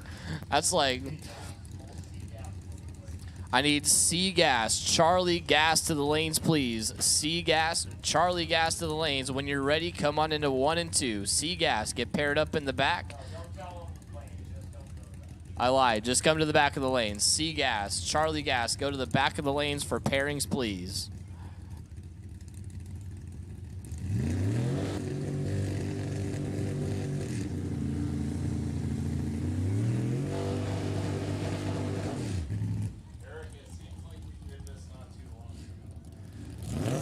Lacey Bogan and Robert Bagley.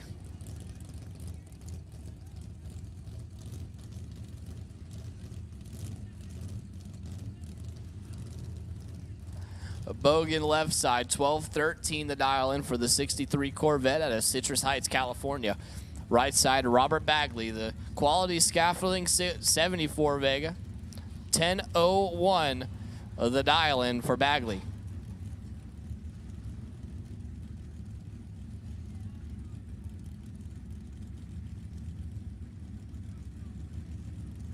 If nothing else, the Corvette wins some cool factors for being a split window, but that Vega, how many Vega fans we got? Here we go. Oh, didn't make it too far. Let's see. Well, I'm thinking drive shaft. You're thinking drive shaft? I think that might have popped out of gear. If you could just stop right there for the time being. Oh, he did turn on the red light anyway, so he already lost the round. Lacey Bogan going to take the win, 12:10 on the 12:13. Oh, boy, let's not add insult to injury. Oh, and the car's off, so he hears all of this. I'm sorry in advance, Robert.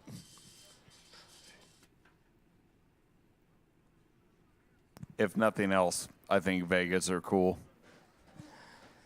It's probably So one of the... It doesn't look like anything's on the track, but we do need to get that one towed off.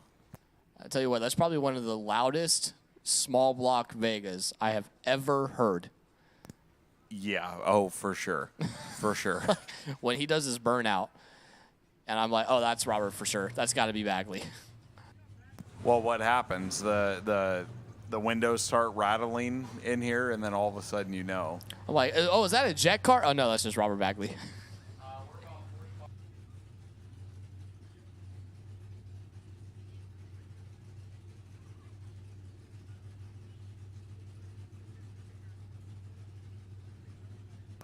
So is everybody having a good time out there at the last Governor's Cup? We are a packed house here. There was a line all the way out past Excelsior Road as I was making my way in here today. Are you guys having a good time? Guess what? We are 45 minutes away from funny car action here. How about Top Fuel? Does anybody like Top Fuel out there? You like Nitro? We got some Nitro for you, that's for sure. We're about 45 minutes away from starting the show. And that's we might have a little bit of Nitro. If you guys haven't wandered through the pits there, go check it all out. And these guys are going to be laying one down because I guarantee you every single one of these cars would like to take out that track record if they could. Yeah, you know, doing it the last Governor's Cup. I don't know, what is the track record? If somebody could tell me what the track record is, that'd be great. Fast. Very. I know Brett Williamson laid down like a 570 something in his pro mod here like about 2 months ago. I don't think that's the track record, but it's probably up there.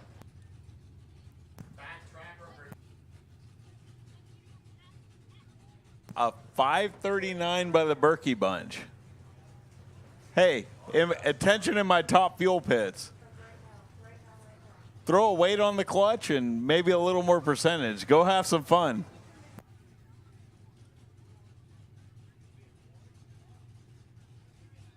Thank you, everyone, so much for joining us out here for the last Governor's Cup race of the year. This is awesome. I have been out here since I was a kid, and it's great to see the stands packed and trailers as far as you can see.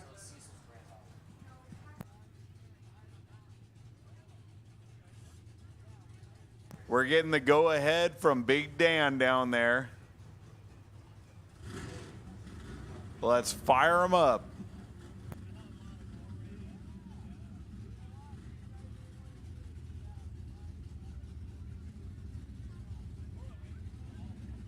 Chevy versus Ford out there. How many Ford fans do I have out there? Okay, not bad, not bad. How many Chevy fans do I have out there? Come on now. Don't disappoint me, Chevy fans. Come on now. I only drive Chevys in my. I told my wife, so she was gonna get a new car, and she's like, "Hey, I kind of want this Jeep." I'm like, "No, we drive Chevys only in this family." I have a Ram.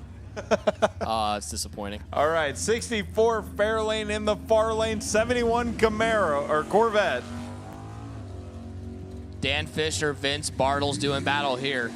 Vince Bartles, one of these Sportsman cars you'll see every weekend out here at our points races. Dan Fisher is a very seasoned veteran in the Heritage Series. Okay, now that we have one up here, how many Mopar fans are in the stands? Expensive, dollar signs. Mopar equals dollar signs. Mopar equals horsepower. All right. Richard Todd, left side, 1398, the dial-in for the 72 Dart. Right side, Dan Rowley. That's the 5-speed I was telling you about. Multi-time champion over here, the 5-speed Chevelle. Whole lot of air underneath the front tires of that one as he starts banging gears. Winlight says Dan Rowley. How about a 019 reaction time, 10:11 with a 2. Got there first by a ton, 0.5 of a second. Richard Todd had nothing for him. 063 reaction time and 14:57 on that 1398. You make that sound so much better than I could. How about the Fox body over there of stickers? Oh, yeah. Versus a little bit of old school over there. This might be old school versus new school. Henry Roberson out of North Highlands, California, in that 84 Mustang. Alan Brown in the 34 Ford Coupe. I have been informed that it is Robertson, like Robertson without the T. Robertson. Roberson. Yes. I messed that up. I've known him forever. Dude, so have I. I've messed it up every single time until like 2 events ago he told me that it's Robertson. But he lays it out there and goes 008 and just absolutely waxes that negative 50 or 84. That's even worse than I was going to give him credit for. Henry Robertson going to take the win. 008 reaction time, 1087 on the 1090 dial and advances to round number 3. Greg Schneider, Mike Holland going to be your next 2. That beautiful 57 Chevy 210 on the left side at a Placerville for Schneider. Absolutely beautiful car over there in the far lane, but you know, me being a country boy, I kind of like the Maverick, and not perfect, but he's making the chase. Oh, and that 57 Chevy goes 001 on the tree. Almost perfect. Oh, wow. Because I'm not a bracket racing announcer, So what do you think about that? So Greg Schneider is 1,000th of a second away from a perfect reaction time, 001. Mike Holland's reaction time starts with a 0.1, so a 10th slower on the reaction time. Greg Schneider got to the finish line first by a 10th of a second and broke out and lost. Had a 10th of a second advantage on the tree, broke out, no good, see you later. I wish I had that kind of luck.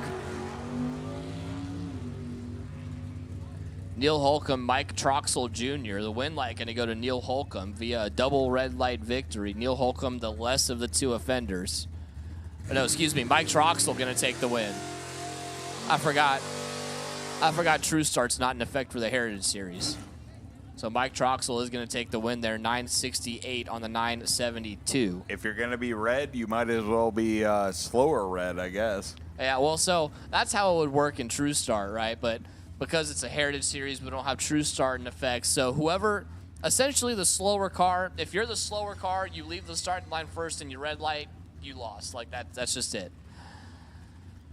So Dennis Paz, let me tell you about Dennis Paz. This dude is a bad dude in bracket racing. Dennis Paz has won just about everything and went down to the $1 million race in Vegas in March and won the no box category. And he's got the buy run here, 1079 on that 1063 dial in. That's going to wrap up Hot Rod. Well, they may or may not fire you in the oncoming days, but I'll just say Dennis Paz, bad motherfucker. I'll just say that. Yeah, Dennis is, yeah. You know, I think I've beaten Dennis like once or twice in my lifetime, and every time I have to race Dennis, it's like I'm gonna have to be good here. Anytime you see that El Camino in the other lane, just count your blessings that you even made it that far, I guess. It's not a fun time when you pull in the lanes and you got Dennis across from you. No. He's done great. It's been awesome watching him throughout the years, and yeah, he makes it happen on any stage. And you're talking about with the million and everything else, yeah, he can get it done on that stage too. Like I said, that's going to wrap up Hot Rod. What do we got next? C and D Gas. I think D Gas is at the ready line, and then C Gas to follow. And we're inching ever so closer to the show actually starting, our Nitro show. Jet car, funny cars on their way as well. Wheelstanders in the house. All kinds of goodness coming at you soon.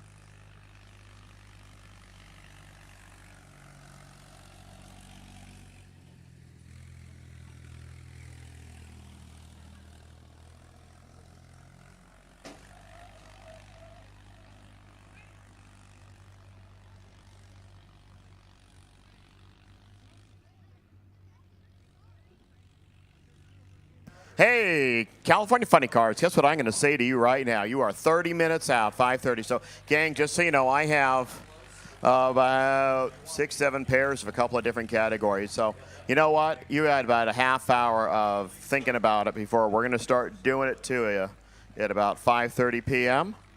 So we're just doing a quick bit of prep here. We're going to continue on with D-gassers and C-gassers. So I'm sitting there playing with a schedule for the rest of the evening. and just kind of seeing where we're going to be. But I am aiming 5:30 on track for the California Funny Cars. Just heads up, A Fuel, Junior Fuel, Nitro cars, Jets. You are the things that are following after the funny cars. Yep, that's the show for you guys. And then, of course, it'll take us a few minutes to clean the racetrack back off again, and we'll get back into our racing. Basically, funny cars. 5:30 and 7 are my 2 rounds. A Fuel, you're going to follow also at the 7 o'clock run as well. Just heads up. And we just got a bucket full of stuff we're going to be putting down the racetrack in a little while. But right now, we need to get some C-gassers and D-gassers running down the racetrack. And we'll give you a couple of minutes break to collect your thoughts and everything. And then come 5:30 p.m., we're going to start the finality of our 53rd running of the Governor's Cup.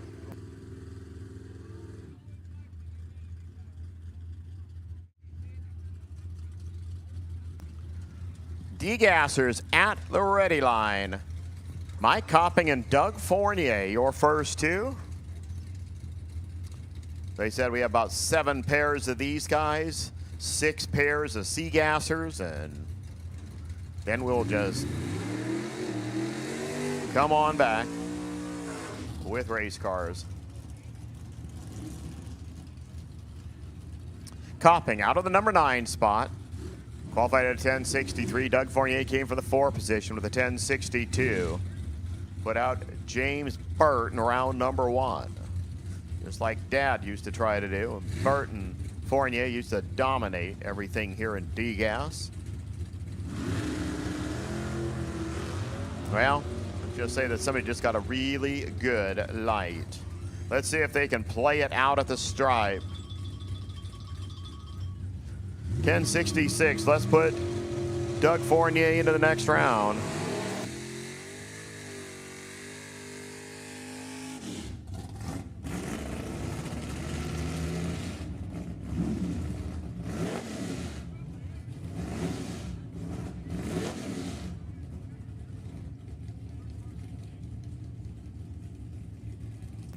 Dave Sullivan, Tony Broussard, your next 2.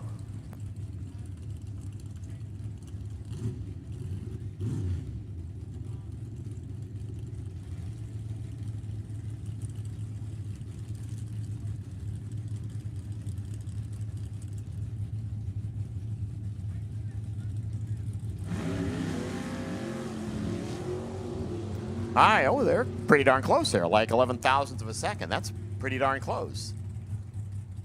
Well, unless you're a real bracket racer, then it's like miles. Dave Sullivan goes dead 7. Puts out Tony Broussard, who went 10.67 by about 700. Hey, motorcycles, you have a riders meeting in your pits. And Michael, what's his name's pits? Everett Everhart, just an FYI, King of the Track will be 8th mile. Everett Everhart, King of the Track, and the other guys in King of the Track, you can go 8th mile. That's because your time run was 8th mile, so we're not going to change it now.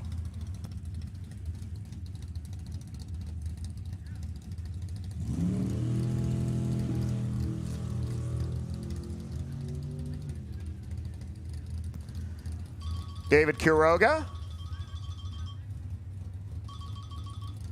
10.59.5, 126.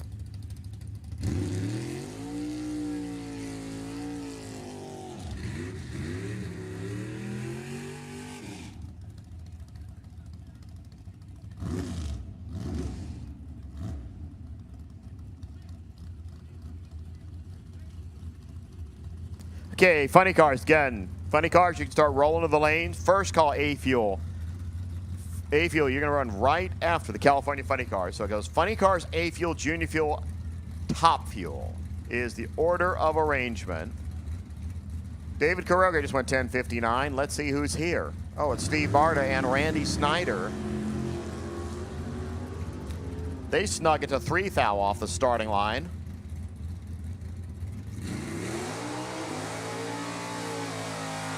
$10.58 there for Barta. Puts out Randy, 10.57 by about 100. Okay, the gentleman who is photographing there past that speaker, I need you away from there. You need to be no farther down than that 4th speaker in front of you there. Dan Fisher, Dan Brown. The Dans go at it. Lead within 0.06 of a second of each other.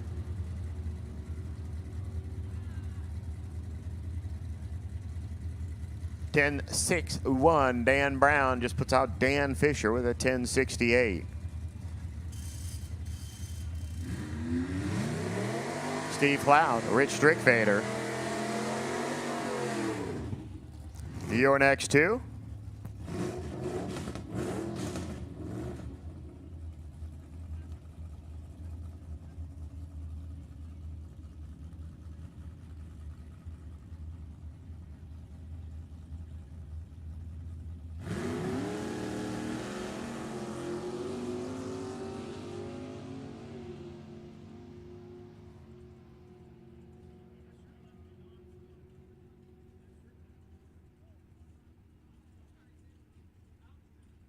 .10.60. Ooh, dead 3 there on a 6.3. Puts out Rich Strickfader's 10.68 by about 300.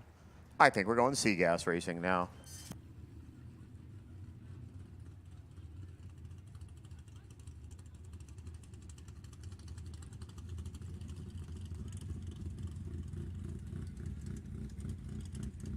Your reigning champ in Sea Gas for the Hot Rod Heritage Series is Lee Roberts. That same Lee Roberts is right now on the black and red Pac West lane, nearest the grandstands. Over there on the far side, Steve Papelius, the tech from San Jose, 68 Camaro, 468 Chevrolet.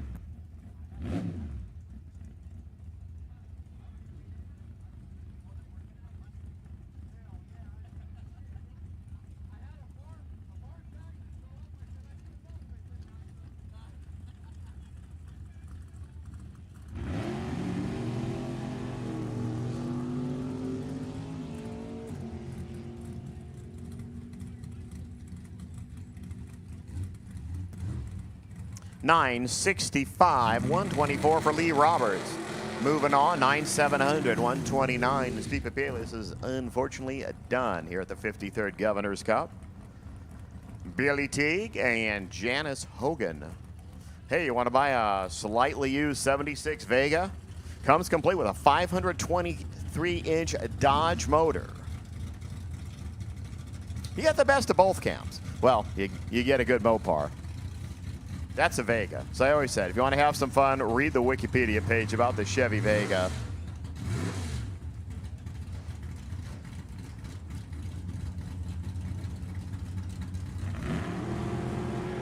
We're off. We're running. We're about 7 thou between them. And there were actually 2 good lights. Not like a few of those where there was 7 thou between them and they were both like stinky lights.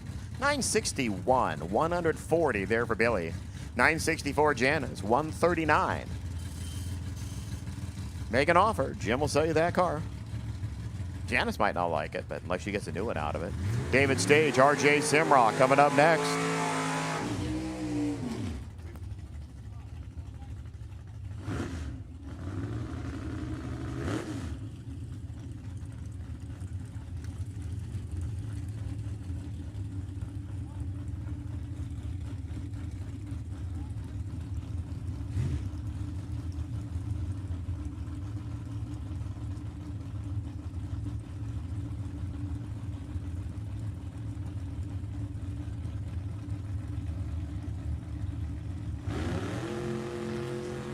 Oh, I thought that was going to rock right out of the beams for RJ. He kind of rocked it right, you know. Just a smidge better off the line is all I'm giving him there. But a smidge is good enough. 960, 142. You know, I mean, he went 48. Stage went 59, which is not a whole lot. Stage just grabbed a whole bunch of stripe down there, which, well, that's not a good thing. Ken Coombs and Brian Smith. Aggressive behavior. That's something we write on, like, slips and send you to the VP's office. Hundo separating him off the starting line. Now we are at Dundo. 957, 142 puts out the 955 at 141.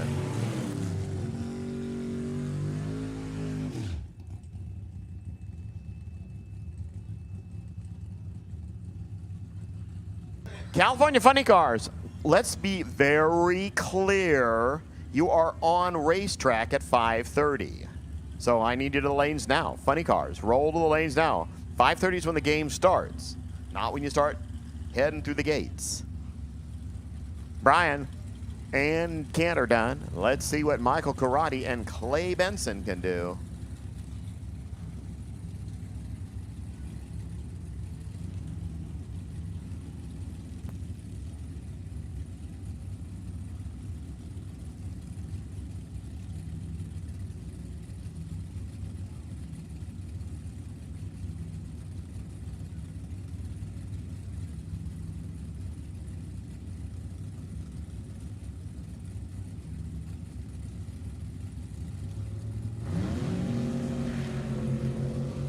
We're off. We're running. We are 17 thousandths between them.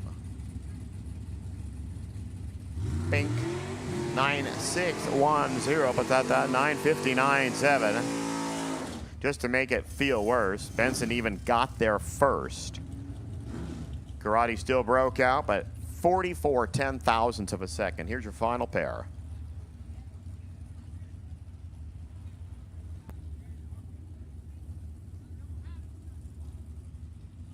Alan Brown and Artie Pava.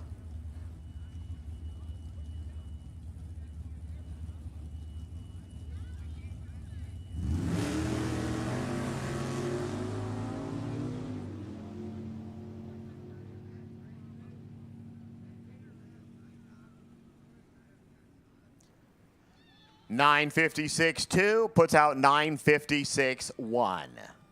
How about a margin of victory? 12 ten-thousandths of a second. When you do all the math there, Alan Brown got there first, but they snugged it that tight. Gang, I said it is about 12 minutes after 5. You can see that they're doing a little scrubby scratchies on the starting line. So go visit all the food concessionaires. The other rooms you might need to visit. I don't know what we still have left over at the souvenir stand. I know that the men's shirts were out ages ago.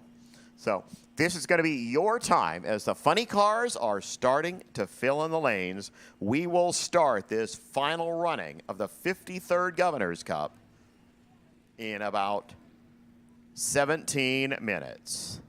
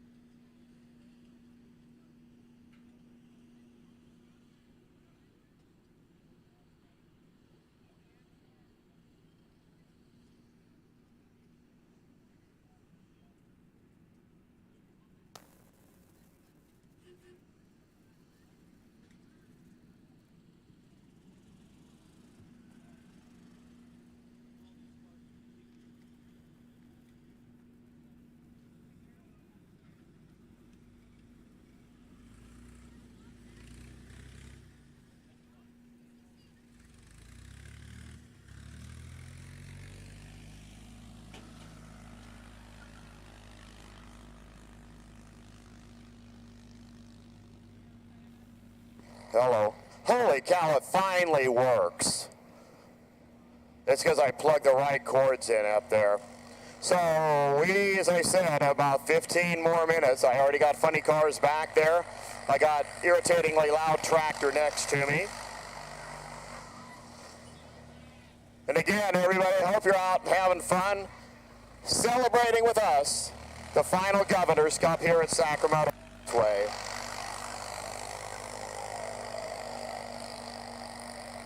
Let's see, what do I get to say? I got misty-eyed earlier today when we were talking about Dave Smith. I got to start cars. I'm not doing that anymore. I didn't bring hearing protection with me. I don't do this, come out and scrape the racetrack. In case you're wondering what they're doing, they're just kind of taking off that top layer of rubber and then dragging more rubber on top of it to make the track work again. It works somehow. Don't ask me how. So the California Funny Cars, this will be their final, this will be their season finale. They're going to be followed by A Fuel, then Junior Fuel, which are part of the Hot Rod Heritage Series, our Group 1 cars. We have a few other things. We got jet cars. One of the people that we have that's going to be with us tonight, General Jerry Lee's Wheelstander. One thing about the General, he was at the first Governor's Cup. So when he makes runs tonight, he gets to bookend the Governor's Cups. Gets to perform at the first one, gets to perform at the last one. Some of you have just wondered, what's up with the racetrack? Well, you kind of know. You've read the same stories that I get to read. And just so you know, we're all kind of out of the loop. Yes, we know the track is probably in the process of being sold. It will continue to operate basically a lot smaller scale, a little quieter stuff. We are just going to kind of step away from the major shows unless something magical happens suddenly. But Dave, you know, he's getting on and he just wants to spend the remaining time with the family and just kind of wants to be the grandpa and great-grandpa that he deserves to be.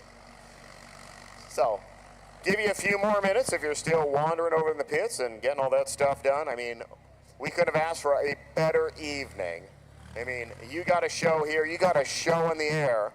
Everybody else had to pay to see the Blue Angels today. You got it for free. You got to see a lot of other fun stuff as well. You guys having fun over there on parking lot side of the racetrack?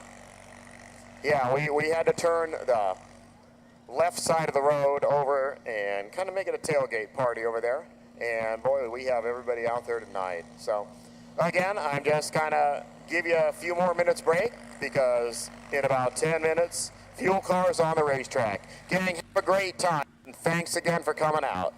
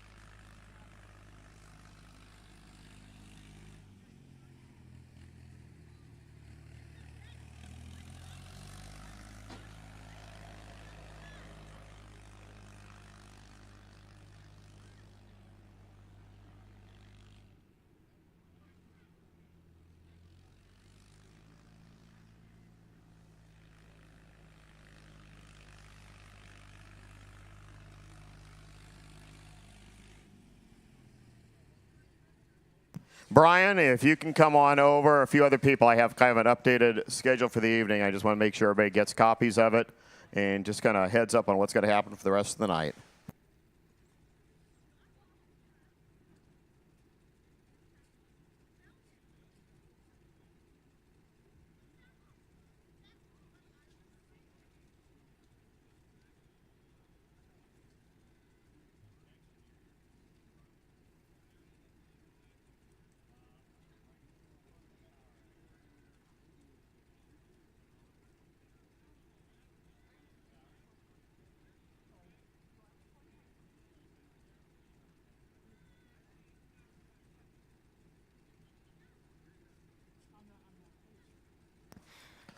I tell you what, it's a beautiful sight to see the stands absolutely packed to the brim. The line for the souvenir booth hasn't gone down at all day. The snack bar is rocking. Our food vendors are rocking. I want to say thank you, everybody, for coming out and being a part of the 53rd and final Governor's Cup here at Sacramento Raceway. If you're having a good time, go ahead and make some noise for me in the stands over there. If you're tailgating over there, go ahead and make some noise. I want you to get loud. I hope we're giving you guys a good show. And it hasn't even really started yet. The party is on its way. As Eric mentioned, we got CIFCA funny cars on deck, A Fuel on deck, Junior Fuel, and then our Nitro combo exhibition and Jet exhibition on the way shortly as the sun sets on what's already been a magnificent day, and we're just getting started. We're going to take this party late into the evening, into the night, laying down that sticky icky on the track surface. The track prep going to be immaculate for the fast cars coming up here soon.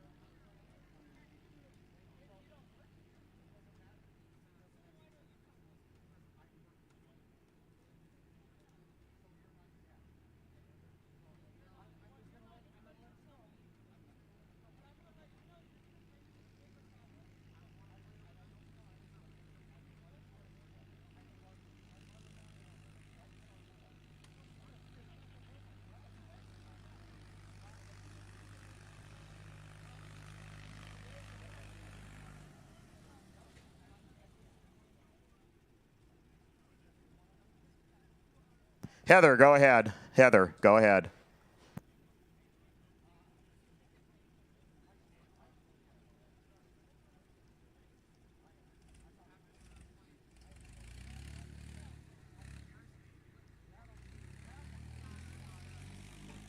Heather, did you copy?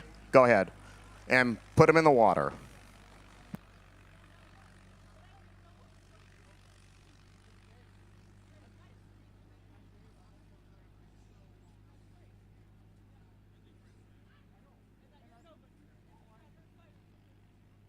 All right, we're about 5 away.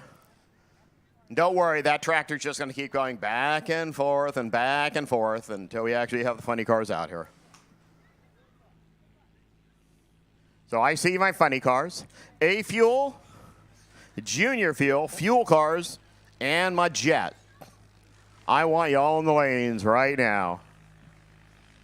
I'm not going to make you guys wait around for a Jet car tonight. I'm going to make you guys have a Jet car right up front.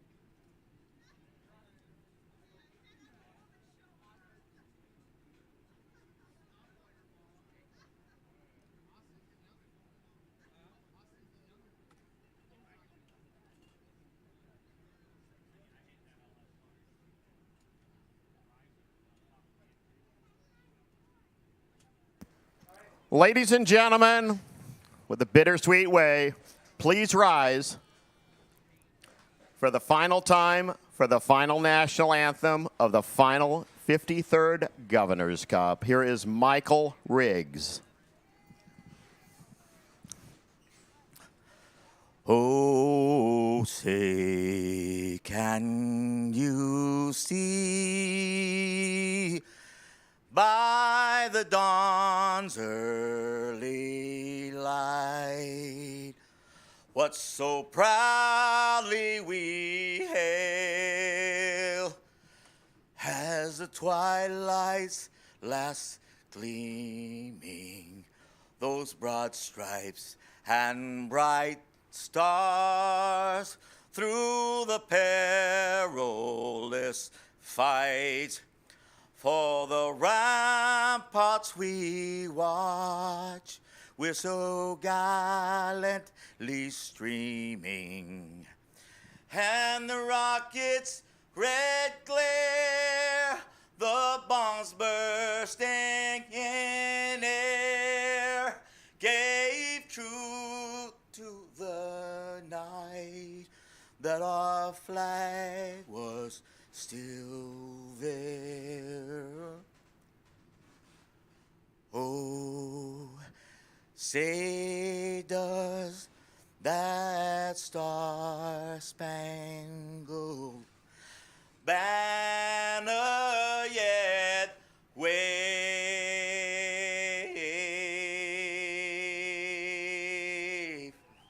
for the land of the free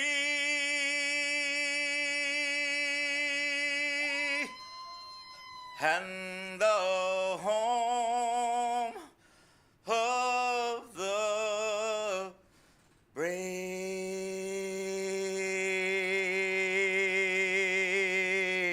God bless you, America. Thanks, man. What else can you say, gang? Let's light some funny cars.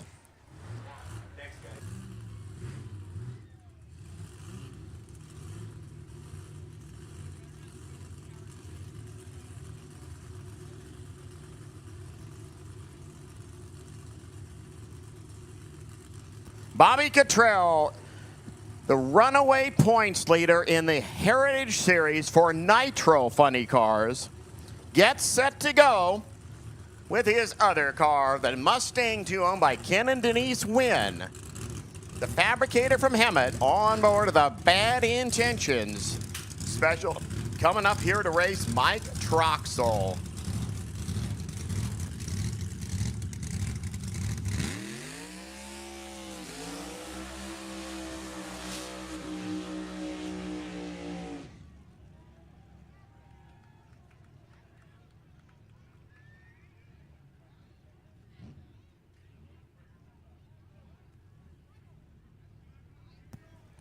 Hope he brought enough fuel with him.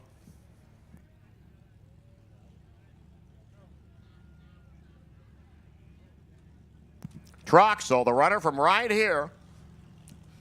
Trans Am, Chevy on board, just tries to drive all the way to the quarter mile at the end of the burnout.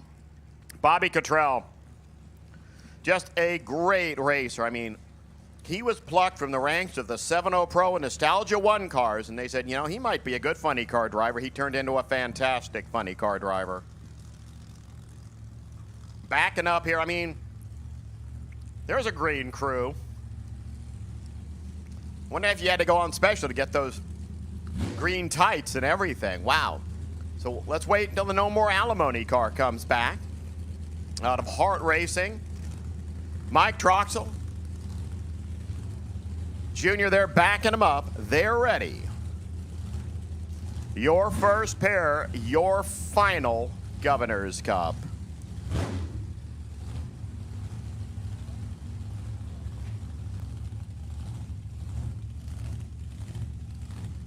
Make it simple. Go 5,900. Get out there. Don't go too quick. That's the rules of the game. Here we go.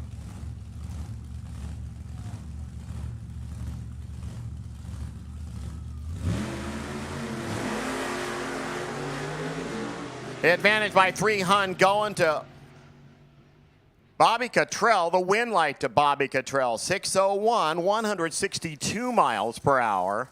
Troxel, 606 at 175. Kind of rocked it in the beams, and that kind of threw him off a little bit. Cottrell goes to the semifinals. He pulls off. That's how we love to see it. Our next two, you should be firing and ready right now. Again, A-Fuel, Junior Fuel, Nitro cars, Jet cars. I hope you're all here.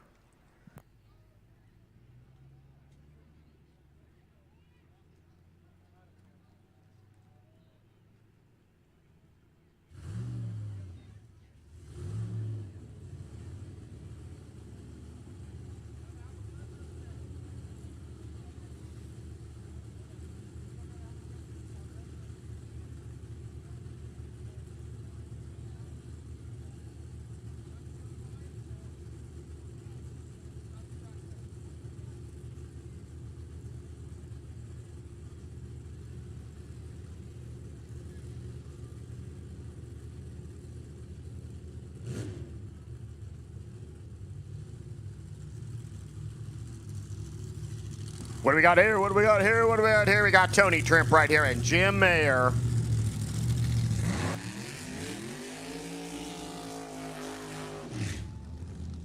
What's one of my fond memories of the Governor's Cup? Well, it's the one year that I leaned in with a microphone to Jim Mayer's funny car to interview him and bumped my leg against a red hot header.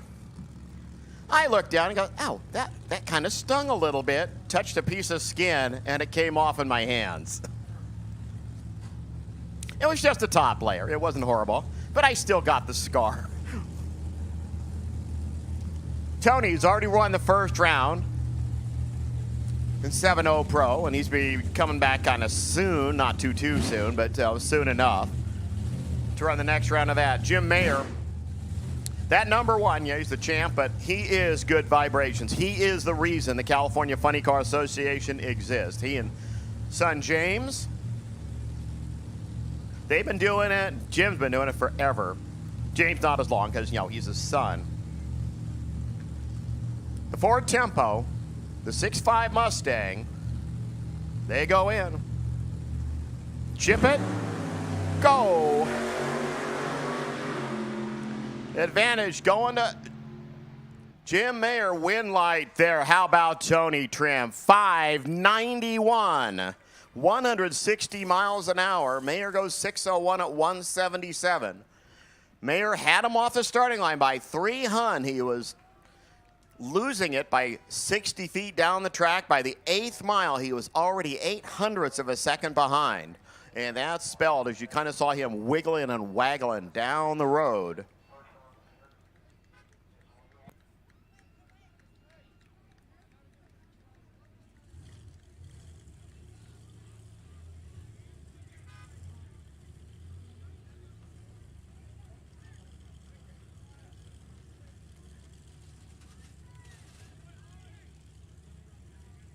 Just so you know, King of the Track and Motorcycle, we're kind of keeping you away from each other. Don't worry. On the updated schedule, you will stay away from each other. I am trying to keep that working. Christian Marshall and James Mayer. Oh, somebody just kicked Dad out of the show. I'm thinking kid's not going to be too happy about that. Here comes Junior Vibes. 84 Tempo. Christian Marshall over there on the far side, out of Los Angeles, the Firebird. The Wob Racing.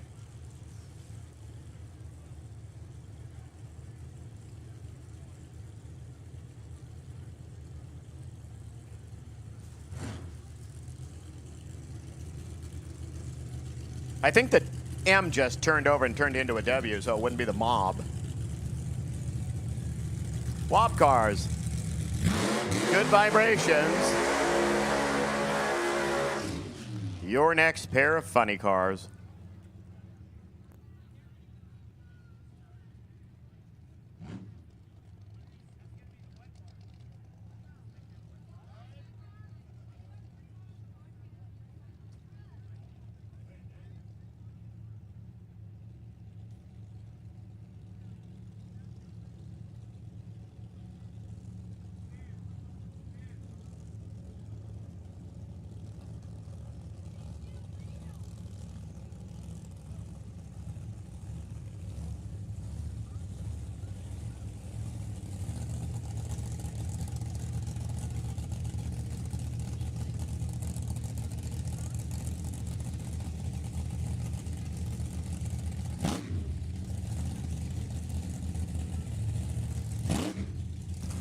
Dry hops, chirpies, bounce it to the starting line.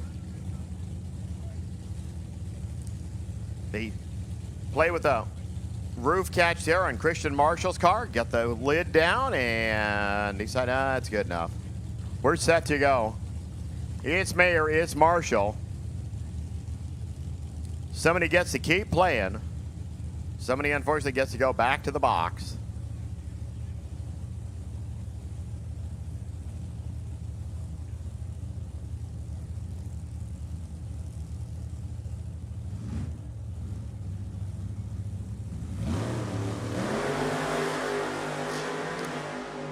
Big time advantage to James Mayer. Win light, James Mayer, 597, 162 miles per hour. Christian, little tardy at the gate by about 700, then just kept falling behind. 604 at 178 miles per hour. It was like the top end was there where he needed to build the speed in the early part of the racetrack. Unfortunately, wasn't, as he was behind at every marker on the racetrack. So they continue on. Our next two should be firing up right now. James Mayer just clinched the CIFCA championship. Ooh, hey, that sounds fun. Which one of these crews is the James Mayer crew? You just clinched the championship, according to Logan over here. No.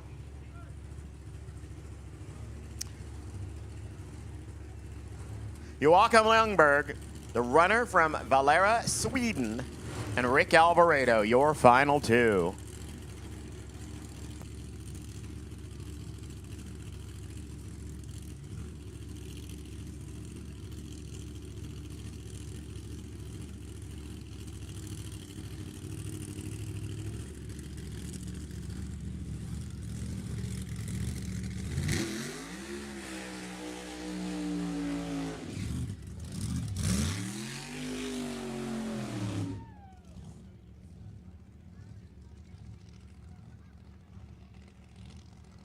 Nitro cars, give me some Nitro cars. You're going to follow Junior Fuel and A-Fuel. Nitro cars, I need you in the lanes now. Fuel dragsters, fuel funny cars, need you in the lanes. Jet car, need you in the lanes. Some running with a jet car, probably need you in the lanes. But yes, I want thundering loud race cars in the staging lanes right now. Final official pair of round number one of the California Funny Cars. Then we have the consolation bracket, and then we have a couple of pretty darn fast alcohol burning funny cars right after them. A-Fuel and Junior Fuel, hope you're here, because I'm really looking forward to that first round of A-Fuel. Rick out of the 4 spot. Joachim from the 8 position. Just like the 800 on the car. Long ways from home. The Swede. And the guy from Wheatland. Jonberg, long way from home. Out of that Sweden side over there, Rick Azevedo. They're off. They're running. Alvarado driving. And then, wow, look at that. Look what he had to do. 6 flat, and he wins it. Joachim all of a sudden realized, oh, my gosh, the finish line is right there. I better get out of it, and he still went 575 at just 136 miles an hour. That finish line happened immediately. Unfortunately for him, cars. Sweden is where his next stop's going to be. 6 flat, 175 there for Rick Alvarado. Gets to go to the semifinals, but Alvarado's probably like, boy, I'm falling by. Oh, wait a minute. He's just going way too fast. And that's that Mighty Mouse crew, one of those cars you've seen out here forever.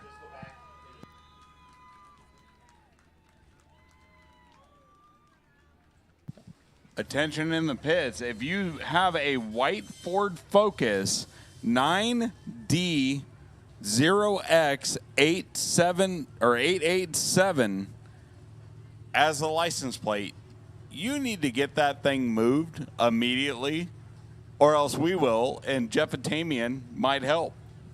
All righty, guys. I said earlier when we were talking about Dave Smith, the other person most reasoning why we still have a drag strip here at Sacramento is coming up in the funny car in the left side of the road. Here comes Ken Brenneisen.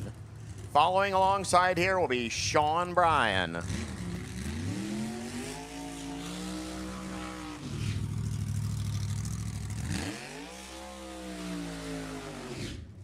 Kenny and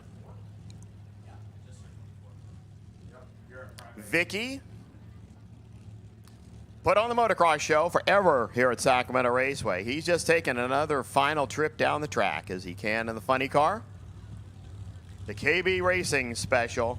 He lives right over there between here and that water tank you see over there is where Kenny actually lives. He's that close to the racetrack.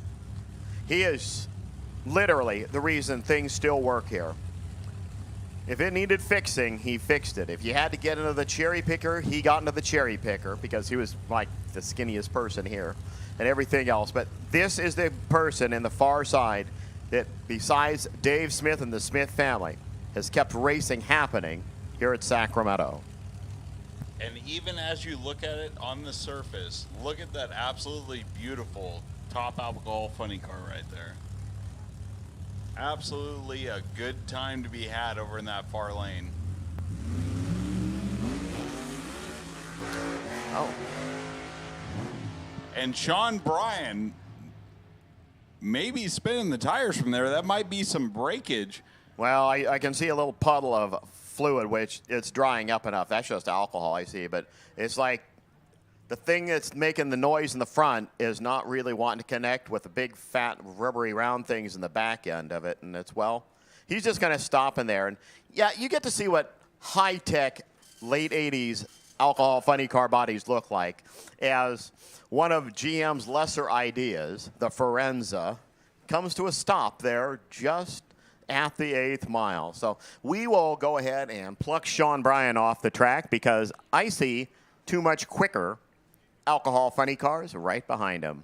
I see Mark Tarabokia and Pete Ortiz Jr. So did that burnout contest already happen? Oh, 'Cause yeah. Pete Ortiz is back there.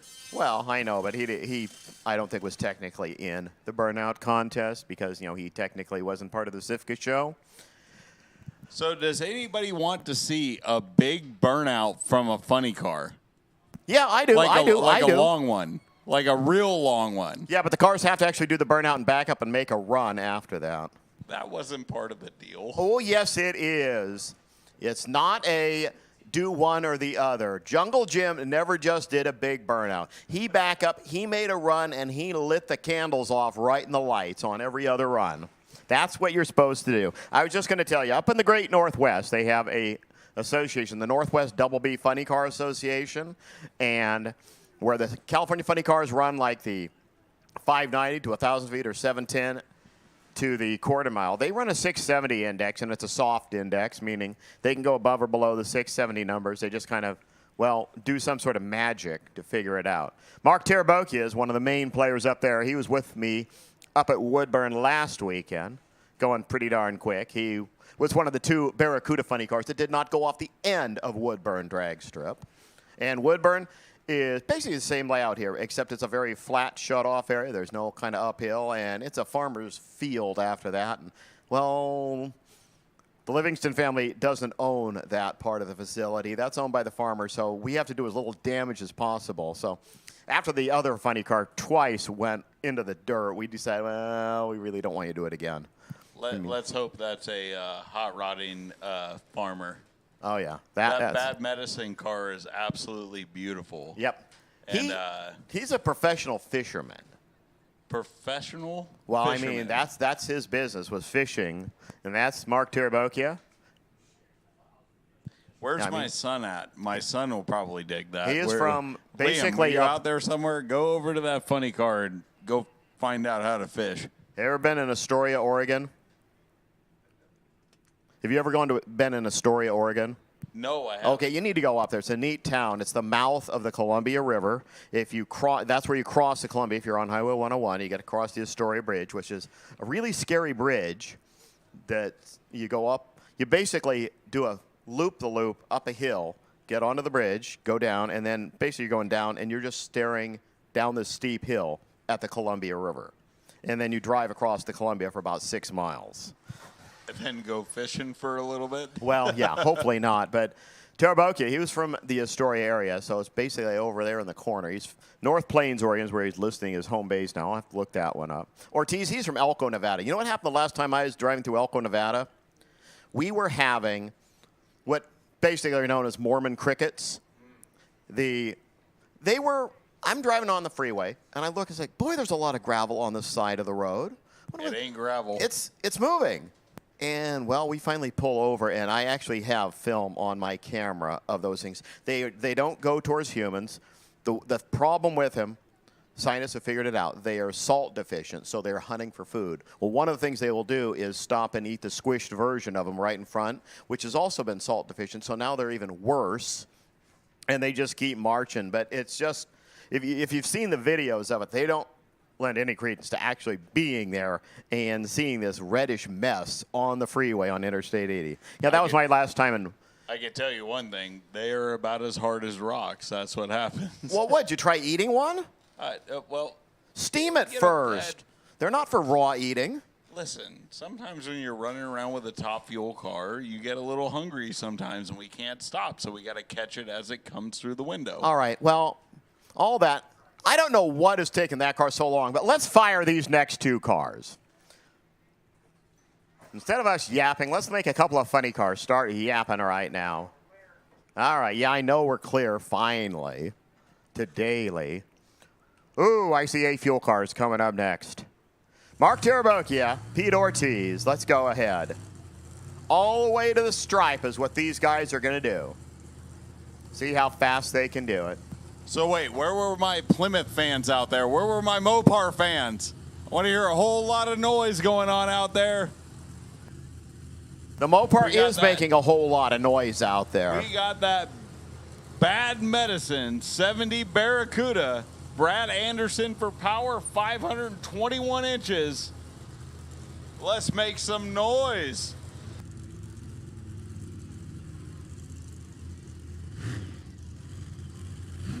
Are we taking bets? Peter Ortiz takes it to 800 feet.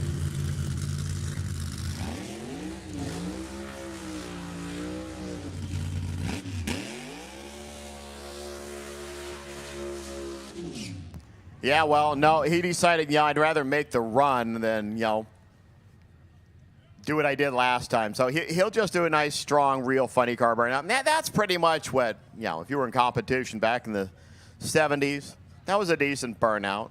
You only did the big, long burnouts when you were in match race mode. And whenever you went to a funny car match race, you looked in the trailer. That's where the good motor was. Look at the motor in the car, and you could see little weld marks all over those blocks. I didn't know that. Oh, yeah. You didn't bring your good motor to a match race because a match race was a match race. You were being paid to go from here to there with a big burnout, lots of noise, and maybe a big old fire. That is probably the shortest burnout I've ever seen out of that Pontiac, and I'm not sure he knew that there was such thing as a match race. I think he brought his match race motor to every single one of those. So you got Bad Medicine over there on the far side, that 70 Barracuda, and the Outcast in the 84 Trans Am. Let's see what happens here.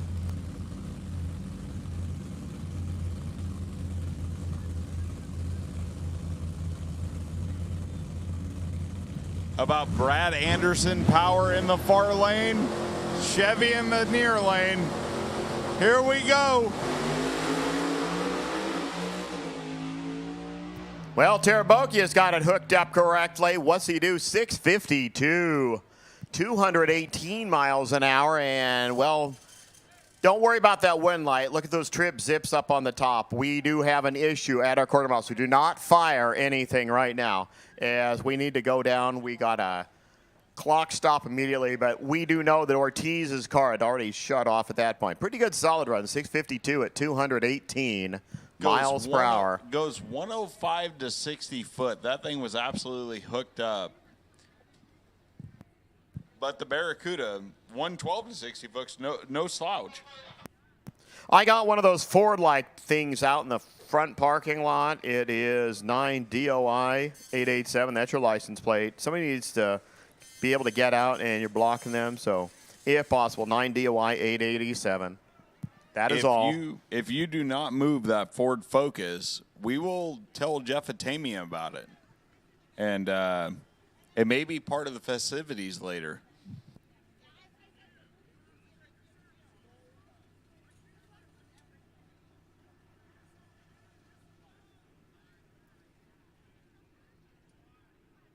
Okay.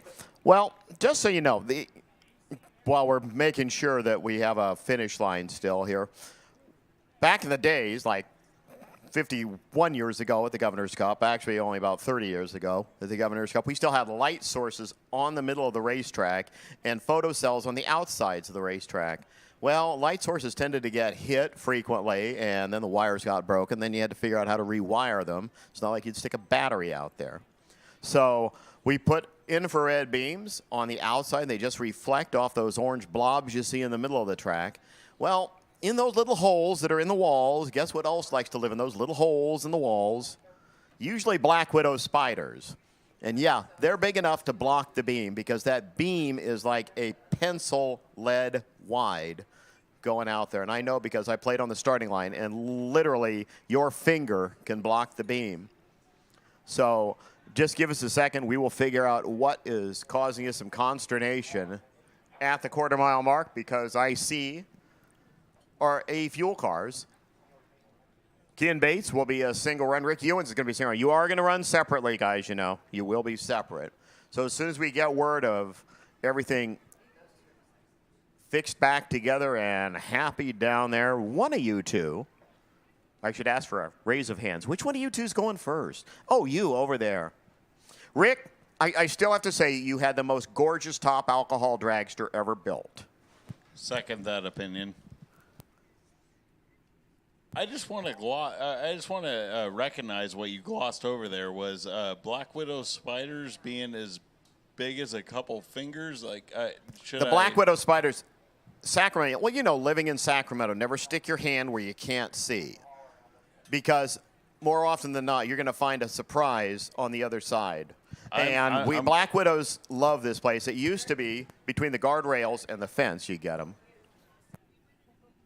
Mike Crumpet looks good. You the man, Mike. Give it up for Mike. He did whatever he needed to do. You didn't squish the spider, I hope. I'm going to go get some home defense immediately. No, you're not going to get some home defense. Black Widow spiders kill problems, and they keep people who are scared of them away. So I keep Black Widows as pets. If they're not bothering me, and I've been bitten by one before, it was a dry bite. It unfortunately didn't survive the bite because Mrs. Arnett squished it. That's how we knew it was a Black Widow. But no, we are not going to hurt our Black Widow spiders. They are our friends. All right, people are off the track. Rick Ewens lights the wick. There is noise going on. And we are into A fuel eliminator.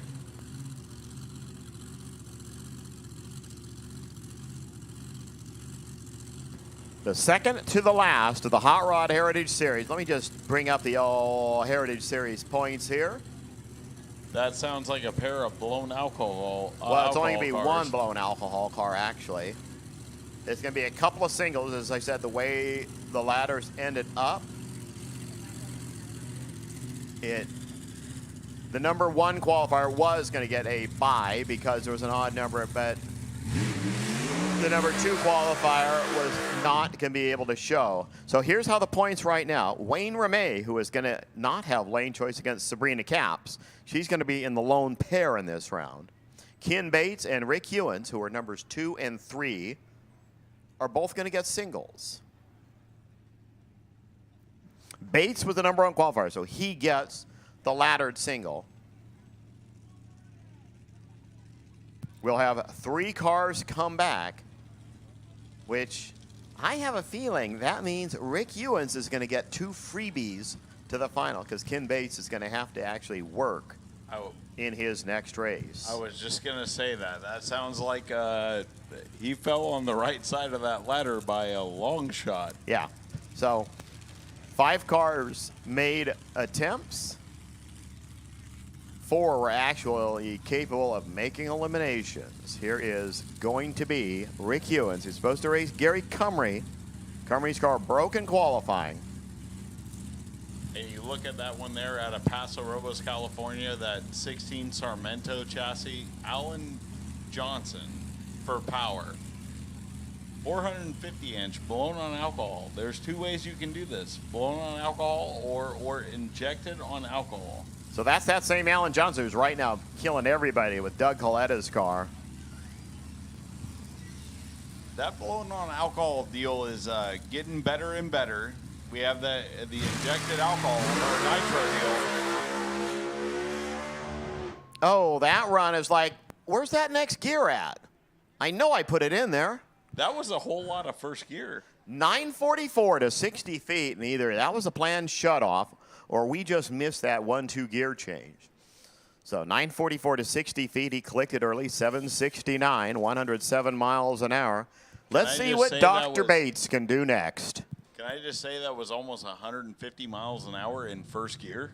Yep, well, unfortunately, maybe you want to find a couple more of those. Of course, he's going to get another swing at it without anybody in the other lane next round. Here comes Dr. Ken Bates, the physician from Anderson. Ken, Dawn, everybody. I kind of know Dawn since my children were both like, I'm not even going to say infants. I mean, you say like baby-sized babies. She was kind of heading up the inside of the building for the Good Guys Nostalgia Series. That was the predecessor of the Hot Rod Heritage Series. Well, let's see what Dr. B and Dean and Gene Adams have planned. So here in that 392 switch over to nitromethane. Here we go. Usually a short burnout for this dragster, but don't worry, that makes a little over 3,000 horsepower. Well, quite a bit over 3,000 horsepower. He's going to back that up. 10-time A-Fuel champion on the starting line.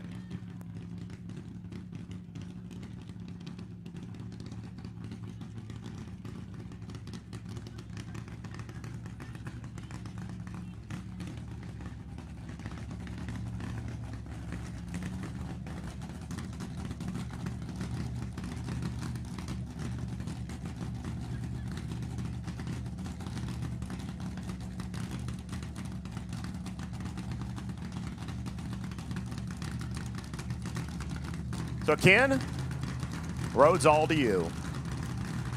You probably want to run it out knowing that the two cars behind him are fully capable of 16s and 6.0s. Yeah, he wants to look at that one and just see what this will run. And here we go with that injected nitro car.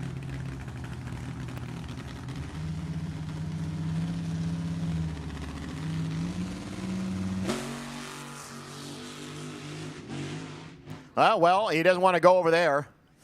I'll just tell you that. I mean, he's on a single. As soon as the light went green, he was getting into round number 2. But you don't want to spank a sponge on the way down the track, because that just kind of adds problems to you and goes technically as a loss of lane choice. So he stayed in the lane, but even though 7.816 is probably not going to buy him a whole lot. As he makes the turn, we're going to light our next two cars. Wayne Ramey, as I said, I always feel this, if a blown alcohol combination and 7.0 Pro is going to hit the 5s, it's going to be this car. He's kind of been a little bit soft because this car used to be like mega aggressive. Mega aggressive can turn into scary ride really fast. Mega aggressive, when you're talking about this much horsepower, can definitely turn into a wild ride. Well, you also look, I mean, there's not a lot of weight on the nose of that race car. I mean, once the front end gets off, you're just, you're just kind of going to go wherever that car was aimed to begin with.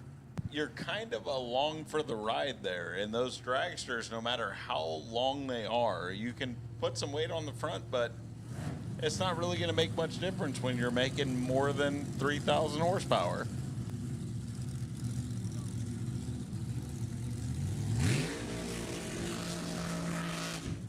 Sabrina Capps out of Madera, California, that 2019 Dyda chassis.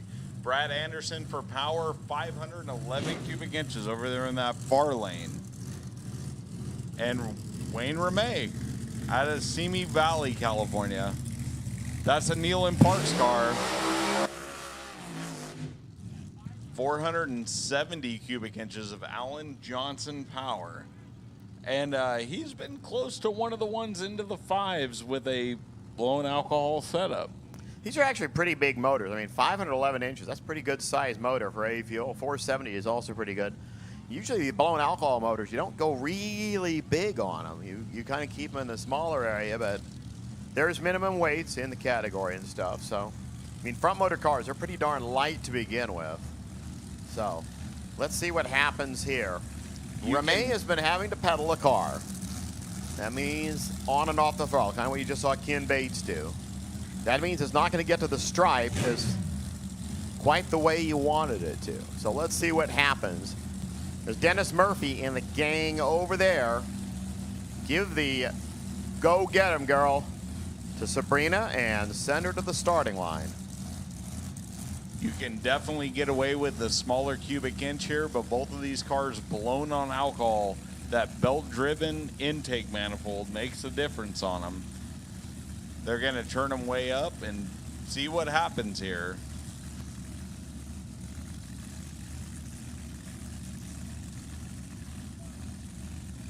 A little bit different style than Doc that we saw earlier with injected alcohol. They are both pre-staged.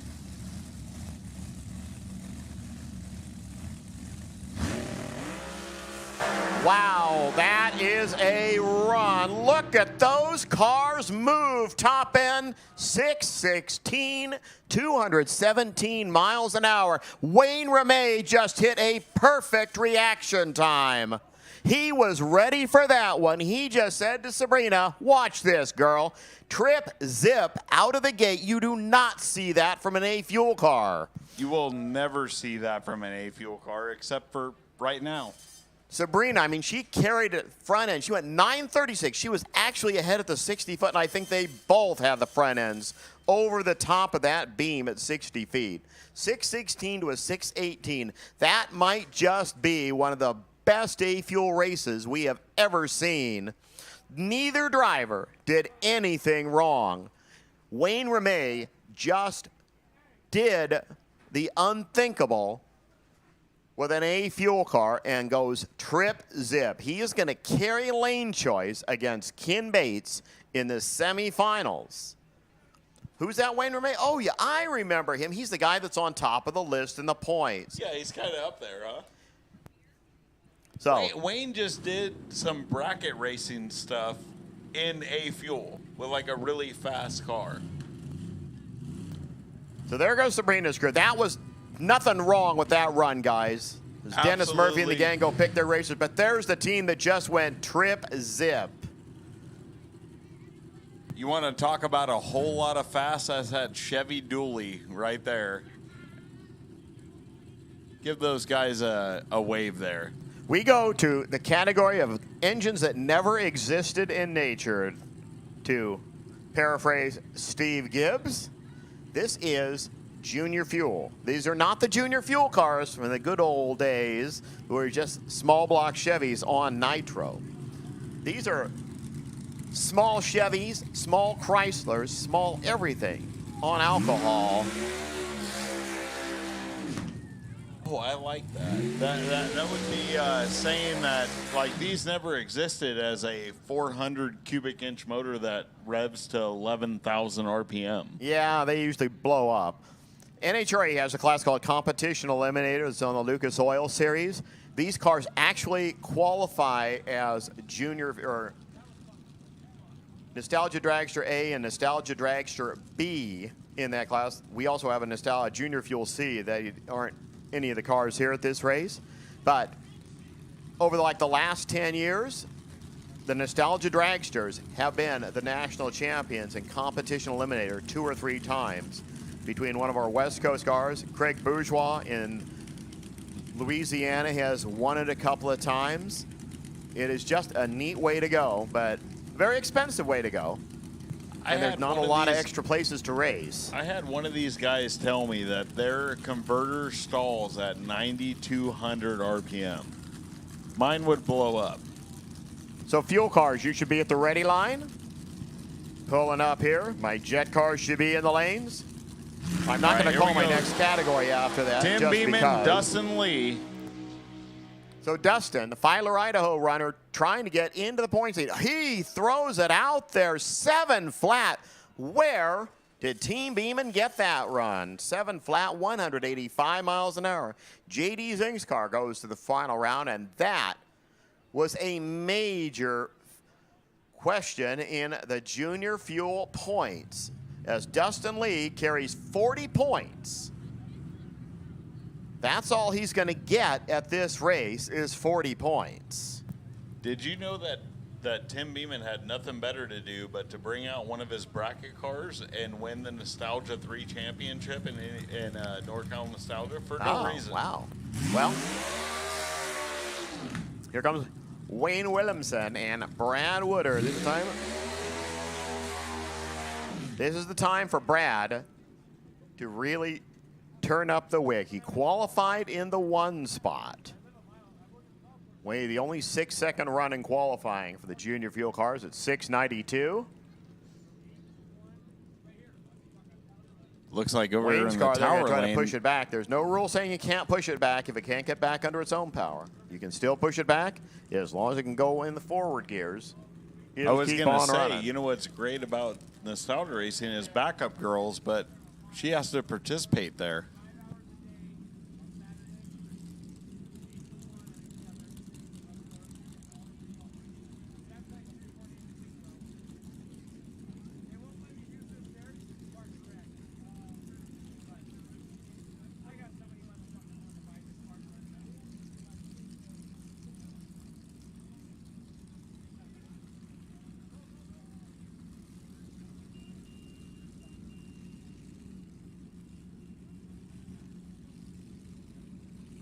All right, well, it looks like they just kind of kept on pushing. Wayne Williams' car's back.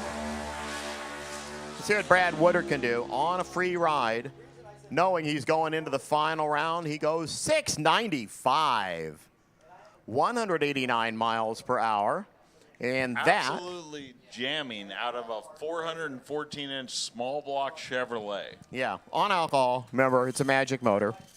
Yeah, it doesn't have a whole bunch of that go fast juice.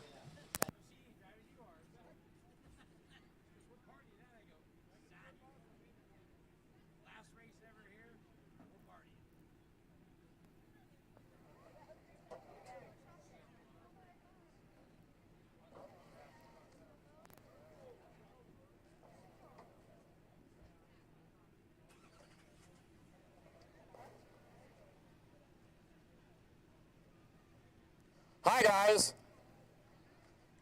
You know what the Governor's Cup sometimes means to me? Nitro cars. You guys want some nitro? I'm coming out here because I want to smell it. I want to feel it.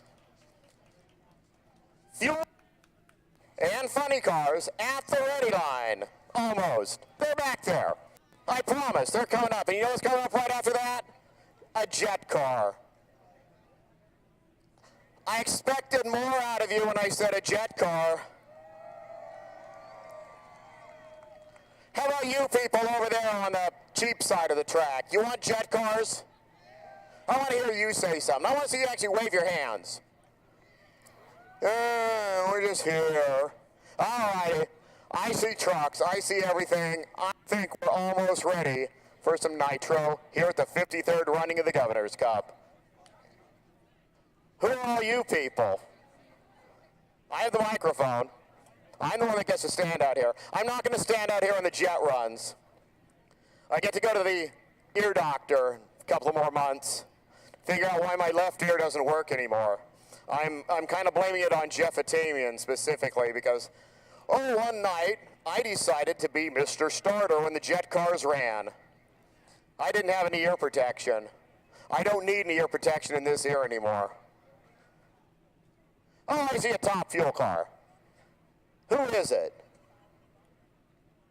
Is it the H&H Nomad? Oh, yeah, it is. It's Brian Hall. Let me see who's on the other side. If all these people weren't standing in my way, I could see. Let me look for wristbands. You got one that says, my watch?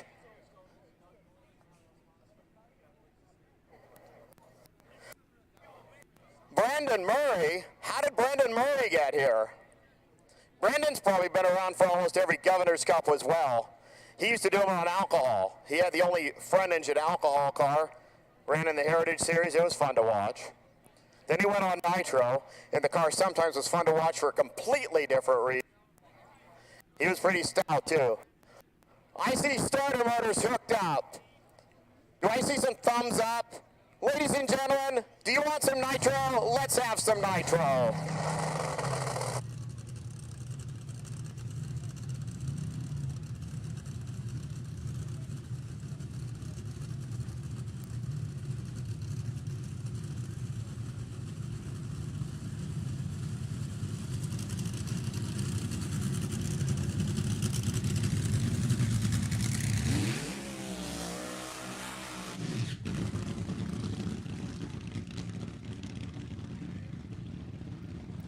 All right, last and final call for somebody that has a white Ford Focus 9D0Y887 in the parking lot.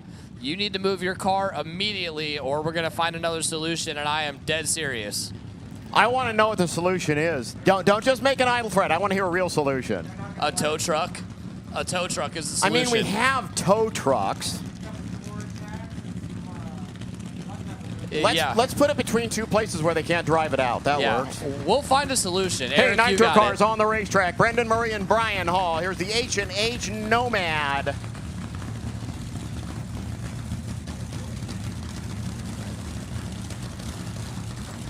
Now, the fuel cars are also just going to go to 1,000 feet.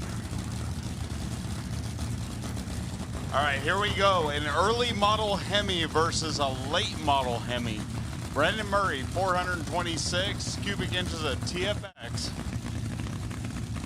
Brian Hall, 414 early model Hemi.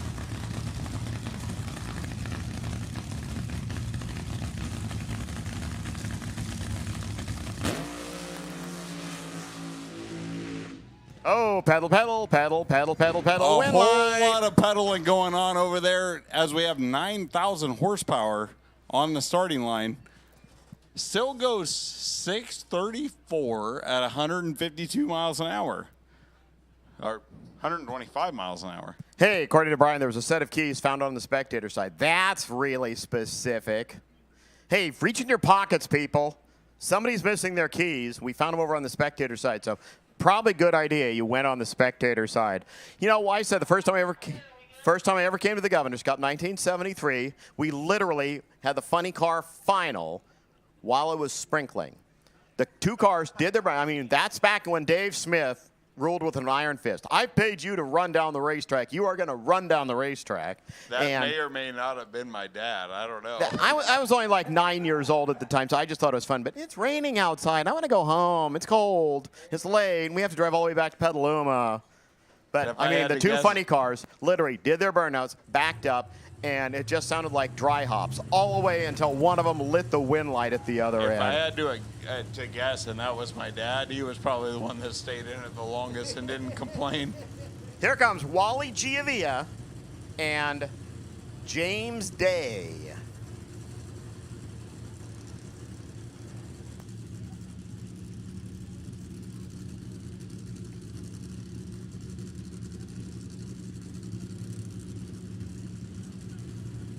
So here goes nothing. That G-Man car over there gonna be taking on James Day and the Cecil Matthews.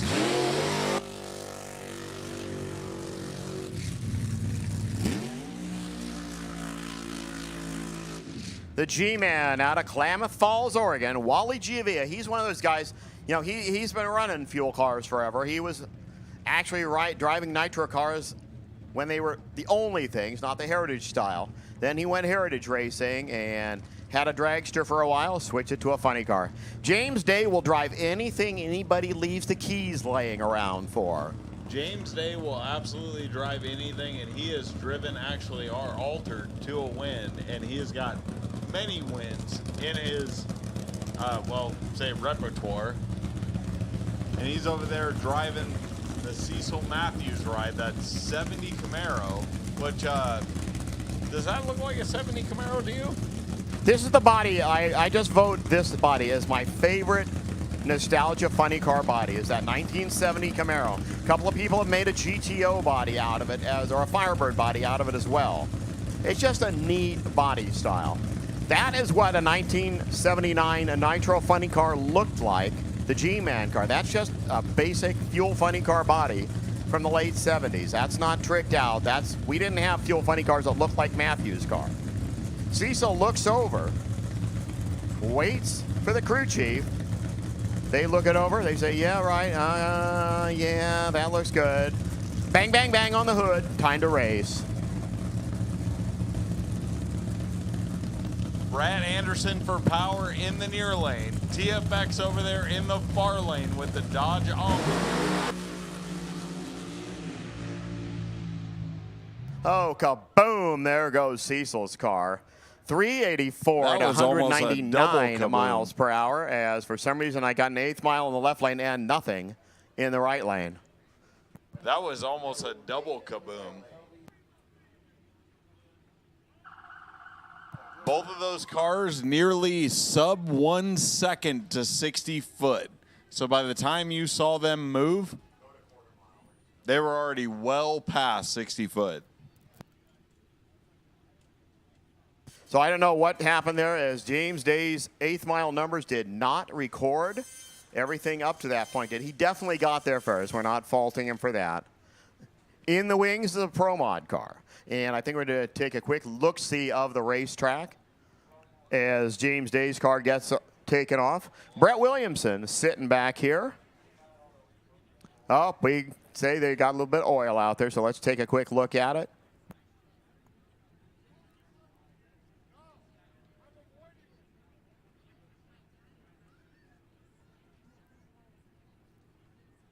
Oh, that sounds like it's at the top end. That shouldn't be too bad. All right, well, the unfortunate O word, not the fun O word, but the other O word. It looks like might all be in the shutoff area, so we're going to have a little bit of sit-down time here as we're going to have to clean up the top end a little bit. You got a key?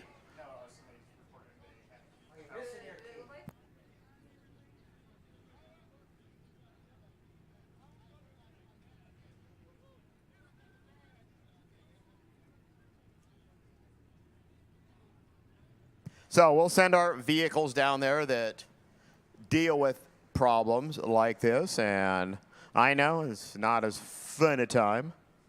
So we'll just hang for a bit, and I see Brett in the waiting area. Anybody coming out of the stands right now, have you checked out the snack bar? Or how about the event T-shirts from the last Governor's Cup? It's been a long line all day. You might want to get over there before it's too late.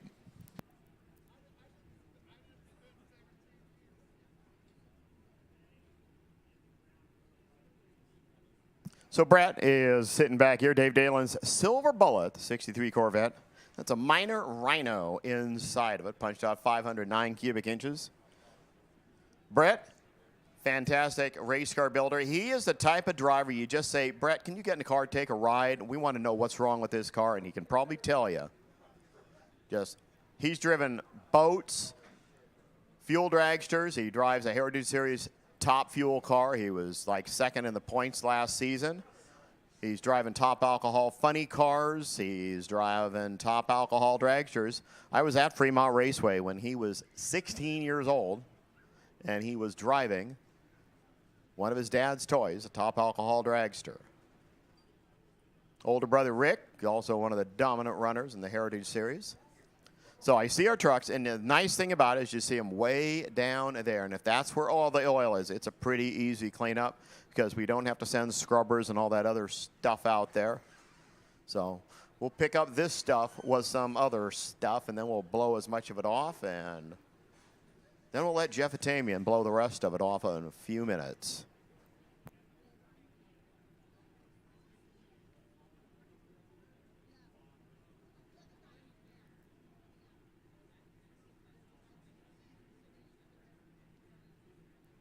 Nostalgia Eliminator 2 and motorcycles. I want you to the back of the lanes for pairings, please. Nostalgia Eliminator 2 and motorcycle to the back of the lanes for pairings. So racers, listen up. This is one of those you need to hear it all, not just the part you want to hear. I'm going to go Nostalgia 2, Motorcycle, 7.0 Pro, then B-Gas, Nostalgia 1, A-Gas, King of the Track, and then we're going to come right back with funny cars. So I know that sounds like a lot to everybody out there, but you probably heard the category you need to know. So I do need right now Nostalgia 2 and Motorcycle. Head to the back for pairings. 7.0 Pro, you are on deck.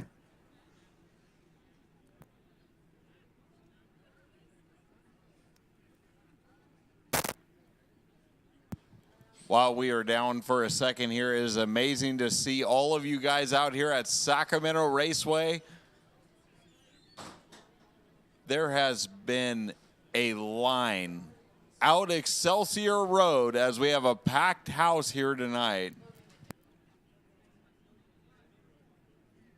So I asked earlier, Mopar, Ford, or Chevy, how many of you guys are dragster guys?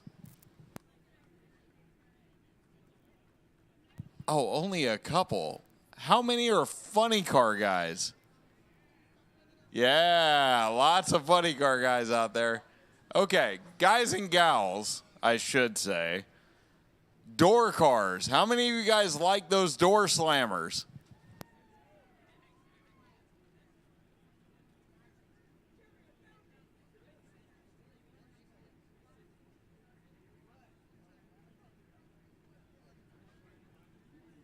How many of you guys out there watch the NHRA series? How many of you guys like those hometown heroes like Mike Salinas?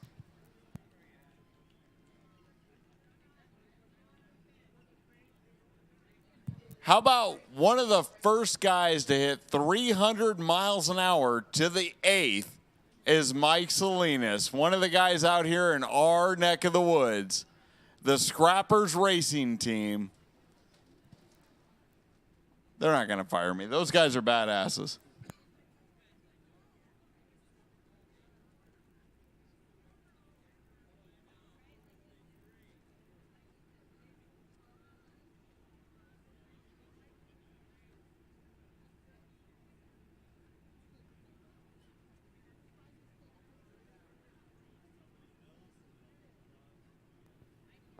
Well, hey, what's a Governor's Cup without a big white stripe of something down there? Too. I don't know why it's squirrely. I don't think the funny car was that squirrely. But we're going to send the road broom down there. This is the broke.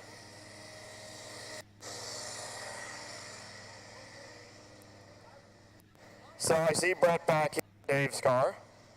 They're going to make some loud noises. They were out here on a Friday night testing a few weeks ago, went 573. I mean, that's monster. I mean, it's not one of those NHRA legal pro mod cars. It's a good old outlaw style. So, as you see, what the really slow road broom is going to be sweeping and brooming up a little bit down there. Fortunately, the breeze is blowing that way. I had to go inside when the Nitro cars ran. I hope you guys enjoyed them.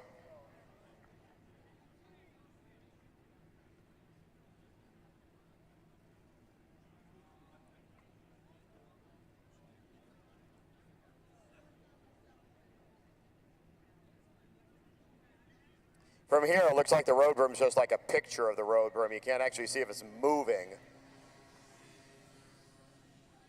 Shift, shift.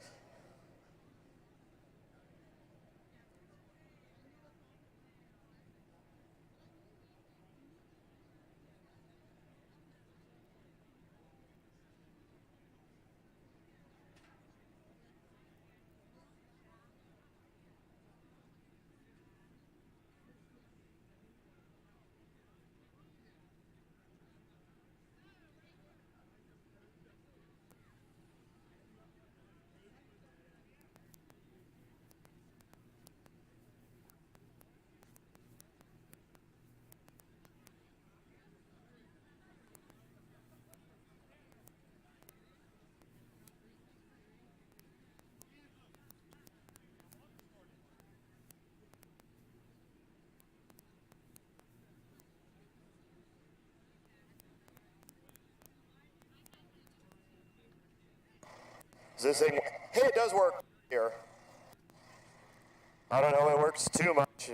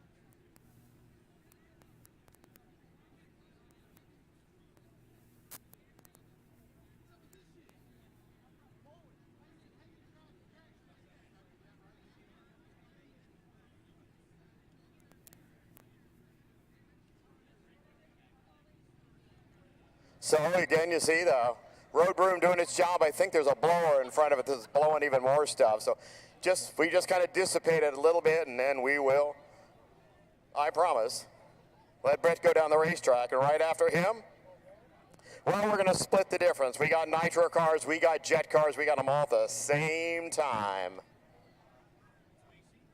This is a gorgeous night. I mean, we couldn't have asked for much better as we say our final goodbyes to the Governor's Cup. All the fun things we've done here at Sacramento Raceway. And I mean, this is a track that just since I've been here, when I first started here in 1988, literally the guardrails ended at the quarter mile. You went past the end of the quarter mile, you could turn left and stick it in the dirt.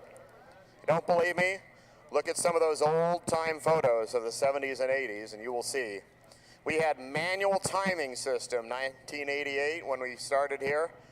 We literally read the clocks to a person over in the time slip booth who wrote them out and handed them out to the racers. That's how we had to get everything done. You figured out breakouts in your head. Yeah, if you had a red light, you might still get a win light in that lane because it wasn't a computer. So it wasn't until mid-90s we switched to a Crondeck timing system and put in the new scoreboards. We kind of took a few years with the Crondeck until Crondeck stopped making timing equipment, and actually we ran about 5 years after that with it. Decided 1 year to try a different brand called TSI. That lasted exactly 1 year before the call was put into Bob Brockmeyer, and we put a CompuLink system in here. And that is the best timing system pretty much we can get. Oh, I see more bags of sweep. Hope they're not going anywhere special.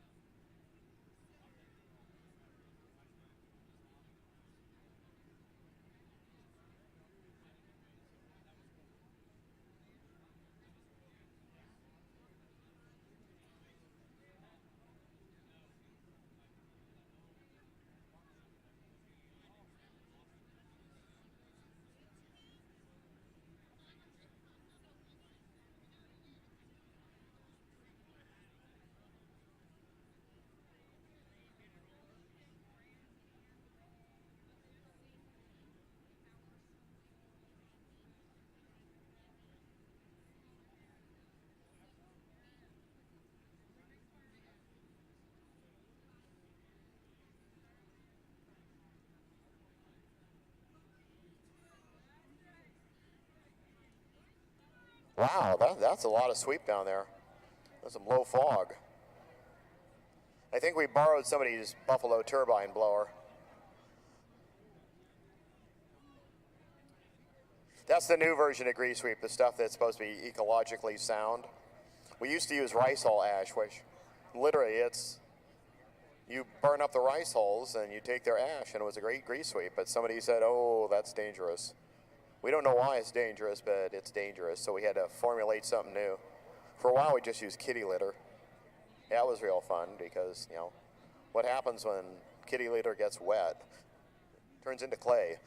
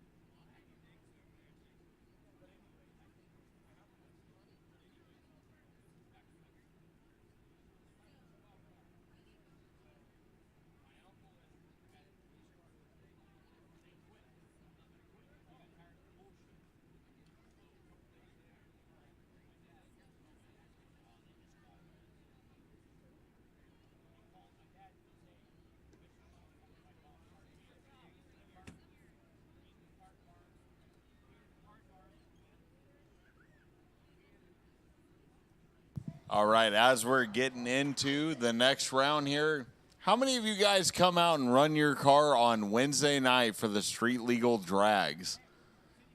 How many have a bad hot rod sitting at home that they need to bring out and see what it'll run?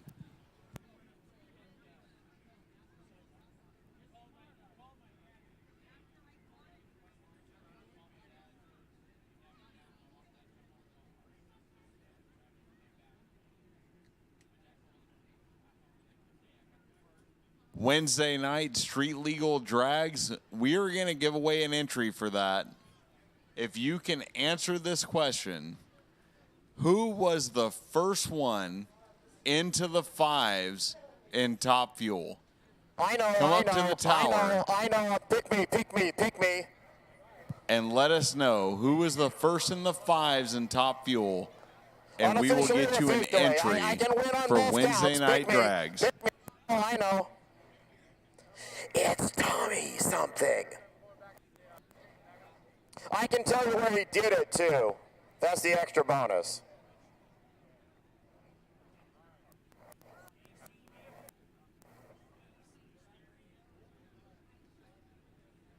So I see the headlights dead center on the white stripe now.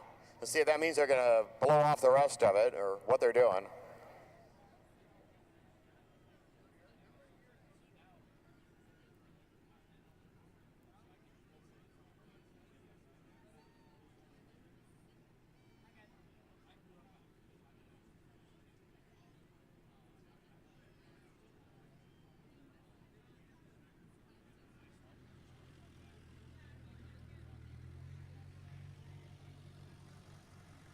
Uh-oh, now we're bringing out the really old tractor. I thought the steering box broke on that one. We'll know in a sec. I am kind of bummed. Those finish line markers, last night I was walking down to move my 8th mile marker to the 1,000-foot marker, and I was wondering where my right lane one was. Then they showed me the video of what happened. It was tragic. It was spectacular, but it was tragic. My son and I built that. That was like a father-son activity. You know, he's 25, but I mean, it's the first time he actually built something with me.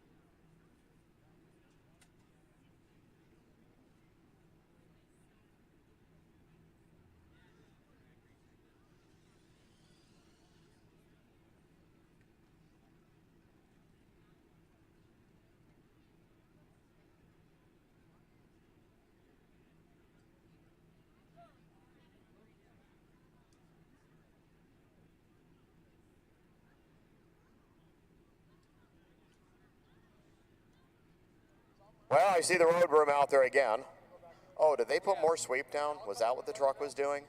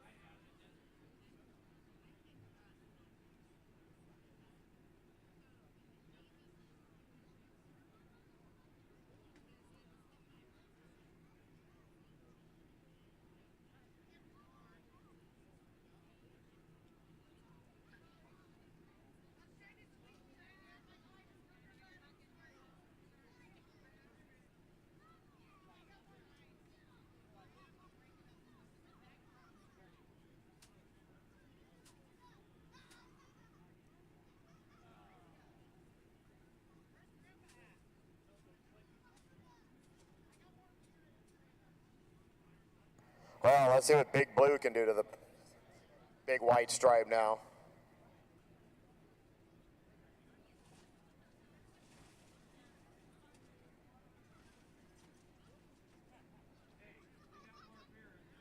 One of the things we're going to be doing tonight is our king of the track. We have our 4 champions from this season. Greg Rudd and Everett Everhart, Dennis Paz, and Don Morris were our Super Pro Sportsman and Motorcycle champions. They are going to run for the king of the track a little bit later. They're going to run to the 8th mile ET bracket style. And it's going to kind of be like a little bit different for each one of them because the Super Pro cars don't get to have some of the things the Super Pro cars get to use, and True Star, little things like that that normally the different categories might get to have aren't going to be in effect. So it's going to basically be a racer's race, and they're going to be seeing who is truly the track champion for the final time here at Sacramento Raceway. Our team's going to be heading down to Las Vegas. What's that, next weekend? Something like that. The ET finals are going to be down there. Hope we do well. We were the Pacific Division champion team a couple of seasons back. Last time we hosted the ET finals here, which is the year right after COVID, and we just sort of dominated that ET finals at that race. So I see our tractors are blowing the dust a little bit better, and that's basically just so when the drivers get into it, it's pretty much, it looks worse than it is when it's out there, because the first couple of cars are going to go down, they're going to actually pick up a lot of dust, and that's just basically when the parachute opens up. It creates quite a bit of breeze, and it'll blow a lot more dust up, but it's pretty fine. It's not like we can, you know, sweep it all up and clean it up, so we just kind of shove it under the carpet, under the guardrail, over into the grass on the left side of the road.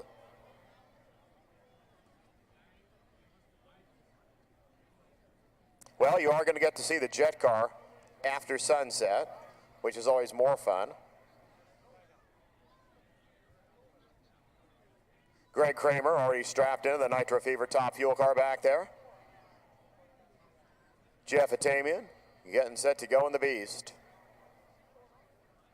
Again, my Nostalgia 2 cars and my motorcycles, and I should tell somebody in the tower to look on my screen and see what the next category is that we should be calling.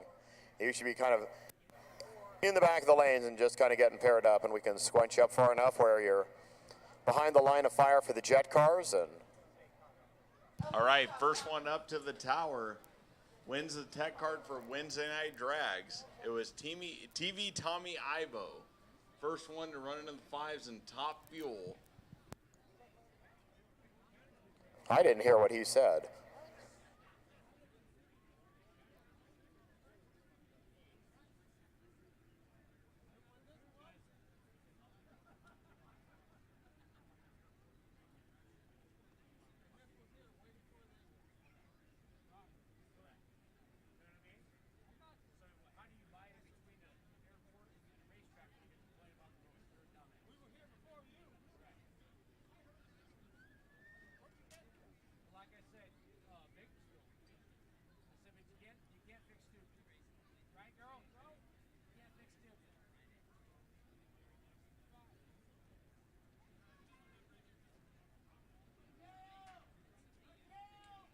We'd like to go, but you know, there's stuff on the racetrack out there that's keeping us from going. So yeah, we all want to go. We all want to see fast things, but unfortunately, we have to clean things up a little bit down there. It's not like the good old days. Oh, just put some sweep on it and just tell the racers that's the bad lane now. That's how we used to do it. You put some sweep on it, you burned it back and forth a couple of times, you superficially sprayed some VHT on top of the sweep to actually make it look like you did something, and yep, that was the bad lane for the rest of the race. 1 lane blacktop.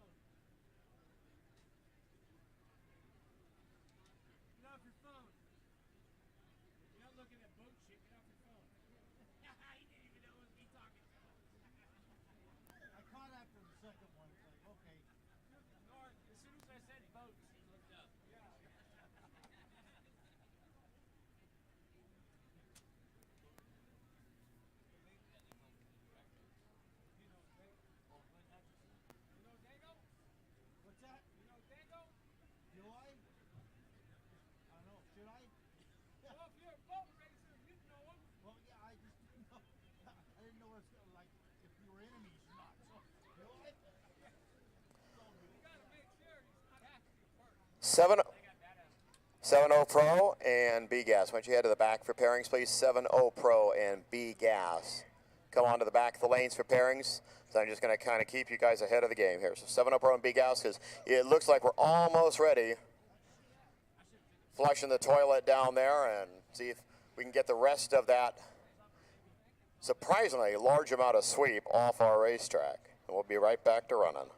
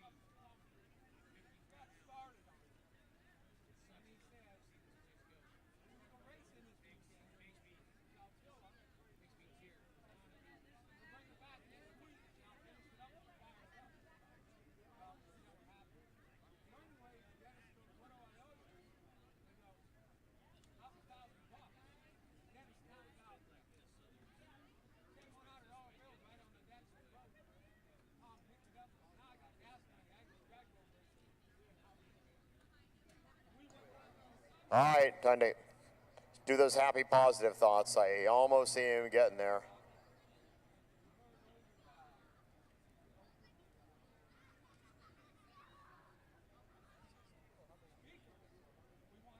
Hey, Brian wants to know, how long have you guys how long have you been coming out to the Governor's Cup? All at the same time, say it. Don't use fingers. Okay, let's do it simply. How many people have been here at least 5 years? 15, 20, 25, 30, 35, 40. I'm not that old. I actually came, I said, in 3 and 76 and 82. But that was, being on the outside of the fence for 2 of them. And I, conned my way into a press pass on the 3rd one. So I'm just really, really hoping we're almost done down there. I mean, this is one of those sneaky ones that I didn't see anything come out of the car, and apparently everything came out of the car down there. Somebody's been coming here for 50 years. That means you're at least 50 years old. Well, probably more than that, because you probably had to be on the outside of mom when you came here. Yeah, according to that sign, 1970 was the first Governor's Cup, which meant I was, 6 years old at the time.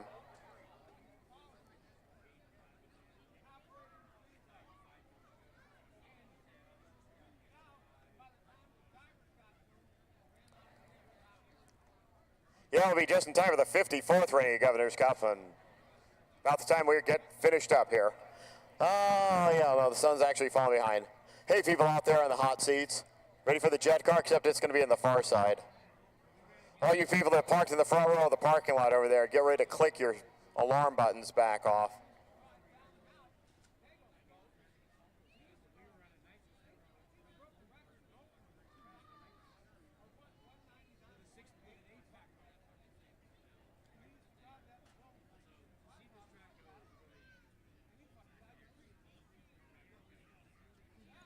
Well, I see him having the confab up there.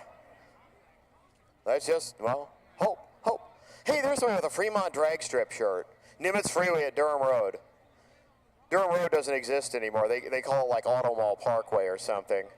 Yeah, I got to be at the last race at Fremont. They actually ran a few weeks after that. I was at the last official drag race at Fremont. I was the last ever drag race at Orange County International Raceway. I was a spectator there, and as I said before, I left after the 2nd round of Top Fuel, which is about 1:30 in the morning. They didn't care. They were closing the next day, which was actually the same day they finished. So, so we made a little extra noise. The bracket cars just kind of petered out. They didn't even finish the race. They just said, we can't do it anymore.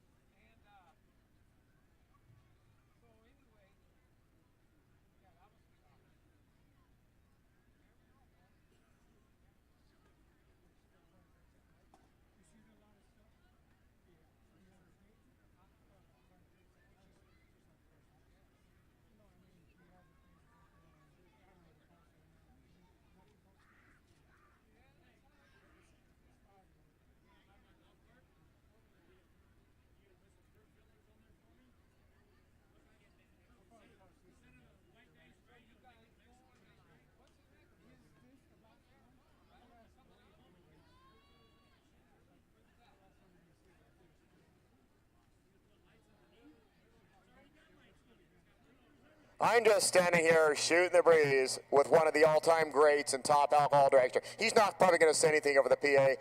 This is Rick Santos, the S&S automotive car. So many years here at Sacramento, we put on a Saturday night top alcohol show. That small block Chevrolet would come and kick everybody's butt. Just give me a quick hand. Rick Santos. He had to come out and do it one final time here. Dad George looking down from the top and seeing everything going, but it was always so much fun to see the mouse come out here and beat everybody in. Then he went with a Hemi and had about the smallest cubic inch Hemi out there and just treated it like a Hemi mouse.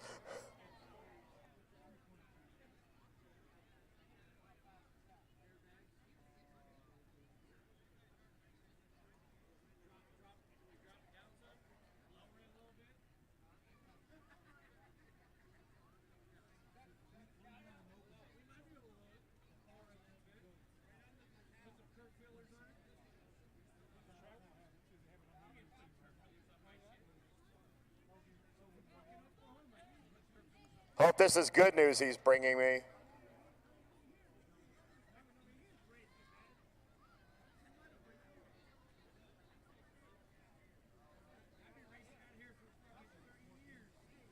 Are you bringing me good news, Dan? Dan's not looking. Are you bringing me good news? Are we closer to running? That's the news we want.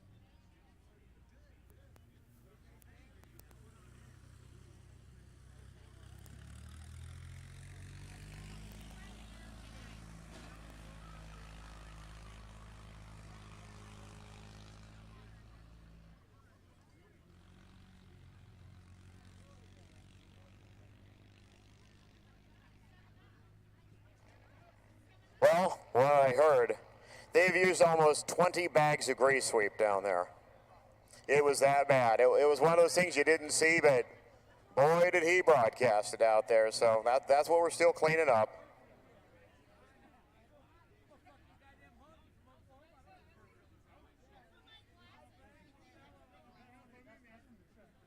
But again, what are we going to do? Close down early? I mean, we're just going to keep on running until we run out of stuff. I mean, it's only been 45 minutes into this one. We got cars back here. I'm going to run this cars in the lanes, and I'm going to be calling fast cars back up. So just a heads up, funny cars. That's the California funny cars. You're not too far down the road. I'm pretty much called all the categories I am going to call. They're in the back getting set, paired up, all that stuff. We'll get right back to doing that stuff just as soon as we get finished blowing all the stuff down off there.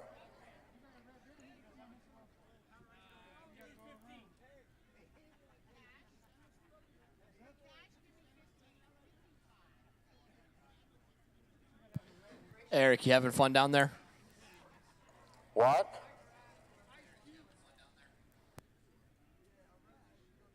Are you having fun down there? Am I having fun down here? Yeah, because there's a breeze down here, and that's not happening in the tower right now. So, yeah, it's more fun out here. I'm just kind of listening to the chatter of the people in the grandstand. They're not, like, banging tin cups against fences right now, waiting for cars to go down yet. There'll be another couple of minutes. Fortunately, I have some really loud, noisy things behind us.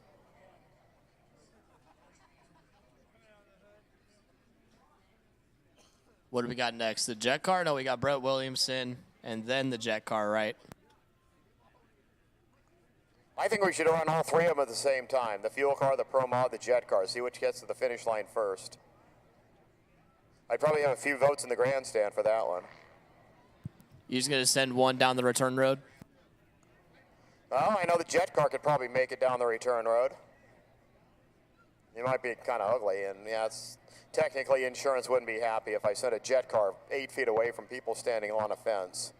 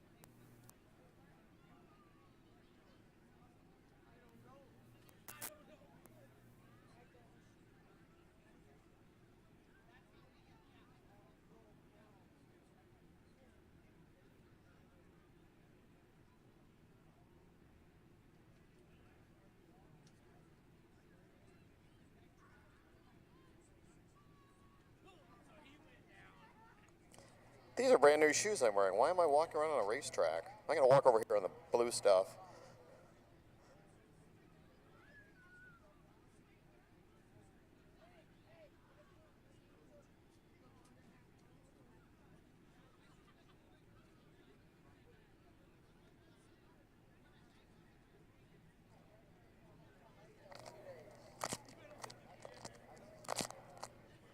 I was seeing if the mic was going to pick up the noise of my feet being stuck. It's not that good of a microphone. The tractor in the left lane's in the lead. Hey, he's making the turn off. That means he's turning around and coming on back? Yep. I know we have the drag down there. It's weird we have to put the drag down. Usually that's just kind of like, see if that'll kind of like rub some of the stuff back into the surface and just work it a little bit better.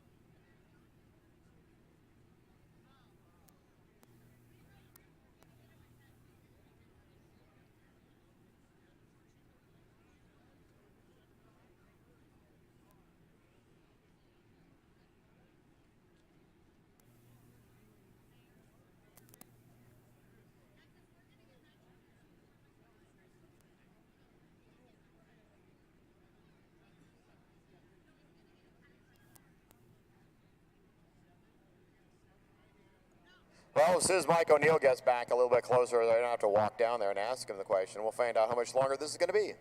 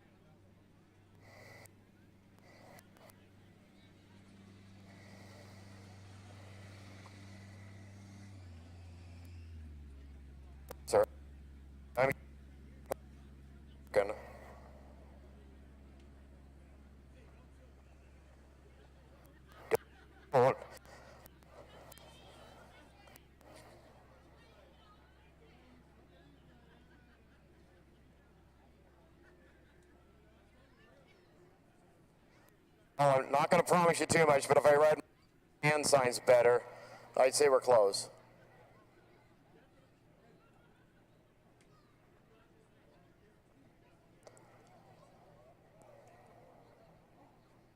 Well, looks like 2 tractors off the track. Let's see what happens. They're doing a quick check back there. Let's see what happens with the 3rd tractor.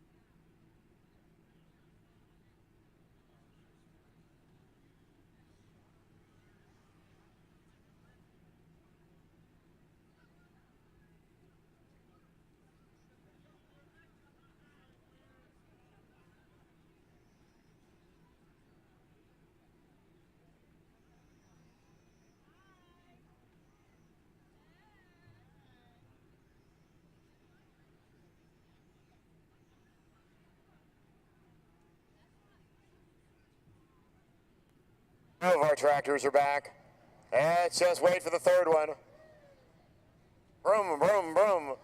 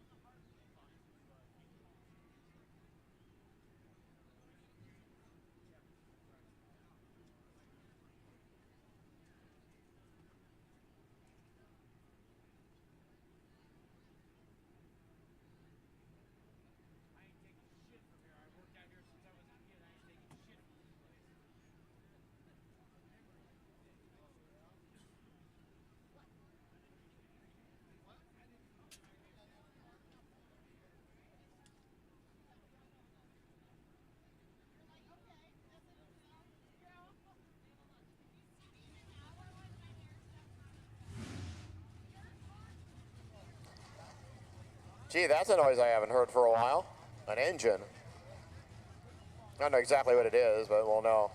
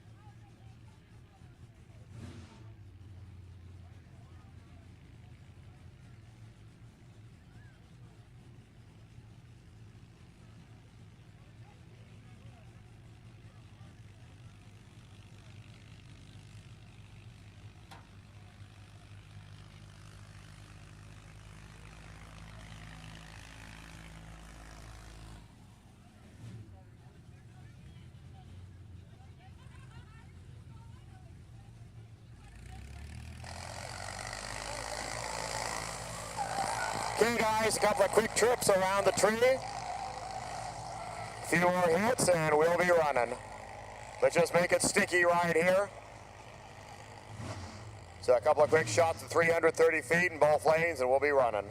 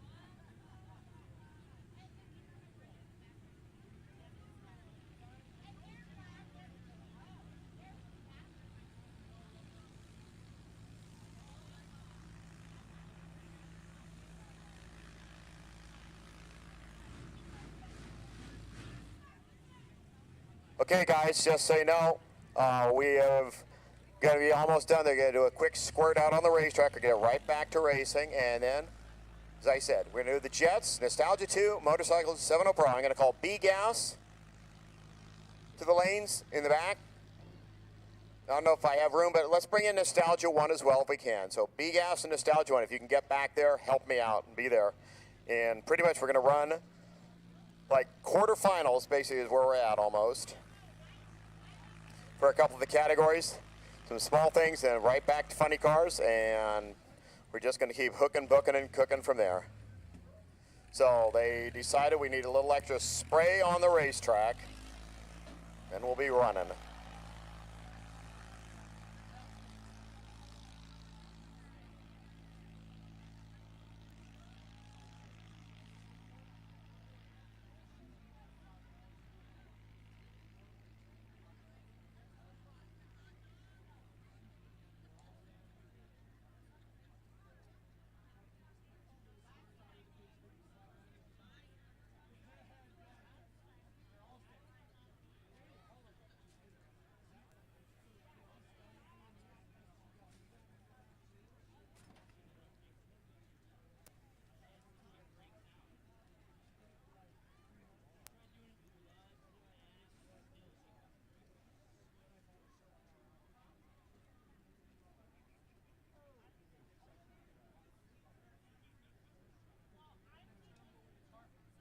Well, on the positive side, we won't have to do too much after the jet car range, which usually isn't too much anyway. Just basically putting everything back in place that got blown out of the area, like that blue umbrella on the starting line.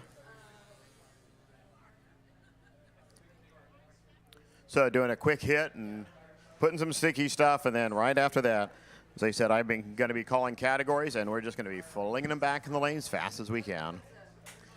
California Funny Cars, A-Fuel, just so you know, you are not too far in the future. So I just want to keep you apprised of things.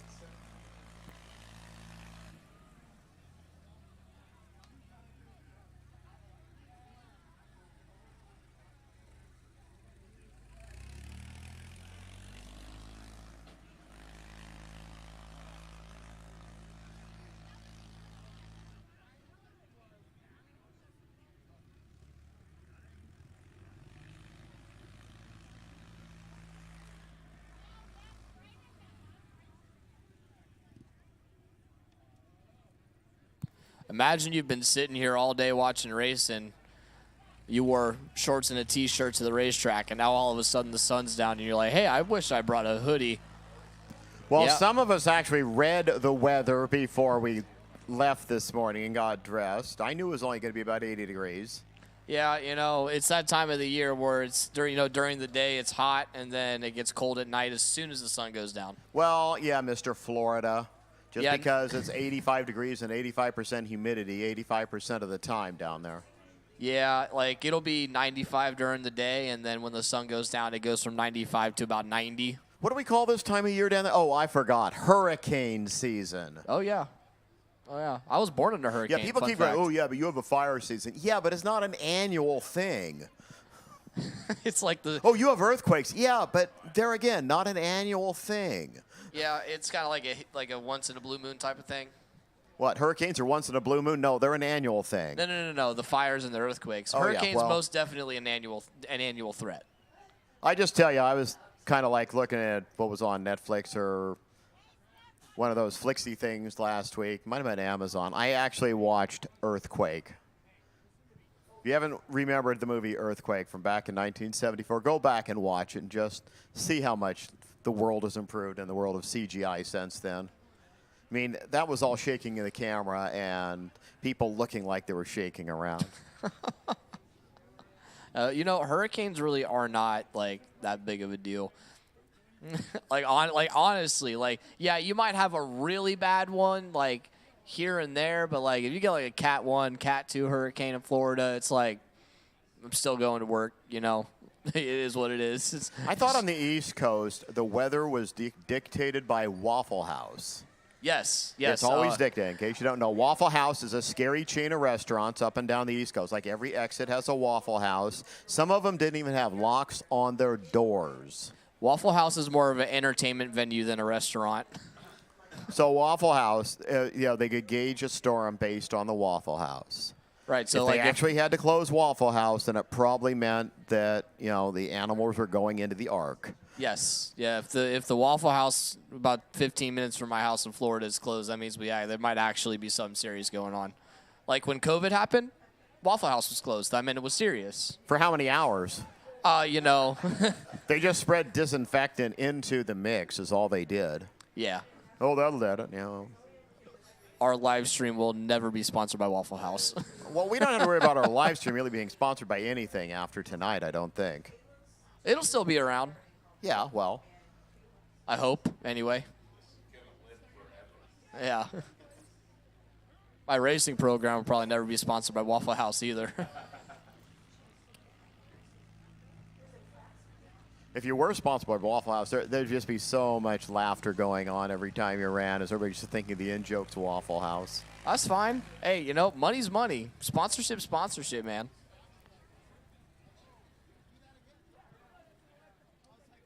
Oh, be still my heart. Are we almost ready, Brian? Are we almost ready? I see track equipment coming off the track, which is a good sign. Well, I saw track coming off the equipment several times. Yeah, but then another piece of now equipment he's goes out pointing there. at something. Oh. Not pointing at the thing I wanted to be pointing at.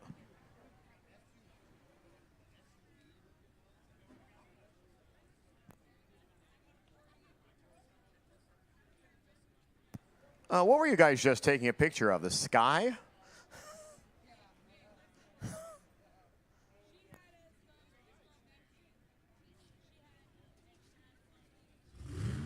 Oh my word! I hear an engine.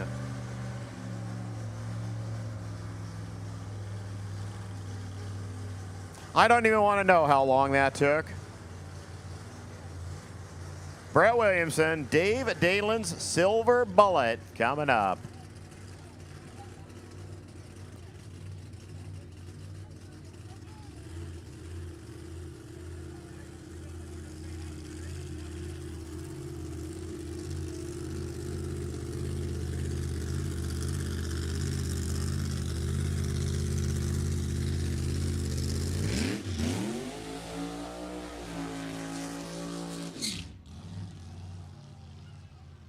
Here's Brett. He used to have his own top alcohol funny car. He still actually does, but he's been driving somebody else's car now. I think it's one of those, I have a motor, you have a car, let's put them together. But he'll be backing up Dave Dalen's car. He's been playing with this car for last few seasons. They'll be doing a big hurrah down at the final event of the year at Famoso in about a month. I need to actually look online to see what the real name of that event is called. I know it wasn't advertised as crazy, but in Samoa, that car did fly just a little bit. Yeah. Samoa, that's the track that has a sand trap that's called the Beach and a water trap that's called the Pacific right after it. The Wally Parks NHRA Nostalgia Nationals. Okay, now I'm up to date on what that race is called. All right, here we go. Brett Williamson, Dave Dalen's car. Brett's reused to driving down a dark tunnel at Sacramento Raceway. He's done it for years.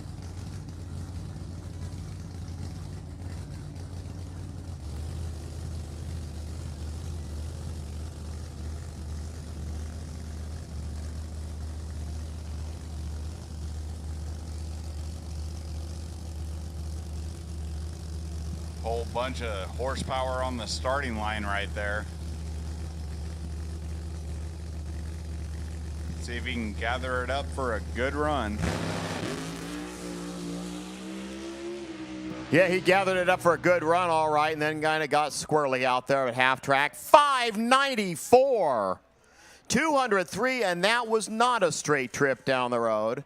It was 197 miles an hour to half track. Do you see that 60-foot number from that? 958. It was like 382 to the eighth mile. He went 490 to 1,000 feet. So good. My 1,000 foot's working, but he clicked it early. 594 at just 203 miles an hour. And gang, that's the truck I've been waiting to see. Ladies and gentlemen, it is time to go loud as the Jet Cars.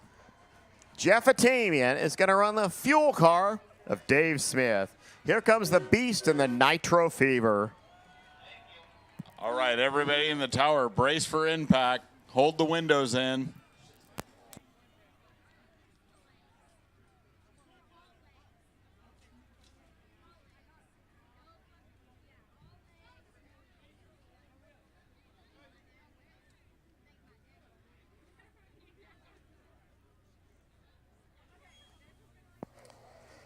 Okay, guys, before we start making some noise out here, I just do want to point out, we just had a huge oil down on this racetrack. The next car down went 594. Give a big hand to the Sacramento Raceway crew. They just worked themselves to death, got that track fixed, and a 5-second run came up.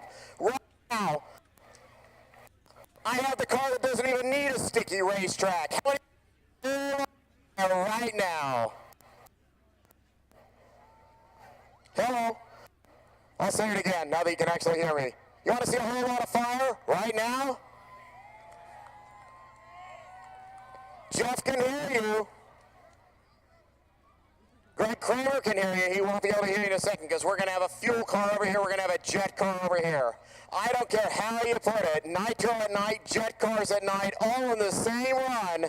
Again, final Governor's Cup in just a few minutes.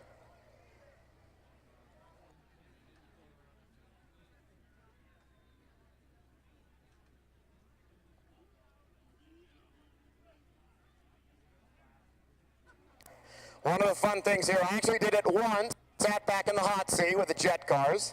I did it as head once. You people over there with the motorhome, I hope you like Stinky because you're going to be living in Stinky for, well, the next few days. And let's see just how many cars, burglar alarms are going to go off as we put a big puddle out here. Again, we just fully prepped the racetrack, so it's just going to be a quick turn to have race cars back on the track. I've been waiting for it. You've been waiting for it. We've all been waiting for it.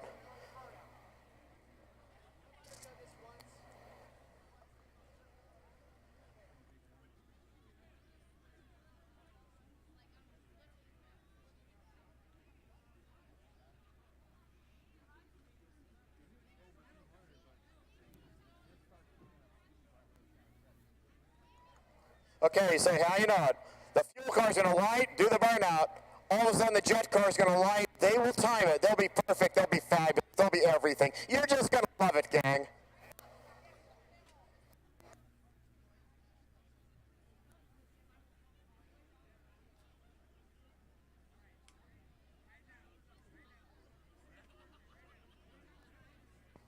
All right, top fuel car, you ready? Jet car, you ready? Raceway, are you ready? Okay, I'm ready. Let's go.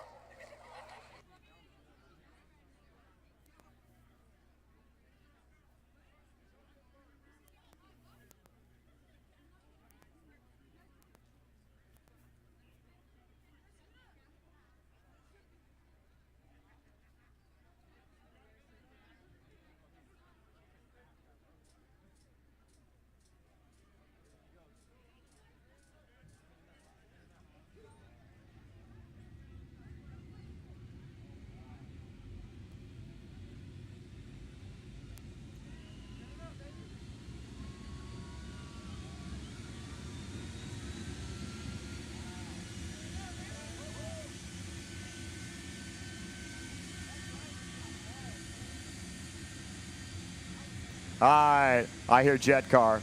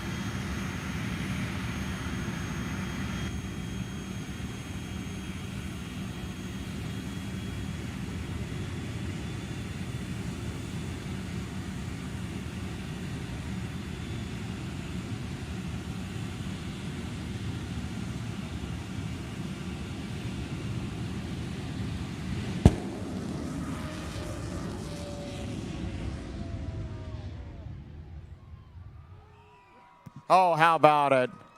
I don't care what's on the scoreboard. It's a jet car. 690 at 194 miles an hour, 585 to the 1,000-foot mark, which he is planning on running anyway. 690, 144. Gang, we have a whole bunch of racing. I know a lot of you came out to see the jet cars run, and we have a lot more race cars going to be pulling around the bend very soon. We'll be right back into running. We'll do a quick check of the racing surface, just make sure everything's good, ready, fresh, and friendly, and we'll be right back to running. But some of you, I know, you've been here a long time. You've got to see fuel cars. You got to see jet cars. You got to see a lot of race cars. So some of you might be heading on out a little bit early. Want to thank everybody for coming out, helping us with this great final ever Governor's Cup. Okay, we're going to try to start the top fuel car right now.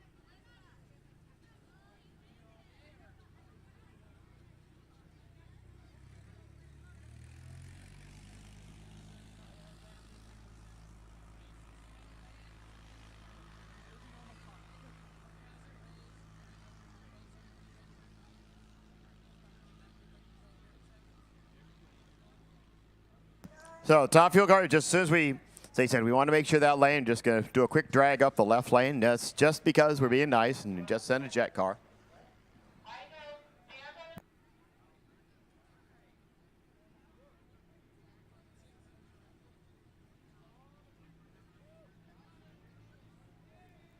Don't forget, we are going to be here all night long. The Jeff Atamian Beast Jet Car is going to go one more time tonight. We do have other classes that we got to get down the racetrack, as you know, there is a whole event that we got to run at the same time. But we will have one more. Oh, geez, I think I just broke my chair. You know, that chair needs to survive another few weeks here, and you just broke it. That better not be the one I brought from IKEA over here. Oh, it's one of those old ones. Yeah, it's one of the old ones. I mean, Okay. it's still chairs. It's still chair functions. But Just because you're in the Air Force and you can break things and have the government pay for it, which means we're paying for it. oh, so you're saying that the government doesn't pay for that chair I just broke? That's crazy. Well, once again, don't forget.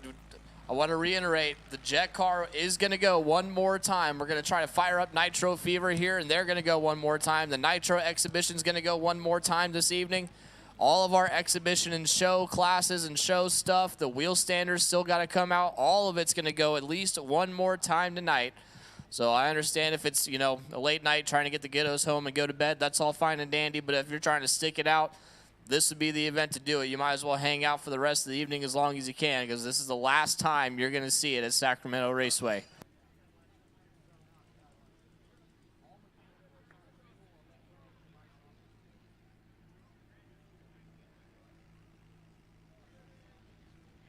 Okay, I do need those things that I called earlier to start rolling to the front of the lanes. Nostalgia Eliminator 2 and motorcycles be up here. So I've called Nostalgia 2, Motorcycle 7.0 Pro, B-Gas. Hope you're in the lanes getting paired up. 7.0 Pro and B-Gas should be in the lanes being paired up. And I said we're just going to wing it on through the California Funny Cars A Fuel. You're going to be back, I'm probably going to say about 35 minutes. And I know that's a little later than I planned, but, well, again, welcome to Sacramento Raceway and the Governor's Cup. Okay, so other categories, just hang on until I call you. I was just trying to make sure we had a lot of stuff here so we can just start whipping cars down the racetrack. So, except for the categories I've called, so Nostalgia 2, you can pull up to the front of the lanes. Bikes, you can pull up to the front and clear off the mess in the back. So all my race cars need to pull up all the way to the front of the lanes.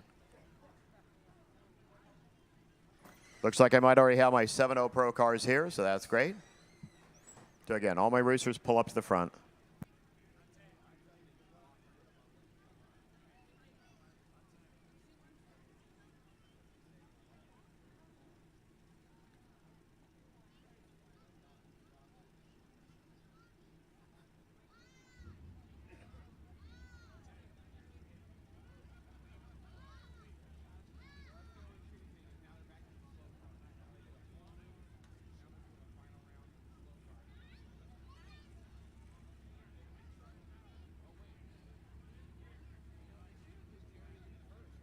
I hear General Jerry Lee's back there.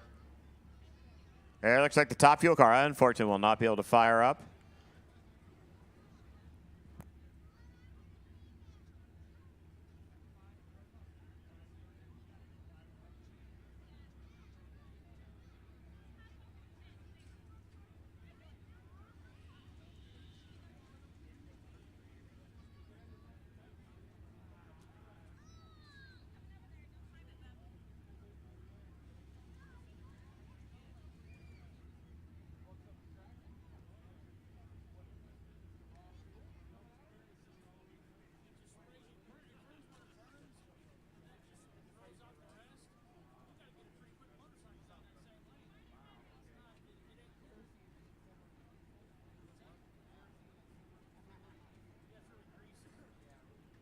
Gang, I said a little bit earlier, the one race car that actually was at the first ever Governor's Cup, you're going to get to see that racer right now, is General Jerry Lee, 86 years young.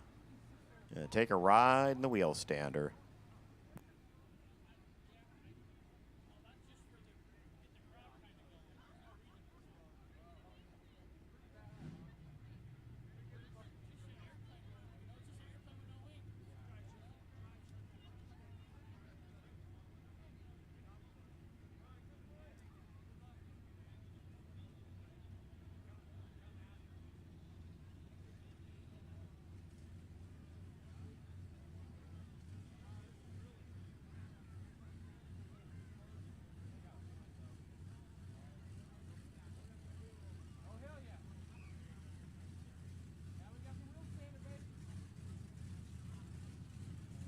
There it is. There's the General. General on bar. There's Haas with him.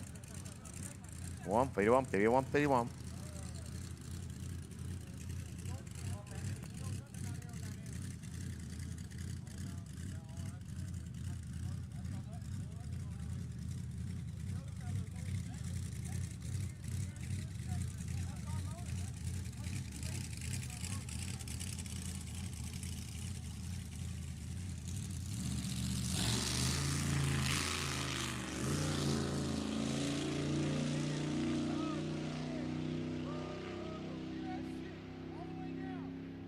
See, if you get the Wheelstander in the right place, you get the sparks.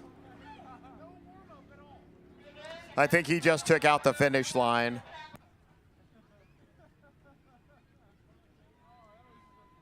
Well, that was great until he took the finish line out. So we'll send our crew down there, as I think he just whacked at least one of our sponges at the stripe.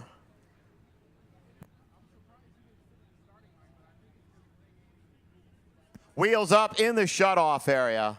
That's where the real sparks happen, because you need that old asphalt with no sticky stuff on it.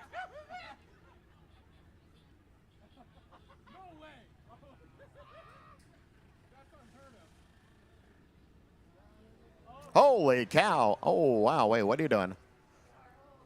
Oh. Well, that was exciting.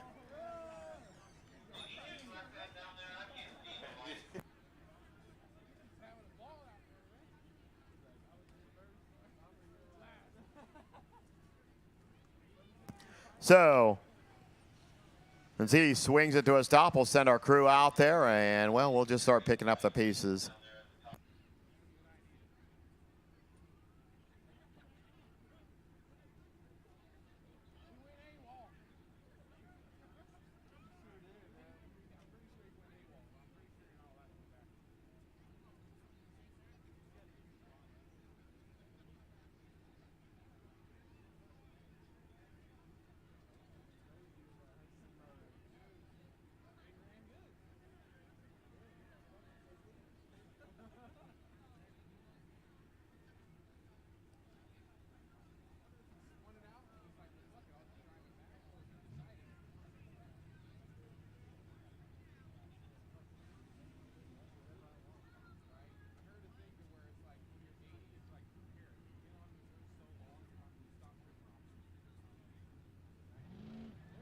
Oh, now he's trying it again. Well, that's pretty amazing. I mean, he just said, let's do another wheel stand. And back it up there. Up, up, up, down, up, up, up, down. All right, so again, we'll be putting our finish line back together now. Nostalgia Eliminator 1, come on in, please. Nostalgia Eliminator 1, head over to see Rick.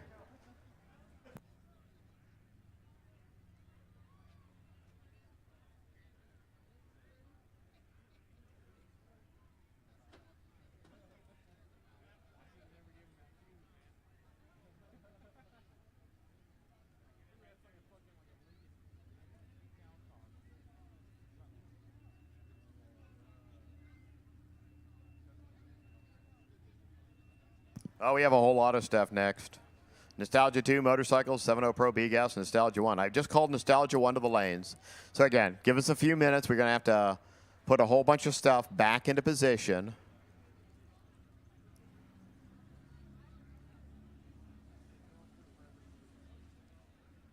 Put some replacement sponges out there and probably run the road broom a few times and sweep up things.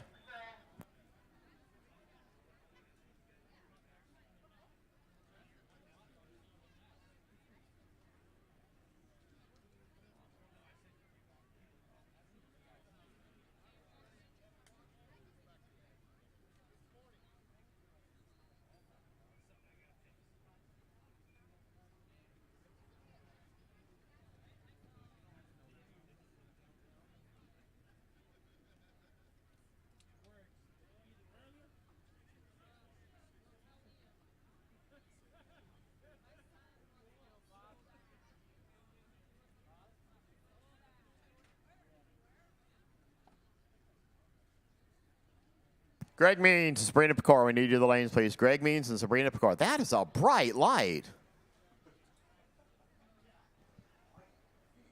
I mean, if he parked that thing at just behind the scoreboard, we'd light up our whole shutoff area.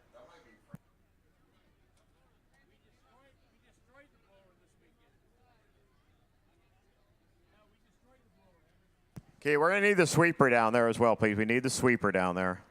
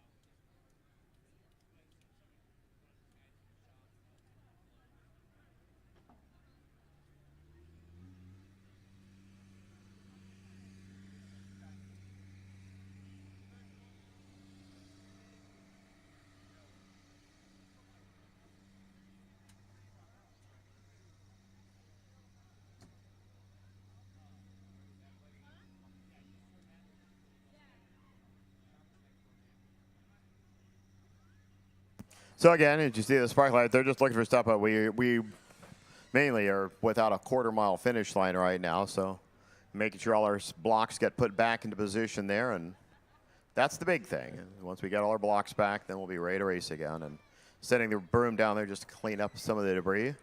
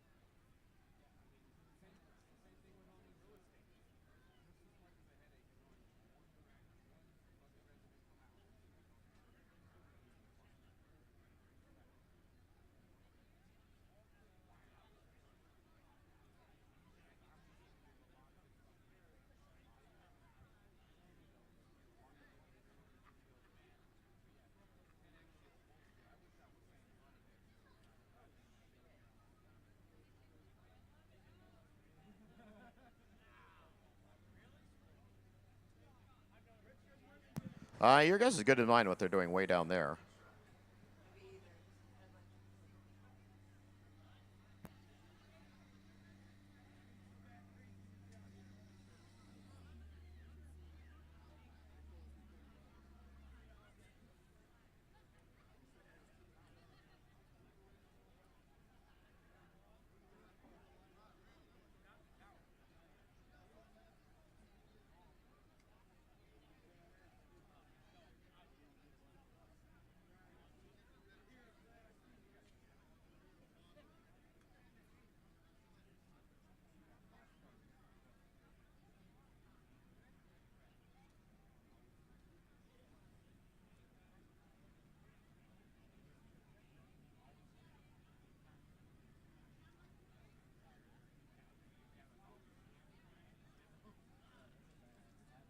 We're kind of deciding he might have sparked a fire out there, too. That happens. It's not been the first time a Wheelstander has lit the field on fire. We were just kind of wondering if the truck were doing, oh, maybe there's fire. Hey, and all my lights went out the finish line. That's a good thing. That means we're probably good at the quarter-mile mark. Quarter mile looks good. So whatever they're doing past the quarter mile, it looks like the truck's pulling the other way, so maybe the conflagration's over with. Now the speed starts back out again. Oh, now it's good.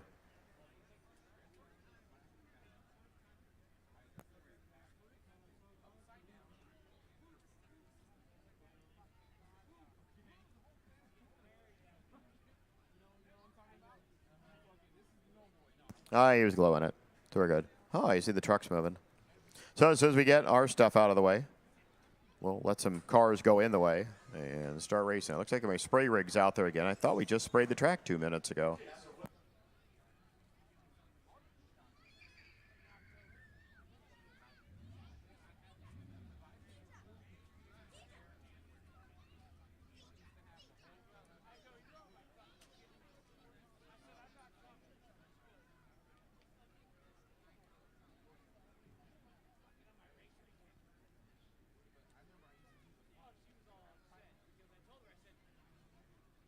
Well, it looks like Frank and the Sparkle truck's slowly starting heading back this way.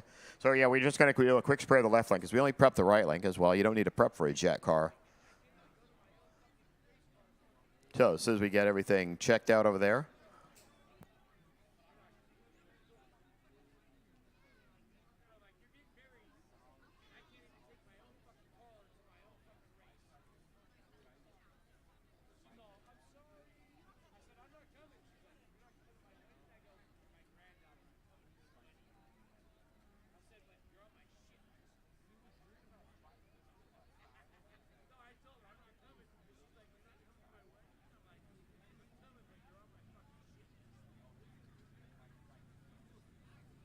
All right, so we'll get on the spray rig. We'll spritz over the left lane. That was my confusion. I was wondering why we're prepping a whole racetrack again when only one car went over it. And no, we didn't spray the left lane because, well, the jet car. So we'll do that, and then we'll be right to racing. Thank you very much, all you guys in the staging lanes, for bearing with us.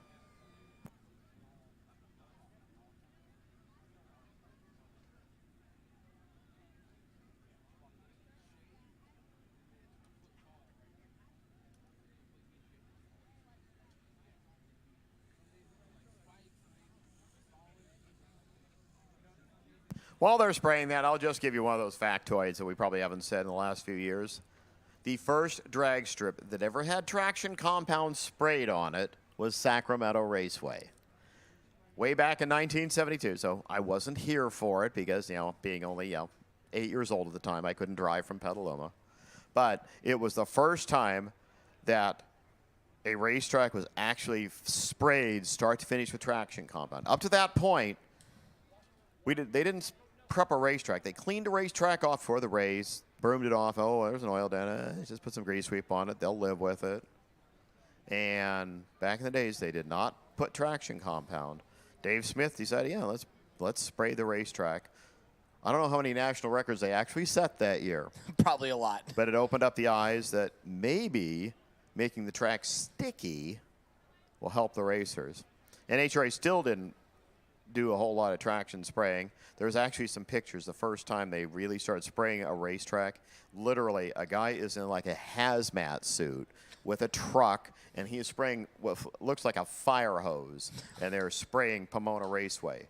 And basically they sprayed it by hand, and it was just bizarre looking at what they were doing to spray that racetrack. And now, hey, somebody said, well, take a weed sprayer and just fill it with, like you're going to go poison the whole orchard. And, well, put traction compound in it and spray the racetrack. Yeah, now Dan's out there with shorts and a T-shirt compared to the hazmat suit. Yeah. I ruined the back of my 76 Ford Courier when a bottle of VHT fell over in the back of it. And, you know, it was sticky until I sold it. But we actually, it's down at Sonoma. We didn't have a fancy spray rig because back in the days when Sonoma was just that track between Fremont and Sacramento that got the leftovers, yeah, we didn't have anything fancy. We literally had a 5-gallon bucket or a 5-gallon pump sprayer, sat in the back of a truck, and sprayed the racetrack by hand. Took us about 3 hours. Sounds painful. Oh, well, that's all you could do. And it's not like you were spraying a really good pattern. It was like a spider web going down the racetrack. Now we just send the trucks down there and put a lap of spray on it and get right back to doing a couple of quick draggy things and all that fun stuff. Yeah, now there's a whole science behind it, like how much you're spraying. Like when I went out there one time to help them with the track prep, they're like, make sure when you're driving down, like someone's sitting in the back, they have the nozzle turned to a specific point, and they're like, make sure you're going at a specific speed. Yeah, go 23 miles per hour on this trip. No, 31 miles per hour on that trip. And it's just, how much do you want, and then what do you do afterwards? For some cars, you spray it, and you don't do a thing afterwards. You just leave it. Other cars, you run the drag over the top of it after you spray it. So we're going to run the drag over the top of it because we have those type of cars here. And we'll pretty much only drag to about 330 feet. That's that cone that hasn't been hit yet out there. Yet. Yeah, yet. Still got a long night ahead of us. 330 cone doesn't stand a chance. We were at the March meet one year, and it was a final qualifying session for the fuel alders. And unless the quarter mile was knocked out, we weren't putting the blocks back. We were literally down to the 60-footer and the finish line by the end of the session. I just said, you're not getting any more targets out there. You're just going to have a finish line. You know, there was a Twitter account. It was like the NHRA orange cone, and it was always like pictures of them in the big show hitting the cones, like making memes out of it or whatever. It's a real thing. Well, the scary thing is how much damage, and that's a foam block that weighs nothing. When a funny car hits that thing at about 320 miles an hour, it damages the body. Yeah, obliterates the front end. Yeah. But they can also just blow it over with the headers if they get close enough. Yeah, to if it. the simple rule is if the vehicle touches the block, it's a disqualification. If a parachute happens to blossom and maybe the parachute grabs the block and the car never actually touched the center line, that does not count. Sometimes just popping the chutes caused enough wind down there, it'll just blow the block right out of the way. And you see that sometimes watching the national events. Those are the same national events you watch when they pop the chutes close to the wall and all the white paint on the wall just comes charging right off. Yeah, they are, like, especially funny car, like, they get right up close to the wall and they're still in it. Because they're only going to 1,000 feet. So, like, they're like, if I can just get to 1,000 feet and I can lift and get off the wall.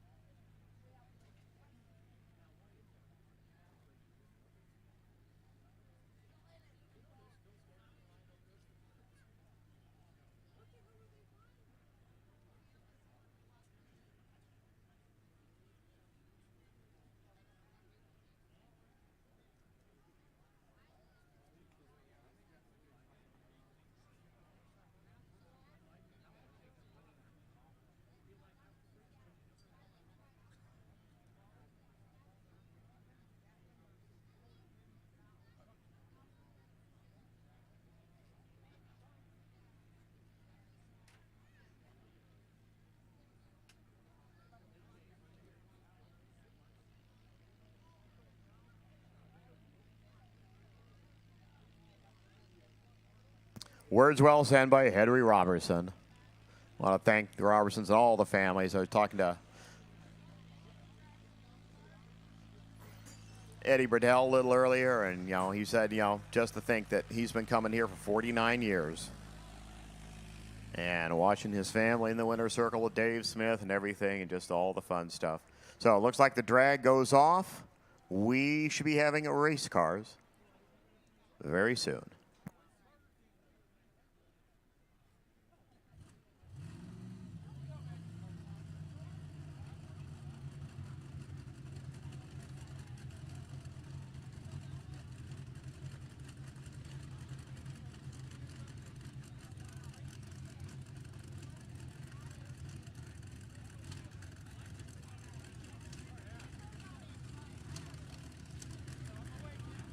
Just a little treat for you, a cackle car.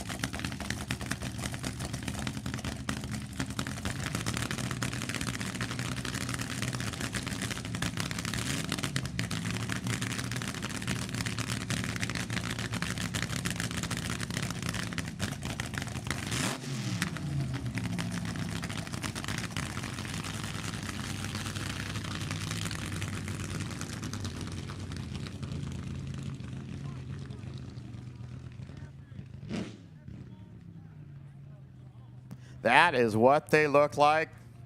That's what they sounded like. Just a little real live what it was like back here in 1970. The first of the Governor's Cups.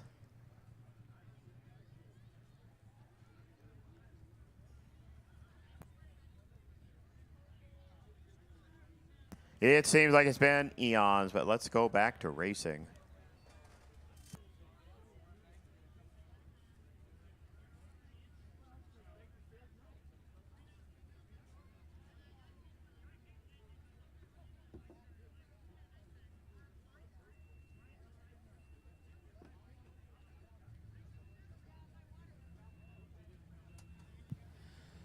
All right, well, hey, this is the last one. We can just kind of take our time, I guess, right? That seems to be the theme of the day.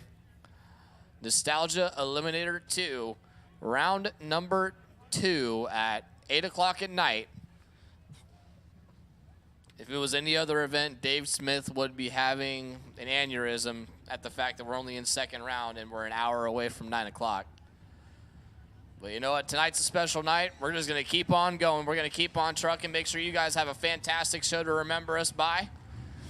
And we still have to crown winners in multiple categories. Let's get it going.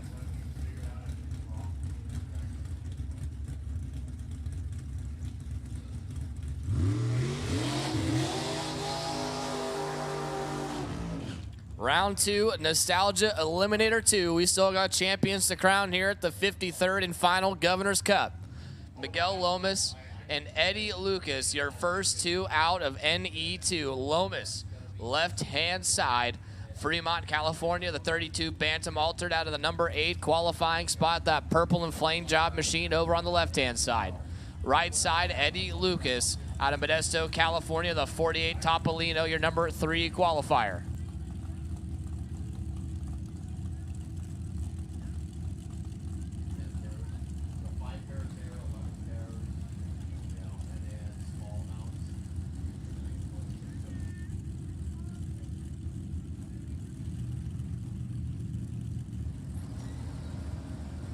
We still got, what do we got? 3 more rounds to go for these guys. Eddie Lucas behind early, has issues. Left side well in control. Wind light says left side. How about Miguel Lomas? 0:57 reaction time, 8:72.1. 146 miles an hour lifting early, and Miguel Lomas moves on to round number 3. Drew Grafton and Eric Warner, your next 2 out. Grafton, left-hand side, Central Point, Oregon, the Rogue Hills excavation operator, high-tech transmission on board of that O'Brien chassis front engine dragster. Your number 5 qualifier, right side, Eric Warner out of Palo Cedro, California. The service manager by trade, Warner Enterprises, on board of that 27 Ford Altered. Your number 10 qualifier on the right-hand side, Paul Warner over there. A-Gas, come on to the back of the lanes. A-Gas, you should be in the back now for pairing, please. A-Gas.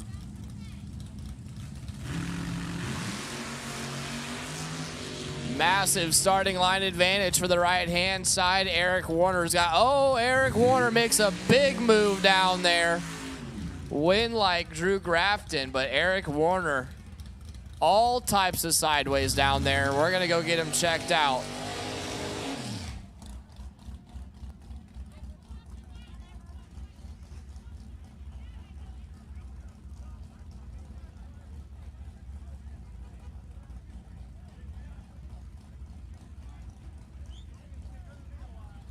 Wow.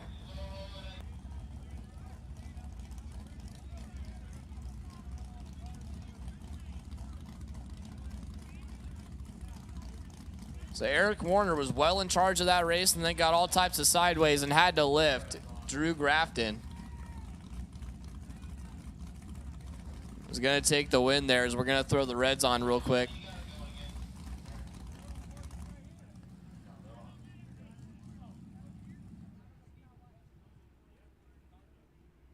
Brian, they're good. The car refired down there. We had a car shut off early, and it got refired. You can relight them.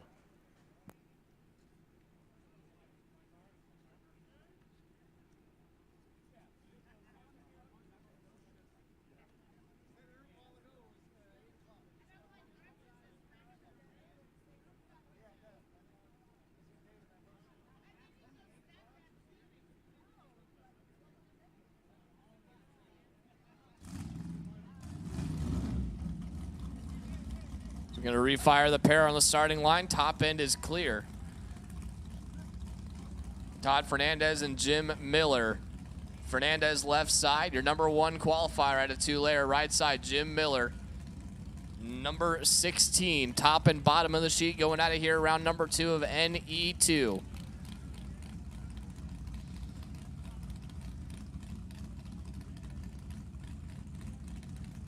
Fernandez already found the pre-stage bulb. Miller taking his time. He found it. Staged. Here we go. Red light start for Jim Miller. Todd Fernandez going to streak down through there with a win light. 861.0, 152 miles an hour there for J. Todd Fernandez. Moving on around number 3.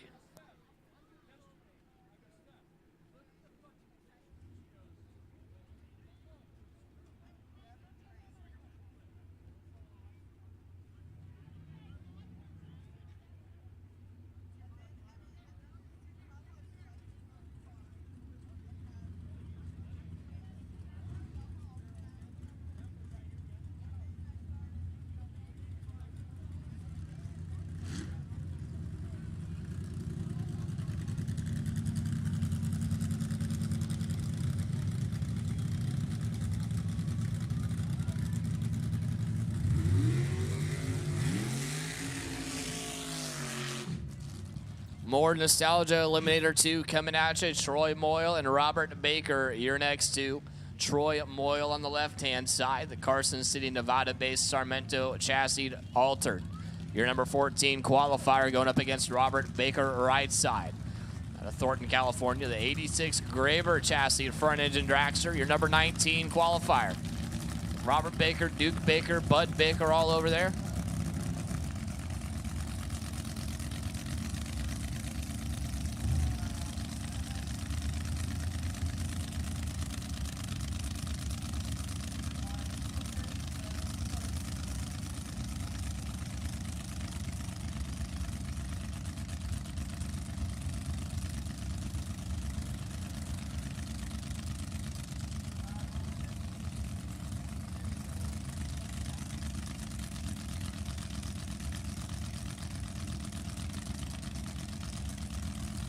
Troy Moyle and Robert Baker.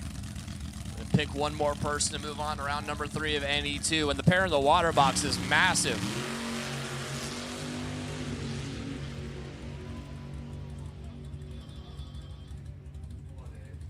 Winlight says right side. Robert Baker takes it on a double breakout, 8:57.5. No good. Troy Moyle going to advance, 8:56.9. Troy Moyle is done here as Robert Baker had the worst of the 2 reaction times. And we'll move on.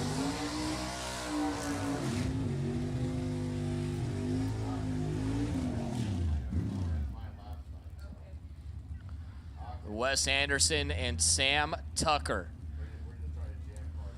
1 and 2 in the NHRA Heritage Series points. Right now, Wes Anderson and Sam Tucker are going to go at it. Massive points implications here. Wes Anderson on the left-hand side of La Mirada, California, the OYB Motorsports 27 Ford. Your number 2 qualifier, he's got Sam Tucker in the other lane. The points leader, your number 7 qualifier for the event out of Redding, California. Wes Anderson can take out Sam here and make a big move in the points. Let's see what we got. We're pre-staged. Okay, motorcycle, just so you know, you're going to have to help us out. You're going to have to verify dials, everything. 0.02 of a second separated in reaction time. Right side gets a little squirrely. Wind light. Wes Anderson. 37 on the tree. 865, 349 miles an hour. As Sam Tucker was 2 thou behind at the starting line and got squirrely at the top end. And we're going to stop racing here real quick, and we're going to go check the right lane as we've had a bunch of people get loose down there. So we're going to go check the track real quick. Make sure that right lane is okay. But Wes Anderson takes out Sam Tucker.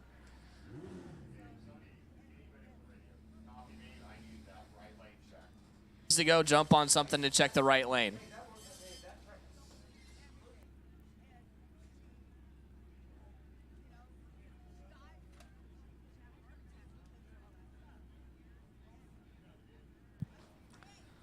Wes Anderson gaining on the points in Nostalgia Eliminator 2, taking out Sam Tucker.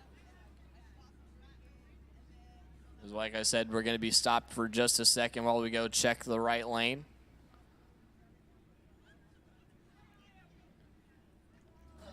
We want to ensure the safety of all of our racers down there, and we've seen a few cars now get a little too sideways at the top end. We want to make sure everybody's got a safe racing surface. So we're going to go send someone down there, check the right lane real quick, and we'll be back with you momentarily.